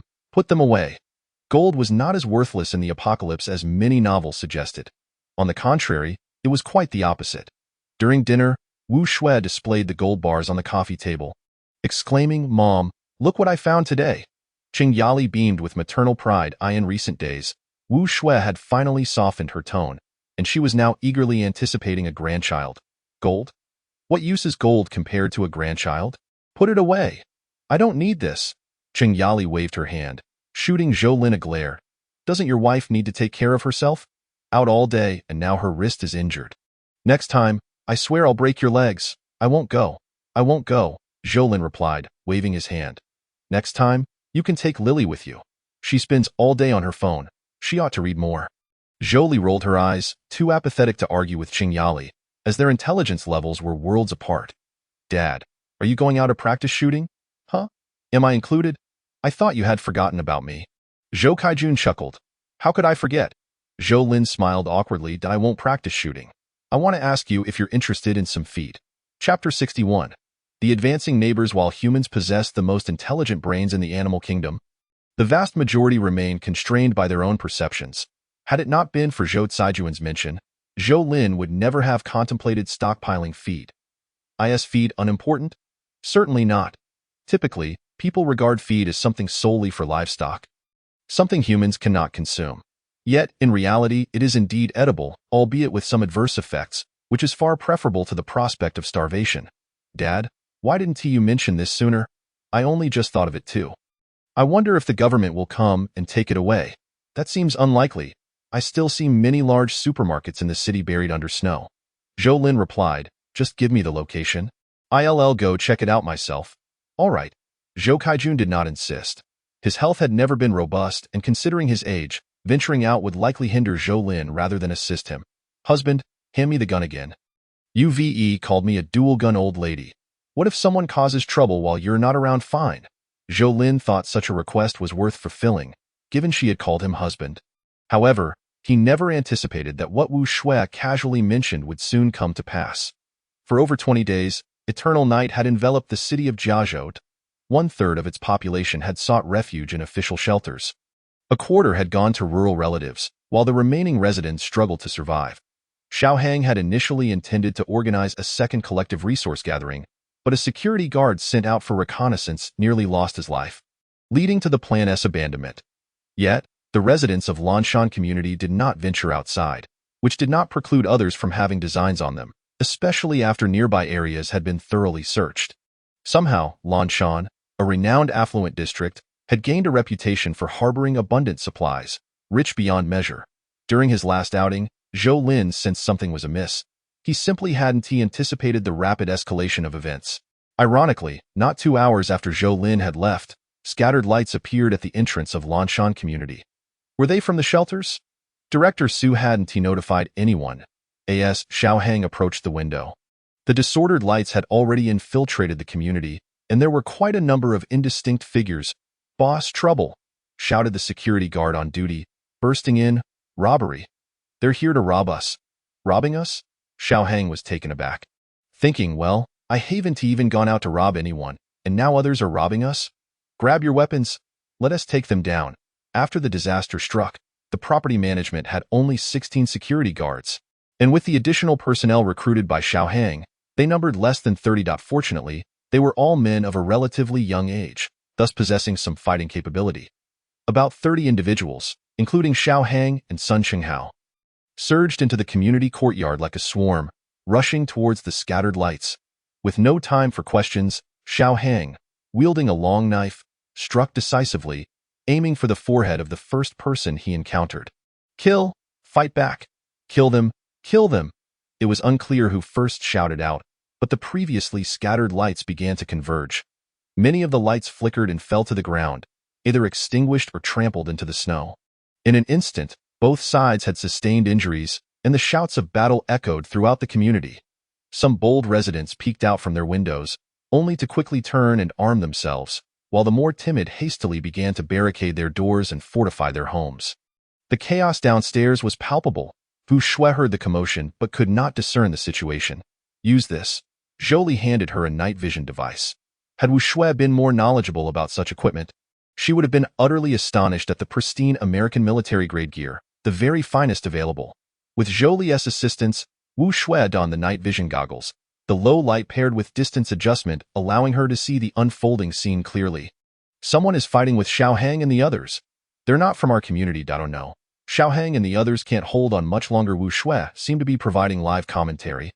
And Zhou Kaijun and Qing Yali listened with rising tension, while Zhou remained relatively unconcerned, casually remarking, "Perhaps help will arrive soon." No sooner had she finished speaking than the shrill alarm blared. Outside the blast-proof door, a breathless Sun Qinghao was shouting Zhou Lin's name. "I'll go take a look." Qing Yali moved to open the door, followed closely by Zhou Kaijun. "Uncle, Auntie, is my brother Zhou not here? Hurry, we can't hold them off below. There are too many outside." Sun Qinghao, bleeding from his head and with a split lip, bore several cuts across his body, though his heavy clothing had spared him more serious injuries. "Forget it, I'll go take a look." Zhou Kaijun pondered aloud. "No, I'll go." Qing Yali insisted I should go. "My aim is better," Wu Shui interjected. "Let us send my sister. Dad, you keep an eye on things? And Mom, stay home to protect me." Among the four, Zhou remained the most composed and quickly devised the most advantageous plan. Qing Yali wished to counter, but her loud voice proved ineffective at this moment. Before Zhou Kaijun and Wu Shui exited, Zhou leaned in to whisper a few words into Wu Shui's ear, while Heizhi attempted to follow them out but was swiftly restrained by Qing Yali. Watching the scene unfold, Sun Qinghao was astonished. "Sister-in-law, you shouldn't go down. I'm not going to rely on you." Wu Shui coldly replied, "Hurry up." As the group descended, the situation below had shifted once more. It could only be said that Xiaohang and his comrades had done their utmost. It was not that they lacked effort, but rather that the enemy was overwhelmingly fierce. Not only were they battered, but several had also been scattered, leaving uncertainty as to whether they had fled or been knocked down. In desperation, Xiaohang and his group fought and retreated, ultimately finding themselves cornered in the entrance hall of Building 8. "Close the door." Xiaohang was covered in blood, both his and that of others. A wound adorned his forehead, and his clothing bore the marks of fists and feet, along with tears and rips. A testament to the ferocity of the struggle. Though the last of the incoming security guards managed to shut the glass door, tempered glass could hardly withstand the frenzied assault of iron rods and knives. Shattering with a resounding crash, "Damn it, let us fight." Xiaohang gritted his teeth, preparing to lead the charge, when suddenly, a gunshot rang out from behind. "Guns! They have guns! How did she come down here?" Xiao Hang glanced at Sun Qinghao, intending to speak, only to discover Wu Shui holding a smoking gun. So it was Wu Shui who had fired the shot. That woman. Just one gun. What is there to fear? Exactly. She's not bad looking. Let us rush her. Go. It must be said that people are easily swayed by collective emotions. Under normal circumstances, one would instinctively fear the sight of a real gun, but in this moment, the contagion of group mentality led them to disregard the threat of bullets. Even entertaining notions of overpowering Wu Shui. This thought was not entirely misguided, as even Sun Qinghao nodded in agreement. However, the next moment, Wu Shui had aimed her gun at Xiao Hang, commanding, "Step aside." Seeing Wu Shui and Xiao Hang at odds, the individuals at the entrance suddenly felt an opportunity had presented itself, and a shout sent them surging toward Wu Shui. Bang, bang, bang. No one anticipated that Wu Shui would fire without hesitation. Even more astonishing was that Wu Shui not only wielded a gun in her right hand, but also held another in her left. Firing with exceptional skill, almost every bullet found its mark, striking arms or legs. While thick winter clothing could deflect blades, it was no match for bullets. By the time Wu Shui emptied 2 magazines, there were scarcely any standing figures at the entrance. Gulping, Xiao Hang watched Wu Shui expertly reload, his face paling. He could hardly believe that this seemingly delicate woman possessed such proficient marksmanship and could kill without blinking. Any lingering thoughts Xiao Hang had were now utterly extinguished. After reloading, Wu Shui paid no further heed, striding past the moaning figures. What was most unexpected was that just as she was about to exit, she halted and fired a shot at a person lying on the ground. Damn it! The individual had not been shot, but had merely feigned death, only to be unmasked by Wu Shui. Though not fatal, the pain was excruciating. After being shot, he realized that all depictions in films were utterly false. What nonsense about fighting back after being shot multiple times. The pain was so severe that he could hardly retaliate. The gunfire also drew the attention of those outside. Some astute individuals had already turned to flee, but there were always those unafraid of trouble. The night vision device provided Wu Shui with immense assistance. Although she did not recognize the residents of the community, she could discern the enemy by their actions. Anyone charging at her with a weapon was undoubtedly an adversary. There is no room for hesitation when it comes to dealing with the enemy. Simply pull the trigger. It is not significantly different from the practice we had at the Auto City, with the only addition being a bit of foresight. The outcome will not stray far from expectation, and if a shot goes awry, it's merely bad luck for the opponent. By the time another magazine is emptied, no one will dare to approach this side again. Sister-in-law, you are magnificent, Xiao Hang. His face marked by fear, cautiously approached Wu Shui and spoke softly. Dispose of these individuals at the entrance of the community. Fate will determine their lives.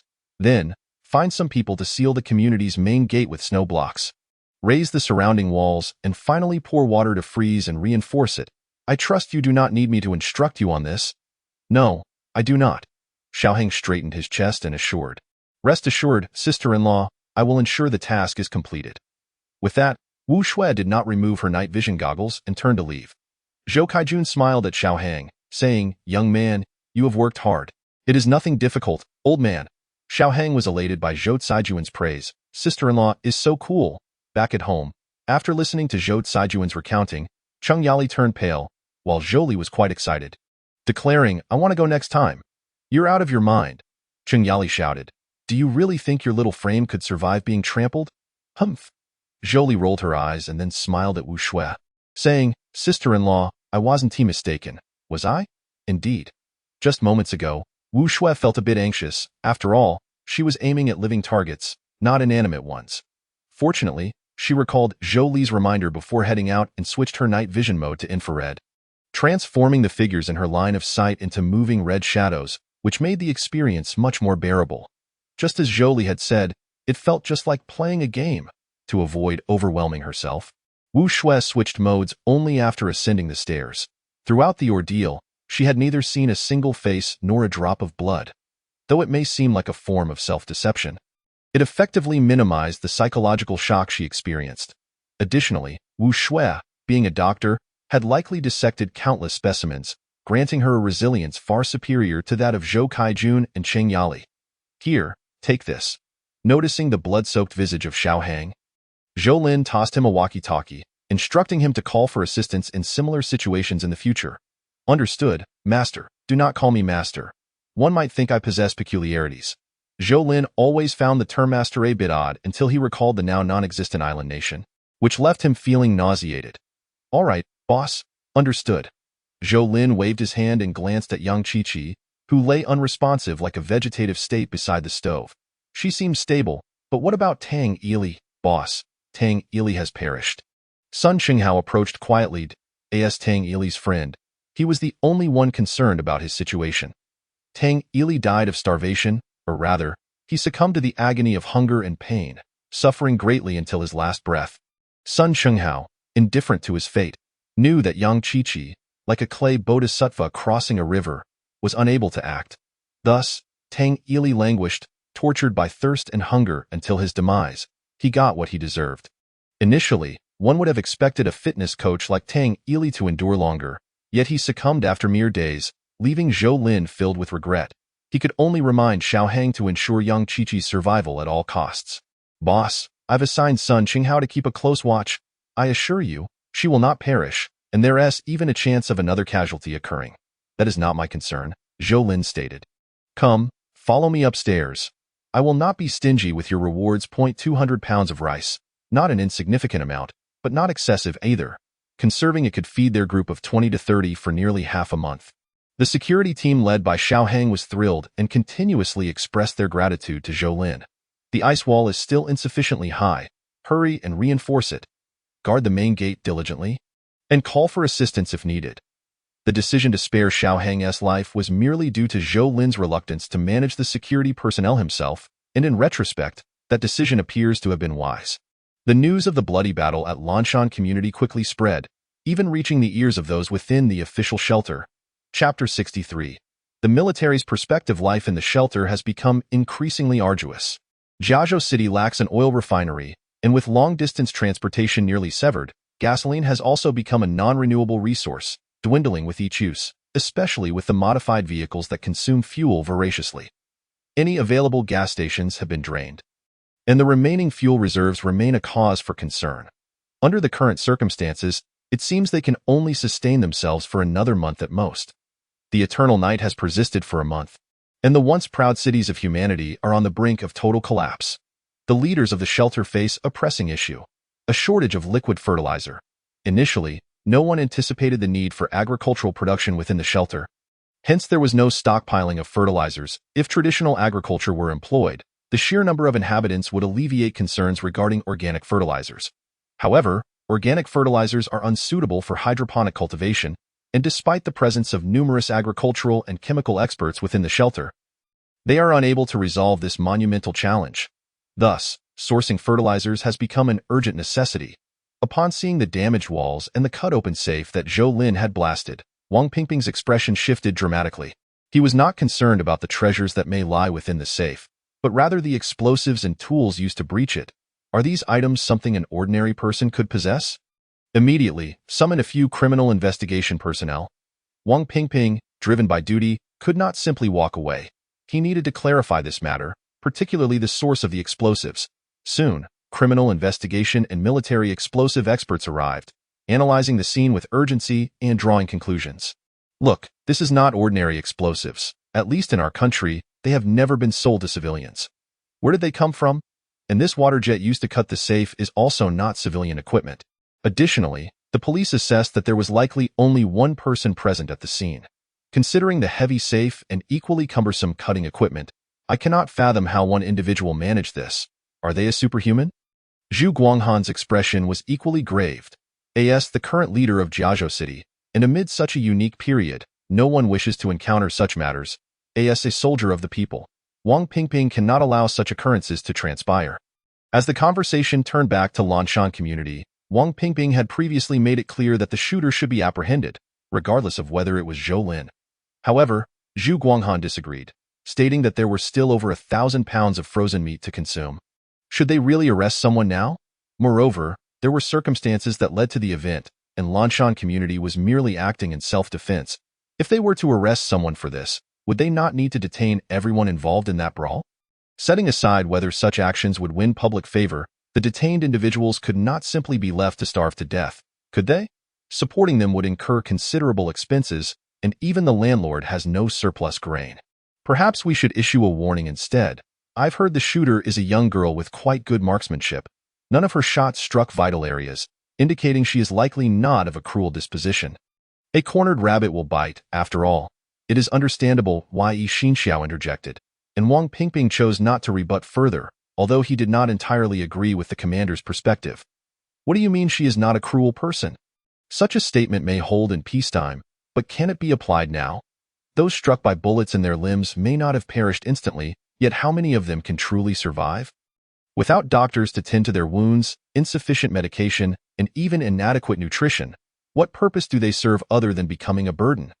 Thus, Wang Pingping felt that the girl who fired the shots possessed an exceptionally ruthless heart. Not only did she take lives, but she also sought to destroy spirits. In truth, Wang Pingping was mistaken about Wu Shui. She had not contemplated such complexities. She merely recalled Zhou Li's specific reminder before descending. And to this day, she felt Zhou Li's advice was wise. Otherwise, in her state of agitation, she might have inadvertently killed someone, denying those individuals a chance for redemption. Indeed, those individuals have shown signs of reformation. Retraining can also be considered a form of renewal. Ultimately, Zhu Guanghan and Yi Xinxiao instructed Wang Pingping to speak with Zhou Lin, both to issue a warning and to see if Zhou Lin might offer some form of compensation. Given the number of injuries incurred, boss, military personnel have arrived. Xiaoheng dutifully fulfilled his responsibilities, immediately informing Zhou Lin upon sighting the military vehicle. At that moment, Zhou Lin and Wu Shui were busy in the tool room. The rabbit has given birth again, and Wu Shui was particularly delighted, as it meant they would soon enjoy delicious rabbit head delicacies. As for whether the little white rabbit was adorable, given Wu Shui's profession, one could easily ascertain that she had likely dissected countless specimens, from frogs to white mice and white rabbits. Cuteness pales in comparison to edibility. Typically, a mother rabbit gives birth to 4 or 5 kits. Yet Zhou Lin's rabbit had astonishingly produced 8, adding to the 12 from the previous litter. How prosperous this rabbit family is, truly a heroic mother. Zhou Lin chuckled as he provided the rabbit with additional hay.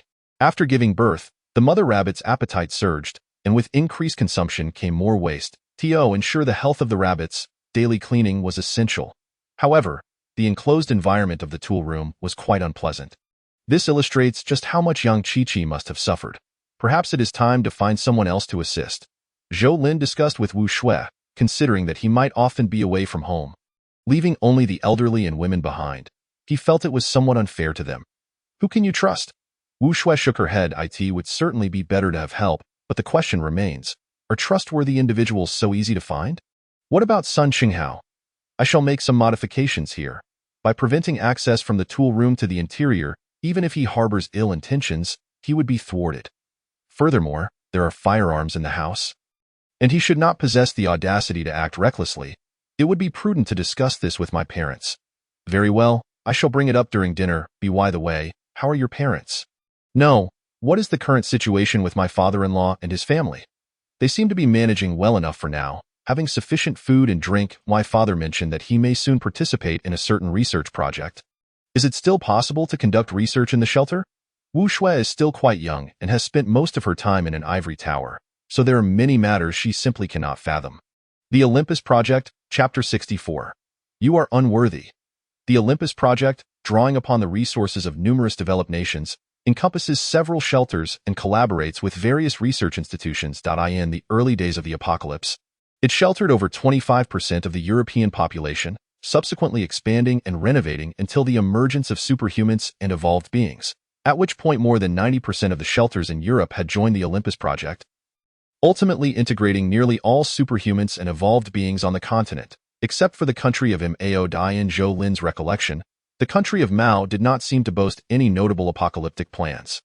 However, even until the moment of his death in his previous life, the country had not fallen into ruin or extinction due to the apocalypse. It existed in a relatively isolated state, with little known about its circumstances from the outside world. Nonetheless, Zhou Lin vaguely remembers that around 7 years into the apocalypse, 30,000 evolved beings and superhumans from Europe attempted to invade the country of Mao, seeking to plunder its population and resources. Ultimately, it is said that this group, operating under the banner of the gods of Olympus, was entirely decimated on Mao's soil. Whether Olympus launched a nuclear strike remains uncertain, but the country of Mao became a forbidden zone, a place where no one wished to venture and lose their lives in vain. Zhou Lin had yet to engage Wu Shui in conversation regarding Olympus when he was interrupted by Xiao Hang's call. Military personnel? I understand. Zhou Lin initially thought it would not greatly concern him. However, Xiao Hang soon called him again, stating that the military was specifically seeking him in connection with the recent brawl. I shall go. I was the one who fired the shots, Wu Shui declared. Do not be foolish. Remain at home and do not leave until I return. Zhou Lin barred the door, refusing to allow any defiance in this matter. After all, he was no ordinary individual now. Symbiosis. Intermediate 21-20-10,000, current symbiotic vehicles. Laifu, large surface vessel, and Luxiafeng, medium ground vehicle. Number of available symbiotic vehicles. 0. Storage space. 1-2. Strength of symbiosis. 4.5 minutes 24 hours. Evolution level I. 4.5, 4,512 10,000. His overall physical capabilities exceeded those of an ordinary person by more than fourfold, and combined with the various weaponry aboard Laifu, it could be said that Zhou Lin, should he wish, could single-handedly wage a localized war, perhaps even exceeding the scale of conventional warfare. Thus, regardless of the military's intentions in seeking him, Zhou Lin felt no fear. Downstairs, Xiao Hang found a clean place to receive Wang Pingping at that moment. He was unaware of Wang Pingping's name, but sensed that this middle-aged military figure exuded a formidable presence, one that he could not confront. Xiao Hang even contemplated which side to take should a conflict arise between Wang Pingping and Zhou Lin. The outcome was evident. An arm could hardly surpass a thigh, let alone a mere hair. Are you Zhou Lin? Wang Pingping inquired with a stern countenance, seated imposingly, while several fully armed soldiers stood behind him, their helmets and masks obscuring any expression, creating an atmosphere of palpable oppression. It is I. What business do you have? Despite possessing superhuman abilities, Zhou Lin, as a citizen of Xia, felt a slight tremor in his limbs under Wang Pingping's hawk-like gaze, finding it somewhat discomforting, as though a heavy stone weighed upon his chest. Making it difficult to breathe, I am Wang Pingping, representing. Concerning the previous brawl, your gunfire resulted in over 40 casualties. I believe it was an act of self-defense. Had they not stormed our community armed and attacked indiscriminately, we would not have resorted to firing to repel them. Moreover, our gunfire was only intended to deter them and prevent those miscreants from further harming other citizens. A mere evasion. Wang Pingping slammed his hand onto the table, declaring, "This is precisely why I argue against the proliferation of firearms among civilians.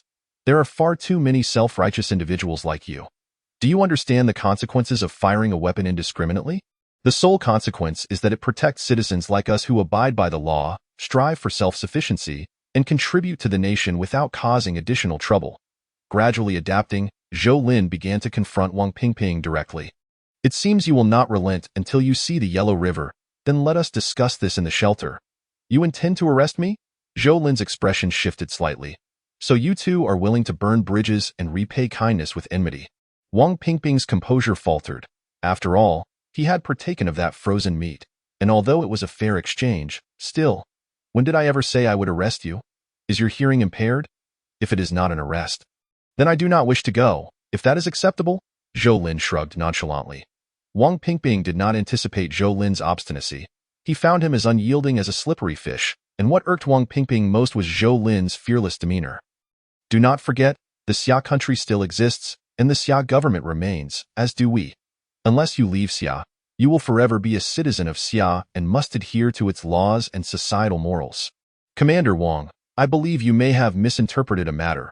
Whether I have committed an offense is not for the military to judge. As for societal morals, even if I were to admit to a lack of virtue, does that warrant execution?"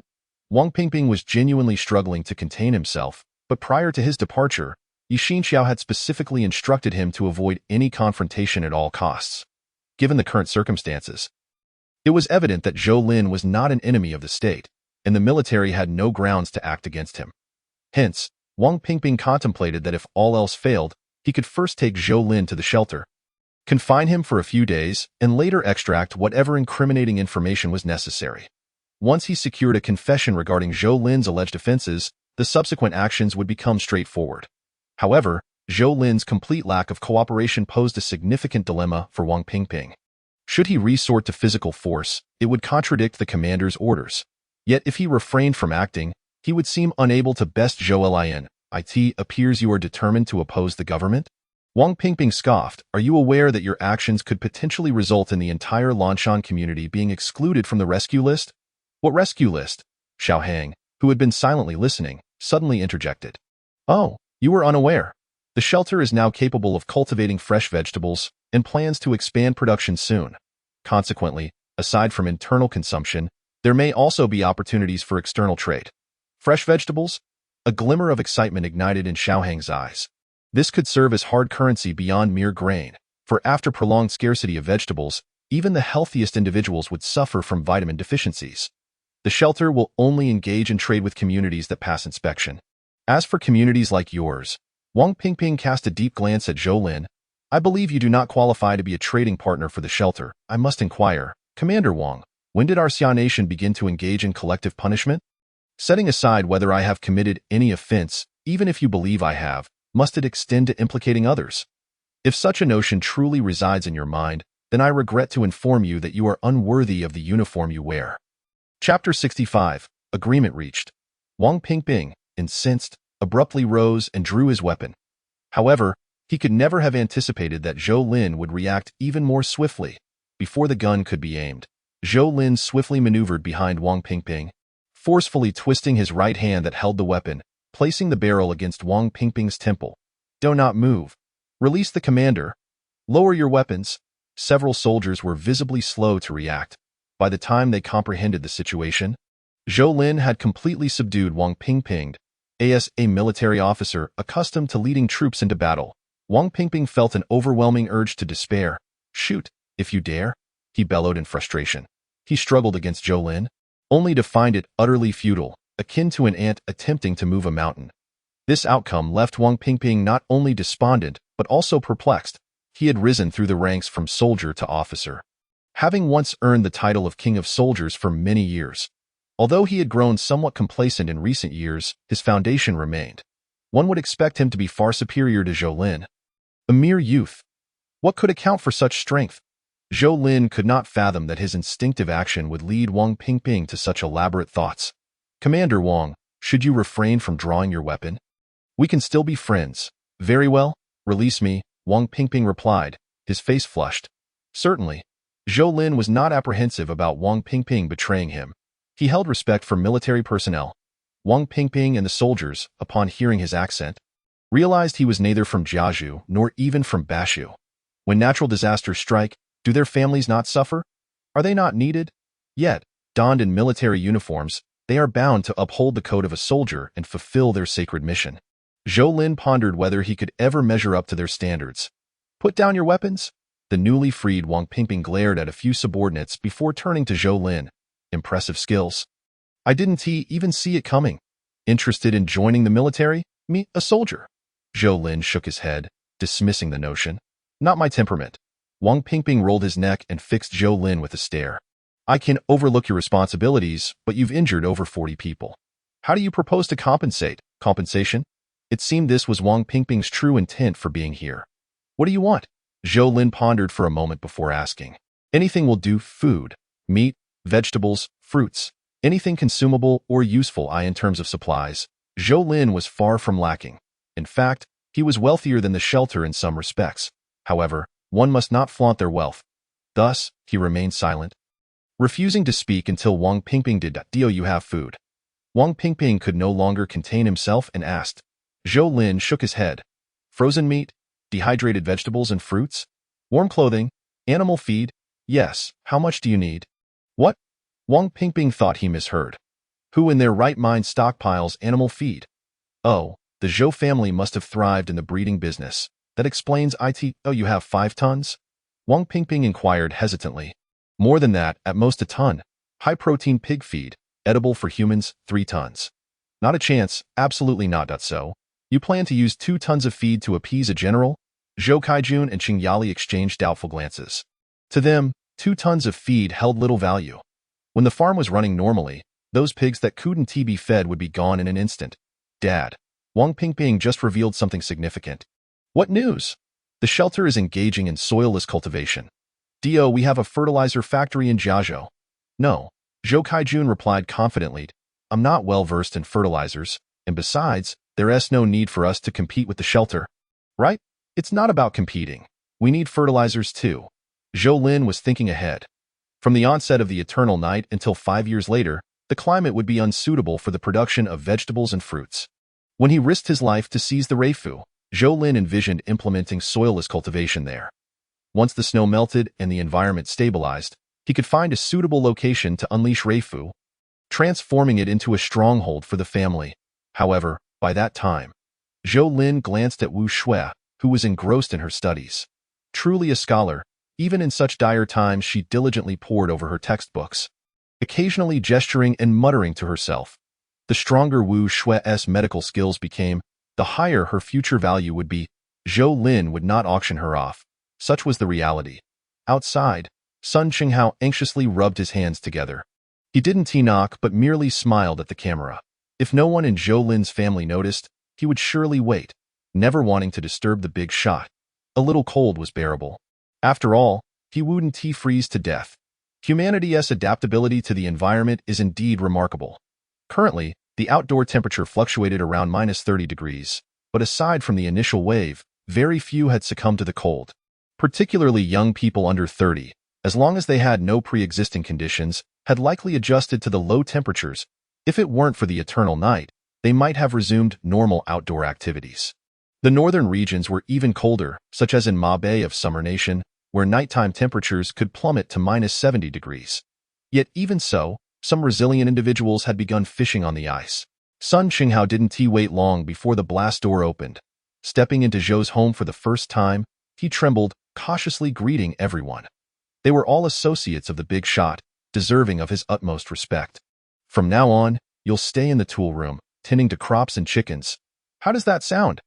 Zhou Lin chuckled, patting Sun Qinghao on the shoulder. Thank you, big shot. This is exactly what I've always dreamed of. Sun Qinghao wasn't lying.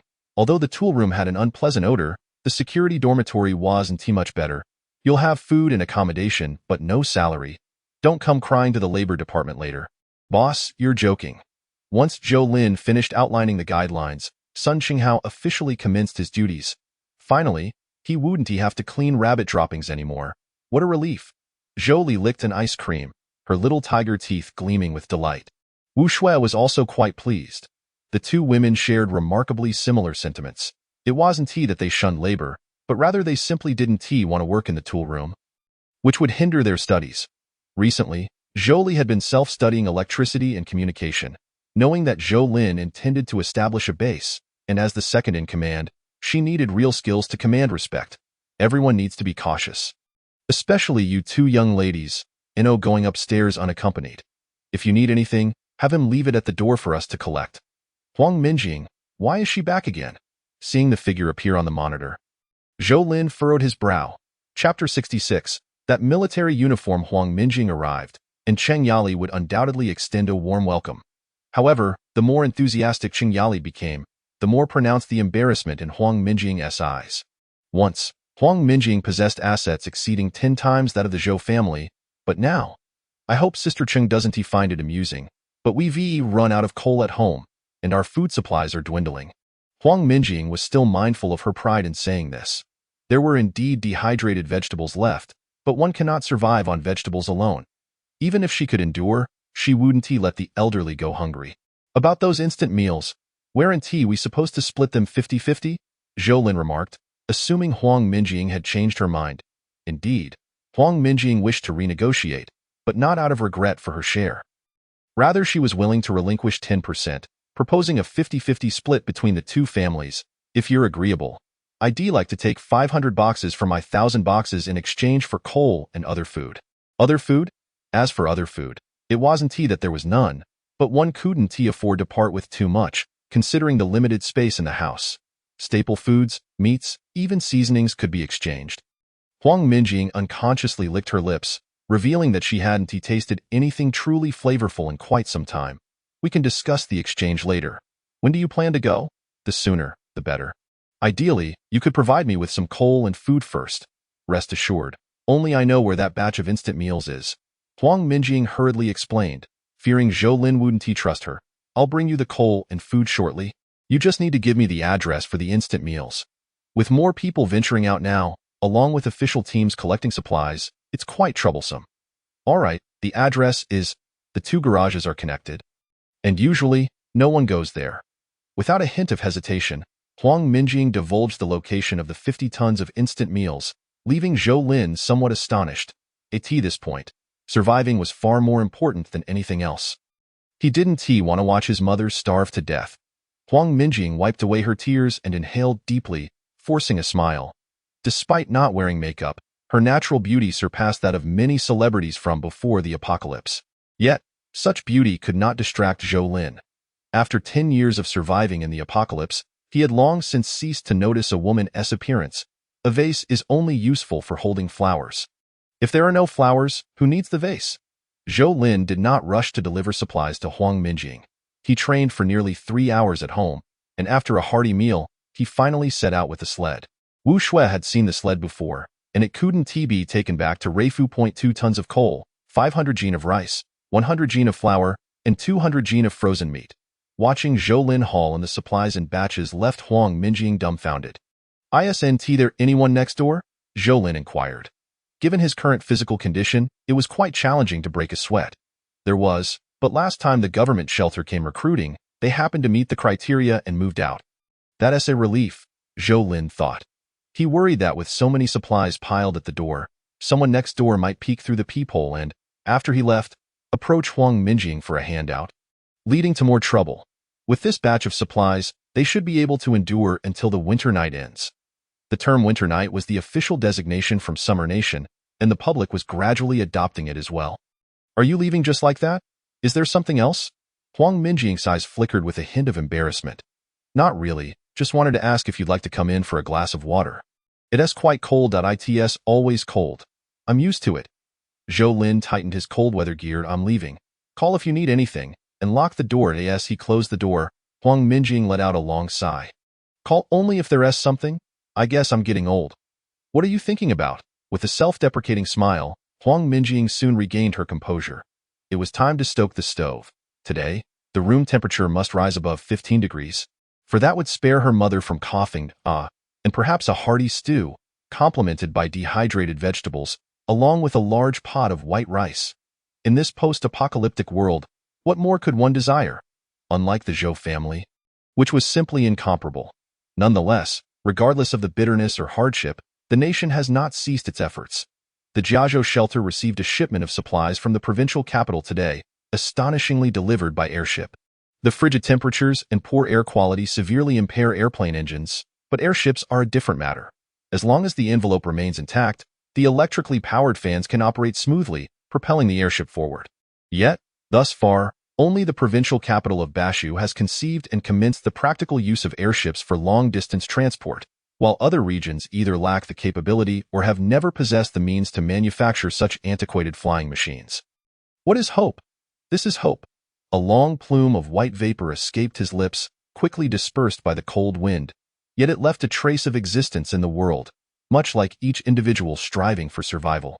At the very least, the heavens and earth bear witness that they once existed. Yi Xinyao's physical constitution was evidently superior to Zhu Guanghan's, hence the absence of frost upon his visage. Who would have thought that the most abundant item in the first batch of supplies was actually radios, which reportedly consume minimal power? 1 AA battery can last for months. How come this was never mentioned before? Even if it had existed, would you have known how to use it? Zhu Guanghan remarked. Indeed, much like this device, it had long been obsolete. Perhaps only our nation has retained it. Why transport grain when they instead sent over 10,000 radios? There are national considerations at play in the face of natural disasters. High technology has faltered. Ironically, it is the radios, once only tinkered with by the elderly, that possess advantages missing from many high-tech communication devices. Energy efficiency is one factor, alongside their remarkable signal reception capabilities. While the resources required to maintain radio stations are relatively minimal. Furthermore, radios are not technically complex, they are durable, easy to repair, and have a high rate of reuse. Immediately arrange for personnel to distribute them. Keeping 1,000 in the shelter should suffice. while the rest should be allocated to each community, ensuring at least one radio per residential building. Zhu Guanghan instructed his mid-level managers. The airship unloaded its cargo and began to ascend slowly. Yi Xinyao and the other soldiers raised their hands in salute. Although their ranks far exceeded those of the soldiers aboard the airship, the courage displayed by those soldiers to risk their lives for this mission warranted a solemn military salute from leaders like Yi Xinyao. It was a mark of recognition and a testament to the romance of being a soldier. It is surely achievable. Wang Pingping's eyes glistened with emotion. In those soldiers, he saw a reflection of his former self. No. It should be said that donning the military uniform ignites within him a profound sense of sacred duty. Through mountains and rivers, through perilous flames and blades, how could one falter? Without hesitation. If in the initial days following the disaster the majority of casualties were the elderly and the ill, now it is the soldiers who bear the brunt of daily sacrifices. Wherever they are needed, soldiers must appear. In Xia country, that uniform signifies not merely glory, but also the unimaginable, dedication and sacrifice. Chapter 67. Sun Chenghao longs for home that Zhou Lin. I find him quite peculiar. Upon returning to the shelter, Wang Pingping eagerly reported to Yi Xinyao. Aside from the two of them, only Yi Xinyao's guard was present, allowing Wang Pingping to speak freely. His physical prowess surpasses yours by a considerable margin. Yi Xinyao expressed his astonishment, for he was well aware of Wang Pingping's capabilities. How could an ordinary person achieve such feats? Do you suspect he possesses more than 2 tons of fertilizer? It must be far beyond that. This individual is exceedingly cunning. Commander, do you think it possible he is not a normal human? Yi Xinyao squinted, addressing Wang Pingping directly. Commander, have you ever read those post-apocalyptic novels? Yi Xinyao shook his head. He lacked the time for such distractions, although he had heard the children at home mention them during meals. But were not novels merely fanciful tales? What does Wang Pingping mean by this? I have investigated the Zhou family. Their behavior prior to the disaster was exceedingly abnormal, almost as if they had foreseen the calamity. Could it be that someone in their household possesses a unique ability? If such an individual exists in the Zhou family, I am certain it must be Zhou Lin. Unless, of course, there is more than one. Since you believe there is a possibility, delve deeper into this matter. But do not disclose anything to Zhu Guanghan and the others for now. Wang Pingping nodded. Some truths are best kept within the military. I can share a bit with you. This disaster may persist for several years, or even longer. Our military's forthcoming task is to ensure the continuity of human civilization, at the very least, the survival of Xia country's civilization. Therefore, when necessary, though Yi Xinyao did not complete his statement, Wang Pingping understood the implication. A flicker of reluctance crossed his eyes, yet he remained silent. Yi Xinyao patted Wang Pingping's shoulder, reminding him that as soldiers, they must uphold noble ideals while strictly adhering to orders.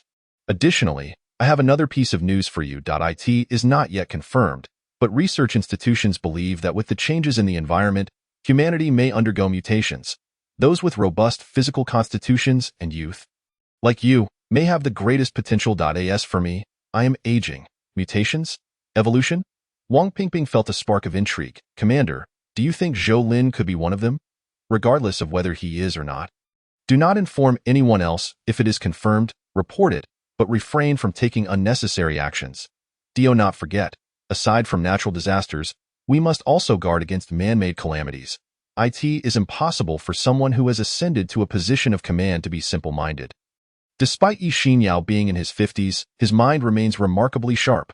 His assessment of the current disaster is far more pessimistic than Zhu Guanghan's. Zhu Guanghan is undoubtedly an idealist. It is this persistent optimism in the face of calamity that allows him to tirelessly toil away. Yet perhaps it is this very optimism that may one day bring him to his knees. Optimism is not inherently wrong. At least in this dismal world, it allows one to navigate life with a lighter heart. Much like Sun Chenghao, who, despite facing an overwhelming number of tasks each day, always finds a reason to carry on, even if it means conversing with chickens, ducks, and geese for an hour or two. It seems you are faring well. Indeed, your efforts are commendable. Arrange for these supplies as you see fit, and let me know if you require more. Currently, the only person visiting the tool room is Zhou Lin, who is not specifically there to see Sun Chenghao. The generator needs more fuel, and he has brought 2 barrels from the Fortune, along with some instant food for Sun Chenghao, and a box of dehydrated vegetables as a bonus. Thank you, esteemed one, Sun Chenghao exclaimed excitedly, quickly organizing the items. he has come to regard the tool room as his home, even more so than his actual home, for he never bothered to tidy up at home. After filling the generator with fuel, Zhou Lin took a tour of the tool room. Some of the vegetables in the hydroponic setup had begun to be harvested, and Sun Qinghao was busy with replanting to ensure the equipment remains in use. The young rabbits born a few days prior have grown rapidly. They no longer resemble naked little creatures, their eyes now open, and their ears developed, each one frolicking joyfully. The chickens, ducks, and geese remain unchanged. Due to limited space, Zhou Lin has no plans to hatch more for the time being. Once the fortune base is officially operational, Zhou Lin intends to dedicate an entire level to planting and breeding. He will need to carefully plan how to let sunlight into the lower deck while maintaining temperature control. There are less than 2 months until the winter nights arrive. It is said that some areas can catch glimpses of light during noon. This is good news. Some optimists are already celebrating, proclaiming that the bitter nights are drawing to a close and dawn is approaching. The first half of that statement may hold some truth, but dawn does not necessarily herald a brighter future. For the flora and fauna lost to the winter nights will not flourish anew simply because dawn has arrived. The cause of their demise could be the winter nights or perhaps the very sun that symbolizes light. Perhaps the world possesses its own compensatory mechanism. Prolonged freezing may necessitate an extended period of heat to compensate. Balance may indeed exist. The error lies in the fact that the majority of beings inhabiting this world are simply too fragile. If only it were possible, Sun Qinghao smiled and said, I wish to try and see if I can contact my parents. Esteemed one, what do you think? It is evident that Sun Qinghao is a clever individual. And in truth, he harbors no deep-seated animosity towards Zhou Lin or the Zhou family. A person of his disposition would not likely risk his life for revenge against Tang Yili, thus it is highly improbable that he would resort to any underhanded tactics.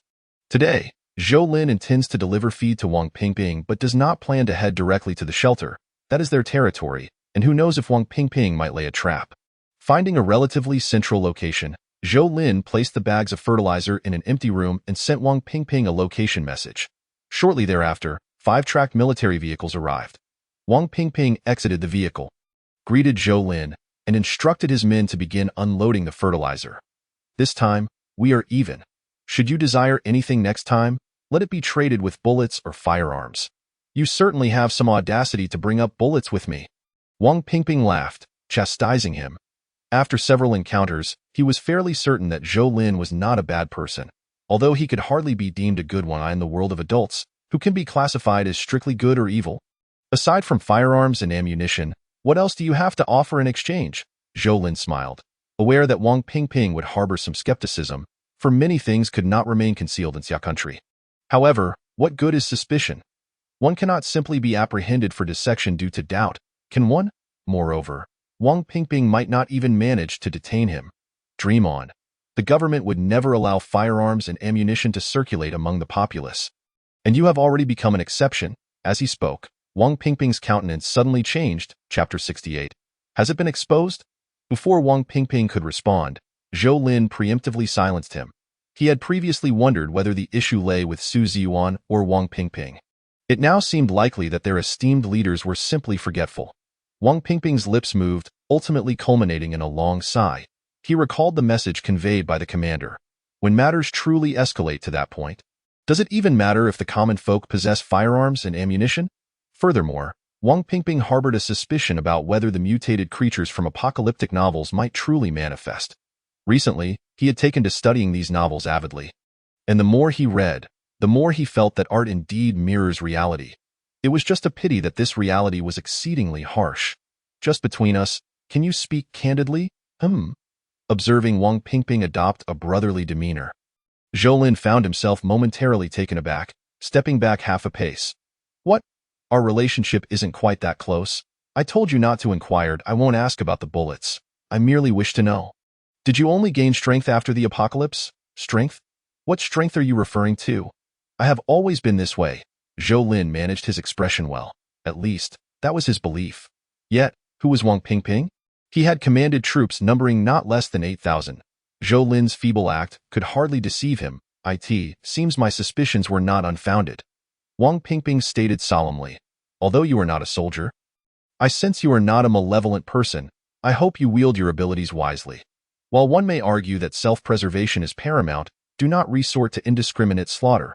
A beast hunts only out of hunger. So do not sink to a level beneath even that of a beast. I know not what you speak of. I only know that good people do not live long. Zhou Lin shook his head, unwilling to acknowledge anything, for he dared not admit to anything. It is said that with greater power comes greater responsibility, yet Zhou Lin was decidedly unwilling to be the one to bear such burdens. Wang Pingping had articulated the truth, and Zhou Lin merely complied. With the fertilizer loading complete, Wang Pingping prepared to depart. Perhaps we shall meet again soon, and I hope not. By the way, do you need a radio? Not necessary. Someone distributed radios in Lanshan community yesterday, free of charge, but the first batch was limited, with only 20 units available to ensure each unit had 1.4 ordinary folk. It remains useful, as the central and provincial stations broadcast news 24 hours a day. However, Zhou Lin's family had no need for it. Zhou Li had already prepared plenty, and Zhou Lin had no use for national-level information. As for Zhou Kaijun and Qingyali, aside from diligently exercising, they spent their days binge-watching dramas. In Zhou Caijuan's words, aside from the absence of sunlight and lack of freedom, life had become even more comfortable than before. As Wang Pingping's vehicle drove away, he cast a profound glance at Zhou Lin. For some reason, that look made Zhou Lin feel as though he were being thoroughly scrutinized. How much did Wang Pingping truly know? Was he alone in his knowledge? Or did others above him also possess it? Zhou Lin felt a pang of anxiety.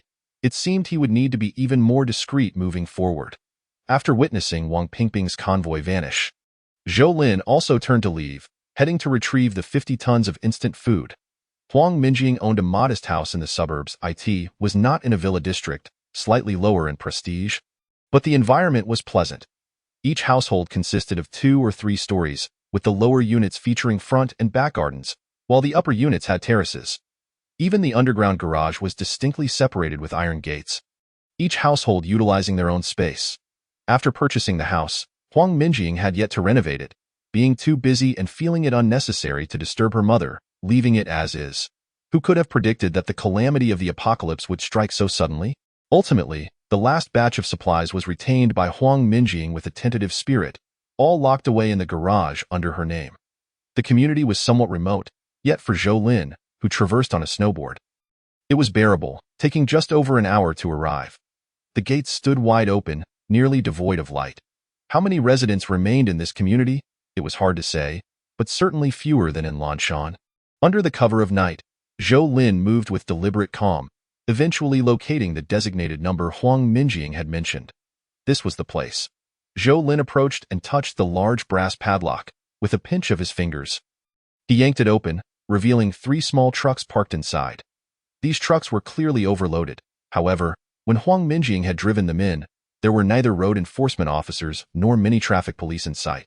The small trucks, rated for less than 5 tons, bore 3 times that weight, distorting under the burden that life should not have to bear. It was not particularly difficult to access this garage. Even without Zhou Lin's physical prowess, a crowbar could achieve the same goal. This suggested either the community had indeed seen a significant population decline, or no one felt that cars held any value in such circumstances. If vehicles were deemed useless, who would concern themselves with the garages meant for parking them? There were far too many. Zhou Lin was compelled to re-enter his voracious eating mode. He ate while collecting and continued to eat during breaks. Initially, the abundance of finished burgers and raw materials aboard the Lei Fuheo had left Zhou Lin questioning life. Yet now he found them woefully insufficient. To consume 10 burgers in one sitting, who would dare believe it? With the increase in his evolutionary level, Zhou Lin felt he could single-handedly devour all the burgers on the Lei Fuheo.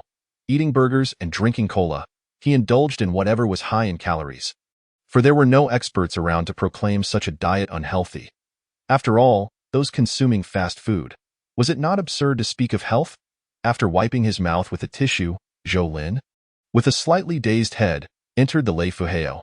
Inside the 12-meter-long vehicle, it was equipped with all the essentials one would expect at home, offering more than mere convenience. Enjoying the warmth, sipping tea, and even watching movies to pass the time. The only regret Zhou Lin felt was the lack of a space for exercise/sleep. Realizing the time was nearly right, Zhou Lin prepared his bedding, washed up, and blissfully burrowed into his blankets. What a comfort it was. However, just as he was about to drift into slumber, the alarm on the Luxiaofing sounded, alerting him to an approaching individual outside. The infrared surveillance camera clearly captured a figure, a resident of the community. Was someone really out collecting supplies in this cold? They better not come looking for trouble, or else. Yet, things did not unfold as he had wished. While Zhou Lin wished to avoid trouble, it came knocking at his door. Bang, bang, bang. The visitor was quite unceremonious, directly pounding on the door of the look-see offing. Chapter 69. Relatives with a whoosh. The floodlights illuminated suddenly, the intense brightness causing the person at the door to instinctively recoil, as if attempting to retreat into the shadows. Observing the footage from the monitor, Zhou Lin furrowed his brow. If he was not mistaken, he recognized her. His cousin, Yang Min Chengdong's renovation company was thriving, enabling them to afford a home in this community. But why did Yang Min appear somewhat terrified? After dimming the lights, Zhou Lin stepped out of the vehicle, and at that moment, Yang Min did not flee. Instead, she curled up in a corner, clutching her arms. Her clothing was scant, hardly sufficient to guard against the biting cold. Cousin, Zhou Lin. Zhou Lin? Zhou Lin? The dazed Yang Min, upon hearing his voice, seemed to regain her strength. Stumbling towards him, weeping uncontrollably as she implored, "Hurry, go help your uncle. Help Chengdong. Has something happened?" Yet, Yang Min's current state was evidently abnormal, and Zhou Lin noted the visible bruises on her face, her hair disheveled, and her clothing haphazardly worn, so unlike her usual meticulous self. "Slow down, auntie." The beam of the flashlight was limited, and Yang Min appeared to disregard the darkness, dragging Zhou Lin along in a frantic rush. Several times, had Zhou Lin not reacted swiftly, she would have stumbled. Even so, Yang Min refused to slow her pace, murmuring, "Hurry, hurry, or it will be too late." The journey from the underground garage to Chengdong and Yang Min's home typically took 10 minutes. However, under Yang Min's frantic tugging, they arrived in just 4 or 5 minutes. Chengdong's residence was on the lower floor. Standing outside, Zhou Lin could already see flickering lights through the glass window, indicating someone inside was using a flashlight. As they approached, he could also hear voices emanating from within. The accent was clearly not from Chengdong, and at least 3 individuals were conversing. Yang Min seemed to forget Zhou Lin entirely as she dashed towards the door, flinging it open with a shout. "Husband, where are you?" Just in time. "Seize her." With the sound of voices, Zhou Lin witnessed 2 figures darting from inside. Akin to famished wolves, he remained silent, but as he charged forward, he retrieved a military dagger from the Lei Fuheo, a lengthy, wide blade with serrated edges. This dagger was likely a personal item belonging to some soldier from a foreign nation, distinct from their standard-issue bayonets. Zhou Lin was uncertain of its quality. All that mattered was it would suffice. Upon witnessing an individual charging towards her, Yang Min instinctively halted her steps. She yearned to retreat, yet her body betrayed her, rendering her immobile.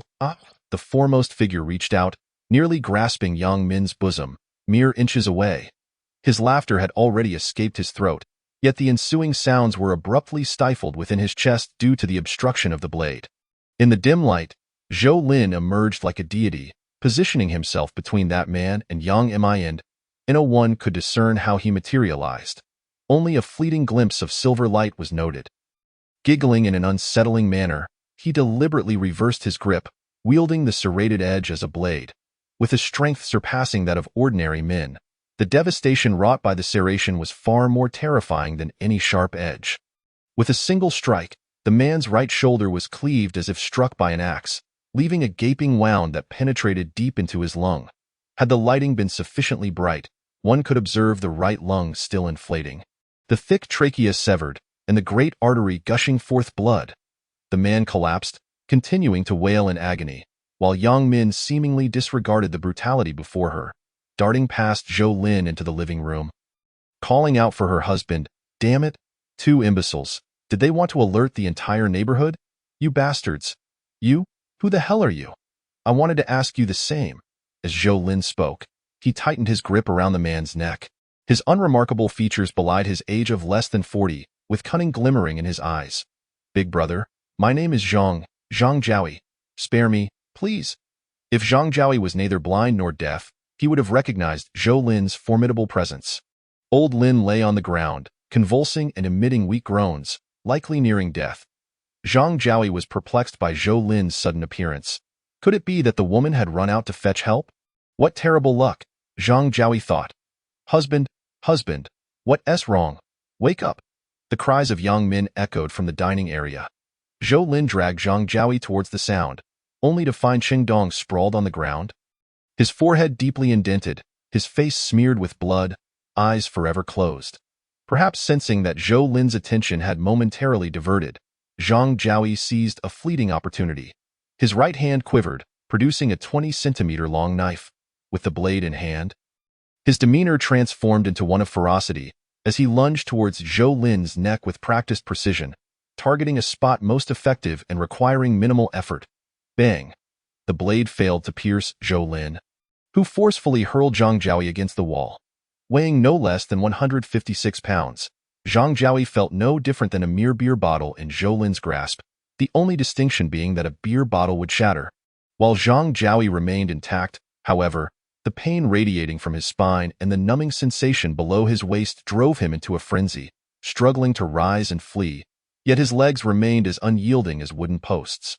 Qingdong was dead. It was likely the work of Zhang Jiaoyi and his accomplices, who perhaps intended harm towards Yang Min, yet she managed to escape. In her state of panic, Yang Min found herself in the underground garage, likely drawn by the commotion caused by Lu Xiaofeng, only to encounter Zhou Lin. This was the general sequence of events. As for why Zhang Jiaoyi and his cohorts had targeted Qingdong's residence, it was evident that they sought to rob him. They would certainly not spare any women. Thus, they deserved death. Aunt, you? Zhou Lin wished to console Yang Min, reminding her that the deceased could not be revived and that the living must summon the courage to carry on.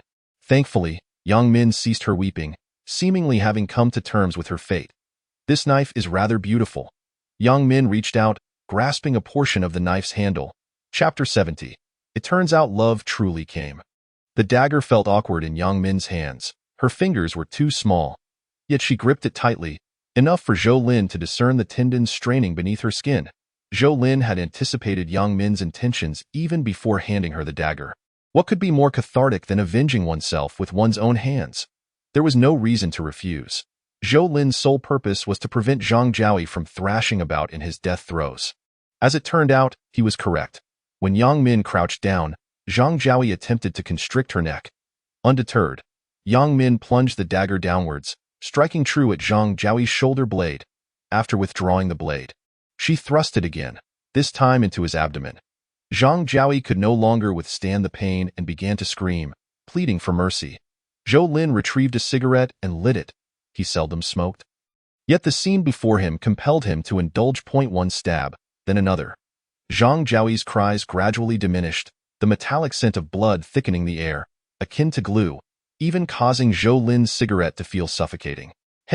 Yang Min finally ceased her assault. Her body was now splattered with blood, her face, body, and hair stained. The congealing blood lent her an air of grotesqueness, her once delicate features distorted, resembling calm madwoman, Zhou Lin. There's a safe by the bed in the upstairs bedroom. The password is, please unlock it and retrieve the gold bars inside for me, now. Zhou Lin furrowed his brow. Yang Min gazed at him, a smile gracing her lips. Yes, let us take it and leave, go to your place. All right. Zhou Lin scratched the back of his head. It was certainly inappropriate for Yang Min to remain here. Firstly, with so many dead, she would likely be terrified, and secondly, there would be no one to care for her, and no one wished for such a tragedy. Cheng Yali would undoubtedly be heartbroken. However, in this apocalyptic world, countless lives were lost daily, whether due to natural disasters or human folly. Zhang Jiaoyi and his accomplices had likely not yet made it upstairs to search. Everything appeared orderly, a testament to Yang Min's capability in managing a household. The master bedroom was easy to find. Opening the nightstand revealed the safe. It was not large, but sufficient for storing valuable items. Upon entering the password, the safe opened to reveal some documents, important certificates, a jewelry box, and several small gold bars. It made sense. Qingdong was not particularly wealthy, unable to amass gold bars weighing 100 grams. After pocketing the 5 gold bars, Zhou Lin turned to descend the stairs. Yet as he reached the staircase, an unsettling feeling washed over him. With his current hearing, in such a quiet environment, the absence of breathing sounds was alarming. Yang Min, had she left? Bursting into the dining room, Zhou Lin found Yang Min collapsed beside Qingdong. The dagger was embedded in her heart, the 30-centimeter blade buried deep.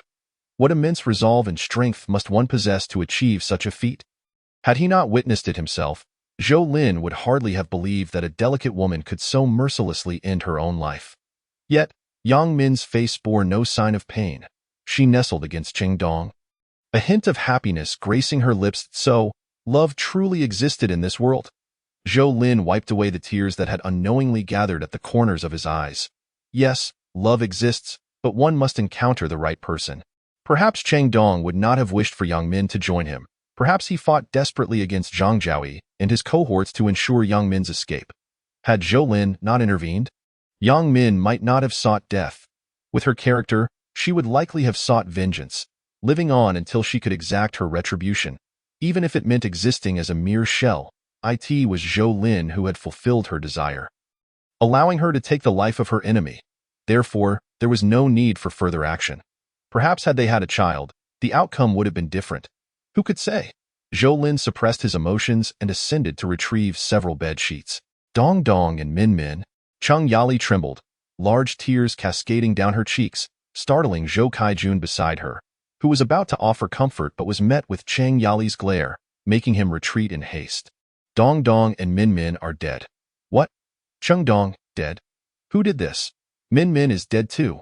Cheng Yali let out a wail, her voice echoing like a tiger's roar, causing Wu Shui in the living room below to stand up. While Zhou Li remained calmly engrossed in a book, Lai Li, Mother Shi, time reveals a person's true nature. Sister-in-law, you will gradually adapt, Zhou Li said without lifting her head.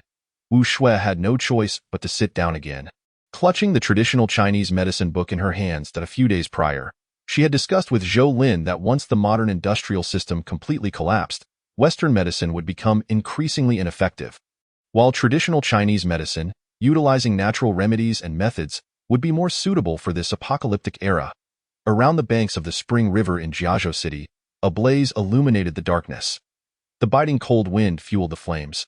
As Zhou Lin watched Qing Dong and Yang Min gradually dissolve, leaving behind only a handful of ashes, traversing the frozen Spring River on foot led him to Yunshao Mountain. Atop the mountain stood an obscure temple.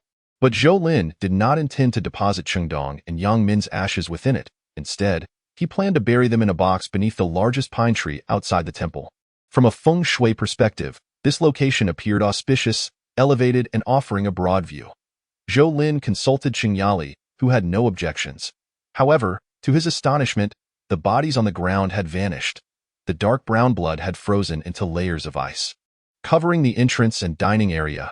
Zhang Jiaoyi and his accomplices could not have simply risen and walked out, as if from a zombie film. The frozen blood bore numerous chaotic footprints, indicating that someone had entered the house, removed the bodies, and ransacked the place, particularly the kitchen, where cabinet doors hung ajar or were left slightly open, with even the seasonings not spared. Were they neighbors from the community or outsiders? Alternatively, Zhou Lin pondered for a moment before retrieving an ultraviolet flashlight, illuminating the blood-stained footprints that instantly became conspicuous. Following the trail, he arrived at the front of another house. Standing before the staircase, he could already hear voices emanating from the upper floor. It appeared that everyone was up there. But he wondered what they needed the corpses for. Was it for consumption? That seemed unlikely. They were not yet at such a dire state. Rather than ascending the staircase, Zhou Lin relied on his formidable physical prowess to scale the outer wall directly to the third floor. Through the double-layered hollow glass windows, adorned with thick curtains, he overheard numerous voices engaged in conversation. Prizing open the window and lifting the curtain, the scene before him left Zhou Lin astounded. Chapter 71. The Mysterious Organization Madness. The temperature within the room was not particularly high, yet the men and women present were clad only in shorts. The bodies of Zhang Jiaoyi and two others lay in the center of the room. Surrounded by a multitude of candles, the scantily clad individuals knelt in concentric circles around the corpses, each with half-closed eyes, reciting an inaudible language reminiscent of individuals in a trance. They were oblivious to Zhou Lin's entrance. Initially, Zhou Lin contemplated leaving. He had no desire to engage with a throng of lunatics. However, as he turned to depart, he noticed another candlelit room, its wall facing the door adorned with a white cloth bearing a bizarre pattern. The design seemed related to a hexagram but had undergone several modifications, resembling some form of snowflake motif. Could it be? the very emblem of the legendary mysterious organization? Prior to eavesdropping on AI Bing and Chao Bowen's conversation, Zhou Lin was already aware of this organization. It had existed in a semi-public state for about 7 or 8 years since the apocalypse began. Rumor had it that they possessed many formidable evolved beings and supernatural entities, with their leader referred to as the Zhongzhu, whose power was akin to that of deities. Regardless of the Zhongzhu's strength, the organization's might was evident, even daring to confront government-led sanctuaries, exploration teams, and law enforcement agencies in certain areas. Many claimed that the organization was comprised of fearless madmen, a notion Zhou Lin had previously found hard to believe that so. Was this the embryonic form of that mysterious organization? Its origin? Who was the Zhongzhu? Among the madmen in the Grand Hall, there were no discernible figures of particular significance, no apparent hierarchy. Zhou Lin surmised they were likely an assortment of ordinary followers, prompting him to investigate the room further. In contrast to the brightness of the hall, the room appeared somewhat dim. Before even reaching the doorway, Zhou Lin discerned the breaths of 2 individuals within, one light, the other heavy, one slow, the other quick. After taking another step, he heard a heartbeat indistinguishable from that of a normal person. However, upon arriving at the threshold, he still could not hear the heartbeat of the second individual. Something felt off. Just as Zhou Lin was about to enter the room, not only did one of the breaths cease, but even the previously normal heartbeat suddenly intensified. Had he been discovered? Zhou Lin dared not hesitate. Charging into the room, on the large bed against the wall lay a man and a woman, separating in a state of confusion. The frantic heartbeat emanated from the man, reflecting the terror on his face. In stark contrast, the woman, appearing to be in her 20s or 30s, scrutinized Zhou Lin with a penetrating gaze. "Who are you?" Her voice was melodious, perhaps even more alluring than her appearance. "Go on, it's fine." The man, wrapped in a blanket, took hesitant steps past Zhou Lin, leaving behind a lingering scent. "It seems you are not here to join us. How did you find your way here?" The woman stood casually, seemingly unperturbed by her nudity, igniting a cigarette and inhaling deeply. That moment, Zhou Lin could finally hear her heartbeat, slow yet imbued with a sense of power. This was no ordinary heartbeat. Zhou Lin's heart raced with astonishment. He deduced that even if this woman was not a supernatural entity, she was certainly an evolved being. So, was the information from his previous life erroneous, or had his presence triggered a butterfly effect? "Lan Yeye, a pleasure to meet you. I have no desire to know you." Zhou Lin gestured toward the hall, implying that the leader of the madmen could not be of much worth. Lan Yeye exhaled a thick cloud of smoke.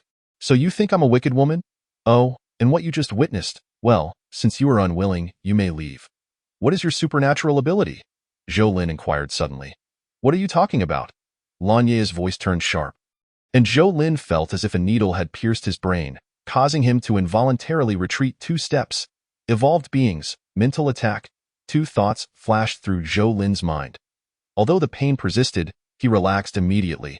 Lan Yeye likely could not harm him.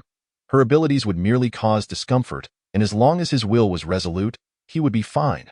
Seeing Zhou Lin merely take a couple of steps back without collapsing in agony as she had anticipated, a flicker of panic crossed Lan Yeye's face.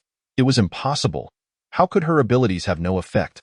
Why was Zhou Lin not succumbing to her powers like those outside? The reason was quite simple.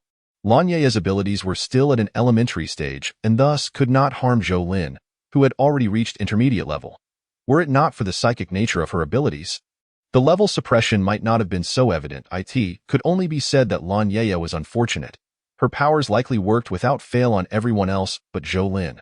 Advancing her powers required repeated usage, which in turn necessitated the consumption of energy derived from sustenance. This adhered to the law of conservation of energy in the material world. However, food was exceedingly scarce in the apocalypse. Lan Yeye's intention in manifesting her powers was to mold herself into a deity within the mental realms of others, compelling them to gather food for her. Lan Yeye had initially planned to elevate her powers to intermediate level within 6 months, subsequently aiming to ascend to the next tier based on circumstances. She never anticipated encountering Zhou Lin. Kill? It seemed Lan Yeye had blood on her hands, for her gaze was one that suggested experience in murder. Unfortunately, her physical capabilities paled in comparison to Zhou Lin's, and she was no match for his speed, making it easy for him to seize her hand holding a knife. As Zhou Lin gradually tightened his grip, The pain Lanya felt intensified. Her right hand felt as though it would break or lose sensation altogether. However, she had no intention of surrendering easily. She swiftly lifted her left foot, aiming her toes at Zhou Lin's neck. Evidently, she had received training, her movements precise and efficient, even if her lack of clothing rendered the situation somewhat provocative. Smack! Zhou Lin skillfully captured Lanya's ankle, then with a flick of his wrists, hurled her toward the window. Ah! Lanya cried out midair, bracing for impact with the glass. Yet, in the next instant, Zhou Lin outpaced her, smashing the glass and turning to catch her midair. Not in a princess carry but gripping her limbs as he had moments before. The frigid winds, at temperatures around -30 to 40 degrees, surged in, instantly coating Lanya's hair with frost. Her formerly fair complexion turned pale, her pores constricted under the chilling stimulus, erecting goosebumps all over her skin. Cold, cold, cold. Lanya's upper teeth clashed against her lower ones, her eyes filled with desperation. At that moment, the individuals in the hall finally reacted, rushing in like a band of crazed lunatics. Yet they were too late. Zhou Lin, hoisting Lanya, leaped from the third-floor window. Chapter 72. She was not the leader. Boom. Zhou Lin grasped Lanya and leapt downward, the rushing wind stirring up the snow on the ground. Even so, his feet sank nearly to knee level. Lanya fared even worse, her skin now exhibiting a faint purplish hue, a sign of capillaries rupturing under the cold. At that moment, she could no longer articulate words, gritting her teeth to prevent her jaws from chattering incessantly. Upstairs, the madmen wished to pursue Zhou Lin. Yet none were properly dressed, swaying unsteadily in the icy gusts, their initial fervor rapidly diminishing in the plummeting temperature. Among them, some resolute souls even began to waver in their adoration for Lanya. Zhou Lin had no intention of killing Lanya. He sought to uncover the origins of her powers and ascertain the veracity of Chao Bowen's claims regarding the existence of supernatural orbs long before the apocalypse.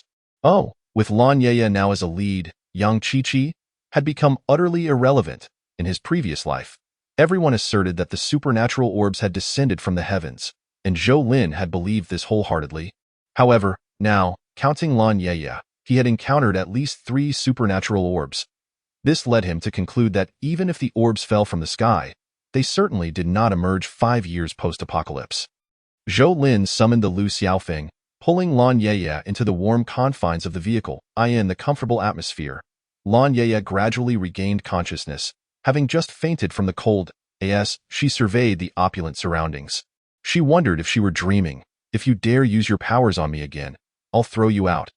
Zhou Lin spoke nonchalantly, sipping hot tea and nibbling on snacks. Where is this? Lanya inquired. A hint of trepidation in her tone, her gaze averted from Zhou Lin, yet unable to resist stealing glances at his reactions. Normal individuals feared death, and Lanya was no exception. The moment she discovered that her infallible powers had no effect on Zhou Lin, she had ceased her reckless behavior. Speak.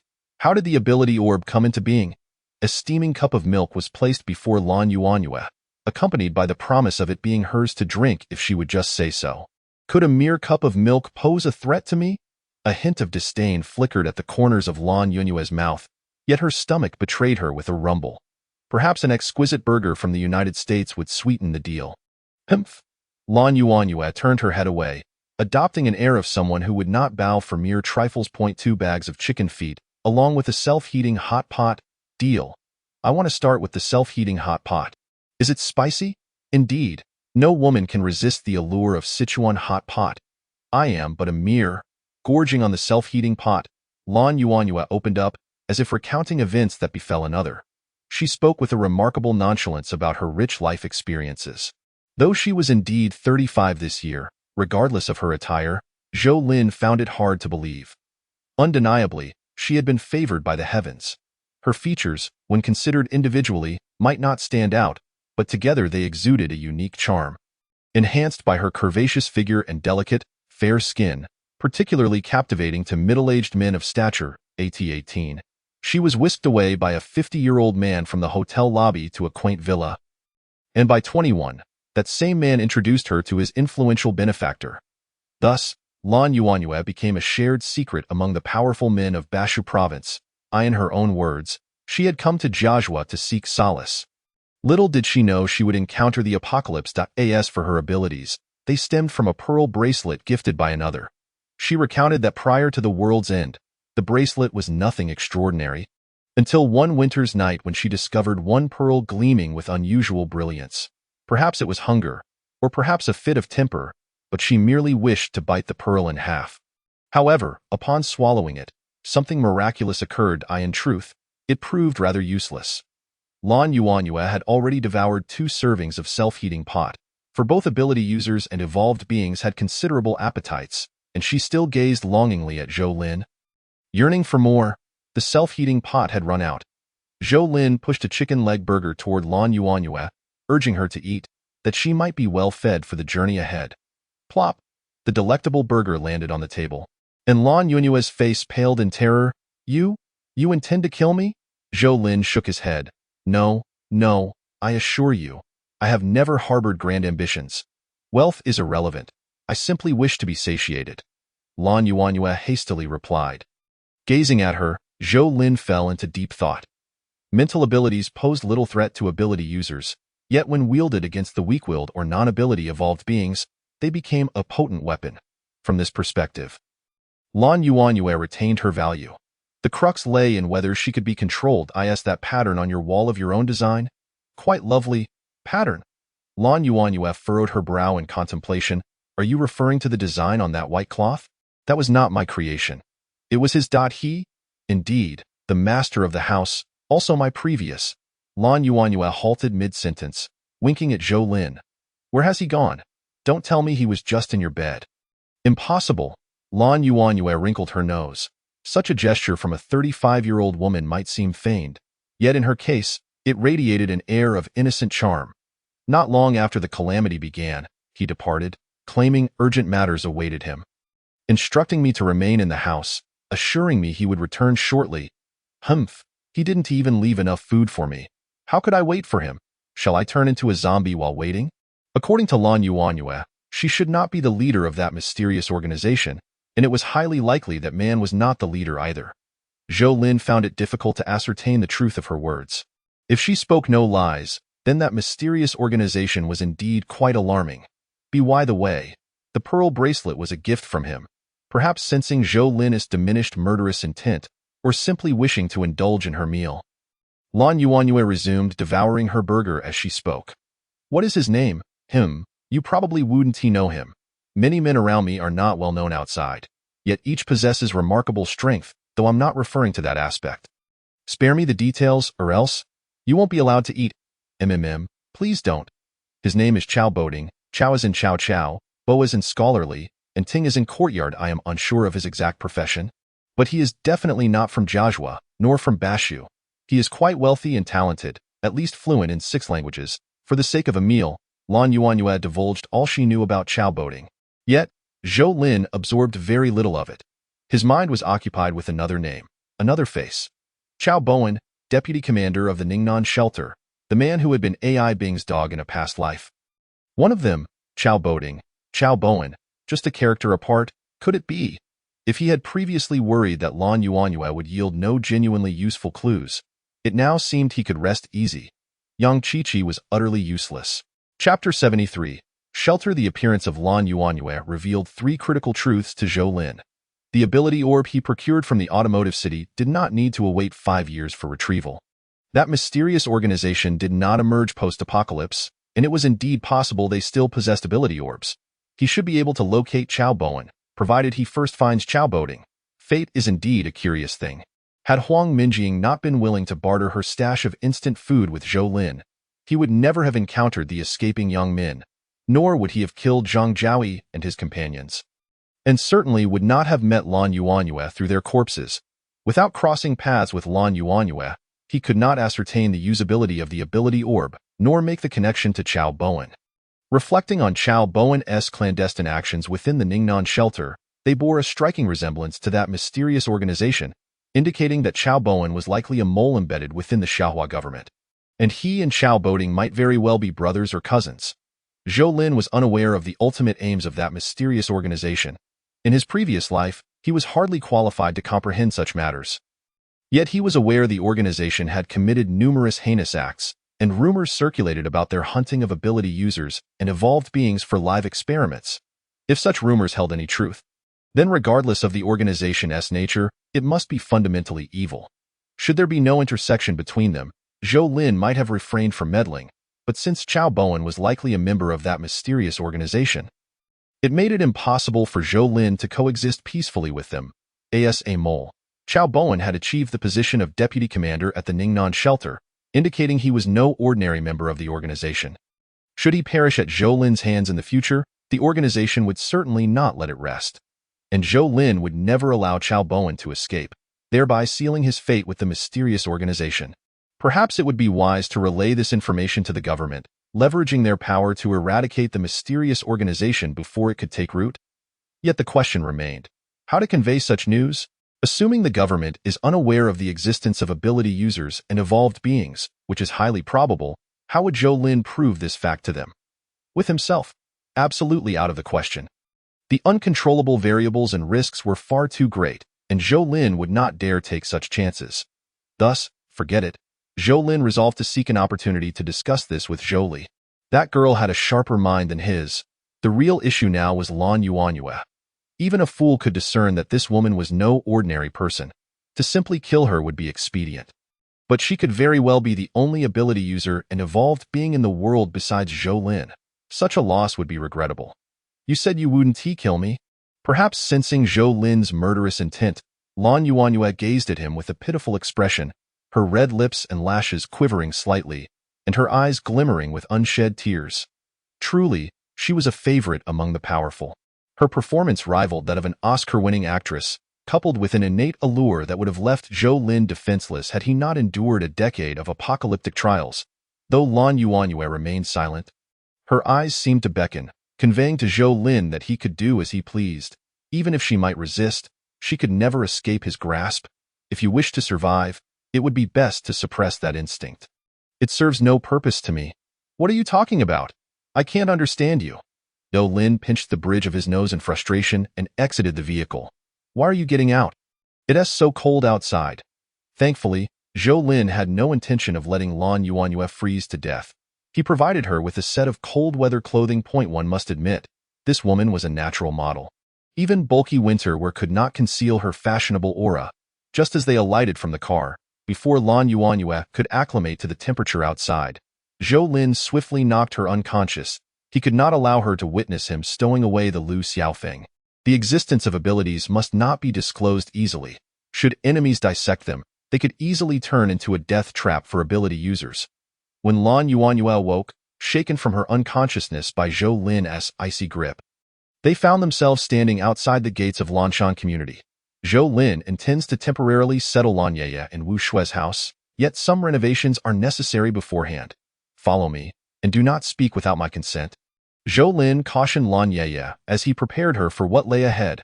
However, upon Lan Yeye's arrival at the Zhou household, the expressions on the faces of Zhou Taijun and others varied dramatically. Who is she? Surely, she cannot be yet another adversary of yours. Cheng Yali circled Lan Yeye, her intuition warning her that Lan Yeye was no simple character. Wu Shui, her face taut, fixed her gaze solely on Zhou Lin. Should Lan Yeye have even the slightest connection to him, Wu Shui would sever ties without hesitation. She could not abide the presence of another woman in Zhou Lin's life. Not now, at least. To put it plainly, you may regard her as a significant figure, yet she is also my captive. Shue, I plan to modify your house slightly to confine her for the time being. Very well. Though Wu Shui felt a twinge of discontent, as long as there were no breaches of her boundaries, she could still offer Zhou Lin her unconditional support. The renovations were not overly complicated.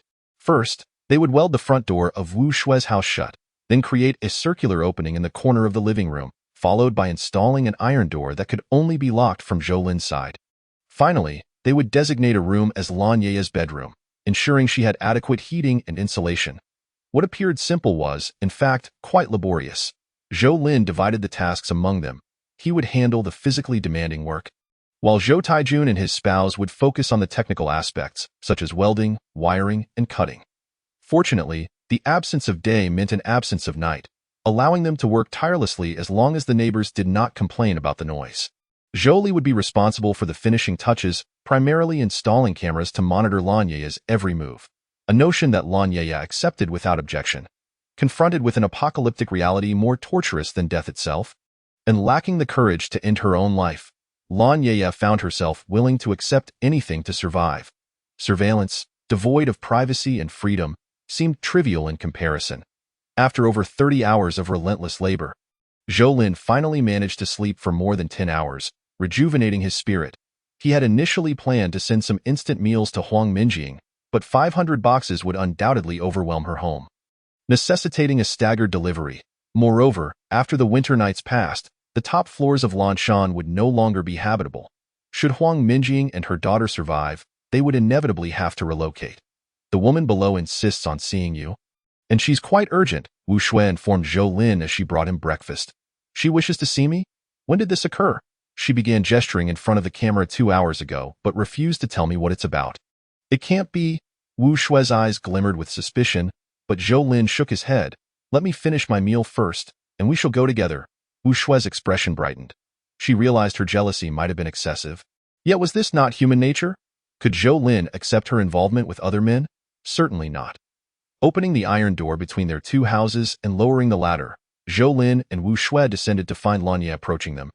Her face a portrait of anxiety. Chapter 74. The unconventional function of mental abilities.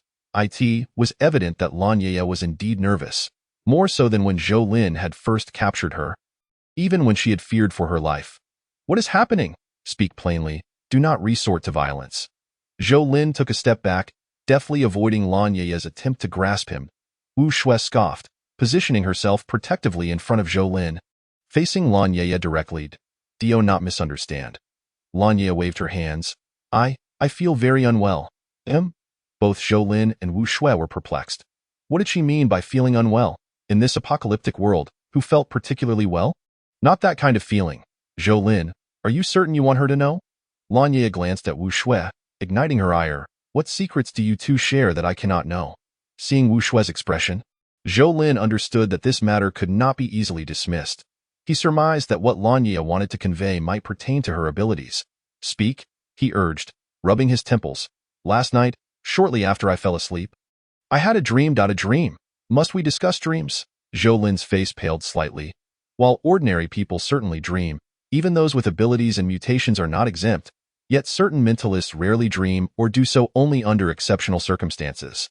It is said that any dream experienced by a mentalist often foreshadows imminent events. What did you dream about? Ignoring Wu Shui's bewilderment, Zhou Lin's tone turned serious. An earthquake. Lanye trembled. A massive earthquake. Where?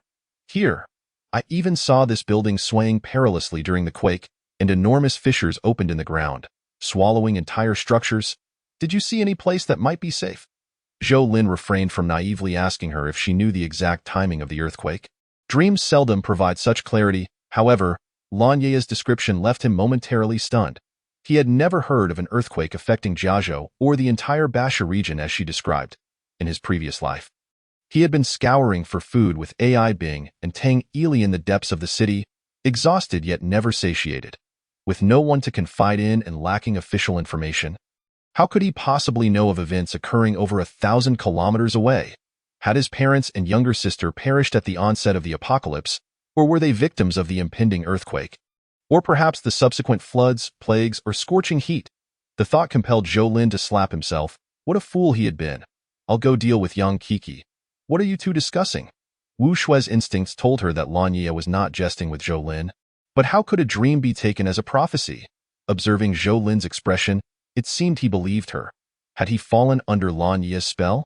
May I attack her once? Lanye suddenly inquired. No. Zhou Lin shook his head. Who could discern whether Lanye aimed to prove the existence of mental abilities to Wu Shui or was covertly implanting something in her mind? He could neither sense nor inspect it. However, Zhou Lin had a better method of validation. He led Lanye and Wu Shui downstairs to the property management office. Xiaoheng believed that Zhou Lin's possession of dimensional space was a verifiable fact.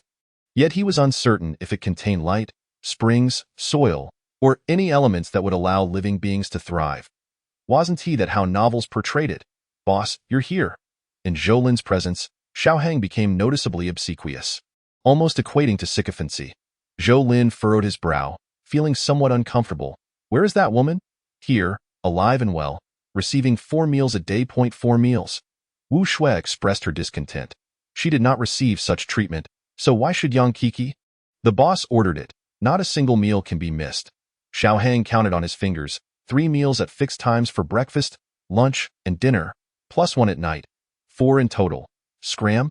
Understood, boss. In the corner, Yang Kiki had long heard Zhou Lin's voice. Yet she was genuinely terrified now. 4 meals a day. Although they were merely bamboo strips that would not be lethal, the pain was unbearable. What was worse, Xiao Hang, that brute, even applied medicine to her wounds but never allowed them to heal entirely. The sensation of bamboo strips striking freshly healed skin was more agonizing than skinning alive. Just let me die. Yang Kiki turned her head to the wall, refusing to look at Zhou Lin. All right, wait. What did you say? You want to kill me? Yang Kiki spun around, her filthy face a mask of shock. Lin truly intended to kill her, yet Yang Kiki did not wish to die. Even during her beatings, she wished for her life to end. But once the pain subsided, she yearned to survive. Living meant hope, did it not? Even if someone were to avenge her in the future. What significance would it hold if she were already dead? Please, don't kill me. Don't kill me. Zhou Lin remained utterly indifferent to Yang Kiki's struggles, instructing Xiao Hang to have a few people carry her to an empty room. Let us begin. After dismissing the unrelated individuals, Zhou Lin pointed at Yang Kiki, who squirmed on the ground like a maggot fighting for survival. Wu Shui initially thought Zhou Lin intended for Lan Yeye to kill her. Yet Lan Yeye merely stood motionless, her gaze fixed on Yang Kiki. Suddenly, Yang Kiki ceased her movements.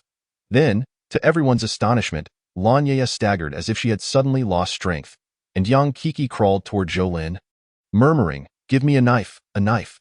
Zhou Lin, supporting the nearly collapsing Lan Yeye with one arm, retrieved a small fruit knife with the other. What did you do to her? Wu Shui's complexion turned ashen as she clutched Zhou Lin's right arm tightly. Addressing Lan Yeye, her will to survive is quite strong. She almost succeeded. I'm so hungry. Feed me, quickly. As Zhou Lin handed Lan Yeye the chocolate bar, Yang Kiki plunged the diminutive fruit knife into her own neck. The act was slow, allowing one to sense the conflict within her consciousness, yet ultimately, it was done. The fruit knife lacked sharpness. Once it pierced the skin, it was difficult to penetrate further. Blood began to flow. And Wu Shui gradually tightened her fists. Your wife is rather timid. After consuming a chocolate bar, Lan Yeye appeared to regain some strength, even finding the energy to jest with Wu Shui. Wu Shui shot her a glare, but still did not release her clenched fists. Not everyone possesses the same cold-heartedness as you do. Indeed, the lives I have taken surpass the total number of human births throughout history. Humph, men. Hush, do not disturb my emotions. Very well, let it be. While revenge must be sought, the living hold greater significance, be they kin or adversaries. Chapter 75. The earthquake approaches. The Zhou family gathered around the dining table, 4 pairs of eyes fixed upon Zhou Lin. Regarding my special ability, Shui, you have arrived late. Wu Shui nodded in understanding, empathizing with the situation. To be precise, my ability is a form of supernatural power. Lan Yeye is the first person with such abilities I have encountered. Her mental powers allow her to exert a degree of control over the thoughts and actions of ordinary individuals. After providing a rough explanation of what supernatural powers entail, Zhou Lin broached the subject of the earthquake. This is a unique capability within the realm of mental abilities. While dreams may be uncontrollable, the success rate exceeds 90%. Lan Yeye had a dream last night. Upon hearing Zhou Lin's recounting of the dream, Zhou Kaijun and Cheng Yali turned pale. An earthquake capable of devastating Lanshan community. Does this not imply that they are left with no escape? In this icy wilderness, lacking a place to shelter equates to awaiting death. The only consolation is that Zhou Lin possesses his special ability, which ensures an ample supply of necessities. She mentioned that the farm is safe, yet it has been buried under snow. Should we not excavate the house now? Cheng Yali inquired. Zhou Lin nodded. Generally speaking, the duration of dreams experienced by those with mental abilities cannot be precisely determined. Lan Yeye merely sensed that something would happen soon, and Zhou Lin's anxiety stemmed from the fact that Lan Yeye's dream involved heavy snowfall, with less than 2 months remaining until winter's end. Thus, if a major earthquake were to occur, it would undoubtedly be within this time frame. Just when everyone assumed Zhou Lin had finished speaking, He produced a beautifully crafted metallic box. The ability orb, whether it can be integrated and what powers may be gained from such fusion remains uncertain. You all may wish to try, starting with Li, you go first. The younger one is, the higher the chances of successful integration. Regrettably, in this apocalyptic world, there are far too few willing and capable of raising children. I don't want to. Surprisingly, Jolie expressed her reluctance to be the first to try, citing her aversion to unpredictability. Shue, it is your turn. Zhou Kaijun and Qing Yali urged simultaneously. Me? Wu Shui felt both astonished and deeply touched. Although she studied science and is a staunch atheist, this did not diminish her comprehension of the orb's value. The couple, Zhou Kaijun and Qing Yali, were bestowing such an opportunity upon her, clearly demonstrating their trust and affection. Dad, Mom, thank you. Time was of the essence, and Wu Shui refrained from being overly sentimental. With tears in her eyes, she expressed her gratitude to Zhou Kaijun and his wife before following Zhou Lin's earlier suggestion, grasping the glowing orb resembling a luminous pearl. Zhou Lin, try placing it in your mouth. The method of activating the ability orb is not uniform. Lan Ye inadvertently activated hers by placing it in her mouth, and Zhou Lin believed Wu Shui could attempt the same. Wu Shui complied, yet the orb remained unresponsive. Zhou Lin slowly shook his head, concluding that Wu Shui simply lacked a connection to this ability. Understanding the situation, Wu Shui cleaned the orb before handing it to Qing Yali. It's all right, there will be future opportunities. I assure you, you will become an ability wielder. Zhou Lin comforted Wu Shui, drawing her into an embrace. Before he could finish his sentence, Zhou Kaijun exclaimed, Wife, you! A brilliant light erupted from Qing Yali's hands, as if she held not a mere orb, but a sun. Activated? Is it truly activated? The commotion was overwhelming. Had the living room windows not been sealed, passers-by might have thought dawn had arrived. Fortunately, while the brilliance was intense, it posed no harm to the eyes and faded within mere seconds. The ability orb vanished from Qing Yali's grasp, leaving her in a state of bewilderment. Wife, are you all right? Under Zhou Lin's cue, Zhou Kaijun dared to gently pat Qing Yali's shoulder. Huh? Qing Yali jolted, as if awakening from a dream, and then, with an expression of sheer exhilaration, bellowed, Son, it worked! It worked! Not only the others but even Zhou Lin found it overwhelming. His eardrums trembled, wondering if Qing Yali's activated ability was somehow related to sound. Soundwave enhancement, son, my ability can, do not speak. Zhou Lin interjected, do not disclose the specifics of your ability or its applications to anyone. He glanced at Wu Shui and Zhou Li, aware that within the realm of abilities, there exist methods to compel truthfulness. Hence, it was not a matter of mistrust, but rather a desire to protect them from potential harm. Zhou Li shrugged, saying, Mom, what you do not wish upon yourself, do not bestow upon others. Speak softly in the future. I am nearly deaf. Mom, you need to strengthen your training, for ability wielders are inherently evolved beings. Once you become an evolved individual, your physical attributes will enhance. Regular training will not only expedite this enhancement but also influence the upgrade of your abilities to a certain extent. They needed only to understand this.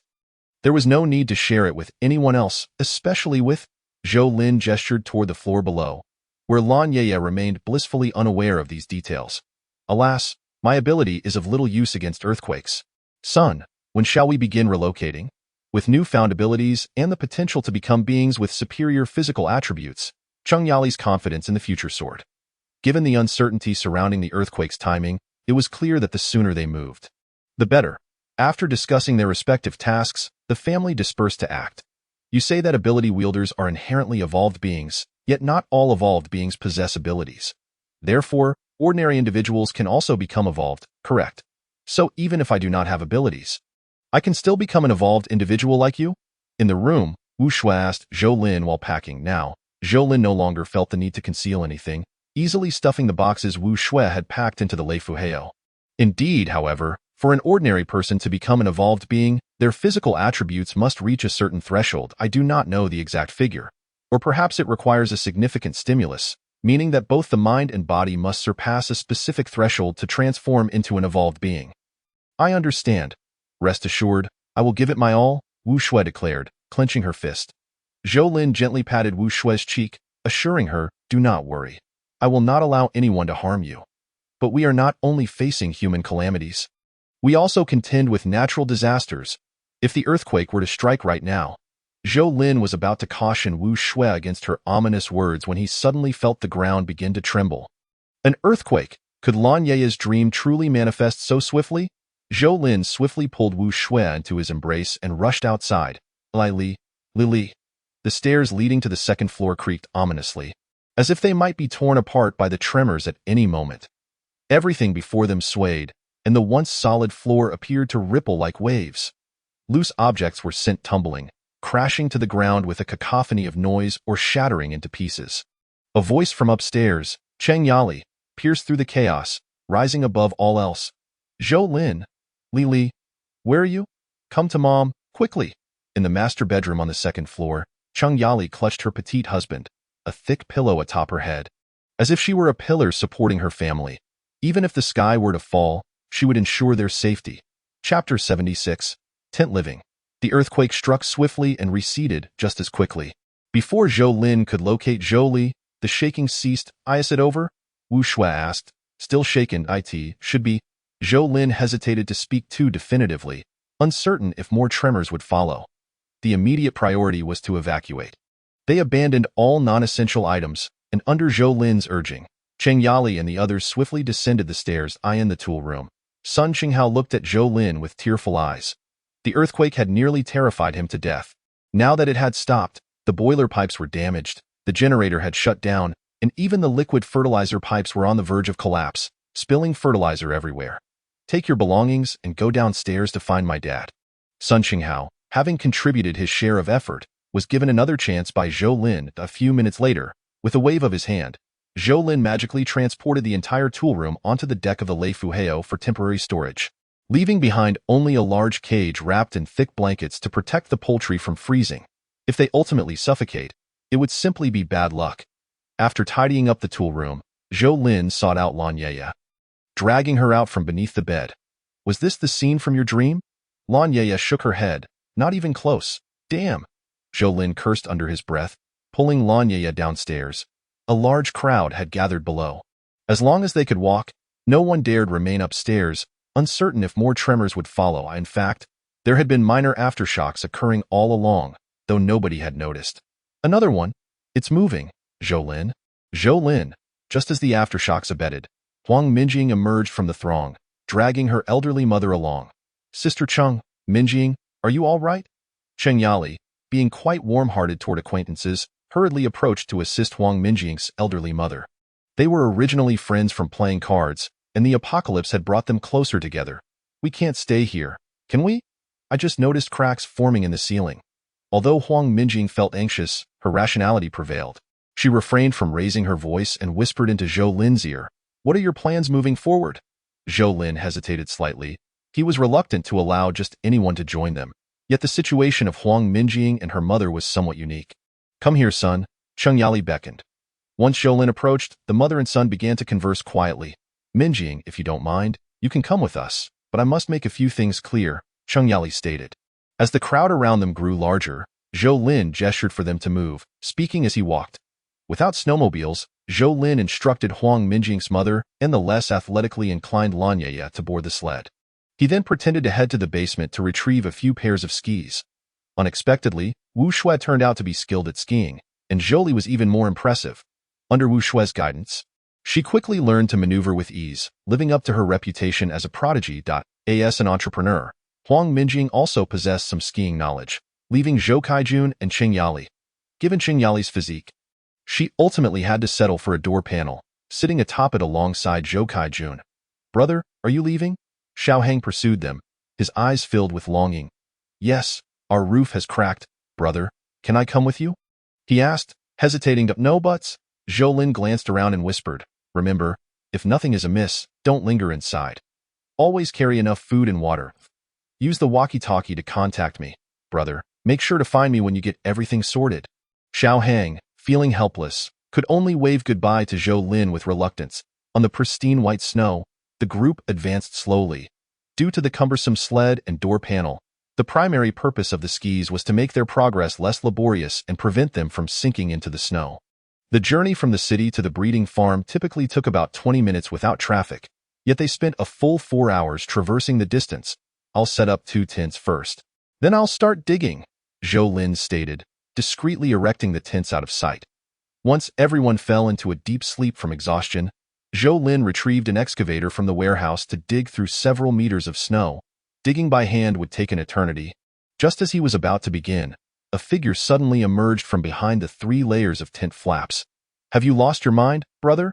Zhou Li yawned, her eyes still bearing remnants of sleep. What do you mean?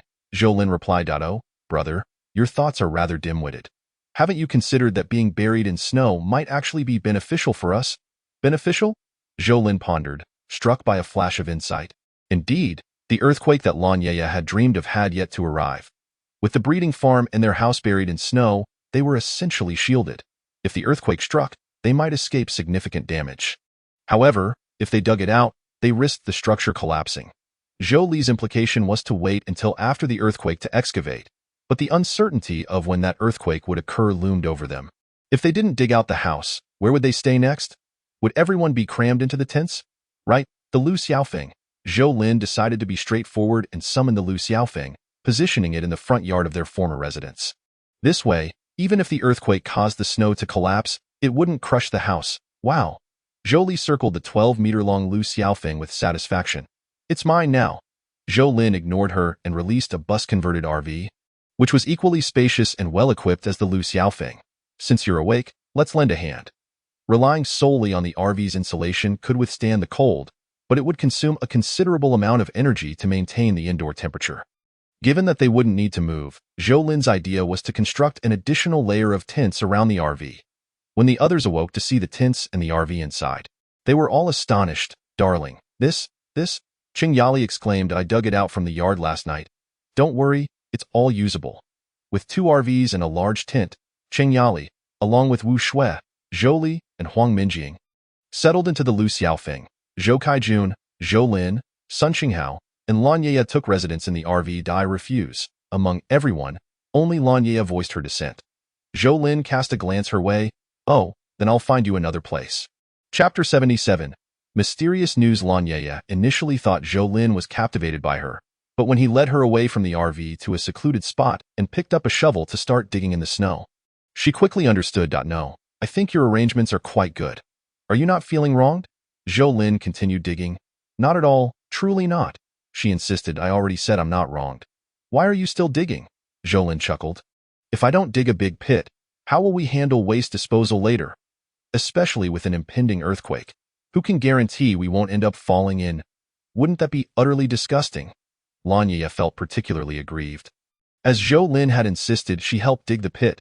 I haven't done such rough work since I turned 18. So? Zhou Lin set down the shovel and glanced at the sky. Can you see clearly? Where? Lan Ye looked around. Don't look at the tent. Just focus on the areas with light. How can I see clearly, even though I've pretended to be a cat before? I'm not actually a cat. No night vision? Zhou Lin nodded, choosing to remain silent. Considering the potential for an earthquake at any moment, the tent only contained a few small camping stoves, which provided decent heating but required firewood replenishment every 3 to 4 hours. As Zhou Lin began to rest, chaos still reigned in the official shelters in the city. A magnitude 6.5 quake had struck, with aftershocks reaching as high as 5. Old Yi, what's the casualty situation? Yu Xinxiao entered, his hair covered in frost, his expression grave. Several excavation sites have collapsed, and at least a few hundred people are buried beneath. Wang Pingping is leading a team to dig. Hopefully, they can rescue more people.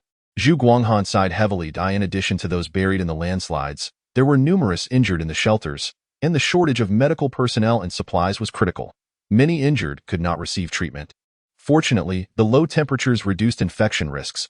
Otherwise, the situation would be even worse. Commander, urgent telegram from the provincial government. Another urgent message had arrived. Zhu Guanghan felt anxious, uncertain if it contained good or bad news. Upon receiving it, tears welled in his eyes. Jiazhou City has reached a magnitude of 6.5 at the epicenter. The epicenter is devastating. The provincial government reports that the death toll may exceed 10,000.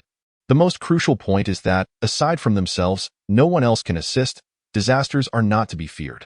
No one can control where natural calamities strike.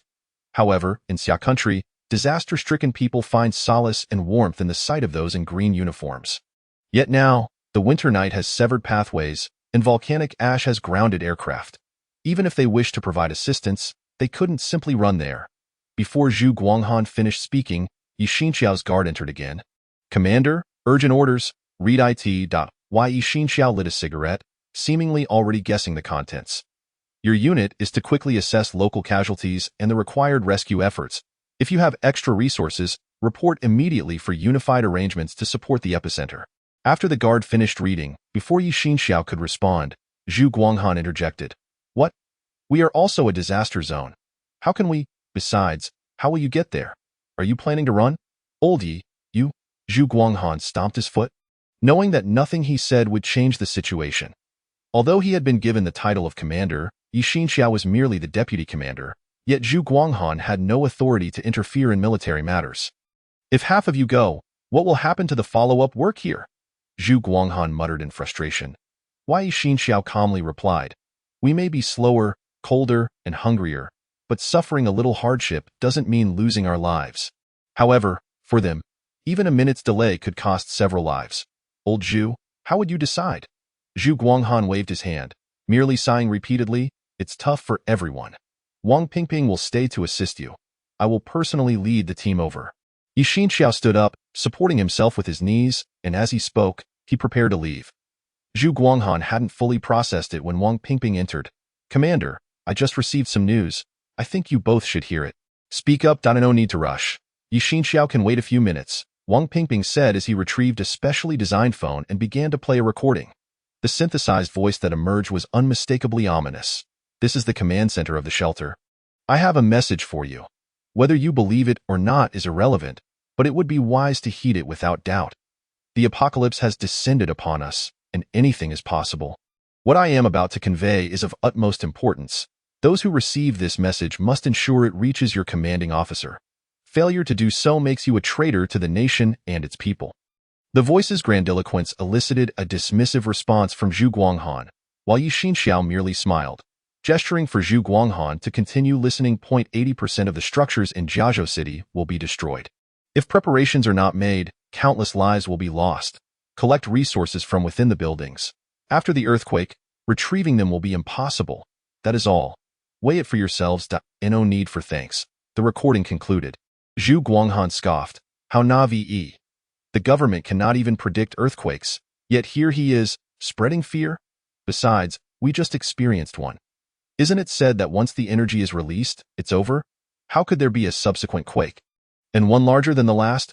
Old Yi, I don't think we should take him seriously. Why do you think it's necessary for us to listen?" Zhu Guanghan queried. Wang Pingping hesitated, waiting for Yi Xinxiao's nod before continuing.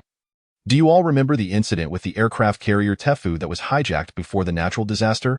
Identification code? Impossible. We are in Basho." The usually composed Yi Xinxiao finally lost his demeanor. Chapter 78. A pair of little rivals. "Do you think the command center will believe it?" Zhou Lin and Zhou Li were seated by the stove. "The breeze cannot read. Stop disturbing me while I read." Zhou Li shot an impatient glare at Zhou Lin. "The matter has been resolved. Whether they believe it is their concern. This is about doing all we can and leaving the rest to fate." Zhou Lin is just an ordinary person. He is neither a deity nor a Buddha. Is it necessary to worry so much? So many lives at stake. Zhou Lin was resolute when it came to vengeance, unyielding against those outside his kin, yet he found it impossible to match Zhou Li's indifference when it came to the innocent. What is humanity? What is life? The mountain is not a mountain. "Little sister, I haven't provoked you," Lanya said, her peripheral vision catching Zhou Li as she helped Cheng Yali pick vegetables. She misheard. Zhou Li had said the mountain is not 3, a confusion mainly due to the accent of the Bashu people. "Humph, a line of white egrets soaring in the azure sky. A half-wit stands before me. Don't think that just because you are an ability user, you can act arrogantly. It won't work in front of me." "Little girl," Lanya snapped, rising abruptly, "if it weren't for your brother and your mother protecting you, I could easily ruin your social life. Do you believe me?" Initially, Cheng Yali and Zhou Lin paid little heed to the escalating altercation, neither expecting Lanya to ignite like a firecracker in front of Zhou Li. Zhou Li coldly encouraged Lanya to proceed, and Lanya truly unleashed her abilities against Zhou Li. Only after her powers had been discharged did she realize, if anything were to happen to Zhou Li, Zhou Lin would undoubtedly tear her apart. Lan Ye, have you lost your mind? Zhou Lin exclaimed. Moving swiftly to Zhou Li's side, his palm barely a centimeter from Lan Ye's face as he spoke. Despite the distance of several meters, Zhou Lin wasted not a second. Before his hand could land, a powerful gust swept Lan Ye's hairpin away, leaving her locks in disarray. Is that all? Zhou Lin halted, swiftly turning to assess Zhou Li from head to toe. Are you sure you're unharmed? No, it can't be, Lan Ye replied, unable to comprehend how she had not held back during her previous outburst. Even an evolved individual would likely have been affected, yet how could a mere girl withstand it? The evidence was clear. Zhou Li's disdainful expression left Lan Ye feeling helpless for the first time since gaining her powers, especially since Zhou Lin had nearly been bested by her in the past. You? You can't be human, can you? You are the one who is not human. You are worthless. Zhou Li pouted, seemingly uninterested in further discourse with Lan Ye, returning to her reading. For a time, Zhou Lin found himself perplexed as to why Zhou Li appeared utterly unfazed by Lan Ye's psychic abilities. Perhaps it was linked to her intelligence? Following the earthquake, he would have the chance to investigate further. Nonetheless, he still decided to punish Lan Ye by forbidding her any food for 24 hours. For an ordinary person, going without food for a day might be manageable, but for Lan Ye, who had just expended her abilities, it would be incredibly difficult. While everyone else dined in the RV, Lan Ye sat outside, pitifully cradling a handful of ice and snow, occasionally licking a bite.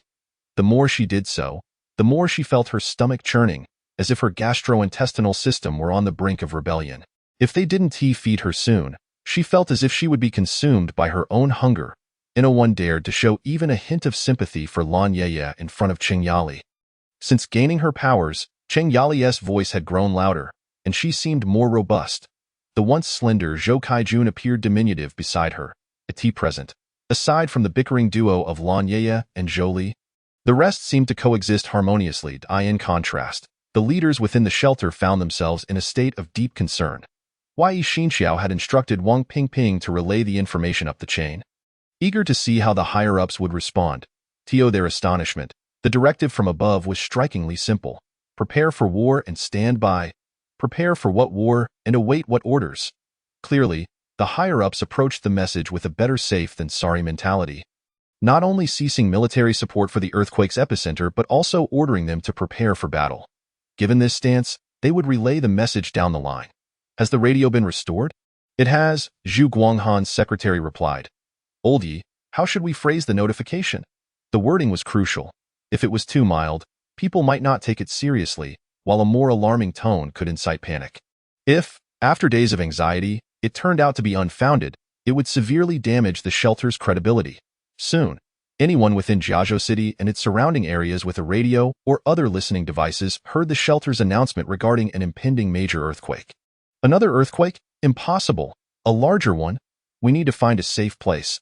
Let us move now. No way. I'd rather die at home than go out. What if I don't get killed by the quake but freeze to death instead? People are diverse, and there exists a group that particularly enjoys opposing the government. When directed to go east, they prefer to head west. However, the majority adopted precautionary measures, such as relocating from tall buildings to single-story homes, or moving their sleeping arrangements closer to the entrance. Those who genuinely believed in the government's capability moved their families into tents or temporary structures made of lightweight materials. The impending earthquake loomed like the sword of Damocles. Uncertain of when it would strike, yet assured to deliver a heavy blow when it did. 2 days passed swiftly, and aside from the aftershocks from the previous quake, everything seemed normal. Even Huang Minjing began to doubt the shelter's warnings, remarking that continuing this way was a waste of time, and that they should excavate the farm and houses. It wouldn't be fair to say Huang Minjing was being fussy. Despite the RV's high cost, the interior space was limited, making it uncomfortable for 4 or 5 people to squeeze together. Minjing, we must trust the government. Cheng Yali continued to comfort Huang Minjing. Suddenly, in the tent's corner, Sun Xinghao, who was responsible for tending to the small animals, rushed over. The rabbits. The rabbits are going wild. The rabbits are going wild. Cheng Yali and the others followed Sun Xinghao, only to witness the once docile rabbits fiercely attacking one another, their snowy white incisors transforming into deadly blades, tearing into their companions' flesh. Quick, separate them. In the chaos, The larger rabbits clashed while the smaller ones suffered the consequences. It would be a tragedy if the hard-bred young rabbits were lost like this. However, before they could rescue all the bunnies, the poultry in the chicken coop suddenly became agitated, with some crowing, others squawking, and some even head-butting the metal cages or kicking at the bars. Something's wrong. Cheng Yali turned abruptly, shouting toward the RV, "Be cautious. It might."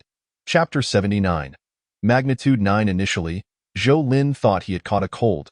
A persistent buzzing filled his ears, as if something were muffling them. And his nose was particularly bothersome. Yet soon, he realized it was not tinnitus but a deep, resonant hum that everyone could hear. Suddenly, the pitch-black sky erupted with countless colorful lights, blue, yellow, red, predominantly in these three colors. "This is atmospheric light," Zhou whispered nearby. She had originally been in the car, but at some point, she ran to Zhou Lin's side, asking for something. "What?" Zhou Lin inquired. "An earthquake," Lan Ye replied, "the catastrophic tremor that I dreamed about." The unusual behavior of animals, combined with the low-frequency sound waves and the luminescent phenomena appearing in the sky, were unmistakable signs for anyone with a modicum of experience that a major earthquake was imminent. This was precisely why Zhou had exited the vehicle. Remaining inside the car in such an open area was, in fact, less safe. "How long do we have?" Zhou Lin often forgot Zhou Li's actual age. Perhaps a result of their differing intellectual capacities, it could be anywhere from 2 to 3 hours, or even a couple of days. The luminescence in the sky continued to flicker. Technically, it should have been midday. But under the peculiar climatic conditions of a winter night, the light would be invisible in normal sunlight. Thus, for Zhou Li, this represented an excellent opportunity for research. Although Zhou Lin believed there was little to study about earthquakes since they could not be predicted, he retorted, "Can't we predict the luminescence? It's like talking past each other. Hand me a better camera." "What do you need that for?" Zhou Lin, in a conflicted manner, fished out a camera from his pocket. One from the Leifuhu. However, he couldn't remain with Zhou Li indefinitely. He still had faith in her and needed to ensure everyone was prepared. The frantic rabbits seemed to have returned to normal, tending to one another's wounds.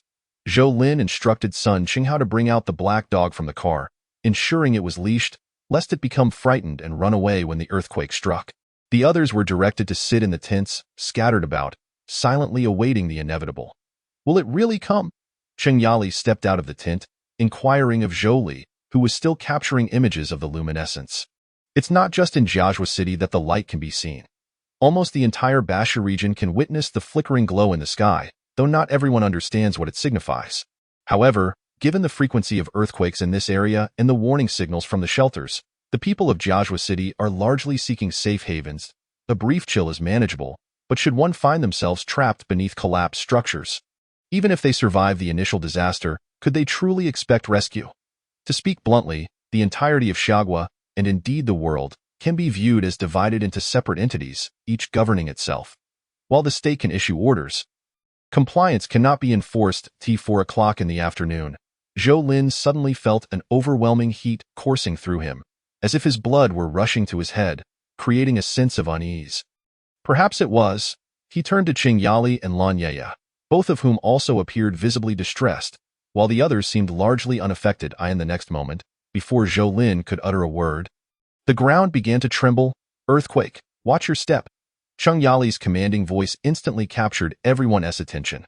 Clearly, this tremor was far more intense than the previous one, beginning with an up-and-down motion followed by a side-to-side shake. The violent, complex oscillations made it nearly impossible to stand. Almost everyone, save Zhou Lin, instinctively crouched down or lay flat. The accumulated snow began to collapse under the shaking, and Zhou Lin witnessed the RV slide towards a fissure in the snow as it lost its support. Just as the more than 2-meter-high RV was about to be engulfed by the crevice, Zhou Lin staggered over and, in the final moment, managed to pull it into the Leifuhu. Somehow, the tent was uprooted by a sudden gust of wind triggered by the earthquake. Yet, at this moment, no one felt the cold. They could only maintain their original positions, silently praying for the calamity to pass swiftly. Far to the north, in a high-rise building, those who had just received news of the earthquake were all pale with fear. Magnitude 9.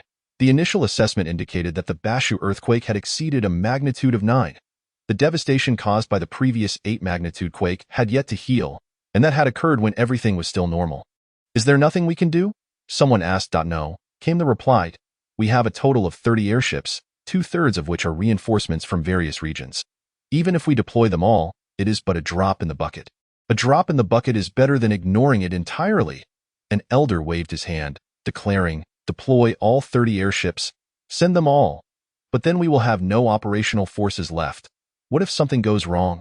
What do you mean, what if? It's a magnitude 9 earthquake, comrades. What do we have operational forces for? Is it to ensure our safety? To satisfy our material needs? Or are these forces meant to respond to the disasters that befall our people? Some of you have been selfish and narrow-minded.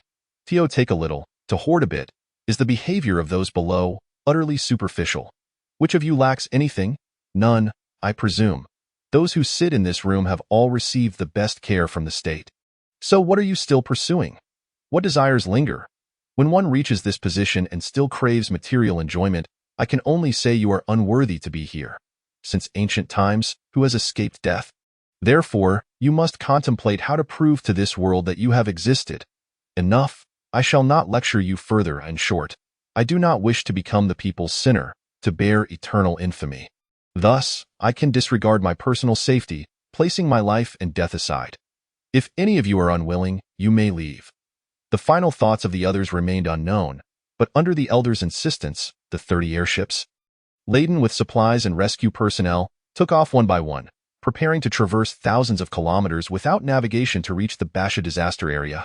Meanwhile, the magnitude 9 earthquake had only just concluded less than an hour prior. Fortunately, the epicenter was not in a densely populated urban area, with even the nearest township absent. If someone were able to reach the epicenter at that moment, they would discover that the topography within a radius of 100 square kilometers had been utterly transformed. Once lush forests were now buried beneath mounds of steaming mud and rock, with countless ravines crisscrossing the land, some fissures measuring 7 or 8 meters wide, leading into unfathomable darkness below. Joshua City lay 300 kilometers from the epicenter. With a maximum tremor intensity approaching level 7, over 30% of the structures in Joshua City had collapsed, and more than 60% had suffered damage, half of which were at risk of imminent collapse. The disaster was severe, and cries of despair echoed throughout. The flickering lights and flames seemed to be the best testament to this catastrophe. Is everyone all right? Zhou Lin asked, embracing the still-shaken Wu Shui as they crawled out from the snow pit. Chapter 80. She actually escaped. At the onset of the earthquake, everyone managed to maintain some semblance of balance, but as the most violent tremors surged, the thick blanket of snow was lifted, obscuring everyone's view. Zhou Lin had just pulled the RV into the Leifuhu when he sensed something was amiss and hurriedly lunged towards Wu Shui, who was nearest to him. He had intended to also reach out to Zhou Li, but at that critical moment, Zhou Li had rolled over to Qing Yali's side. Soon, more and more snow began to swirl upwards and then descend, quickly burying all objects on the snow surface. This was not Zhou Lin's first experience of being buried in snow. Perhaps it was due to the tremors that the snow was not compacted. Hence, Zhou Lin did not feel as though he was suffocating. At least for the time being, he should be all right, aside from worrying whether Wu Shui would be overly frightened, and whether the ground beneath the snow might crack. Lanier remarked that this was the least damaged area in all of Joshua City. Zhou Lin speculated that it might relate to the geological structure. This area had once been an ancient riverbed, with the entire base comprised of alluvial deposits. This type of geology, while not particularly robust, was less prone to cracking under tremors. This was also one reason why Joshua City had never developed in this direction. Constructing high-rise buildings would entail exorbitant costs for deep foundations. Suddenly, not far from Zhou Lin and Wu Shui, a burst of white snow erupted. Had it not been for the familiar voice, one might have thought there had been an explosion. I'm suffocating. Honey, Li, are you all right? Qing Yali emerged from the snow pit like a winter bear just awakened from hibernation, stretching her limbs. Following closely were Zhou Li and Zhou Kaijun, both looking somewhat pale, but seemingly without major issues. Upon seeing Zhou Kaijun and the others, Zhou Lin felt a considerable weight lift from his heart. As for the others who had yet to surface, what others? A hand suddenly emerged from the snow. Qing Yali spotted it and rushed over to assist, and before long, Huang Minjing and her mother were unearthed. Aside from feeling cold, they appeared to be fine. Good dog. Zhou Lin patted the fluffy head of the black dog, giving it a generous piece of dried beef. while Sun Qinghao watched eagerly, almost drooling. "You re not so bad yourself." Zhou Lin clapped Sun Qinghao on the shoulder, handing him a pack of cigarettes and a lighter. The next task was to dig out Zhou's small courtyard. Otherwise, there would be no tent left. Fortunately, the Luftseeoffing was still intact. Although half of its body was buried in snow, clearing the entrance would allow for entry and exit. Zhou Lin instructed everyone to go inside and warm up while he sought out a secluded corner where he could discreetly bring out a bulldozer to commence work. With its formidable digging power, tackling the 2 to 3 meters of snow left post-earthquake was a trivial matter, and chunks of snow were pushed aside, gradually revealing the homestead. The yard was flooded. But thankfully, when Zhou Kaijun and Qing Yali had departed, they had secured the doors and windows, so the house sustained minimal water damage, with only a few doors and windows broken on the Lu Xiaofeng. The crowd rejoiced in their survival, when suddenly Zhou Li exclaimed, "Where is Lan Yeye?" "Who is Lan Yeye?" someone asked. "Lily, what are you talking about? Is she your friend?" Observing the bewildered expressions on everyone's faces, Zhou Li rose abruptly, declaring, "I will go find my brother." "Lan Yeye?" Zhou Lin continued to distribute various pieces of furniture, tools, and supplies from the Lai Fu as he conversed with Zhou Li. "You haven't fallen victim too? Have you? Wake up, wake up!" Zhou Li tugged at Zhou Lin's ear, raising her voice in a desperate shout. Zhou Lin rubbed his face vigorously. Zhou Li's shout had indeed jolted him awake, as if a forgotten part of his mind suddenly cleared. He then recollected everything about Lan Yeye. Without a doubt, this woman had escaped.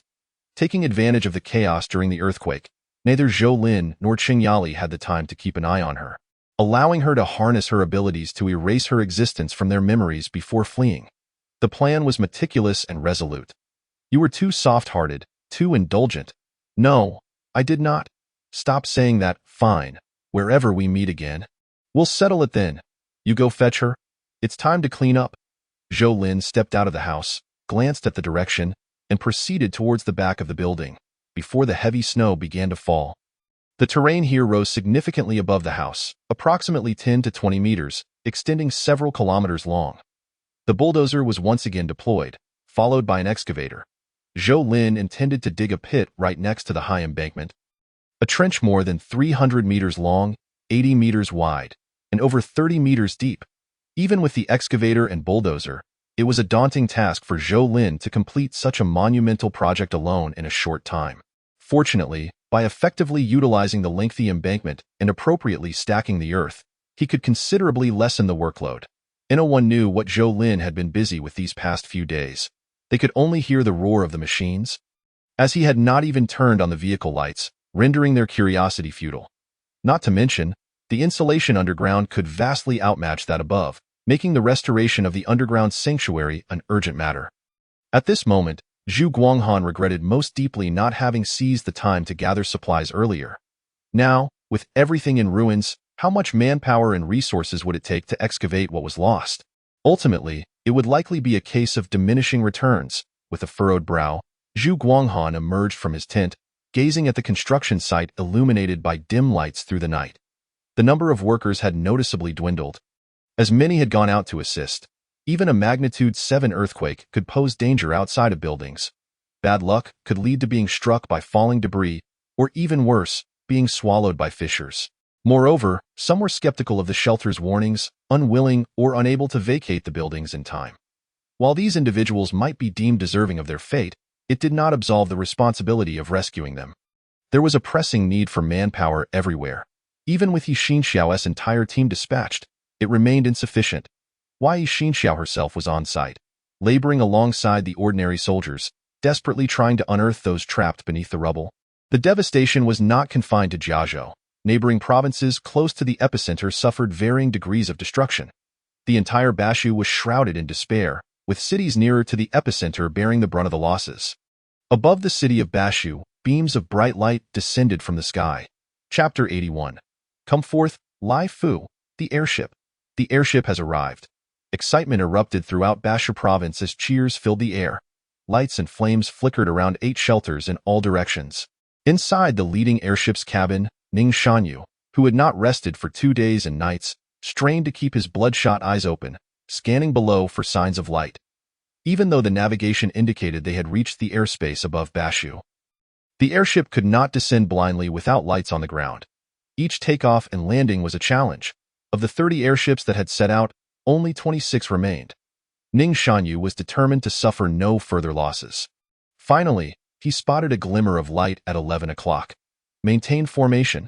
Search for signals. Keep in contact. Turn on the signal light to identify ourselves. A flurry of commands flowed from Ning Shanyu's lips, relayed to each airship via intercom. The immense size of the airships prevented them from forming a neat formation like planes or fighter jets. Sometimes the line would stretch several kilometers long.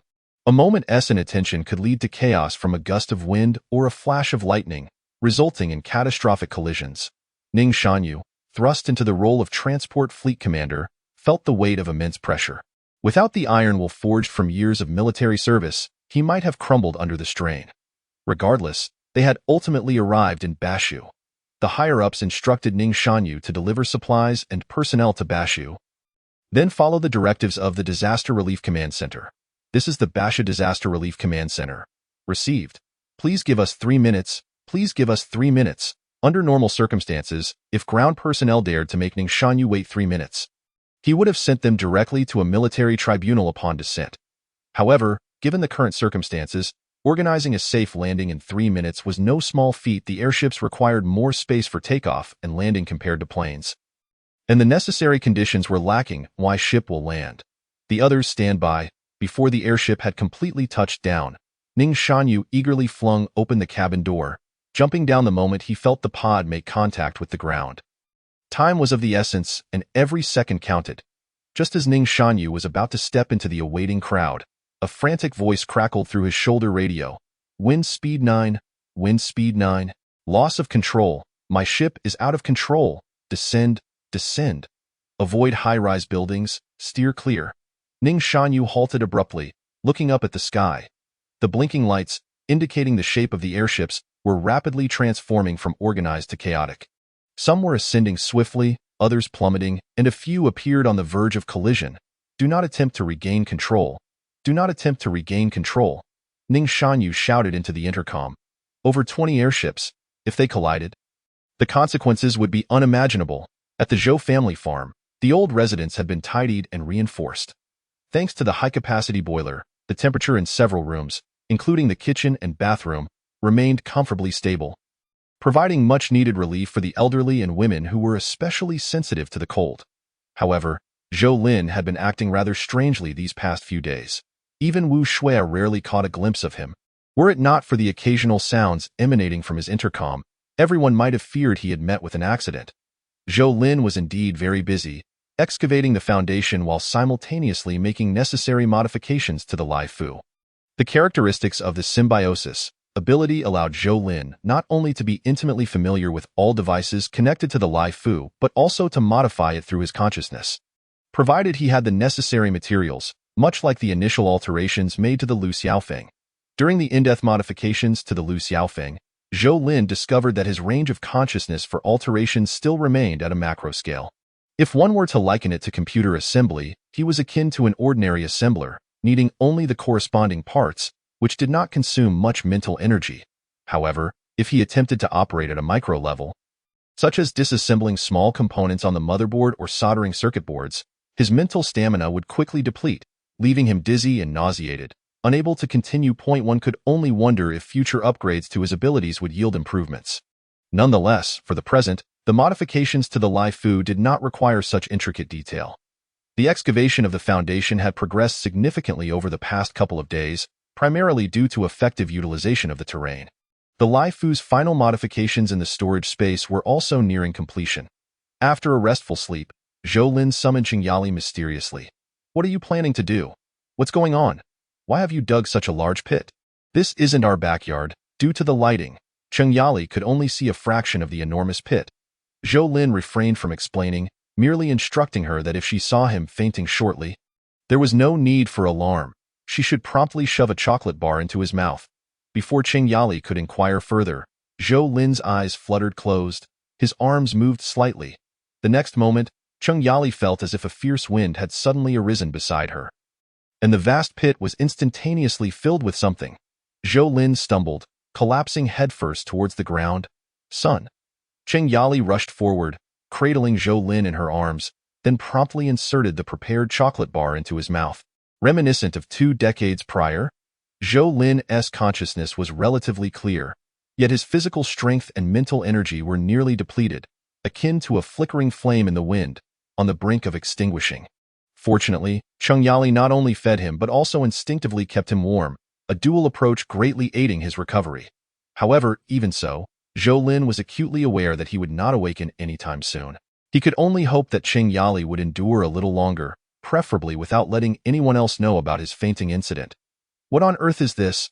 Out of the blue, how could such a large building suddenly emerge from the back mountain?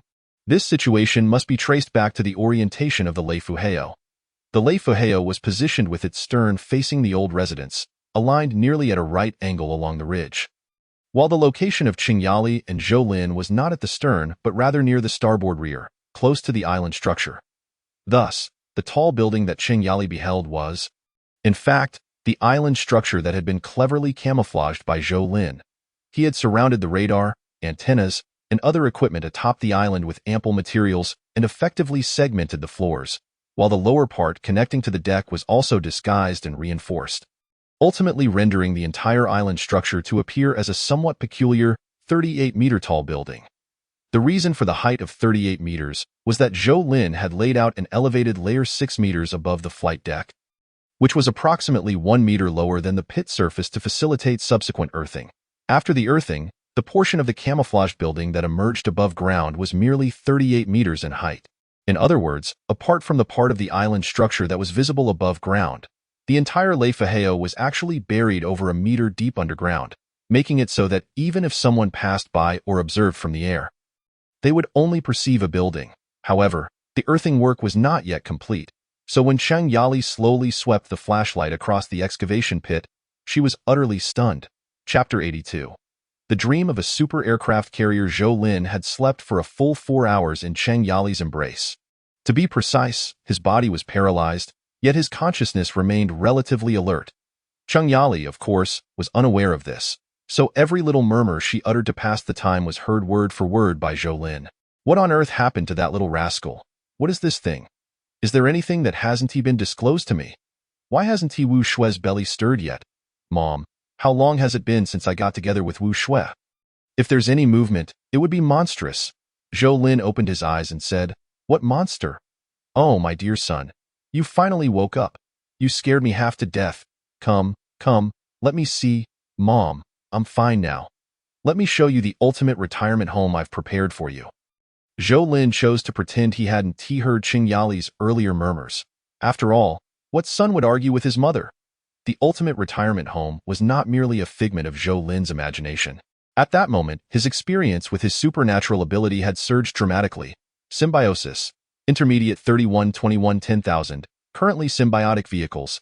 Leifu, large surface transportation vehicle. Luxiafeng, medium ground transportation vehicle. Number of symbiotic vehicles available. 0 storage space.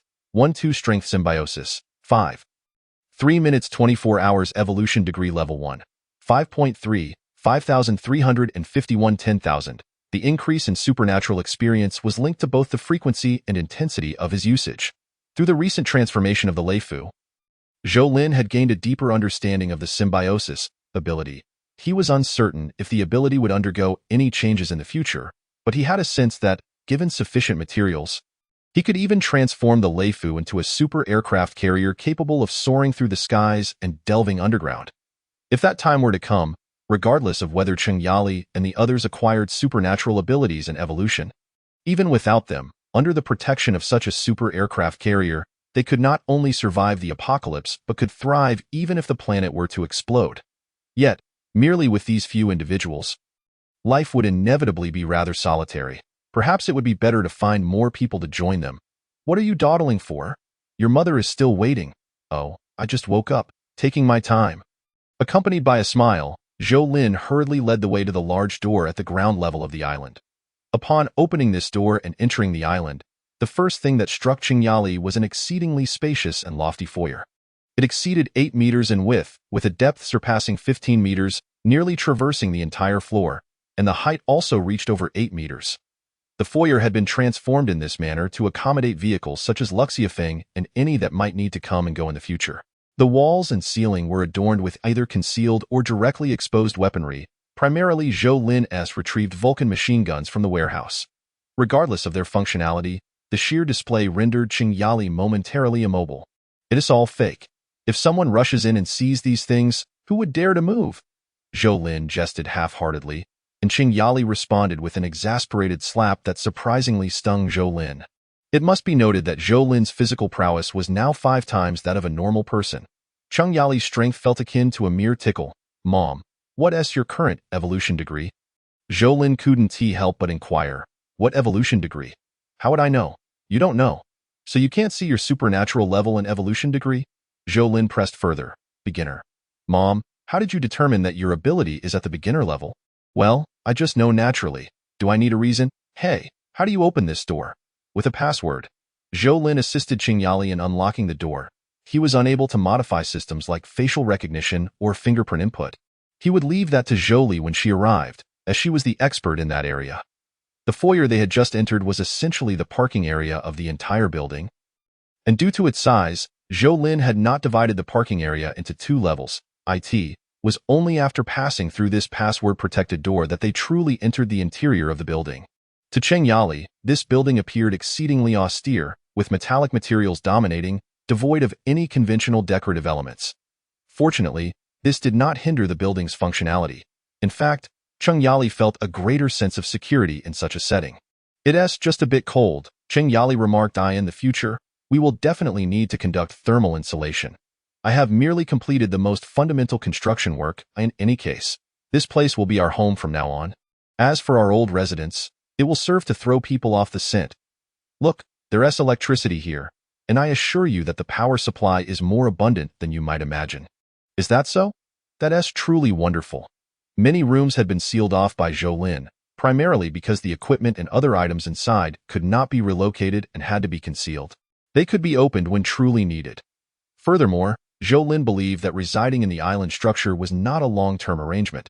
As time progressed, he might gradually allow access to the lower levels. And at that point, he would also redesign and modify the entire Leifu. He felt it best to consult with Zhou Li regarding such matters. Even within the building, the intercom could still receive signals. On the way, Qingyali asked Zhou Lin when he planned to move in. It wasn't that she was fickle, but rather that the steel walls provided her with an overwhelming sense of security. As a mother's foremost priority is always the safety of her family. We must wait until the basic renovations are finished. Wait for what? You're the only one working. How long will that take? Don't the others have hands? All right, Mom, whatever you say. Zhou Lin quickly surrendered, lest Qingyali's slap come down again. He simply could not comprehend how Qingyali's physical condition improved so rapidly without ever seeing her engage in any form of exercise. If he considered Qingyali's foundational abilities, however, he would understand that the starting point was indeed different. Upon returning home, Qingyali discreetly briefed her family, namely Zhou Kaijun and Zhou Li, stating that the building had always existed and that Zhou Lin's special abilities must not be exposed. Before finally disclosing the matter, as for why the building was predominantly constructed of steel and appeared so peculiar internally, Qingyali felt no explanation was necessary. Anyone with objections could simply choose not to move in. However, before Qingyali could announce this news, Zhou Lin suddenly sprang to his feet and dashed out of the house. Hey, what are you doing? It's mealtime. Qingyali attempted to stop him but failed. Outside, Zhou Lin looked up at the pitch-black night sky. In the distance, several glimmers were descending towards the old residence. Chapter 83. The Falling Star Dam. Zhou Lin had no time to calculate the likelihood of their old residence being struck by whatever was descending from the sky. Such an occurrence was too perilous to contemplate. Come out, quickly! Zhou Lin shouted urgently through the intercom. As for whether the recently arranged supplies would be regrettable if they were lost. What value would anything hold if people were gone? Fortunately, the entire family was gathered around the dinner table, and they all responded in unison. Even Heizai rushed out, raising his head and barking at the sky. What is that? It seems there's a light in the sky. The others did not possess Zhou Lin's keen eyesight. Even Qingyali could only vaguely make out a couple of bright points. Yet soon, they realized that the object was plummeting at quite a rapid pace. Zhou Lin not only had clearer vision than the others, but, as a symbiotic entity, he could also receive information transmitted from the Lifa IT, was the radar on the Leifu that had just sounded the alarm, prompting him to abandon his meal and rush outside. Currently, the simulated results from the Leifu indicated a collision probability of 0-43. The existence of such an unusual probability primarily stems from the erratic trajectory of that object. Fortunately, Zhou Lin quickly discerned its nature. Is it an airplane? Wu Shui nestled beside Zhou Lin and inquired. No, it appears to be a dirigible. Not only Zhou Lin found it hard to believe, but anyone with even a modicum of historical knowledge or common sense would know that dirigibles had long been rendered obsolete. If such an assumption were made, it could only indicate a lack of understanding. Jolie looked down upon the reactions of others. Don't you know that dirigibles are still in use? In fact, this was true. Not only do foreign countries hold annual competitions involving dirigibles, but they also continue to play significant roles in various fields. However, the dirigible that came into view for Zhou Lin and the others was rather immense, several hundred meters in length. Observing the erratically descending dirigible, Zhou Lin made a difficult decision. Let us take them to the new home. If that thing is filled with fuel and explodes, we'll be neatly organized. New home? The group exchanged puzzled glances, unsure of what he meant. Go. Qing Yali shouted, rousing everyone from their stupor. They couldn't afford to dawdle. What if? No one took the time to gather their belongings, nor did they notice that Zhou Lin had no intention of leaving. Even if it exploded, Zhou Lin was unperturbed. Moreover, the chances of it striking the old residents were not particularly high.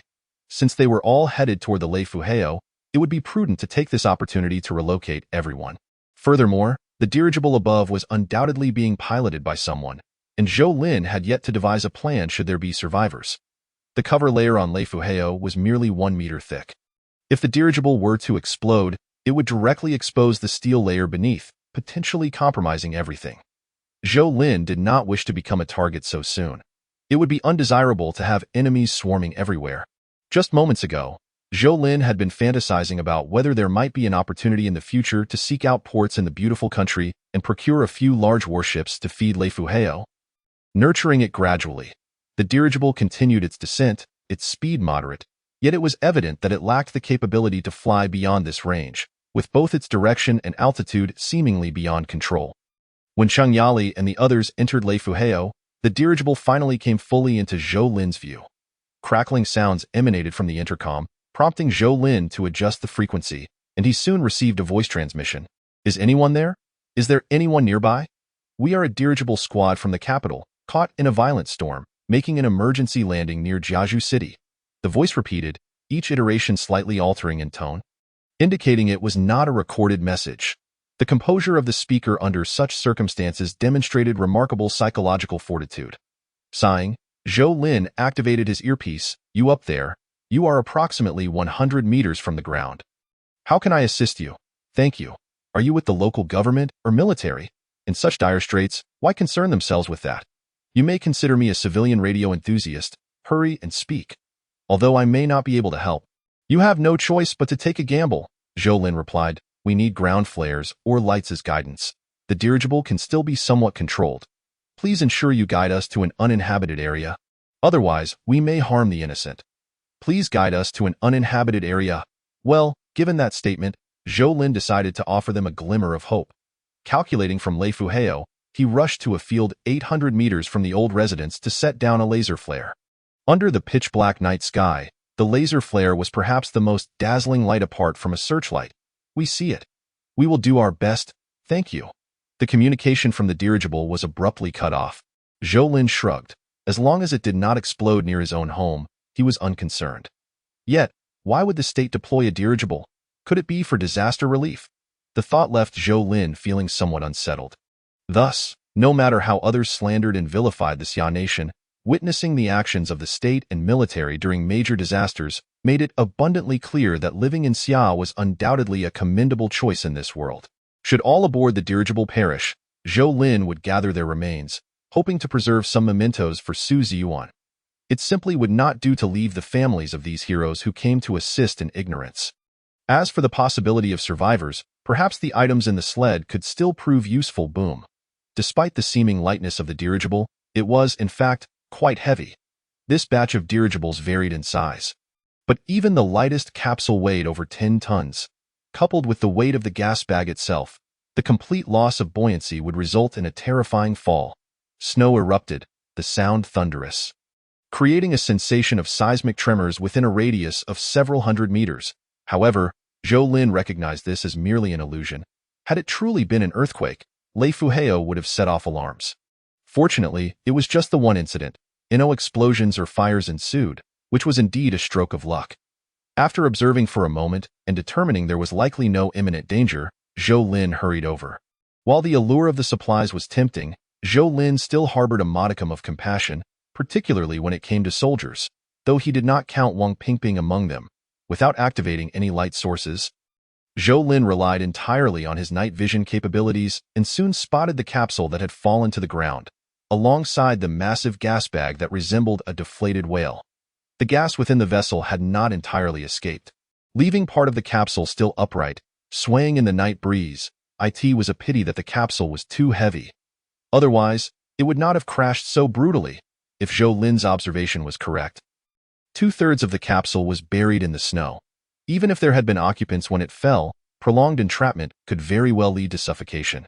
Did they not know to jettison cargo to lighten the load? Wasn't that a common understanding for dirigible or balloon flights? Chapter 84.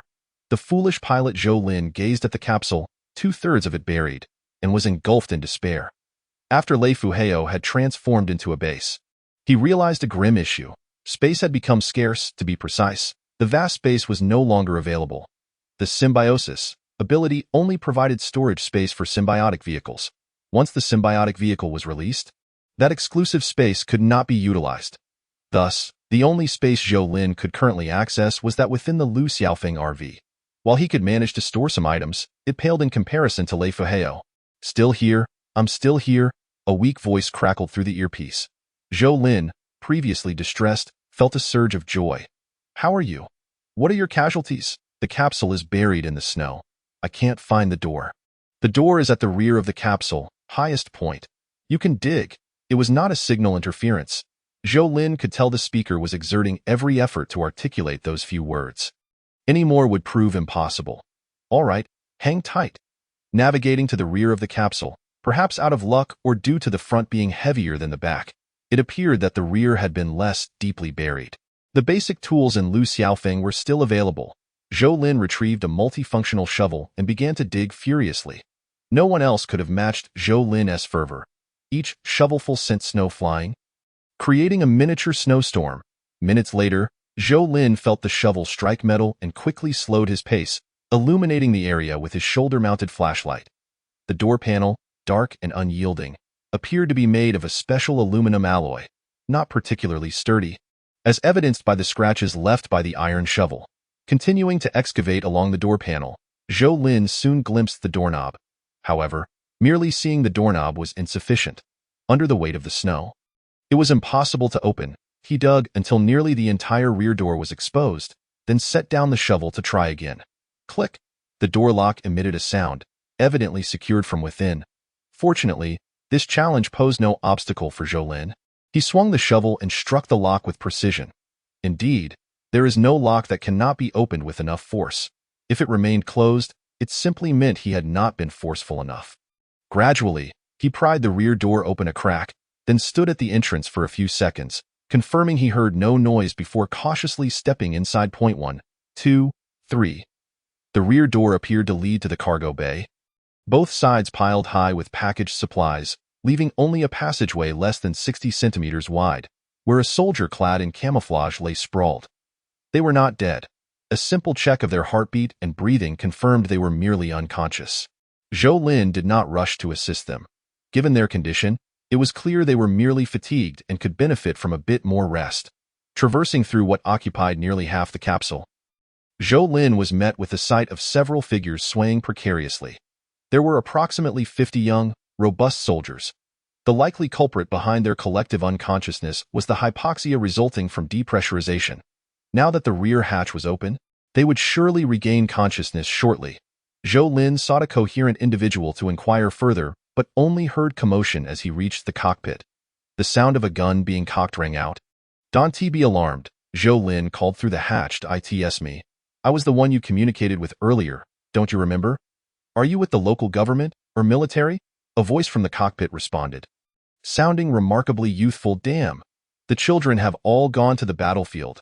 Zhou Lin inwardly cursed. Has the personnel shortage reached such a critical level? No, but I have already entered. Zhou Lin was at a loss for how to explain. I came in through the aft hatch. The aft hatch. Did you open it so quickly? Then, can you inform me about the situation behind? The situation behind? Is there no camera in the cockpit? Everyone is dizzy. But it appears there are no casualties at the moment. Don't you have pressurized oxygen in your cockpit and cargo hold? No, those devices are too heavy. They waste lift capacity. Can you assist in rescuing them? How can I rescue them? Zhou Lin felt a surge of anger. He found it somewhat disrespectful that they wouldn't even open a door and were pointing guns at him, yet had the audacity to ask for his help in saving lives. It was obvious that the communication difficulties were due to the aftereffects of the earthquake. The power and communication equipment were likely still beyond repaired. Long-distance radio communication is not something that can be resolved in a short time. Well, thank you very much. However, I still cannot open the door for you. I must wait. Wait until the local government or station troops. If you can't get in touch, can you assist, please? Assist again? I am not a genie. Zhou Lin's heart screamed in frustration. This was utterly ungrateful. I can't cater to you. I'm leaving. Contact the Jiashu shelter. Ordinary equipment won't suffice, but through the powerful transmitter on the Leifuheo, Zhou Lin managed to reach out. What a ridiculous waste station. Su Ziyuan thought to himself, when did I ever say I would disregard this? The key issue was that he could not take charge of it. He had to report. Wait for me a few minutes. I will report immediately. Su Ziyuan was reluctant to agree without authorization. What if Zhou Lin was lying? All right, there are probably several tons of supplies and 50 or 60 people. Oh, the airship's hull number is 024. After Zhou Lin finished speaking, he cut off the communication and turned to look at the airship's pod, where the open aft hatch was already coated with frost, indicating that the low temperature was creeping inward. Damn, I should have brought some oxygen tanks. By the way, perhaps there are some among those supplies. To maintain the temperature in the pod, the hatch cannot remain tightly closed. But closing it would cause the oxygen concentration to plummet. Chapter 85. Flowers outside the long pavilion. After dozens of oxygen packs were opened simultaneously, Zhou Lin closed the aft hatch. Just now, he had also dragged a few soldiers from the cargo hold into the cabin so that everyone could share the oxygen. No one would be at a loss, as the oxygen concentration in the cabin gradually increased. Some soldiers' heart rates began to quicken. They might soon awaken. Zhou Lin, are you there? Su Ziyuan's voice came through the intercom. Your efficiency is truly lacking. Are you disregarding dozens of lives? I apologize, but I must adhere to regulations. Can you provide us with the exact location? We will come immediately, at the fastest speed. Fine. Who asked you to be the official? Zhou Lin relayed the precise location while reminding Su Ziyuan to bring more trucks. If necessary, even sleds capable of carrying cargo would suffice. The airship would definitely remain immobilized, and Zhou Lin did not wish for the authorities to establish a presence here for these supplies. If they discovered the command tower, it would be problematic. Knocking on the cockpit door, Zhou Lin said, I've contacted the authorities. They will arrive shortly. Hey, speak up. Thank you. Separated by a hatch, Zhou Lin was unaware that the faint sound he perceived was actually barely audible as it came from lips pressed tightly against the door. During the crash, 1/3 of the entire airship's cockpit had been crushed and deformed, and the pilot and co-pilot at the front had died on the spot, while the communication officer had been knocked unconscious by the impact. It was Xiao Lu, the female soldier who had spoken with Zhou Lin earlier, who managed to rouse the communication officer, completing the dialogue with Zhou Lin before succumbing to excessive blood loss. Lu Yun did not open the door for Zhou Lin because she could not ascertain his identity. The cockpit was unlike the cargo hold. It involved numerous national and military secrets, and without approval from higher authorities or a trustworthy individual, entry was forbidden. This was also part of Lu Yun's duty. She was injured as well, and quite severely. If she had opened the hatch when Zhou Lin arrived, perhaps he could have saved her life. Notifying Wu Shui or taking her directly to the old residence would have been manageable, as Wu Shui's medical skills should have sufficed. Yet, at this critical moment, Lu Yun thought not of her own safety but of her mission and responsibilities. Her refusal to open the door meant that those outside could never fully control the airship, serving as a significant deterrent, while also safeguarding state secrets. By the time Su Ziyuan and his entourage led a grand convoy to arrive, many soldiers in the cabin had already regained consciousness. They did not doubt that Zhou Lin had saved them. They were merely pained by the loss of oxygen. That was disaster relief material. What, was I in the wrong? Zhou Lin chuckled. Disaster relief material? Let me ask you, who said man can conquer nature? As soldiers of our Xia nation, when did you begin to depend on external conditions? Or do you think that your dozens of military souls are worth less than a few oxygen packs? Without oxygen packs, you would be useless and unable to save lives. Is it the oxygen packs that save more lives? Or is it your dozens of individuals? Though I have never served in the military, I hold you in high esteem. Please remember, when you feel that the lives of the common people matter more than your own, those very citizens whom you have helped, rescued, and protected, do they not think the same? Do not dwell on the loss of some supplies, for it is you who are the most precious asset of our nation. Our invaluable treasure. Despite Zhou Lin's age being similar to that of the soldiers, as a reincarnated soul, he looked upon these soldiers as one would view children. Young soldiers, you are pure, passionate, and filled with love for your country and people, making you the most admirable individuals. Zhou Lin hoped they would all survive, live well, and even in this dark world, remain steadfastly pure, passionate, and forever uphold fairness and justice, standing alongside the common people. Bang, bang, bang. There was a knocking sound from the aft cabin, and Zhou Lin quietly stood up. You all rest. It should be the government shelter personnel arriving. Upon hearing it was government officials, the soldiers halted their actions. 2 minutes later, a haggard Su Ziyuan entered the cabin with a group of people. Which of you is in charge? I am Su Ziyuan, Deputy Director of the Logistics Management Office of the Jiashu City Shelter. Here is my identification. The person in charge is in the cockpit, one soldier replied. The cockpit? Zhou Lin, why don't you go check the cockpit? Zhou Lin shrugged. I can't get in. Didn't he have permission? A soldier, still carrying a hint of youth, remarked. Permission? Though Su Ziyuan had been within the system, there was still a significant difference between the system and the military.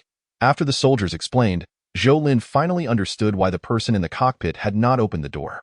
When Su Ziyuan expressed his willingness to take full responsibility, only then did the soldiers agree to forcibly break down the door. Unfortunately, it was too late. Lying at the door was Lu Yun, with only her last breath remaining. A pool of blood beneath her illustrated a brutal scene. Even in her final moments, upon sensing the door being forced open, she still struggled to open her eyes. Who? The password. It was a female soldier. Zhou Lin finally understood why he had always sensed a childlike voice. Such a pity. Here is my identification. My name is Su Ziyuan on behalf of the people of Bashu, the people of Jiashu City, and all those affected by the disaster. Thank you for your support. Thank you. As Su Ziyuan slowly bowed to Lu Yun, Zhou Lin and the others from the shelter also bent down in unison. A faint smile appeared on Lu Yun's pale face. No need to thank me. This is what I ought to do. Such beautiful flowers. Is dawn breaking? I see flowers and mother. Sure. Zhou Lin raised a finger to Su Ziyuan and the others. No one is allowed to cry. No one is permitted to cry. Because Lu Yun can still hear, tears would only mar her final beautiful perception of this world. Gently squatting down, Zhou Lin softly hummed in Lu Yun's ear, long pavilion outside, by the ancient path. Fragrant grasses stretched to meet the sky. Ask you, when will you return? Do not linger. Hee hee. Lu Yun suddenly let out a soft laugh, her pale red lips slightly parting. So beautiful, so beautiful, so wonderful. At the age of 18, the flower of 18, Zhou Lin took a deep breath and slowly walked out of the pod. Outside, it was still a pitch-black expanse, cold and penetrating to the bone. Yet, Zhou Lin felt a fire burning in his heart. He saw Lu Yun, in the fire, smiling and waving goodbye to him. In this apocalyptic world, what could possibly motivate a person like Lu Yun to persist? He did not know. Perhaps it was a lack of understanding? Zhou Lin mused. Zhou Lin, we are preparing to take the supplies and personnel away. Su Ziyuan approached, raising his hand to pat Zhou Lin on the shoulder, only to find he was too short. And attempting to do so would be quite awkward, so he could only withdraw his hand sheepishly. What are you saying? I don't need that. Hurry up and leave. Seeing you all annoys me. Zhou Lin waved his hand. All right, by the way, do you need bullets? We can't move the airship for now. Leaving it inside might risk theft, though? Zhou Lin understood. This must be the reward from Susan. Or perhaps the shelter itself, directed towards him. Thus, he expressed his gratitude to Director Su. Chapter 86. A new home again in the Jian Island building. Although Zhou Lin was absent, Cheng Yali remained. Having already grasped the general allocation plan, Cheng Yali arranged the rooms accordingly. Primarily, All activities and daily living would occur on the 6th floor. The spatial arrangement commenced from the bottom. The 4th floor, situated above the entrance hall, boasted nearly 200 square meters.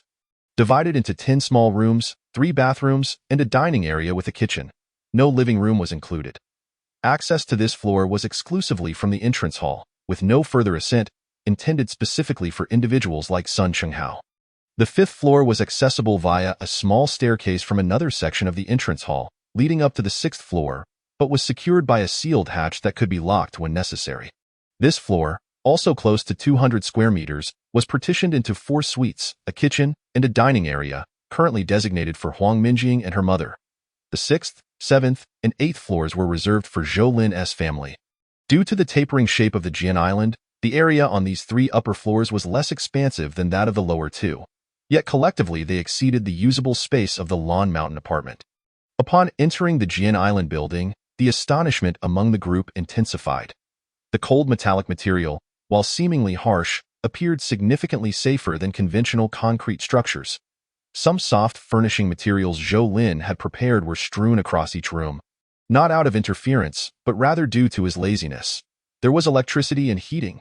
Huang Minjing was particularly astonished. She understood well the cost of constructing such a building. How much wealth did the Zhou family possess? No, mere wealth was not the core issue. The real question was how the Zhou family conceived the idea of erecting such a grand edifice. As for Sun Chenghao, he contemplated less. Though he once harbored lingering feelings for Huang Minjing, reality compelled rapid maturity, and now his sole desire was to reconnect with his family. Since Zhou Lin entrusted Qingyali with the arrangements, she took the initiative to finalize the allocations without further involvement. Sun Chenghao, a practical man, decided to furnish only one room for living, with a simple kitchen setup, dismissing the need for a dining area.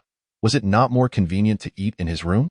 Huang Minjing's thoughts mirrored his. Her aging mother prompted her to share a suite rather than live separately, with a well-managed kitchen sufficing. Haizi naturally resided with Zhou Lin's family upstairs, while Zhou Li's hydroponic ambitions and her surviving poultry and rabbits were assigned to the basement level beneath the entrance hall. The first basement floor was designated by Zhou Lin for workshops and storage, primarily housing the community's basic necessities. Consequently, Sun Qinghao's main responsibilities involved cleaning the entrance hall, learning vehicle maintenance, and undertaking various labor-intensive tasks. Huang Minjing, alongside Wu Shui and Zhou Li, managed the relatively lighter duties of the second basement, while the heavier chores inevitably fell to Sun Chenghao. Zhou Li's primary task was to complete the intelligent renovation of the entire building, currently focused on installing surveillance cameras. This was a warning to Sun Chenghao, while also serving as a precautionary measure for Huang Minjing, as human intentions can often be inscrutable. Moreover, as more individuals were bound to join in the future, establishing rules early on would provide a framework for newcomers to follow. Since the catastrophic earthquake, Zhou Lin had not enjoyed a moment of true rest. Even the strongest individuals could not withstand such relentless strain, and thus he resolved to catch up on sleep, instructing Qingyali not to disturb him unless absolutely necessary. While he could afford some respite, many others remained too occupied to even blink.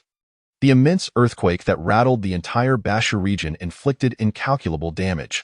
Although the winter night had drawn many into relatively sturdy shelters, these were not impervious to a magnitude 9 earthquake. The extent of damage was merely a matter of degree. When the earthquake struck, countless souls were buried beneath the rubble. As time wore on, some could no longer endure, while others fought desperately for survival. The hope for those still alive rested solely upon the assistance of others. In the face of such monumental disaster, only the state and military could bear the burden. News of the discovery of the 024 airship at the Jiazhua City shelter reached the provincial city's shelter, inciting jubilant cheers. The sudden tempest had caused the airship fleet of 3 to go off course, including the 024. Originally dispatched for disaster relief, the fleet, upon learning of the 024's crash and its temporary irreparability, ordered the support teams and supplies aboard the 024 to be transferred directly to the Jiazhua City shelter for centralized management. Good. Wang Pingping exclaimed, raising his fist upon hearing this news. He had been tirelessly occupied for nearly 3 days. Visibly thinner, with bloodshot eyes and chapped lips from exhaustion and lack of nourishment.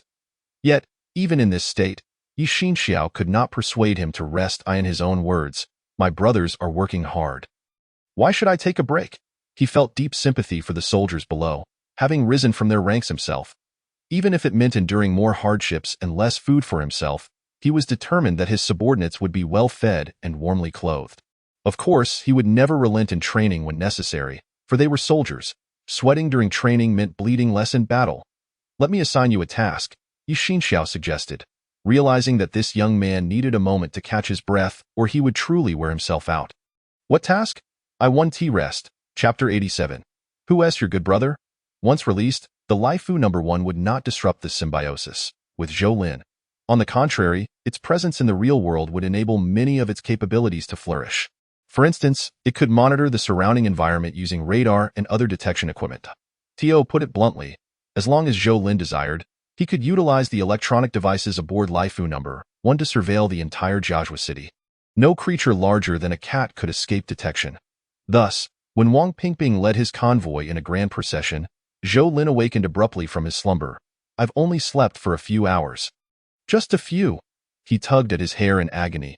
Even with abilities and enhancements, he was still human and required rest. Fortunately, his grumpiness dissipated quickly. After all, living in a post-apocalyptic world left little time for anger. Every day was a struggle for survival. And one needed the energy to be upset. It likely wasn't directed at him. Zhou Lin surmised that the primary focus was the crashed airship. Should he engage with them? He felt conflicted. If he didn't go, he worried Wang Pingping might meander aimlessly and potentially cause trouble near the Jian Island building.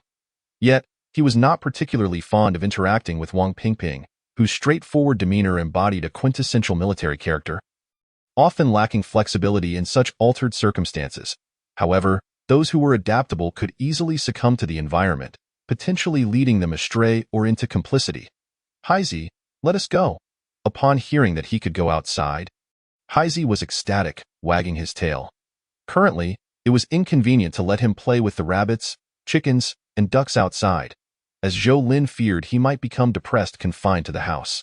Considering the outside temperature, Zhou Lin dressed Heizi in a coat and even outfitted him with snow boots, given that there were no veterinarians available at home and everyone was busy at this hour. Zhou Li continued installing surveillance. Wu Shui assisted, while Zhou Kaijun took it upon himself to attend to the poultry and crops in the basement. Cheng Yali was busy preparing lunch. "Why? What can you eat outside? Can you order takeout?" When Su Ziyuan and the others departed, they had deliberately placed a wireless beacon inside the airship. Wang Pingping had followed this signal to locate them, and he could still see the tire tracks from their previous visit. Avoiding any detours, as the spotlight atop the vehicle illuminated the silhouette of the airship, Wang Pingping finally regained his alertness. "Are we almost there?" "Just ahead, boss." Even modified to attract vehicle, the thick snow still posed a risk of slipping, prompting the driver to halt the vehicle several dozen meters from the airship. Its freezing. Accustomed to the warmth inside the vehicle, Wang Pingping shivered as he stepped out into the cold wind. However, humanity's adaptability to the environment is remarkably strong. In harsh winter conditions, people still ventured outdoors, and the number of individuals suffering from frostbite or illness due to the cold had steadily decreased. No wonder someone once remarked that the most resilient creatures in the world, aside from pests, might just be humans. Thus, humanity itself could be considered the fifth pest, surpassing the previous four combined in tenacity. By the time the convoy came to a stop, Wang Pingping had already circled the airship, forming a mental plan for disassembly and transportation.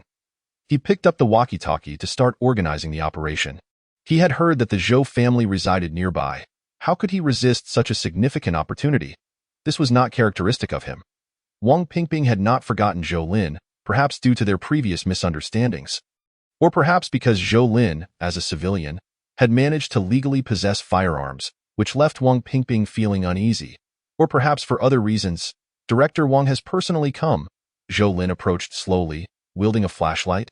While the two soldiers who initially intended to obstruct his path were dismissed by Wang Pingping with a wave of his hand. "What? Is this not a shared opportunity this time?" Wang Pingping inquired. Gesturing towards the disassembling capsule, "I considered it, but a gentleman values wealth obtained through righteous means." "Gentleman?" Wang Pingping scoffed. "I see you as the epitome of that, Dado. And which trait do you find most fitting?" Zhou Lin retorted, unfazed, "A gentleman does not stand against a crumbling wall." "Do you not think that describes you perfectly?"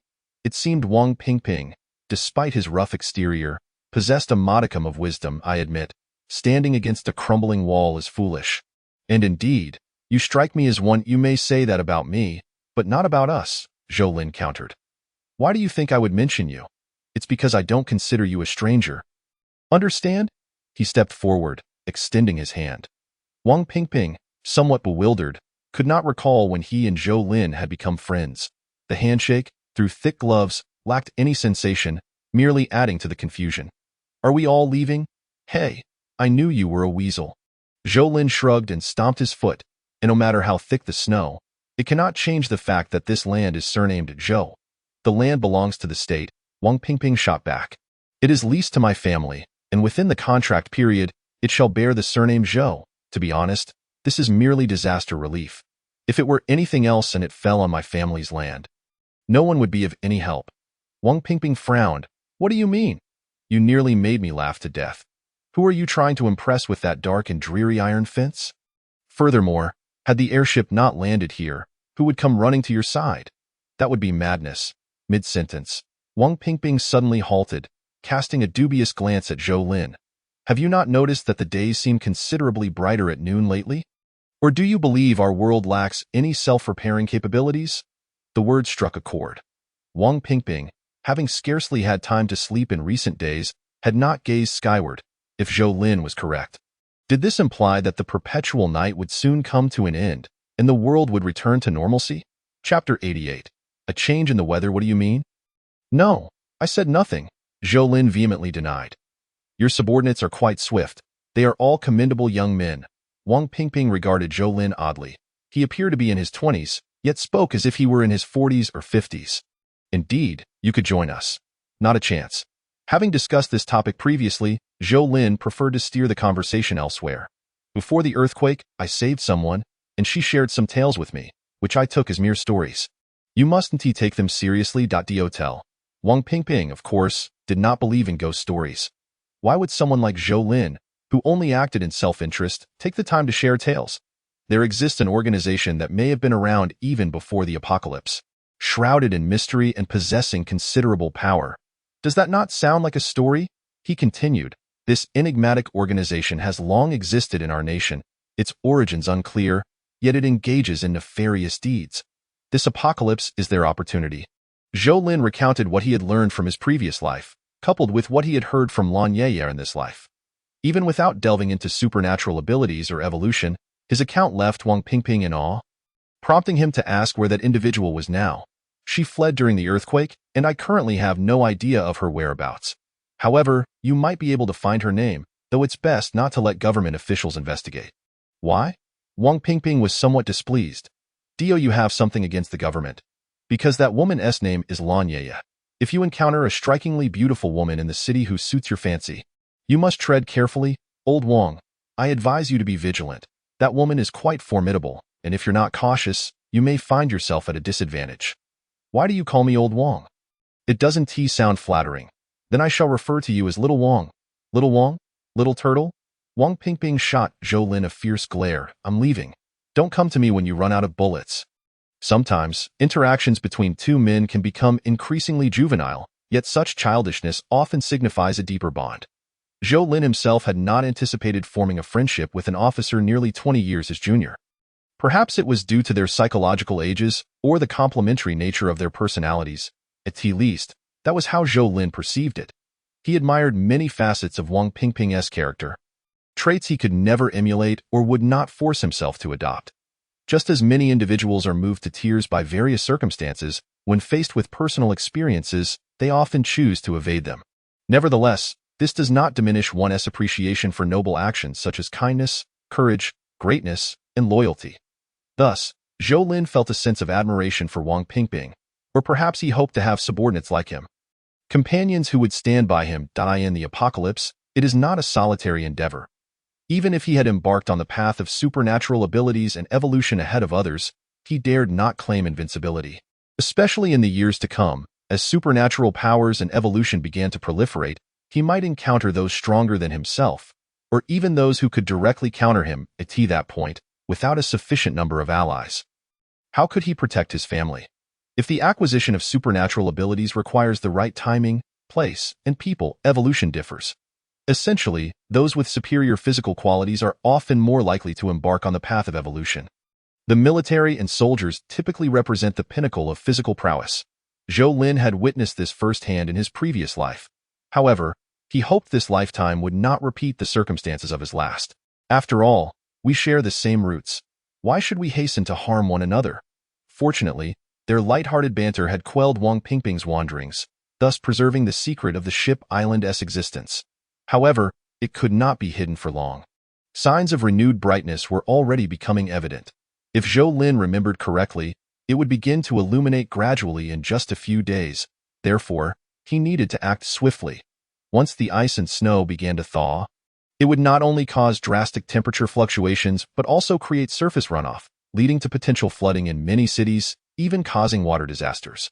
The Zhou family's ancestral home sat at a low elevation, making it particularly susceptible to flooding.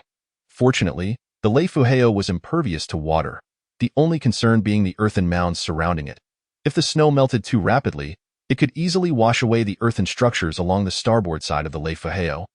And should anyone glimpse the metallic hull, trouble would surely follow. Given the current circumstances, reinforcing it with reinforced concrete was simply unfeasible and excessively resource-intensive. Zhou Lin's plan was to utilize excavators to compact the earth. Once the ground was tightly packed, it would be more stable. If a collapse did occur, they would have to rely on luck. Following a magnitude 9 earthquake, despite the widespread devastation, these calamities had inadvertently strengthened the bonds between ordinary citizens and the government and military. After all, it was the soldiers and the government who truly came to provide assistance and rescue. This bond, forged in shared adversity, could not be altered by mere words. For this reason, Bashu had become a region difficult for insidious forces to infiltrate. Some believe that since Bashu had suffered a disaster, the populace would undoubtedly be restless, and with a few smooth words, they might achieve their ulterior motives. However, upon attempting this, they discovered they had been reported. In recent days, the Jiashu city shelter had received several reports concerning enemy activities, which should have been addressed by the government, yet somehow, this information reached Wang Pingping's ears. This revelation led the frantically busy Wang Pingping to recall a name, Lan Yaya. After all, Bashu was not large, and Yi Xinxiao had heard of Lan Yaya at a private gathering, even having met her. She is just a woman. What of it, Commander? You come across as a staunch traditionalist. Wang Pingping relayed Zhou Lin's assessment of him to Yi Xinxiao. Just a woman? Just a woman can appear before you. You dare speak to me like that? At least I am married with children. What about you, a single dog? I am solely focused on my career, Wang Pingping retorted indignantly. Zhou Lin advised me to investigate this Lan Yaya thoroughly, suggesting she may be linked to a powerful and mysterious organization. Although Wang Pingping did not explicitly state it, in Xia country, anything labeled mysterious typically signified something nefarious. Yi Xinxiao pondered for a moment. How do you plan to investigate? We had little interaction with the locals. It would be best to locate this woman named Lan Yaya. Zhou Lin is someone worth trusting. Since you've made up your mind, go ahead and act. Do not worry about anything else. I am here for you. Just as Zhou Lin had surmised, Lan Yaya had indeed not gone far. She was still within Jiashu City. Chapter 89. Keeping poor Wang Pingping in the dark. Lan Yaya's escape, while partly due to the earthquake, left Zhou Lin feeling deeply remorseful. Fully aware that this woman is no ordinary individual, and is indeed a perilous psychic, one should have implemented more preventative measures from the outset. If all else failed, it would not have been unreasonable to eliminate her. Zhou Lin is certain he is not entranced by Lan Yaya's beauty. Such a notion is unfathomable in hindsight. Perhaps he merely believed he had resisted her psychic assault, which could have been a mere illusion. Could it be that Lan Yaya intentionally crafted this illusion to approach him safely, gleaning information from him before making her escape? The more he contemplates, the more Zhou Lin is convinced of this possibility. Psychic abilities remain shrouded in mystery even a decade later, as such powers inherently favor concealment, making it exceedingly difficult for others to perceive. Unless they possess superior psychic abilities themselves. Informing Wang Pingping about Lan Yaya was, in fact, Zhou Li's suggestion. Whether through driving a wedge between enemies or pitting one against another, Zhou Li believes that as long as her family remains unaffected, the outcome is inconsequential. Concurrently, Zhou Li forbids Zhou Lin from disclosing anything about abilities or evolution, at least not from his lips. The risks are simply too great, particularly for Zhou Lin and the Zhou family. Should higher authorities learn that Zhou Lin is an ability user or an evolved individual, it would surely lead to a myriad of demands and stipulations. When the time comes, should he comply or refuse? Regardless of the choice, it may not bode well, thus maintaining a low profile is the most prudent course of action. Under the collective effort of everyone, the Ship Island Lodge gradually transforms into a cozy abode, excluding the foyer and the quarters of Sun Chunghao. Of course, this stark contrast highlights the most significant difference between a home with a woman and one without. Although Zhou Lin finds the ostentatious decorations to be rather trivial, they at least provide a sense of visual comfort. Indeed, the vast majority of women are visually oriented, Zhou Li being the exception. However, considering her age, Zhou Li cannot yet be deemed a woman. She is still merely a girl. After days of labor, arranging surveillance cameras in every room, the task of setting up various switches and systems has left her weary. Yet, what surprises Zhou Lin the most is Zhou Li's unexpected interest in operating an excavator. Amidst the biting cold, Zhou Li nestles within Zhou Lin's winter attire, her small hands clad in thick gloves, skillfully maneuvering the excavator's controls. So, it turns out the Tefford was your doing. How could it be called theft? For an ability user, this is merely borrowing, let's say, for a few centuries. When they signed the treaty with us, didn't they practically wish to bind it for centuries? I never expected you to be so naive. So immature. Zhou Li shakes her head, her panda hat bobbing. Well, quite mature indeed. A man remains a boy until death. Why stop now, brother? Do you see how the sky ahead is brightening? Zhou Li's observation prompts Zhou Lin to notice that it is nearly midnight. In the southeastern sky, a faintly glowing area indeed begins to emerge. It's tea times. Zhou Lin finds himself genuinely admiring Zhou Li, who, despite spending her days engrossed in books, possesses remarkably sharp eyesight, not only free from myopia but surpassing even that of a pilot. Perhaps this is a form of divine favored. It seems so. Not only Zhou Lin and Zhou Li notice it, the citizens of Jiazhou and indeed the entirety of Bashu witness this luminous phenomenon in the sky. Consequently, tales of the world regaining its light spread like wildfire, inspiring spontaneous celebrations in various locales. After all, humans are creatures of the sun. Over at the California Sanctuary, Zhu Guanghan and Yi Xinxiao learn from Wang Pingping about Zhou Lin's predictions, and this conspicuous light spot serves as irrefutable evidence supporting his foresight. What else does he know? Zhu Guanghan gently rubs his left shoulder, which he had strained yesterday without realizing, now swollen upon waking. Despite consulting a traditional Chinese physician, his age means it won't heal in less than 3 to 5 days. Wang Pingping has indeed put effort into investigating Lan Yeye, but the results have been lackluster. He has been informed that Lan Yeye was once seen in the city, but due to the ongoing disaster relief efforts, the population movement is so rampant that locating her is akin to searching for a needle in a haystack. Left with no options, Wang Pingping turns to Yi Xinxiao, who, after careful consideration, accompanies him to seek Zhu Guanghan's assistance. How did you come to know the name Lan Yeye? Zhu Guanghan is initially taken aback. And upon hearing Wang Pingping's explanation, his astonishment deepens. How could Lan Yeye possibly be in Jiazhou City, let alone have met that young man, Zhou Lin? A secret organization? If Lan Yeye is affiliated with any special group, our troubles could escalate significantly. Old Zhu, can you refrain from overreacting? How much trouble could a single woman possibly cause? Zhu Guanghan shakes his head, seizing the opportunity to scan for any eavesdroppers before quietly stating, I have a surname to mention. He, with Lan Yeye. Yi Xinxiao furrows his brow, while Wang Pingping senses the gravity of the situation, feeling anxious and restless like a novice. Indeed. Zhu Guanghan turns to Wang Pingping, cautioning that this matter could be of great significance, and even if you locate her, do not act impulsively. Otherwise, no one can ensure your safety. Old Zhu, I find that hard to accept, no matter how formidable she is. Can she truly threaten me? Yi Xinxiao rarely adopts a stern demeanor, but when he does, it indicates that the situation is genuinely precarious. Thus, Wang Pingping disregards the old commander's warning, responding, I understand. Hey, you rascal, whose words are you heeding? Yi Xinxiao inquires, visibly displeased. Naturally, I heed those who treat you well. When the sky falls, I won't let you bear the brunt. This impudent scoundrel. Yi Xinxiao can't help but scold him again, yet the affection in his gaze betrays his true feelings. Although Wang Pingping and Yi Xinxiao share no formal father-son title, their years of rapport have forged a bond even stronger than that of blood relations. Watching Wang Pingping's retreating figure, Zhu Guanghan suddenly speaks up. I must admit, I envy you. Envy? Envy you and your bond. Precisely. We soldiers are straightforward.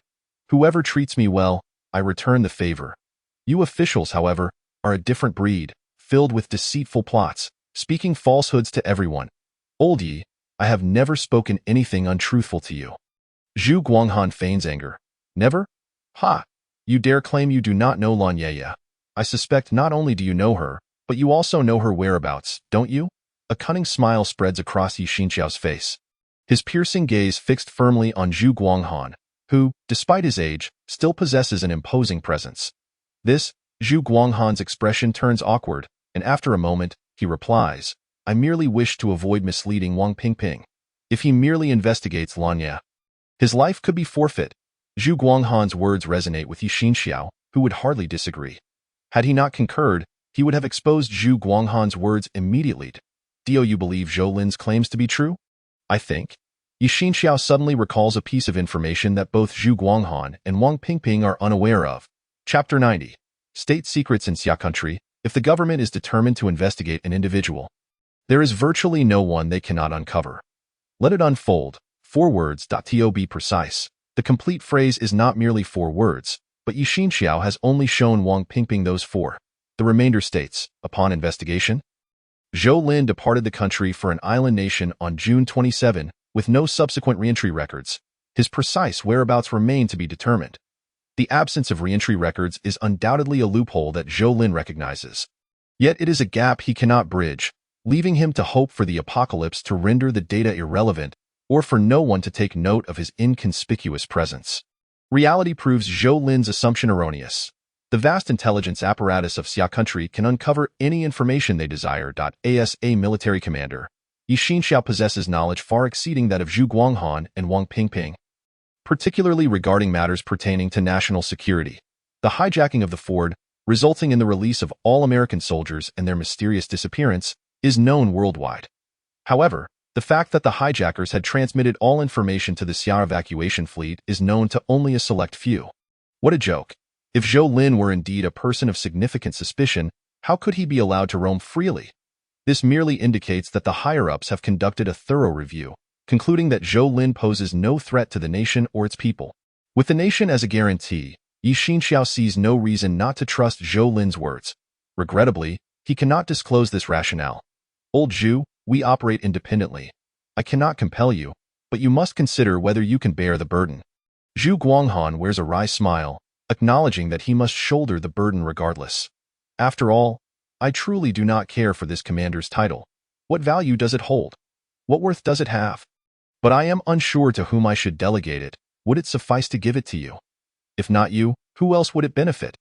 If I randomly assign someone, what will become of the hundreds of thousands of citizens in this city? At this juncture, Zhu Guanghan cannot suppress a sigh. Old Yi, the government is not like your military. My situation is equally challenging. Yi Xinxiao shakes his head, fully aware that Zhu Guanghan speaks the truth.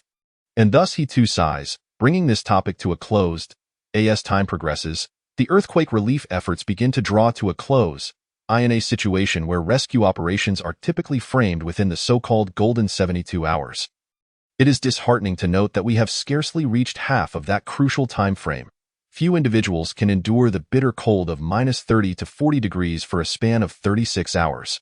Generally, when the human body is exposed to such frigid temperatures without the ability to move, the extremities can suffer severe frostbite within just a few hours, quickly becoming life-threatening. Reports collated from various regions indicate that by the 24-hour mark post-earthquake, the likelihood of finding survivors dwindles significantly, with any occasional discoveries being exceptionally rare cases.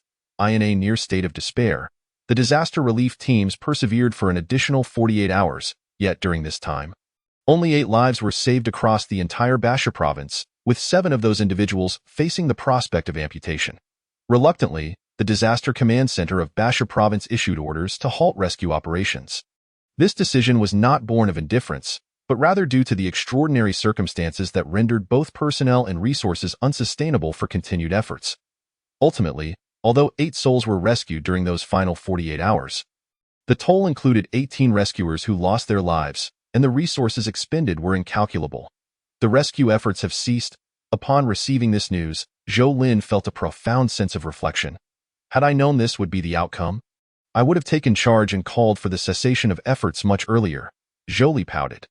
This child dares to voice anything, and fortunately, there are no online platforms now. Otherwise, if her words were to be posted, Zhou Li would surely be ridiculed mercilessly. Today is a shade brighter than yesterday. Zhou Lin tossed a piece of rib into his mouth. Cheng Yali had been diligently honing her culinary skills lately.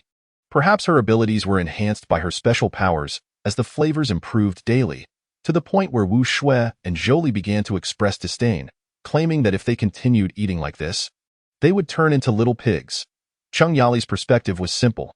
As long as food was available, one should indulge heartily, for who knows when it might be scarce again, and the accumulated fat could serve as sustenance for a while. What comes after the winter nights? Wu Shui inquired. Greater calamities, Zhou Lin replied with a wry smile. He wished not to dampen the spirits of those around him, yet the harsh reality demanded honesty. Deception would only lead to deeper disappointment later on. Plagues, zombies, floods, or sweltering heat. Zhou Li speculated wildly, and surprisingly, she managed to hit upon some truths. A flood was undoubtedly imminent. The melting snow would lead to significant issues, as the overflow of contaminated water could trigger disease outbreaks, and high temperatures would likely become a frequent occurrence. As for zombies, one ought not to conflate fiction with reality, Zhou Lin countered. Wu Shui's complexion turned ghostly pale. She could accept the cold, but if sweltering heat were coupled with flooding, it would mean that certain pests might proliferate uncontrollably, such as mosquitoes and flies. The mere 40 degrees below zero would not suffice to eliminate their eggs. Given suitable temperature and humidity, they would hatch and multiply in no time.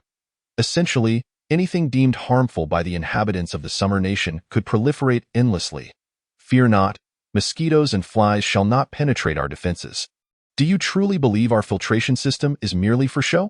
Zhou Lin reassured Wu Shui as he patted her hand, knowing her well after all their years together. Wu Shui's cheeks flushed. Since they lacked for nothing, was it truly necessary for him to venture out into danger?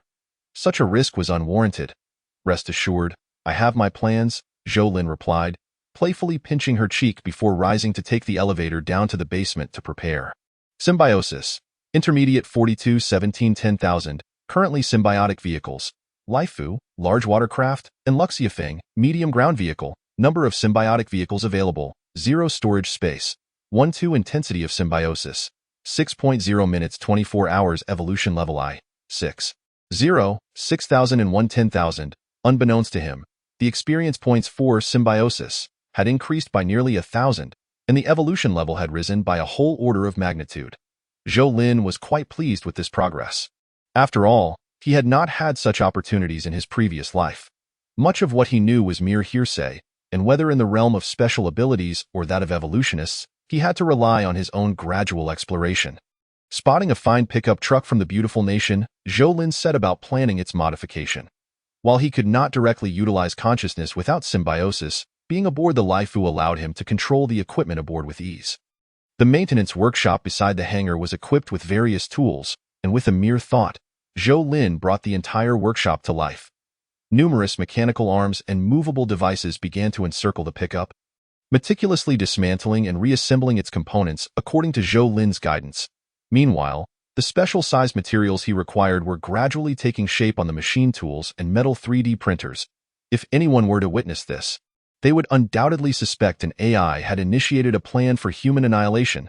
2 hours later, a vehicle that bore little resemblance to its original form appeared before Zhou Lin's gaze. Chapter 91. Don't come back in the next life from now on. You shall be known as Monster Number 1.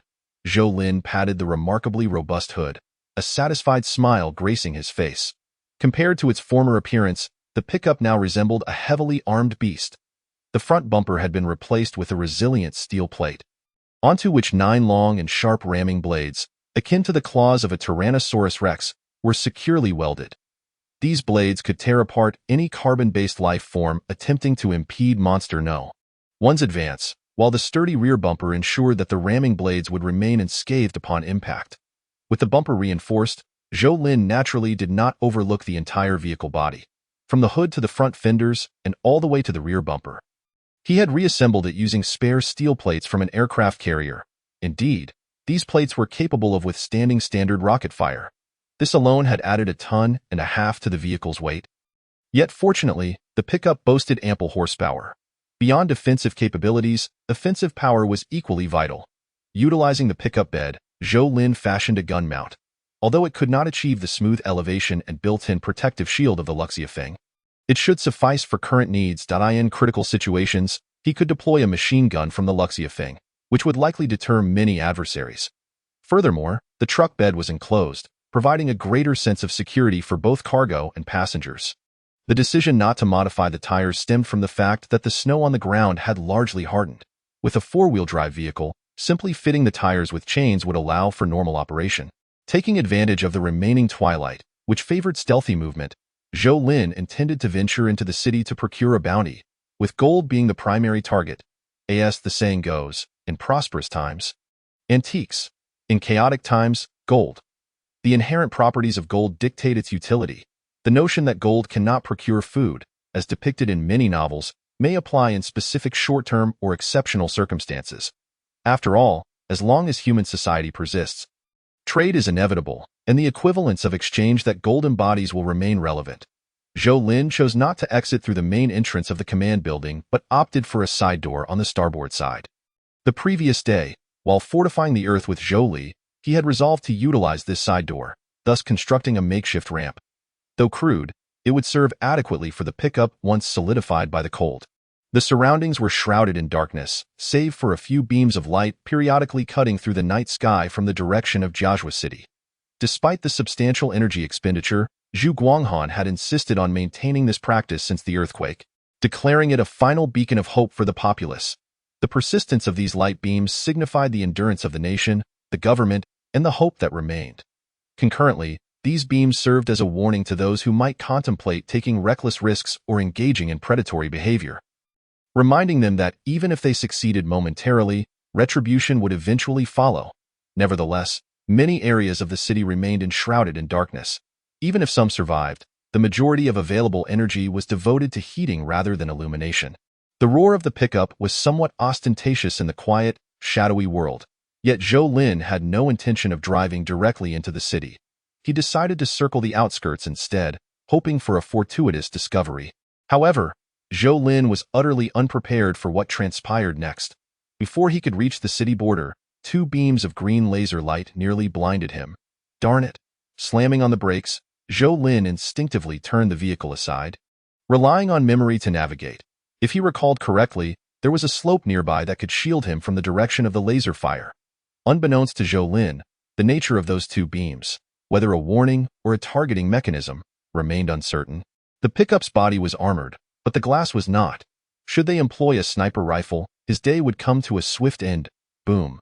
Due to the vehicle's speed, the noise as the pickup descended the slope was considerable, and the snow below was much fluffier than the road surface, causing the front half of the vehicle to plunge into the deep white. Although the engine continued to roar, Zhou Lin quickly turned it off. He had no desire for his newly modified pickup to meet an untimely demise. "You little brats, don't let me catch you." Furious, Zhou Lin leaped from the vehicle and sprinted up the slope. A standard-issue rifle from the beautiful nation's soldiers, the renowned M16, in hand. The beams of light had vanished, but it was of little consequence. Zhou Lin had etched the direction into his memory, and now he would proceed cautiously. He had little faith that anyone could see farther or clearer than him, unless they possessed superior night vision equipment. Was that likely? Probably not. Unless they were from the military, and even then, the most advanced and elite units. Not far along the road leading into the city, several figures lay crouched on the opposite slope point. One of them was muttering. "Didn't they say that this laser pointer could blind a driver? Where is the car? Where has it gone? What a racket! I saw the car plow down. Perhaps by now, someone is already dead. Wouldn't it be better to go collect the bodies later? What if someone else picks them up?" A third person inquired. "Are you out of your mind? We're the only ones around here. Where would anyone else come from? But I just saw someone. You, right next to you. Damn. What the hell?" Zhou Lin truly did not anticipate nearly meeting his demise in such a manner. Indeed, in the wake of the apocalypse, the boundaries of humanity's moral compass continuously eroded until they were entirely obliterated. Even this thoroughfare connecting urban and rural areas had its share of highway robbers. What about the city? Perhaps it was already teeming with people. After all, the vitality and adaptability of humanity could rival that of cockroaches. Hey, buddy, we got here first. Let's reason this out. Attack him. Kill him. The man speaking attempted to subdue Zhou Lin with words before leveraging their numbers for a surprise attack. Unfortunately, he miscalculated. Once Zhou Lin confirmed that these three lacked firearms, he swiftly exchanged his weapon for a dagger, his tactical knife, which he had previously wielded. He cared little for the trio's backgrounds or why they were robbing here. He was even too apathetic to inquire about their surnames. With 6 times the physical prowess, Zhou Lin reacted swifter, moved faster, and struck harder. The leader deserved utmost respect, so Zhou Lin's first strike was directed at him. The sharp blade sliced through the throat, and the leader felt no pain, merely a chill coursing through his chest. As he raised his hand to touch the wound, Zhou Lin's dagger had already plunged into the chest of the second robber. It pierced through. The dagger, although slightly short, was driven through by Zhou Lin's immense strength, crushing the second robber's ribcage and forcing the blade through his back, severing 2 ribs along the way. At this moment, the third robber finally reacted. Zhou Lin's ferocity in dispatching the first 2 left him trembling. He wanted to flee, but just as he turned, he felt a coldness at the nape of his neck. His body went limp. Zhou Lin did not decapitate him.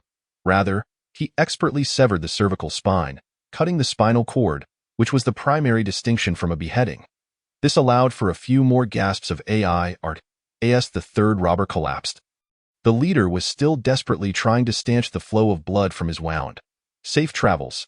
Don't come back in your next life. Zhou Lin wiped the blade on the leader's clothing, a smile gracing his face as he spoke. Chapter 92. Maggots in the dark. Gazing at the lifeless bodies on the ground, Zhou Lin began to envy those with spatial abilities. Erasing evidence was hardly a challenge. Tossing them into a spatial dimension for desiccation might yield gourmet delicacies in a few years, of course, not for human consumption, but rather for those creatures. One must acknowledge that the world is fair.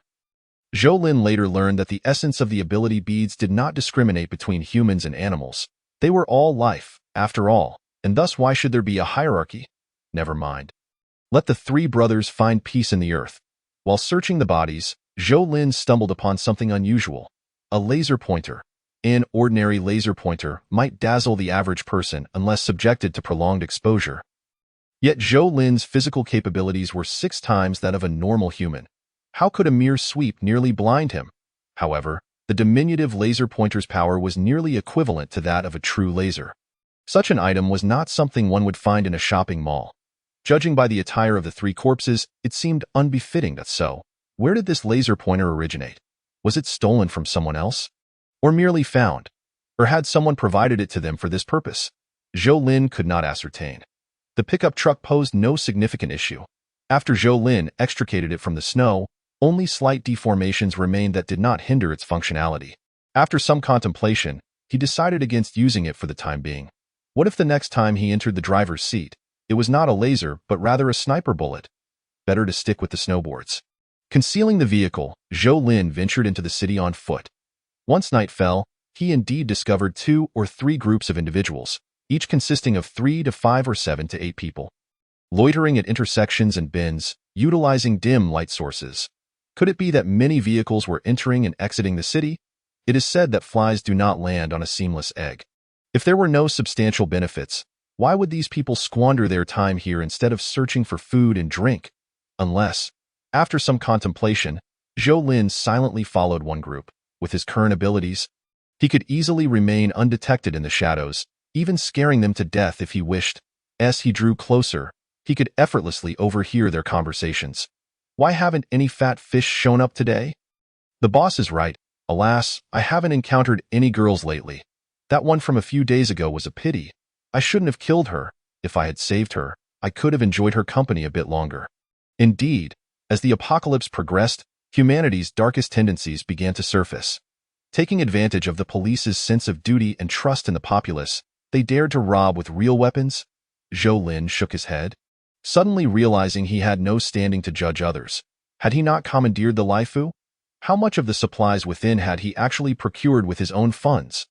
Ultimately, humans are inherently selfish. Some possess higher moral thresholds while others are lower, and some, in the final years, Zhou Lin found that any gains he sought could primarily be achieved through stealth attacks and team ambushes. After all, it was difficult to discern abilities and evolutions from mere appearances. Acting alone, without anyone to back him up, could end disastrously if he stumbled upon a reward. At that time, Zhou Lin had teamed up with AI Bing, Tang Ili, and several others. Although he later suspected AI Bing of having some unclear connections with other men, the pressing need to fill their bellies dulled romantic sentiments. So long as he didn't witness it firsthand, he could overlook it. He truly wondered what kind of potion AI Bing had slipped him in his previous life. Walking along, Zhou Lin's mind wandered, particularly since this group had yet to encounter any targets and was moving rather slowly. Now that AI Bing was dead, and Tang Ili had also perished, the enmity from his past life had been repaid in part. Yet Chao Bowen still lived, along with that Lanyaya. Zhou Lin held no particular grudge against Lanyaya. But she had fled during the earthquake, escaping right before his eyes. Wasn't that a slap in the face? If only his kin survived, how much joy could there be? Humans are social creatures. While an abundance of individuals may raise questions, what was there to fear? Problems could be resolved, or troublesome individuals eliminated. Zhou Lin ceased his musings as another group approached, 6 individuals, both sides having noticed each other's presence. Is that Qin Laosan? The group Zhou Lin was following flashed their flashlight and whispered. Centipede, you've crossed the line. This is our territory. Yes, we just stepped on the boundary. Don't worry, we won't break the rules. Any gains? What is it to you? Scram. If you don't, I'll kill you. Qin Laosan's temperament was evidently much more volatile, and Zhou Lin sensed a palpable superiority from Qin Laosan towards Centipede. Logically, since they all risked their lives in this chaotic world, there shouldn't be such a stark hierarchy. It undermined Centipede's authority among his followers. However, the lack of protest from Centipede's group indicated their acceptance of Qin Laosan's higher status. This was intriguing. In just a few days, such order had emerged. Zhou Lin firmly believed this order was not naturally occurring. Someone was certainly manipulating events from the shadows. No, he needed to clarify the situation. Within the next 5 years, or more precisely, within 4 years and 10 months, there would likely not be a significant emergence of abilities or evolutions. Thus, all battles over resources would predominantly involve ordinary people. As long as he had enough manpower, Zhou Lin was even confident he could take over the entirety of Jiazhou City, excluding the government shelters. However, that was merely a thought. It would be madness to pursue such an endeavor. This was not a Game of Thrones in a vast land. This was a resource-scarce apocalypse. What use was there in nurturing so many idle hands? Talent. Experts. From this point onwards, only these 2 types of individuals would be Zhou Lin's goal. Chapter 93. Zhou Lin's blade is too cold. Qin Laosan's group, in terms of physique, presence, and the tacit understanding among them, was significantly stronger than Centipede's crew, resembling a more organized, well, there were certain words Zhou Lin could not utter lightly, as they could lead to trouble in any era. Wherever there are humans, there exists a spectrum, so to speak. To call it the underworld would be to overstate their significance.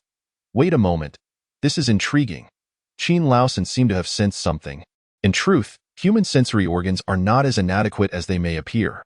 The fact that some individuals, through rigorous training, can match animals in perception indicates that the fault does not lie in our eyes, noses, or ears. After all, human consciousness is generated by the brain, and if it chooses to slack off, it often remains oblivious. Only when the brain feels the need to exert itself will it truly engage all sensory organs. Yet those who attain such a level are often regarded as monstrosities. Qin Laosan belongs to the type whose cerebral perception is rather diligent, though his abilities fall short of Zhou Lin's caliber, which leaves him in a state of confusion. Continuing forward, Qin Laosan furrowed his brow. He genuinely heard a noise, and the key point was that this noise had been trailing them. Could it be that he misheard? Concealed in the shadows, Zhou Lin hesitated, contemplating whether to keep following or, perhaps he should continue to follow. If Qin Laosan truly discovered something, it would merely cost a few lives, a trivial matter. Zhou Lin's decision ultimately brought misfortune upon Qin Laosan, who was left unaware of the lurking danger. Zhou Lin couldn't help but chuckle at Qin Laosan's dedication. Why not take a moment to rest? Let us have the 2 of us venture inside for a look. If all is well, we can take a break, with no rewards to speak of and mounting paranoia.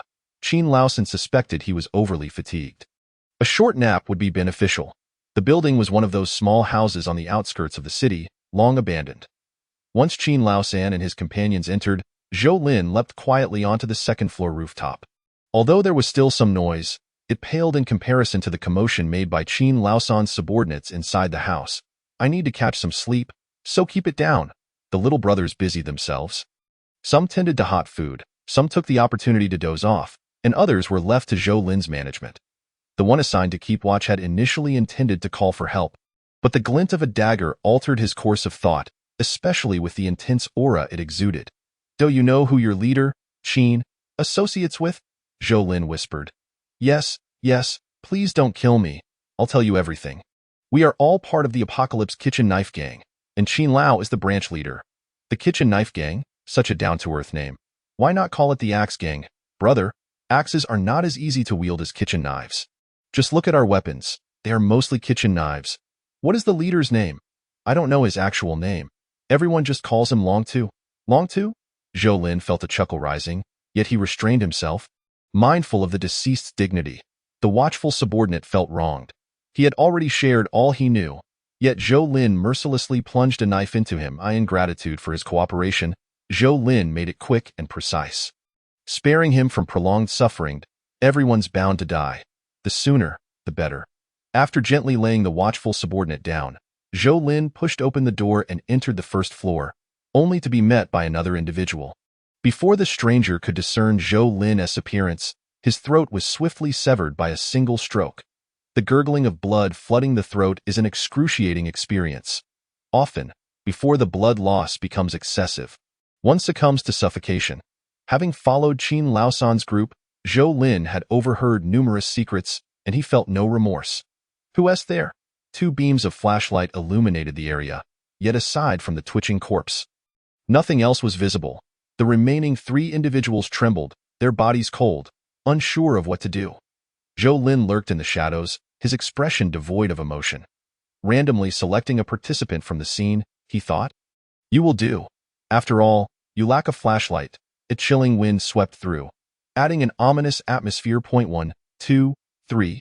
Zhou Lin's blade was exceedingly swift, his heart colder than a fish market's offerings after a decade of survival. Upstairs, another subordinate, having heard the commotion, was already on edge.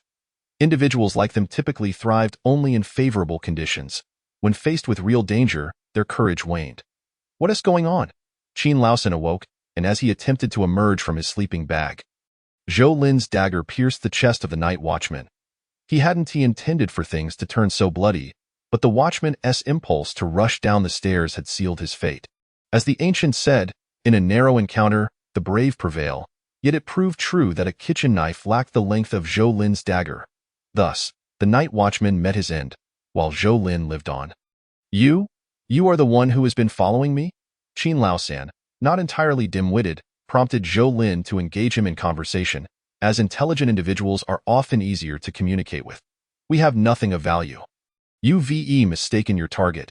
Observing Zhou Lin, drenched in blood and exuding a menacing aura, Qin Laosan seemed devoid of any will to resist. However, if he thought this would cause Zhou Lin to lower his guard, he was gravely mistaken. Having survived for a decade in the apocalypse, Zhou Lin was more cautious than a rat nestled in a cat's den. The Kitchen Knife Gang? Long Tu? What else do you have to tell me? I seek information that might ensure your survival. Otherwise, without hesitation, Zhou Lin's dagger lunged toward Qin Laosan's right armpit. Damn! Qin Laosan cried out, ultimately a moment too slow, resulting in his right arm being rendered useless. And the finely crafted dagger slipped from his grasp, irretrievable. I had thought you were an intelligent man. Zhou Lin shook his head. Don't say I didn't give you a chance. Speak, and I shall let you go. A deal is a deal? Qin Laosan's eyes sparkled. He had no desire to perish, indeed, I assure you. Zhou Lin nodded. Long Tu's true name is Long Dashu. Before the apocalypse, he was the owner of a slaughterhouse. In his youth, he openly earned his living through butchery, while secretly being an associate of the Fourth Master. The Fourth Master? The one surnamed Su? If this Long Tu was indeed affiliated with Su Laosi, it would be rather intriguing that Su Laosi was a prominent figure in Jiaozhou City, proving that those who are exceptional maintain their status regardless of the circumstances. Zhou Lin could not recall the full tale of Su Laosi's rise to prominence. It was typical for a few individuals to emerge from the underbelly of society, and it was entirely commonplace. Over the past 20 years in Jiaozhou City, Su Laosi had established himself, amassing a group of subordinates while acquiring gravel yards, nightclubs, and various establishments. The key to his success lay in his cunning. He vowed to have no dealings with gambling or drugs, not only abstaining himself but allegedly providing assistance to the police in secret. Facilitating others is often a means of facilitating oneself, and through a multitude of connections, Su Laosi flourished in Jiaozhou City. However, individuals like him, with murky pasts, typically do not last long. When the city's leadership changes hands, there will always be someone eager to trade his head for a higher position. Fortunately, the apocalypse arrived out of course. This presupposes that one does not encounter those with extraordinary powers or reincarnated individuals. Otherwise, no matter how impressive one may be, they are relegated to the role of a mere supporting character. Didn't you say you wouldn't kill me? Sensing the ebbing of his life, Qin Laosan felt a deep sense of reluctance. Zhou Lin nodded. I did say that. I intend to keep my word. We are all just trying to survive. Why are you still so naive? Or do you believe I resemble a good person? Zhou Lin typically refrained from smoking, but after taking so many lives, he lit a cigarette for himself. The curling blue smoke seemed to obscure the twitch of his lips, easing his anxious heart. Perhaps that smoke could also carry away the unwilling souls like Qin Laosan. Once again, he thought, in this world, it's best not to return. One could only say that the group of centipedes had exceptionally good luck. Otherwise, they would have met Zhou Lin's fate. Having killed a dozen individuals, the pin-up resentment from the ambush was finally alleviated. This area could be considered part of the city. Zhou Lin strolled leisurely. In a few years, gold would appreciate significantly, while during the initial years of calamity, its value had plummeted. It was nothing short of miraculous. Just like the gold shop only a few steps away from Zhou Lin, where the bubble tea shop next door had been thoroughly looted, yet the glass door of the gold shop remained unscathed. Was it that the people of the Summer Nation were overly law-abiding? Or were the locals simply not very bright? In the thick of night, Zhou Lin shattered the tempered glass door without any pretense, stepping onto the shards of glass as he entered. The air was thick with a musty odor, and the floor tiles were coated with a thick layer of ice, creaking underfoot. This was relatively fortunate, considering that this shop was on the second floor, and its elevation was relatively high. In the southern part of the city, the lower floors were still buried under snow. Within the square-shaped counter, many areas were empty. The owner must have taken some items when closing. After a glance, Zhou Lin noted that there were not many pure gold items. Rather, gemstones and jade were tossed about the counter, indicating a disparity in value. He had no interest in those worthless stones and casually collected several gold ornaments from a small counter that the owner likely forgot to clear out, then turned to the rear office. The office was small, but the safe stood out prominently.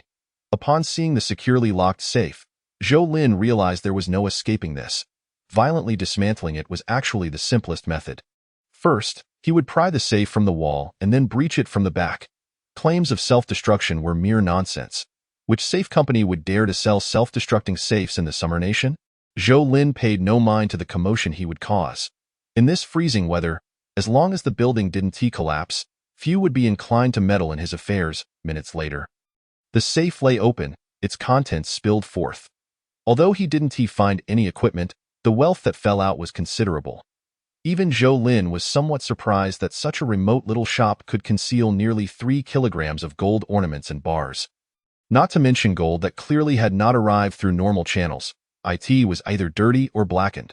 He had no idea who the owner truly was, but it certainly wasn't the person listed on the business license. Originally, Zhou Lin intended to leave something for the owner of the jewelry store, but it seems unnecessary now. It's all a case of black eating black, and there's no reason for guilt. Consider it a propitious start, though one wonders if it's stained red by the blood of Qin Laosan and his ilk. Upon exiting the jewelry store, Zhou Lin glanced at the time. He had dallied longer than intended. He recalled that there were 2 other gold shops nearby. Although it was somewhat late, having come this far, he resolved to walk over and take a look. Each city harbors those hidden gems tucked away in alleys, their facades often unimpressive. Some might consider such little shops lacking in strength, but that would be a simplistic viewpoint. One must ponder why they withstand the tides of change. Standing firm against all odds, every creature has its own path. The profitability of these small gold shops often lies in realms unnoticed by the average person. Some openly operate as jewelry stores while discreetly engaging in pawnbroking. Others act as informal banks. And then there are those, like the one where Zhou Lin paused. Just glancing at the signboard revealed its long history, the weathered marks more pronounced than the wrinkles on Zhou Zaijuan's face. The door remained an old wooden one, sturdy yet imperfectly sealed. With keen ears, one could even hear the wind whistling through and the sound of breathing within. Is someone there? Zhou Lin squinted, contemplating turning away. He had come to gather information, not to rob. This was a line he still held. Yet in the next moment, a piercing scream emerged, a woman's cry, echoing from within the jewelry store. It was unnecessary to think deeply. It was likely yet another tragedy in this apocalyptic world. Zhou Lin pondered for a moment before slowly turning back. Tio play the savior? Impossible. He merely sought a reason to intervene. After all, a killer is always hunted. No matter how thick, the ancient door had succumbed to the ravages of time, offering no resistance against someone like Zhou Lin, who found beauty in violence. Amidst the cacophony, a man's voice barked. Who the hell are you? Get lost. In the corner of the shop stood an emergency light, its glow nearly obscured by the counter, which explained why Zhou Lin had not seen any light through the crack in the door. A hulking figure began to rise in the light, its shadow advancing toward Zhou Lin. I want to exchange some gold. Can you do that? Exchange? What do you have to offer? The burly man appeared somewhat perplexed. Was this door-kicking patron truly a customer? Certainly not. He was merely a scavenger, thinking a packet of instant noodles could buy a gram of gold. Had he lost his mind? A packet of noodles for a gram of gold? Why not just rob the place instead of squandering a packet of noodles? From the counter's corner, the voices of two men could be heard, interspersed with the woman's anguished, stifled cries. So, how do we exchange? How many packets of noodles do you have? The burly man did not laugh. His face, adorned with a bushy beard, radiated menace. Many, but not all on me. 1 packet for 1 gram. Agreed? Agreed, big brother. We're really exchanging? Gold is gold, after all. The pieces fell into place for Zhou Lin. Perhaps the true owner of this jewelry store was an unfortunate woman. Chapter 95. Another source of trouble. Jiang Lanlan was a woman of considerable charm. This jewelry store was owned by her, and she resided in the apartment above, a convenient 2-story dwelling. The building housing the store had stood for over 30 years, though Jiang Lanlan had only moved in about a decade ago. 10 years can feel lengthy, yet at times, fleeting. For instance, the burly man conversing with Zhou Lin, named Qin Feng, had been a high school student 10 years prior. He had inadvertently caught sight of Jiang Lanlan in a black dress and had since been unable to forget her alluring silhouette and the fragrance lingering in the air. At that time, Jiang Lanlan was not yet 30, in the prime of her womanhood. Was it true that a single encounter could dictate one's destiny? Qin Feng was an avid reader of martial arts novels, romantically enamored with the chivalry and valor depicted, where the backdrop consisted of fine wine and beautiful women amidst a vibrant nightlife. In his youthful heart, Jiang Lanlan was the beauty destined for him. To see her daily, Qin Feng sacrificed the opportunity for higher education, even foregoing work outside, instead setting up a bicycle repair stall at the alley's mouth. Later, he rented a storefront, making a living by repairing various 2- and 3-wheeled vehicles. The navet of youthful infatuation often breeds unrealistic fantasies. The woman who operated a jewelry store would never look twice at a bicycle mechanic, nearly a decade her junior. In truth, Jiang Lanlan had never even glanced at Qin Feng, not even when he occasionally flaunted himself in front of the jewelry store, puffing on a cigarette, clad in a tank top, riding a newly repaired motorcycle. The next day, Qin Feng drank himself into a stupor. The 3rd and 4th days followed suit. The small alley was home to unruly children, or those left to their own devices.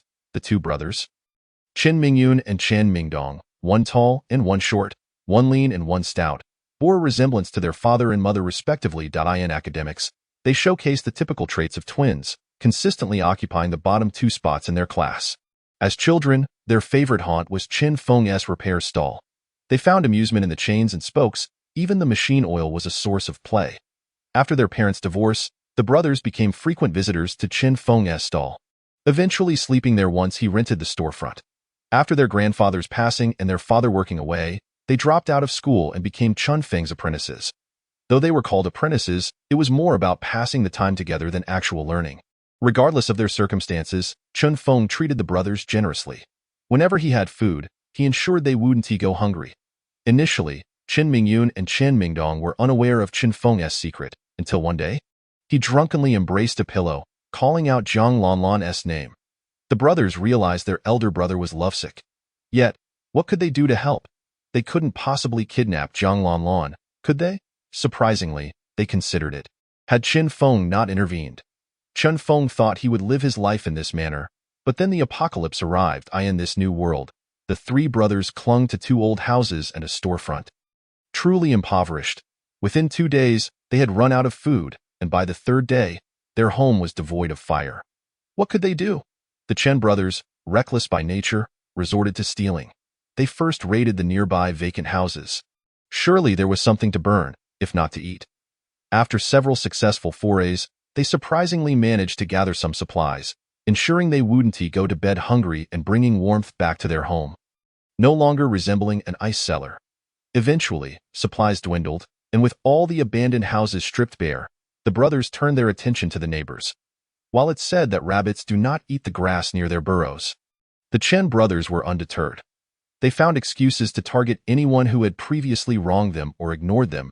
No matter how trivial the grievance, if a door remained closed, they would break it down, shatter windows, or even stack firewood against the wall to set it ablaze. In this regard, the Chen brothers were astute.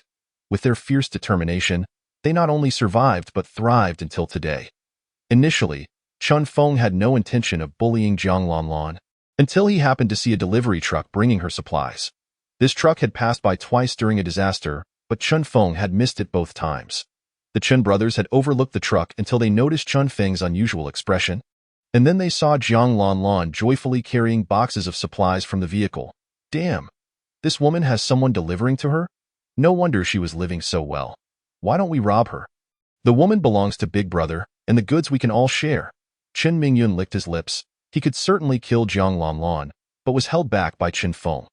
After some discussion, the brothers persuaded Qin Feng, who had initially resisted, with arguments about seizing the moment, as in this apocalypse, who cared about tomorrow or the day after.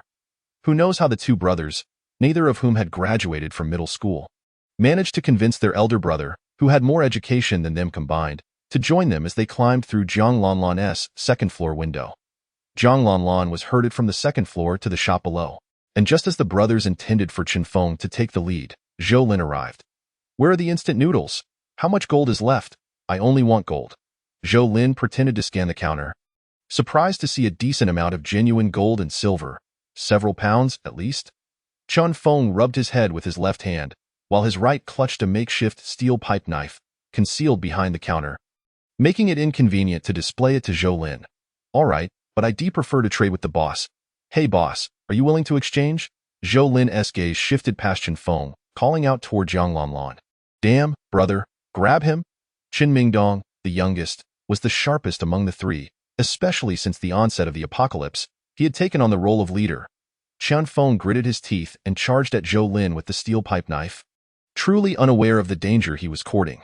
Zhou Lin casually lifted his foot, and despite being late to act, he swiftly kicked Qin Feng, sending him flying, brushing off non-existent dust from his trousers. Zhou Lin approached the Chen brothers. You came for this woman, didn't you?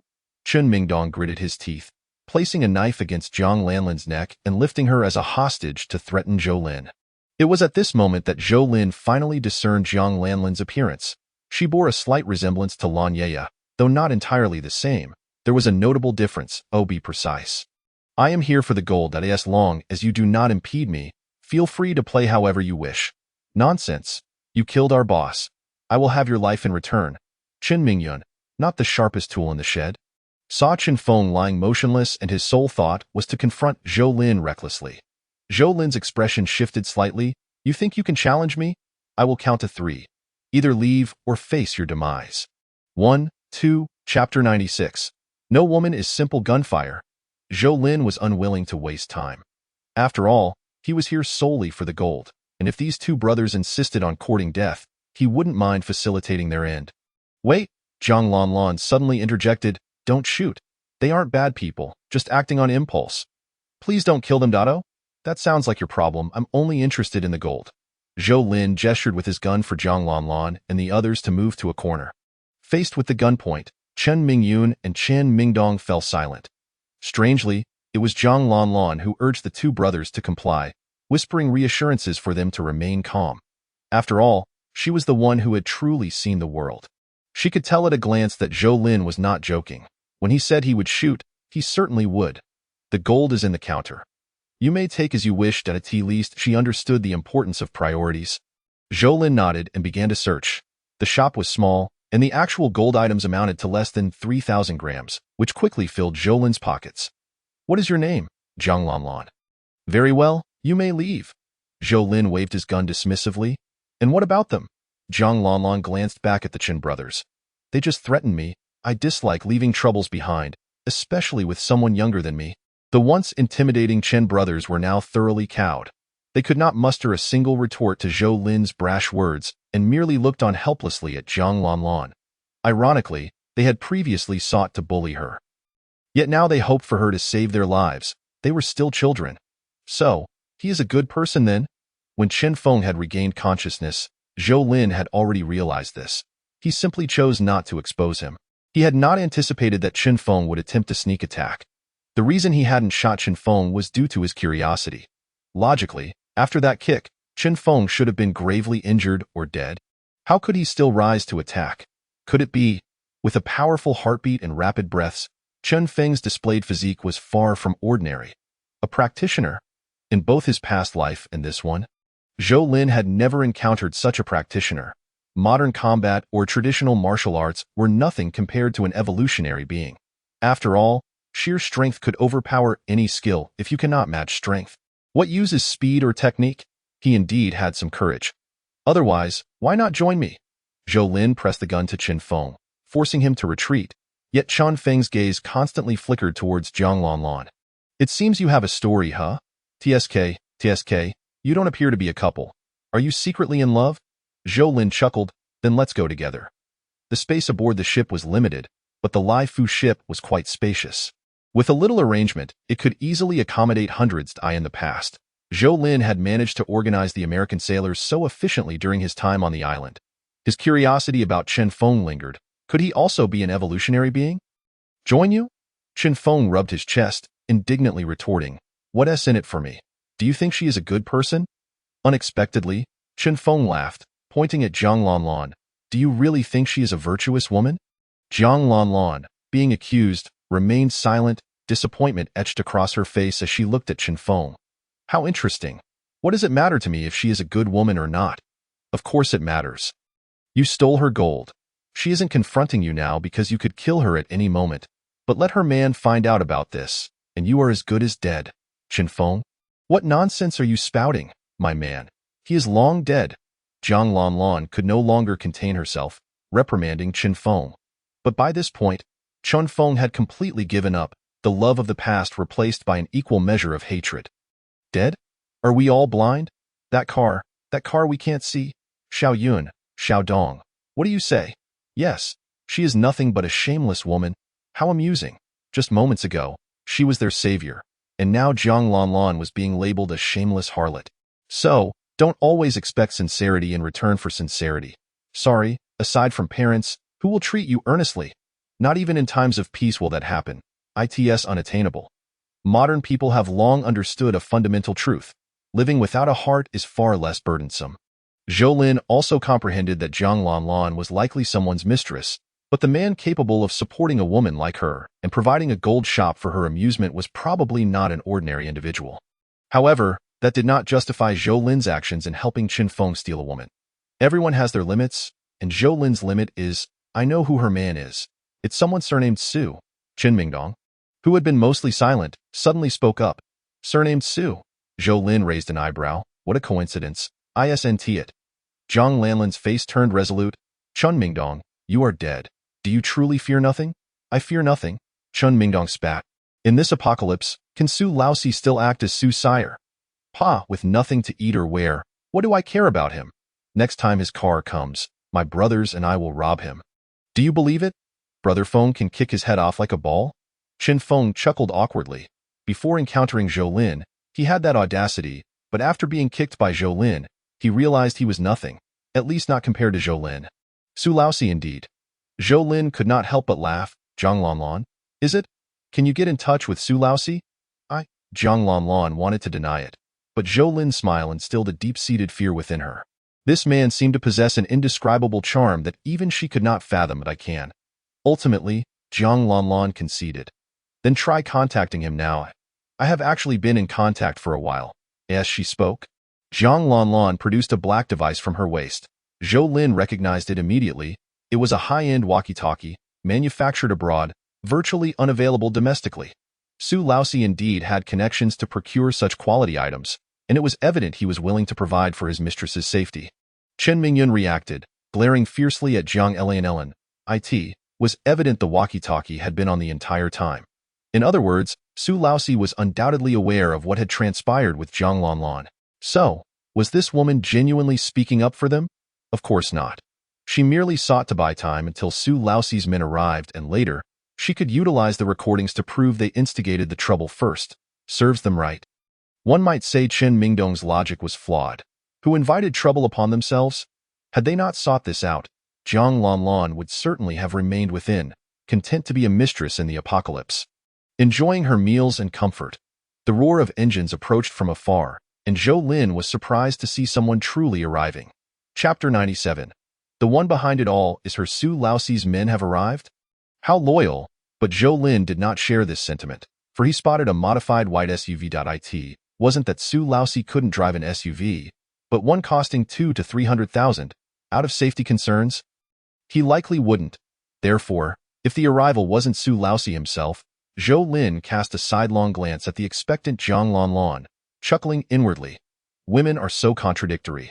They claim to want equality with men, yet in moments of crisis, they always hope for a man to swoop in like a savior. Little do they know, often those who profess their love for you are the very ones who seek your demise. The white SUV crushed the snow as it sped to the gold shop, and before it came to a halt, the doors swung open, followed by two doors flinging wide, three figures rushing toward the gold shop. They did not appear to be there to rescue her. Rather, it seemed like Zhou Lin was still speaking when the man at the forefront abruptly raised his gun. Halt! Without hesitation, the man sidestepped, while the two behind him split left and right. Concealing themselves, Point One shouted, "Friend, this is a private matter for Sire Su. Mind your own business if you don't wish to die." Private matter? Zhou Lin quickly glanced at Zhang Lanlan, who was now utterly bewildered. Even if her intellect were severely impaired, she would still discern the issue at hand. Is this fierce demeanor one of rescuing or of slaughter? Yet, she fails to comprehend why Su Sire would wish to take her life. Is their decade-long bond truly worthless? Not only does Zhang Lanlan struggle to grasp this, but Chen Feng is equally perplexed. Only the Chen brothers, cowering in the shadows, tremble with excitement, utterly enthralled by the grand spectacle unfolding before them. Is this not the very scene they had anticipated countless times before? One last time, leave Su Sire and consider him a friend. Otherwise, you shall be deemed an enemy. This is nothing less than a threat. Zhou Lin shrugged, declaring, I shall say this once more. Depart now while you still breathe, or await your demise. No sooner had Zhou Lin's words left his lips than gunfire erupted from 3 or 4 directions simultaneously. Bullets whizzing through the air and reducing the walls, counters, and even the ceiling above Zhou Lin to splinters. It is evident that Su Sire possesses some formidable resources. Otherwise, what henchman would squander ammunition so recklessly? Upstairs, Zhang Lanlan crouched low, gesturing towards the staircase, paralyzed with fear, hoping Zhou Lin might assist her as he passed. Yet, how could Zhou Lin bear to leave such an exhilarating scene? Moreover, the confined space of the second floor posed an even greater risk of being cornered. Chen Feng, have you made up your mind? Will you accompany me? And what about them? Chen Feng, his face smeared with dirt and grime, asked through clenched teeth. Together, if we are to survive this ordeal, I seek vengeance. Chen Feng pointed towards the outside, and Zhou Lin understood his intent. Very well, I shall stand by your side. Upon hearing Chen Feng's resolve, Zhou Lin nodded and, without hesitation, fired a shot. Though he discharged but a single bullet, its impact was far more devastating than the combined efforts of the 4 outside. One shot, and Zhou Lin obliterated the driver's head of an SUV. How dare this fool hide within the vehicle? Occasionally firing from behind the open door? Zhou Lin detested such cowardly behavior. The pig's head is dead, damn it. Eliminate him. Outside, the three henchmen bellowed. Yet, for Zhou Lin, their cries held little weight. He required no visual confirmation, relying solely on his acute hearing to pinpoint their positions. The reason he refrained from retrieving a sniper rifle to eliminate the trio was simply that it was unnecessary. Although the situation appeared to encircle Zhou Lin, with the three adversaries firing incessantly, he remained utterly unperturbed. After all, he alone possessed a comprehensive view of the battlefield, while the others were limited to the scant illumination available. To challenge him was a path to certain doom. With a silent shift in position, Zhou Lin fired again, this time striking true once more. The remaining two henchmen were genuinely startled, rendered mute by fear, terrified that Zhou Lin might change locations and catch them unawares. In this manner, the gold shop fell into an eerie silence. Zhang Lanlan continued to point towards the staircase, while Chen Feng clenched his fists, a desperate urge to rush out and fight boiling within him. Time was of the essence. Glancing at the clock, Zhou Lin stealthily approached the doorway, seizing the opportunity while the henchmen hesitated to use their flashlights, and stepped outside. With the exchange of positions, the hiding places of the two henchmen were completely laid bare before Zhou Lin's eyes. He did not even need to fire. Instead, he hurled a dagger, effortlessly dispatching the first assailant. The sensation of overwhelming dominance was not particularly gratifying. He chose this henchman solely because he perceived him to be unwaveringly loyal to Su Sire. A person who is excessively loyal is likely not very bright, and eliciting information from someone lacking intelligence would prove to be quite the challenge. Zhou Lin, feeling rather lazy, opted to spare the other as a potential source of information. Surrender, I give up. As it turned out, Zhou Lin's instincts proved accurate. Once his comrades had been dealt with, the last henchman voluntarily capitulated. Not everyone is fearless. In truth, the majority harbor a profound fear of death. Su Sire sent us to kill you. I, in the presence of Zhang Lanlan and Zhou Lin, the henchman, Zeng Ping, exhibited no hesitation, readily divulging the truth. How could this be? How could this be? Zhang Lanlan, now devoid of her earlier composure, resembled a woman driven to madness, babbling incessantly, her mind in disarray. Zhou Lin too found it difficult to fathom. Su Sire had no reason to extinguish the life of a woman who had loyally followed him for over a decade. There must be more to this tale. Soon enough, Zeng Ping mentioned a woman, one who had utterly captivated Su Sire. What woman could possibly possess more allure than I? Zhang Lanlan scoffed, having been at Su Sire's side for so many years. It was implausible that someone without merit could have reached such a position. She indeed surpasses you. Upon hearing Zeng Ping's description, Zhou Lin immediately recognized the woman in question, Lan Ye. Regardless of whether Lan Ye's appearance could truly eclipse Zhang Lanlan's. Could Su Sire withstand the psychological prowess of Lan Ye? The fact that Lan Ye had allied herself with a local tyrant like Su Sire took Zhou Lin by surprise. One would expect her to disdain him. Unless, we all believe that many recent events were orchestrated by that woman. Just moments ago, we received news from Miss Zhang's side that Su Sire initially intended to send us to rescue her. But after a mere exchange of words with that woman, his plans changed. As Zeng Ping elaborated, Zhou Lin felt an increasing sense of unease. If this were the case, then the actions of Qin Laosan's group must have been orchestrated by Lan Ye as well. Was their aim to prevent him from entering the city, or to ascertain whether he had indeed entered? But why would Lan Ye go to such lengths, merely for self-preservation? She could easily remain hidden beneath Su Sire's protection. If her intention was solely to safeguard herself, why would she emerge to stir chaos? Unless she harbored ulterior motives. Chapter 98. Reappearance of light may not be a blessing. Zeng Ping was dead. Chen Feng had killed him. The notions of justice or villainy were irrelevant. Zhou Lin merely wished to allow Chen Feng a chance to hone his skills beyond mere verbal prowess. As for Zhang Lanlan's desire to confront Lan Ye, Zhou Lin had no intention of indulging such folly. Ultimately, Chen Feng decided to accompany Zhou Lin after he had dispatched Zeng Ping with a single shot. The sensation of wielding life and death over others. Chen Feng may not have been highly educated, but he had read his share of novels, which left him entranced. Now, looking at Zhang Lanlan, he realized how foolish he had been. Indeed, this is the nature of men. When enamored with a woman, she becomes their entire world. Yet upon awakening, she is rendered inconsequential. Even if Jiang Lanlan were to fervently pursue Qin Feng now, he might well dismiss her, for once the halo of infatuation fades. A woman nearing 40, no matter how alluring she remains, may not possess the same appeal as an 18-year-old girl, at least not for Zhou Lin. Thus, even if Jiang Lanlan could not bear Zhou Lin's indifference and Chen Feng's disdain, she could only grit her teeth and cling to the sole lifeboat amidst the floodwaters. The pickup truck comfortably accommodated 5 passengers. Make your decisions. You have 3 minutes. 3 minutes was ample time for Zhou Lin to enjoy a smoke. Chen Mingyun picked up the cigarette Zhou Lin had left on the central armrest and happily lit it, offering one to his brother Mingdong. Chen Feng also retrieved a cigarette, in an instant.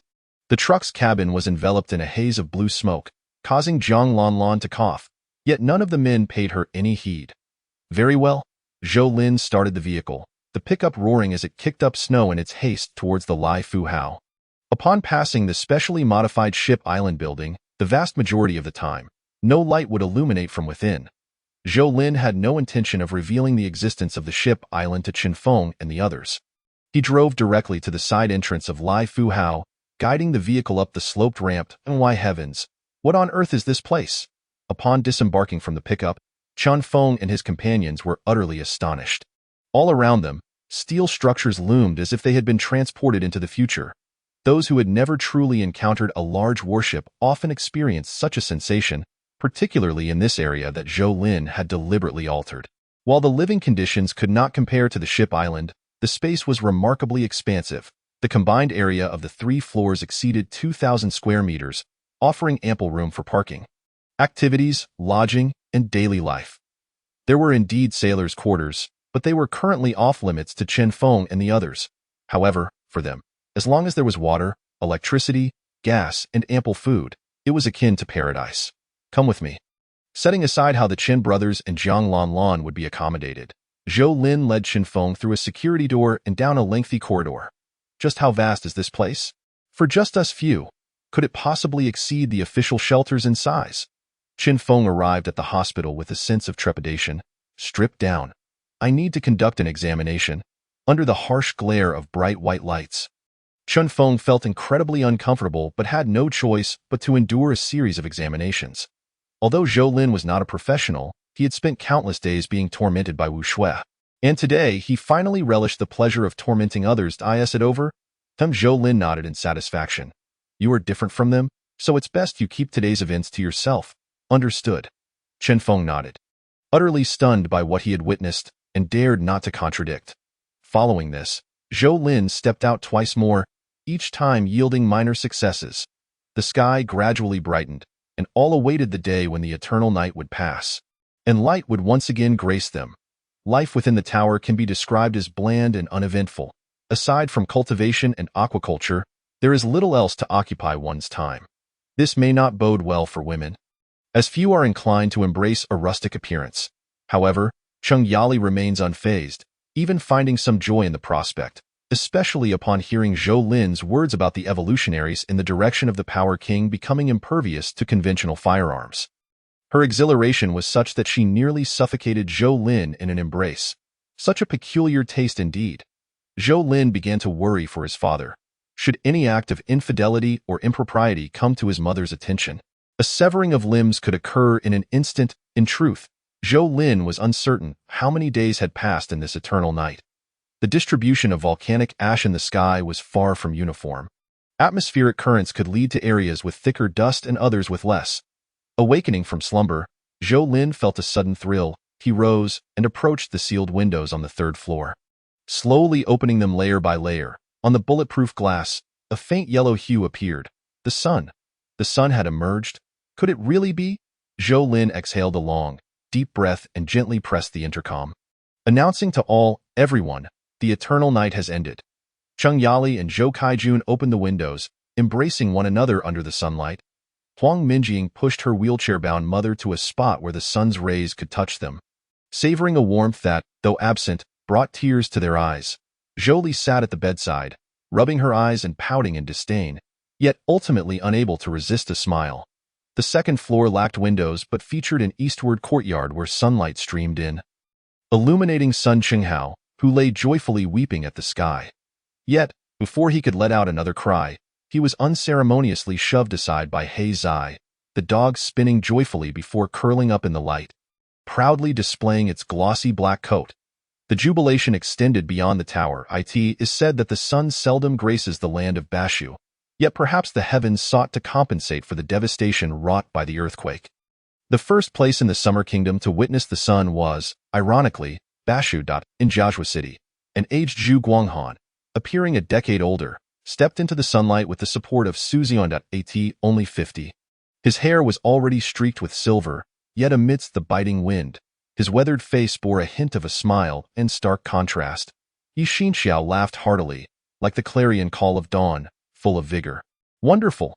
The darkness shall surely pass, and dawn has finally arrived. This good news reverberated across the nation, bringing joy to every living soul. Light symbolizes hope, and hope grants the courage to endure, while the days ahead may prove more arduous. As long as hope persists, radio waves carried this joyous tidings far and wide.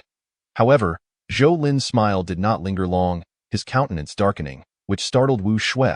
Chapter 99. The cursed light. The sky still bore witness to thick layers of floating dust, black, yellow, brown, clusters and patches swirling. The sunlight squeezed through the cracks in the dust, casting its glow upon the ground, the ice, and the faces of the people. The temperature still hovered at -30 degrees. Yet many chose to remove their heavy masks, yearning to feel the long-missed sunlight. Wu Shui was busy messaging her parents, eager to share the good news, when she noticed Zhou Lin's clouded expression. It was rare to see such a countenance from him at home. A sense of alarm gripped her heart as she tossed her phone aside and approached Zhou Lin, asking, "What is it?" If this place is the first to see the sun, then, in the previous life, when the eternal night ended, Zhou Lin was not in Bashu. At that time. He had not concerned himself with which location first basked in sunlight. Yet one thing remained etched in his memory, the curse of the sun. The curse of the sun, while sounding somewhat mystical, was indeed a tangible phenomenon. "Wang Pingping, it's me, Zhou Lin." Wang Pingping was taken aback by the sudden message. "How did you know this frequency?" "That is not the crux of the matter," Zhou Lin replied. "Every word I am about to convey may pertain to the lives of countless individuals in Jiaozhou City and the entirety of Bashu. So it would be wise for you to remember them well." "What do you mean?" Wang Pingping was still bewildered, but Zhou Lin offered no explanation. "First, immediately organize personnel to construct a clean water reservoir, preferably under military protection. Second, all personnel must vacate the low-lying shelters. Ideally, seal off all entrances and exits. Third, gather as many insecticides, disinfectants, and medicines as possible. Fourth, I wish you good luck." With that, Zhou Lin terminated the communication. He was uncertain why he had specifically chosen Wang Pingping, as their previous interactions had not been entirely harmonious. Perhaps it was because he acknowledged Wang Pingping's character. "Is it truly that serious?" Wu Shui murmured from the side. "Starting tomorrow, no one is permitted to enter or exit the building without my consent. Sun Qinghao, you are responsible for installing screens on all ventilation ducts, with openings no larger than 1 millimeter. Lily, Huang Minjing is no longer allowed in the cultivation and aquaculture zones. Only my mother and I may enter, and we must undergo disinfection both in and out." "What about me?" After listening for a while, Wu Shui realized Zhou Lin had not assigned her any tasks, suspecting he harbored ulterior motives. "I do not wish for a day to come when you are needed, but, for now, rest well. We shall discuss other matters later." In the shelter, Zhu Guanghan found it hard to believe the information relayed by Wang Pingping. "It seems too exaggerated. Isn't the emergence of the sun a good thing? Anyone with a modicum of common sense knows that ultraviolet rays can disinfect. Even if an epidemic were to occur, the shelter is not without provisions." He did concede that snowmelt could potentially lead to flooding. However, he argued against relocating everyone from the shelter. It sufficed to modify the low-lying entry points. The shelter was currently home to many people and facilities, and hastily moving would incur significant losses. Who among us would oppose the decision of the higher-ups? Wang Pingping intended to voice further thoughts but was silenced by Yi Xinxiao's gaze. "Since there are no objections, we shall proceed as I previously suggested," Zhu Guanghan declared, a sense of satisfaction washing over him. The sun had emerged, and old Zhu felt somewhat elated. Wang Pingping entered Yi Xinxiao's office, where Yi Xinxiao shook his head with a wry smile. "I know what you wish to say. In truth, I trust Zhou Lin's words even more than you do." Wang Pingping was taken aback. "You trust Zhou Lin more than I do?" That seemed implausible, given that the commander had never interacted with Zhou Lin.Ye Xinxiao, however, refrained from elaborating. Asa Collective, I cannot directly oppose Zhu Guanghan, but I will not allow our people to accompany him into danger. Therefore, moving forward, after nearly 2 months of winter nights, the entire garrison and their families in Jiazhua City numbered around 20,000, and Wang Pingping was reluctant to contemplate the losses. Ye Xinxiao's intention was to first relocate all families. Soldiers must be ready to step up when the time comes, but it was essential to ensure everyone felt secure. Fortunately, the military families exhibited a level of obedience distinct from ordinary citizens and promptly commenced the relocation upon command. Sunbathing is an age-old tradition among the people of Bashu. Especially in winter, basking in the sun while engaging in lively conversation with a bowl of tea in hand is a delightful experience. We too wish to bask in the sun soon. Within the shelter, some individuals with ambitions, along with the fools they had incited, began to confront the management. The situation quickly escalated to Zhu Guanghan. Following this turn of events, many ceased their disturbances. The sun had indeed emerged, but it remained cold outside. Did the appearance of the sun guarantee food? Did it render warmth unnecessary? Or was it believed that with the sun's emergence, everything would revert to normal? Anyone with a sound mind would recognize the fallacy. Yesterday morning at 10, the surface temperature was minus 37 degrees. Today it is minus 29 degrees, an increase of 8 degrees. While many viewed this as good news, Zhou Lin held a different perspective. Hurry! The temperature is rising too quickly. Tomorrow, it may only be minus 10, and the day after, above freezing. Once the temperature climbs above zero, sunlight will swiftly melt the ice and snow. At that point, Bashu is inherently a basin. If only this region thaws rapidly while the rivers downstream remain frozen, those icy areas will act as natural dams, trapping the melting water within the confines of Bashu. When that time comes in the previous life, the melting of snow and ice triggered flooding in various locations, differing only in severity. Yet now, Zhou Lin sensed that Bashu might be among the regions most severely affected by flooding, if not the worst. The cursed sunlight. One can only hope it arrives more gradually.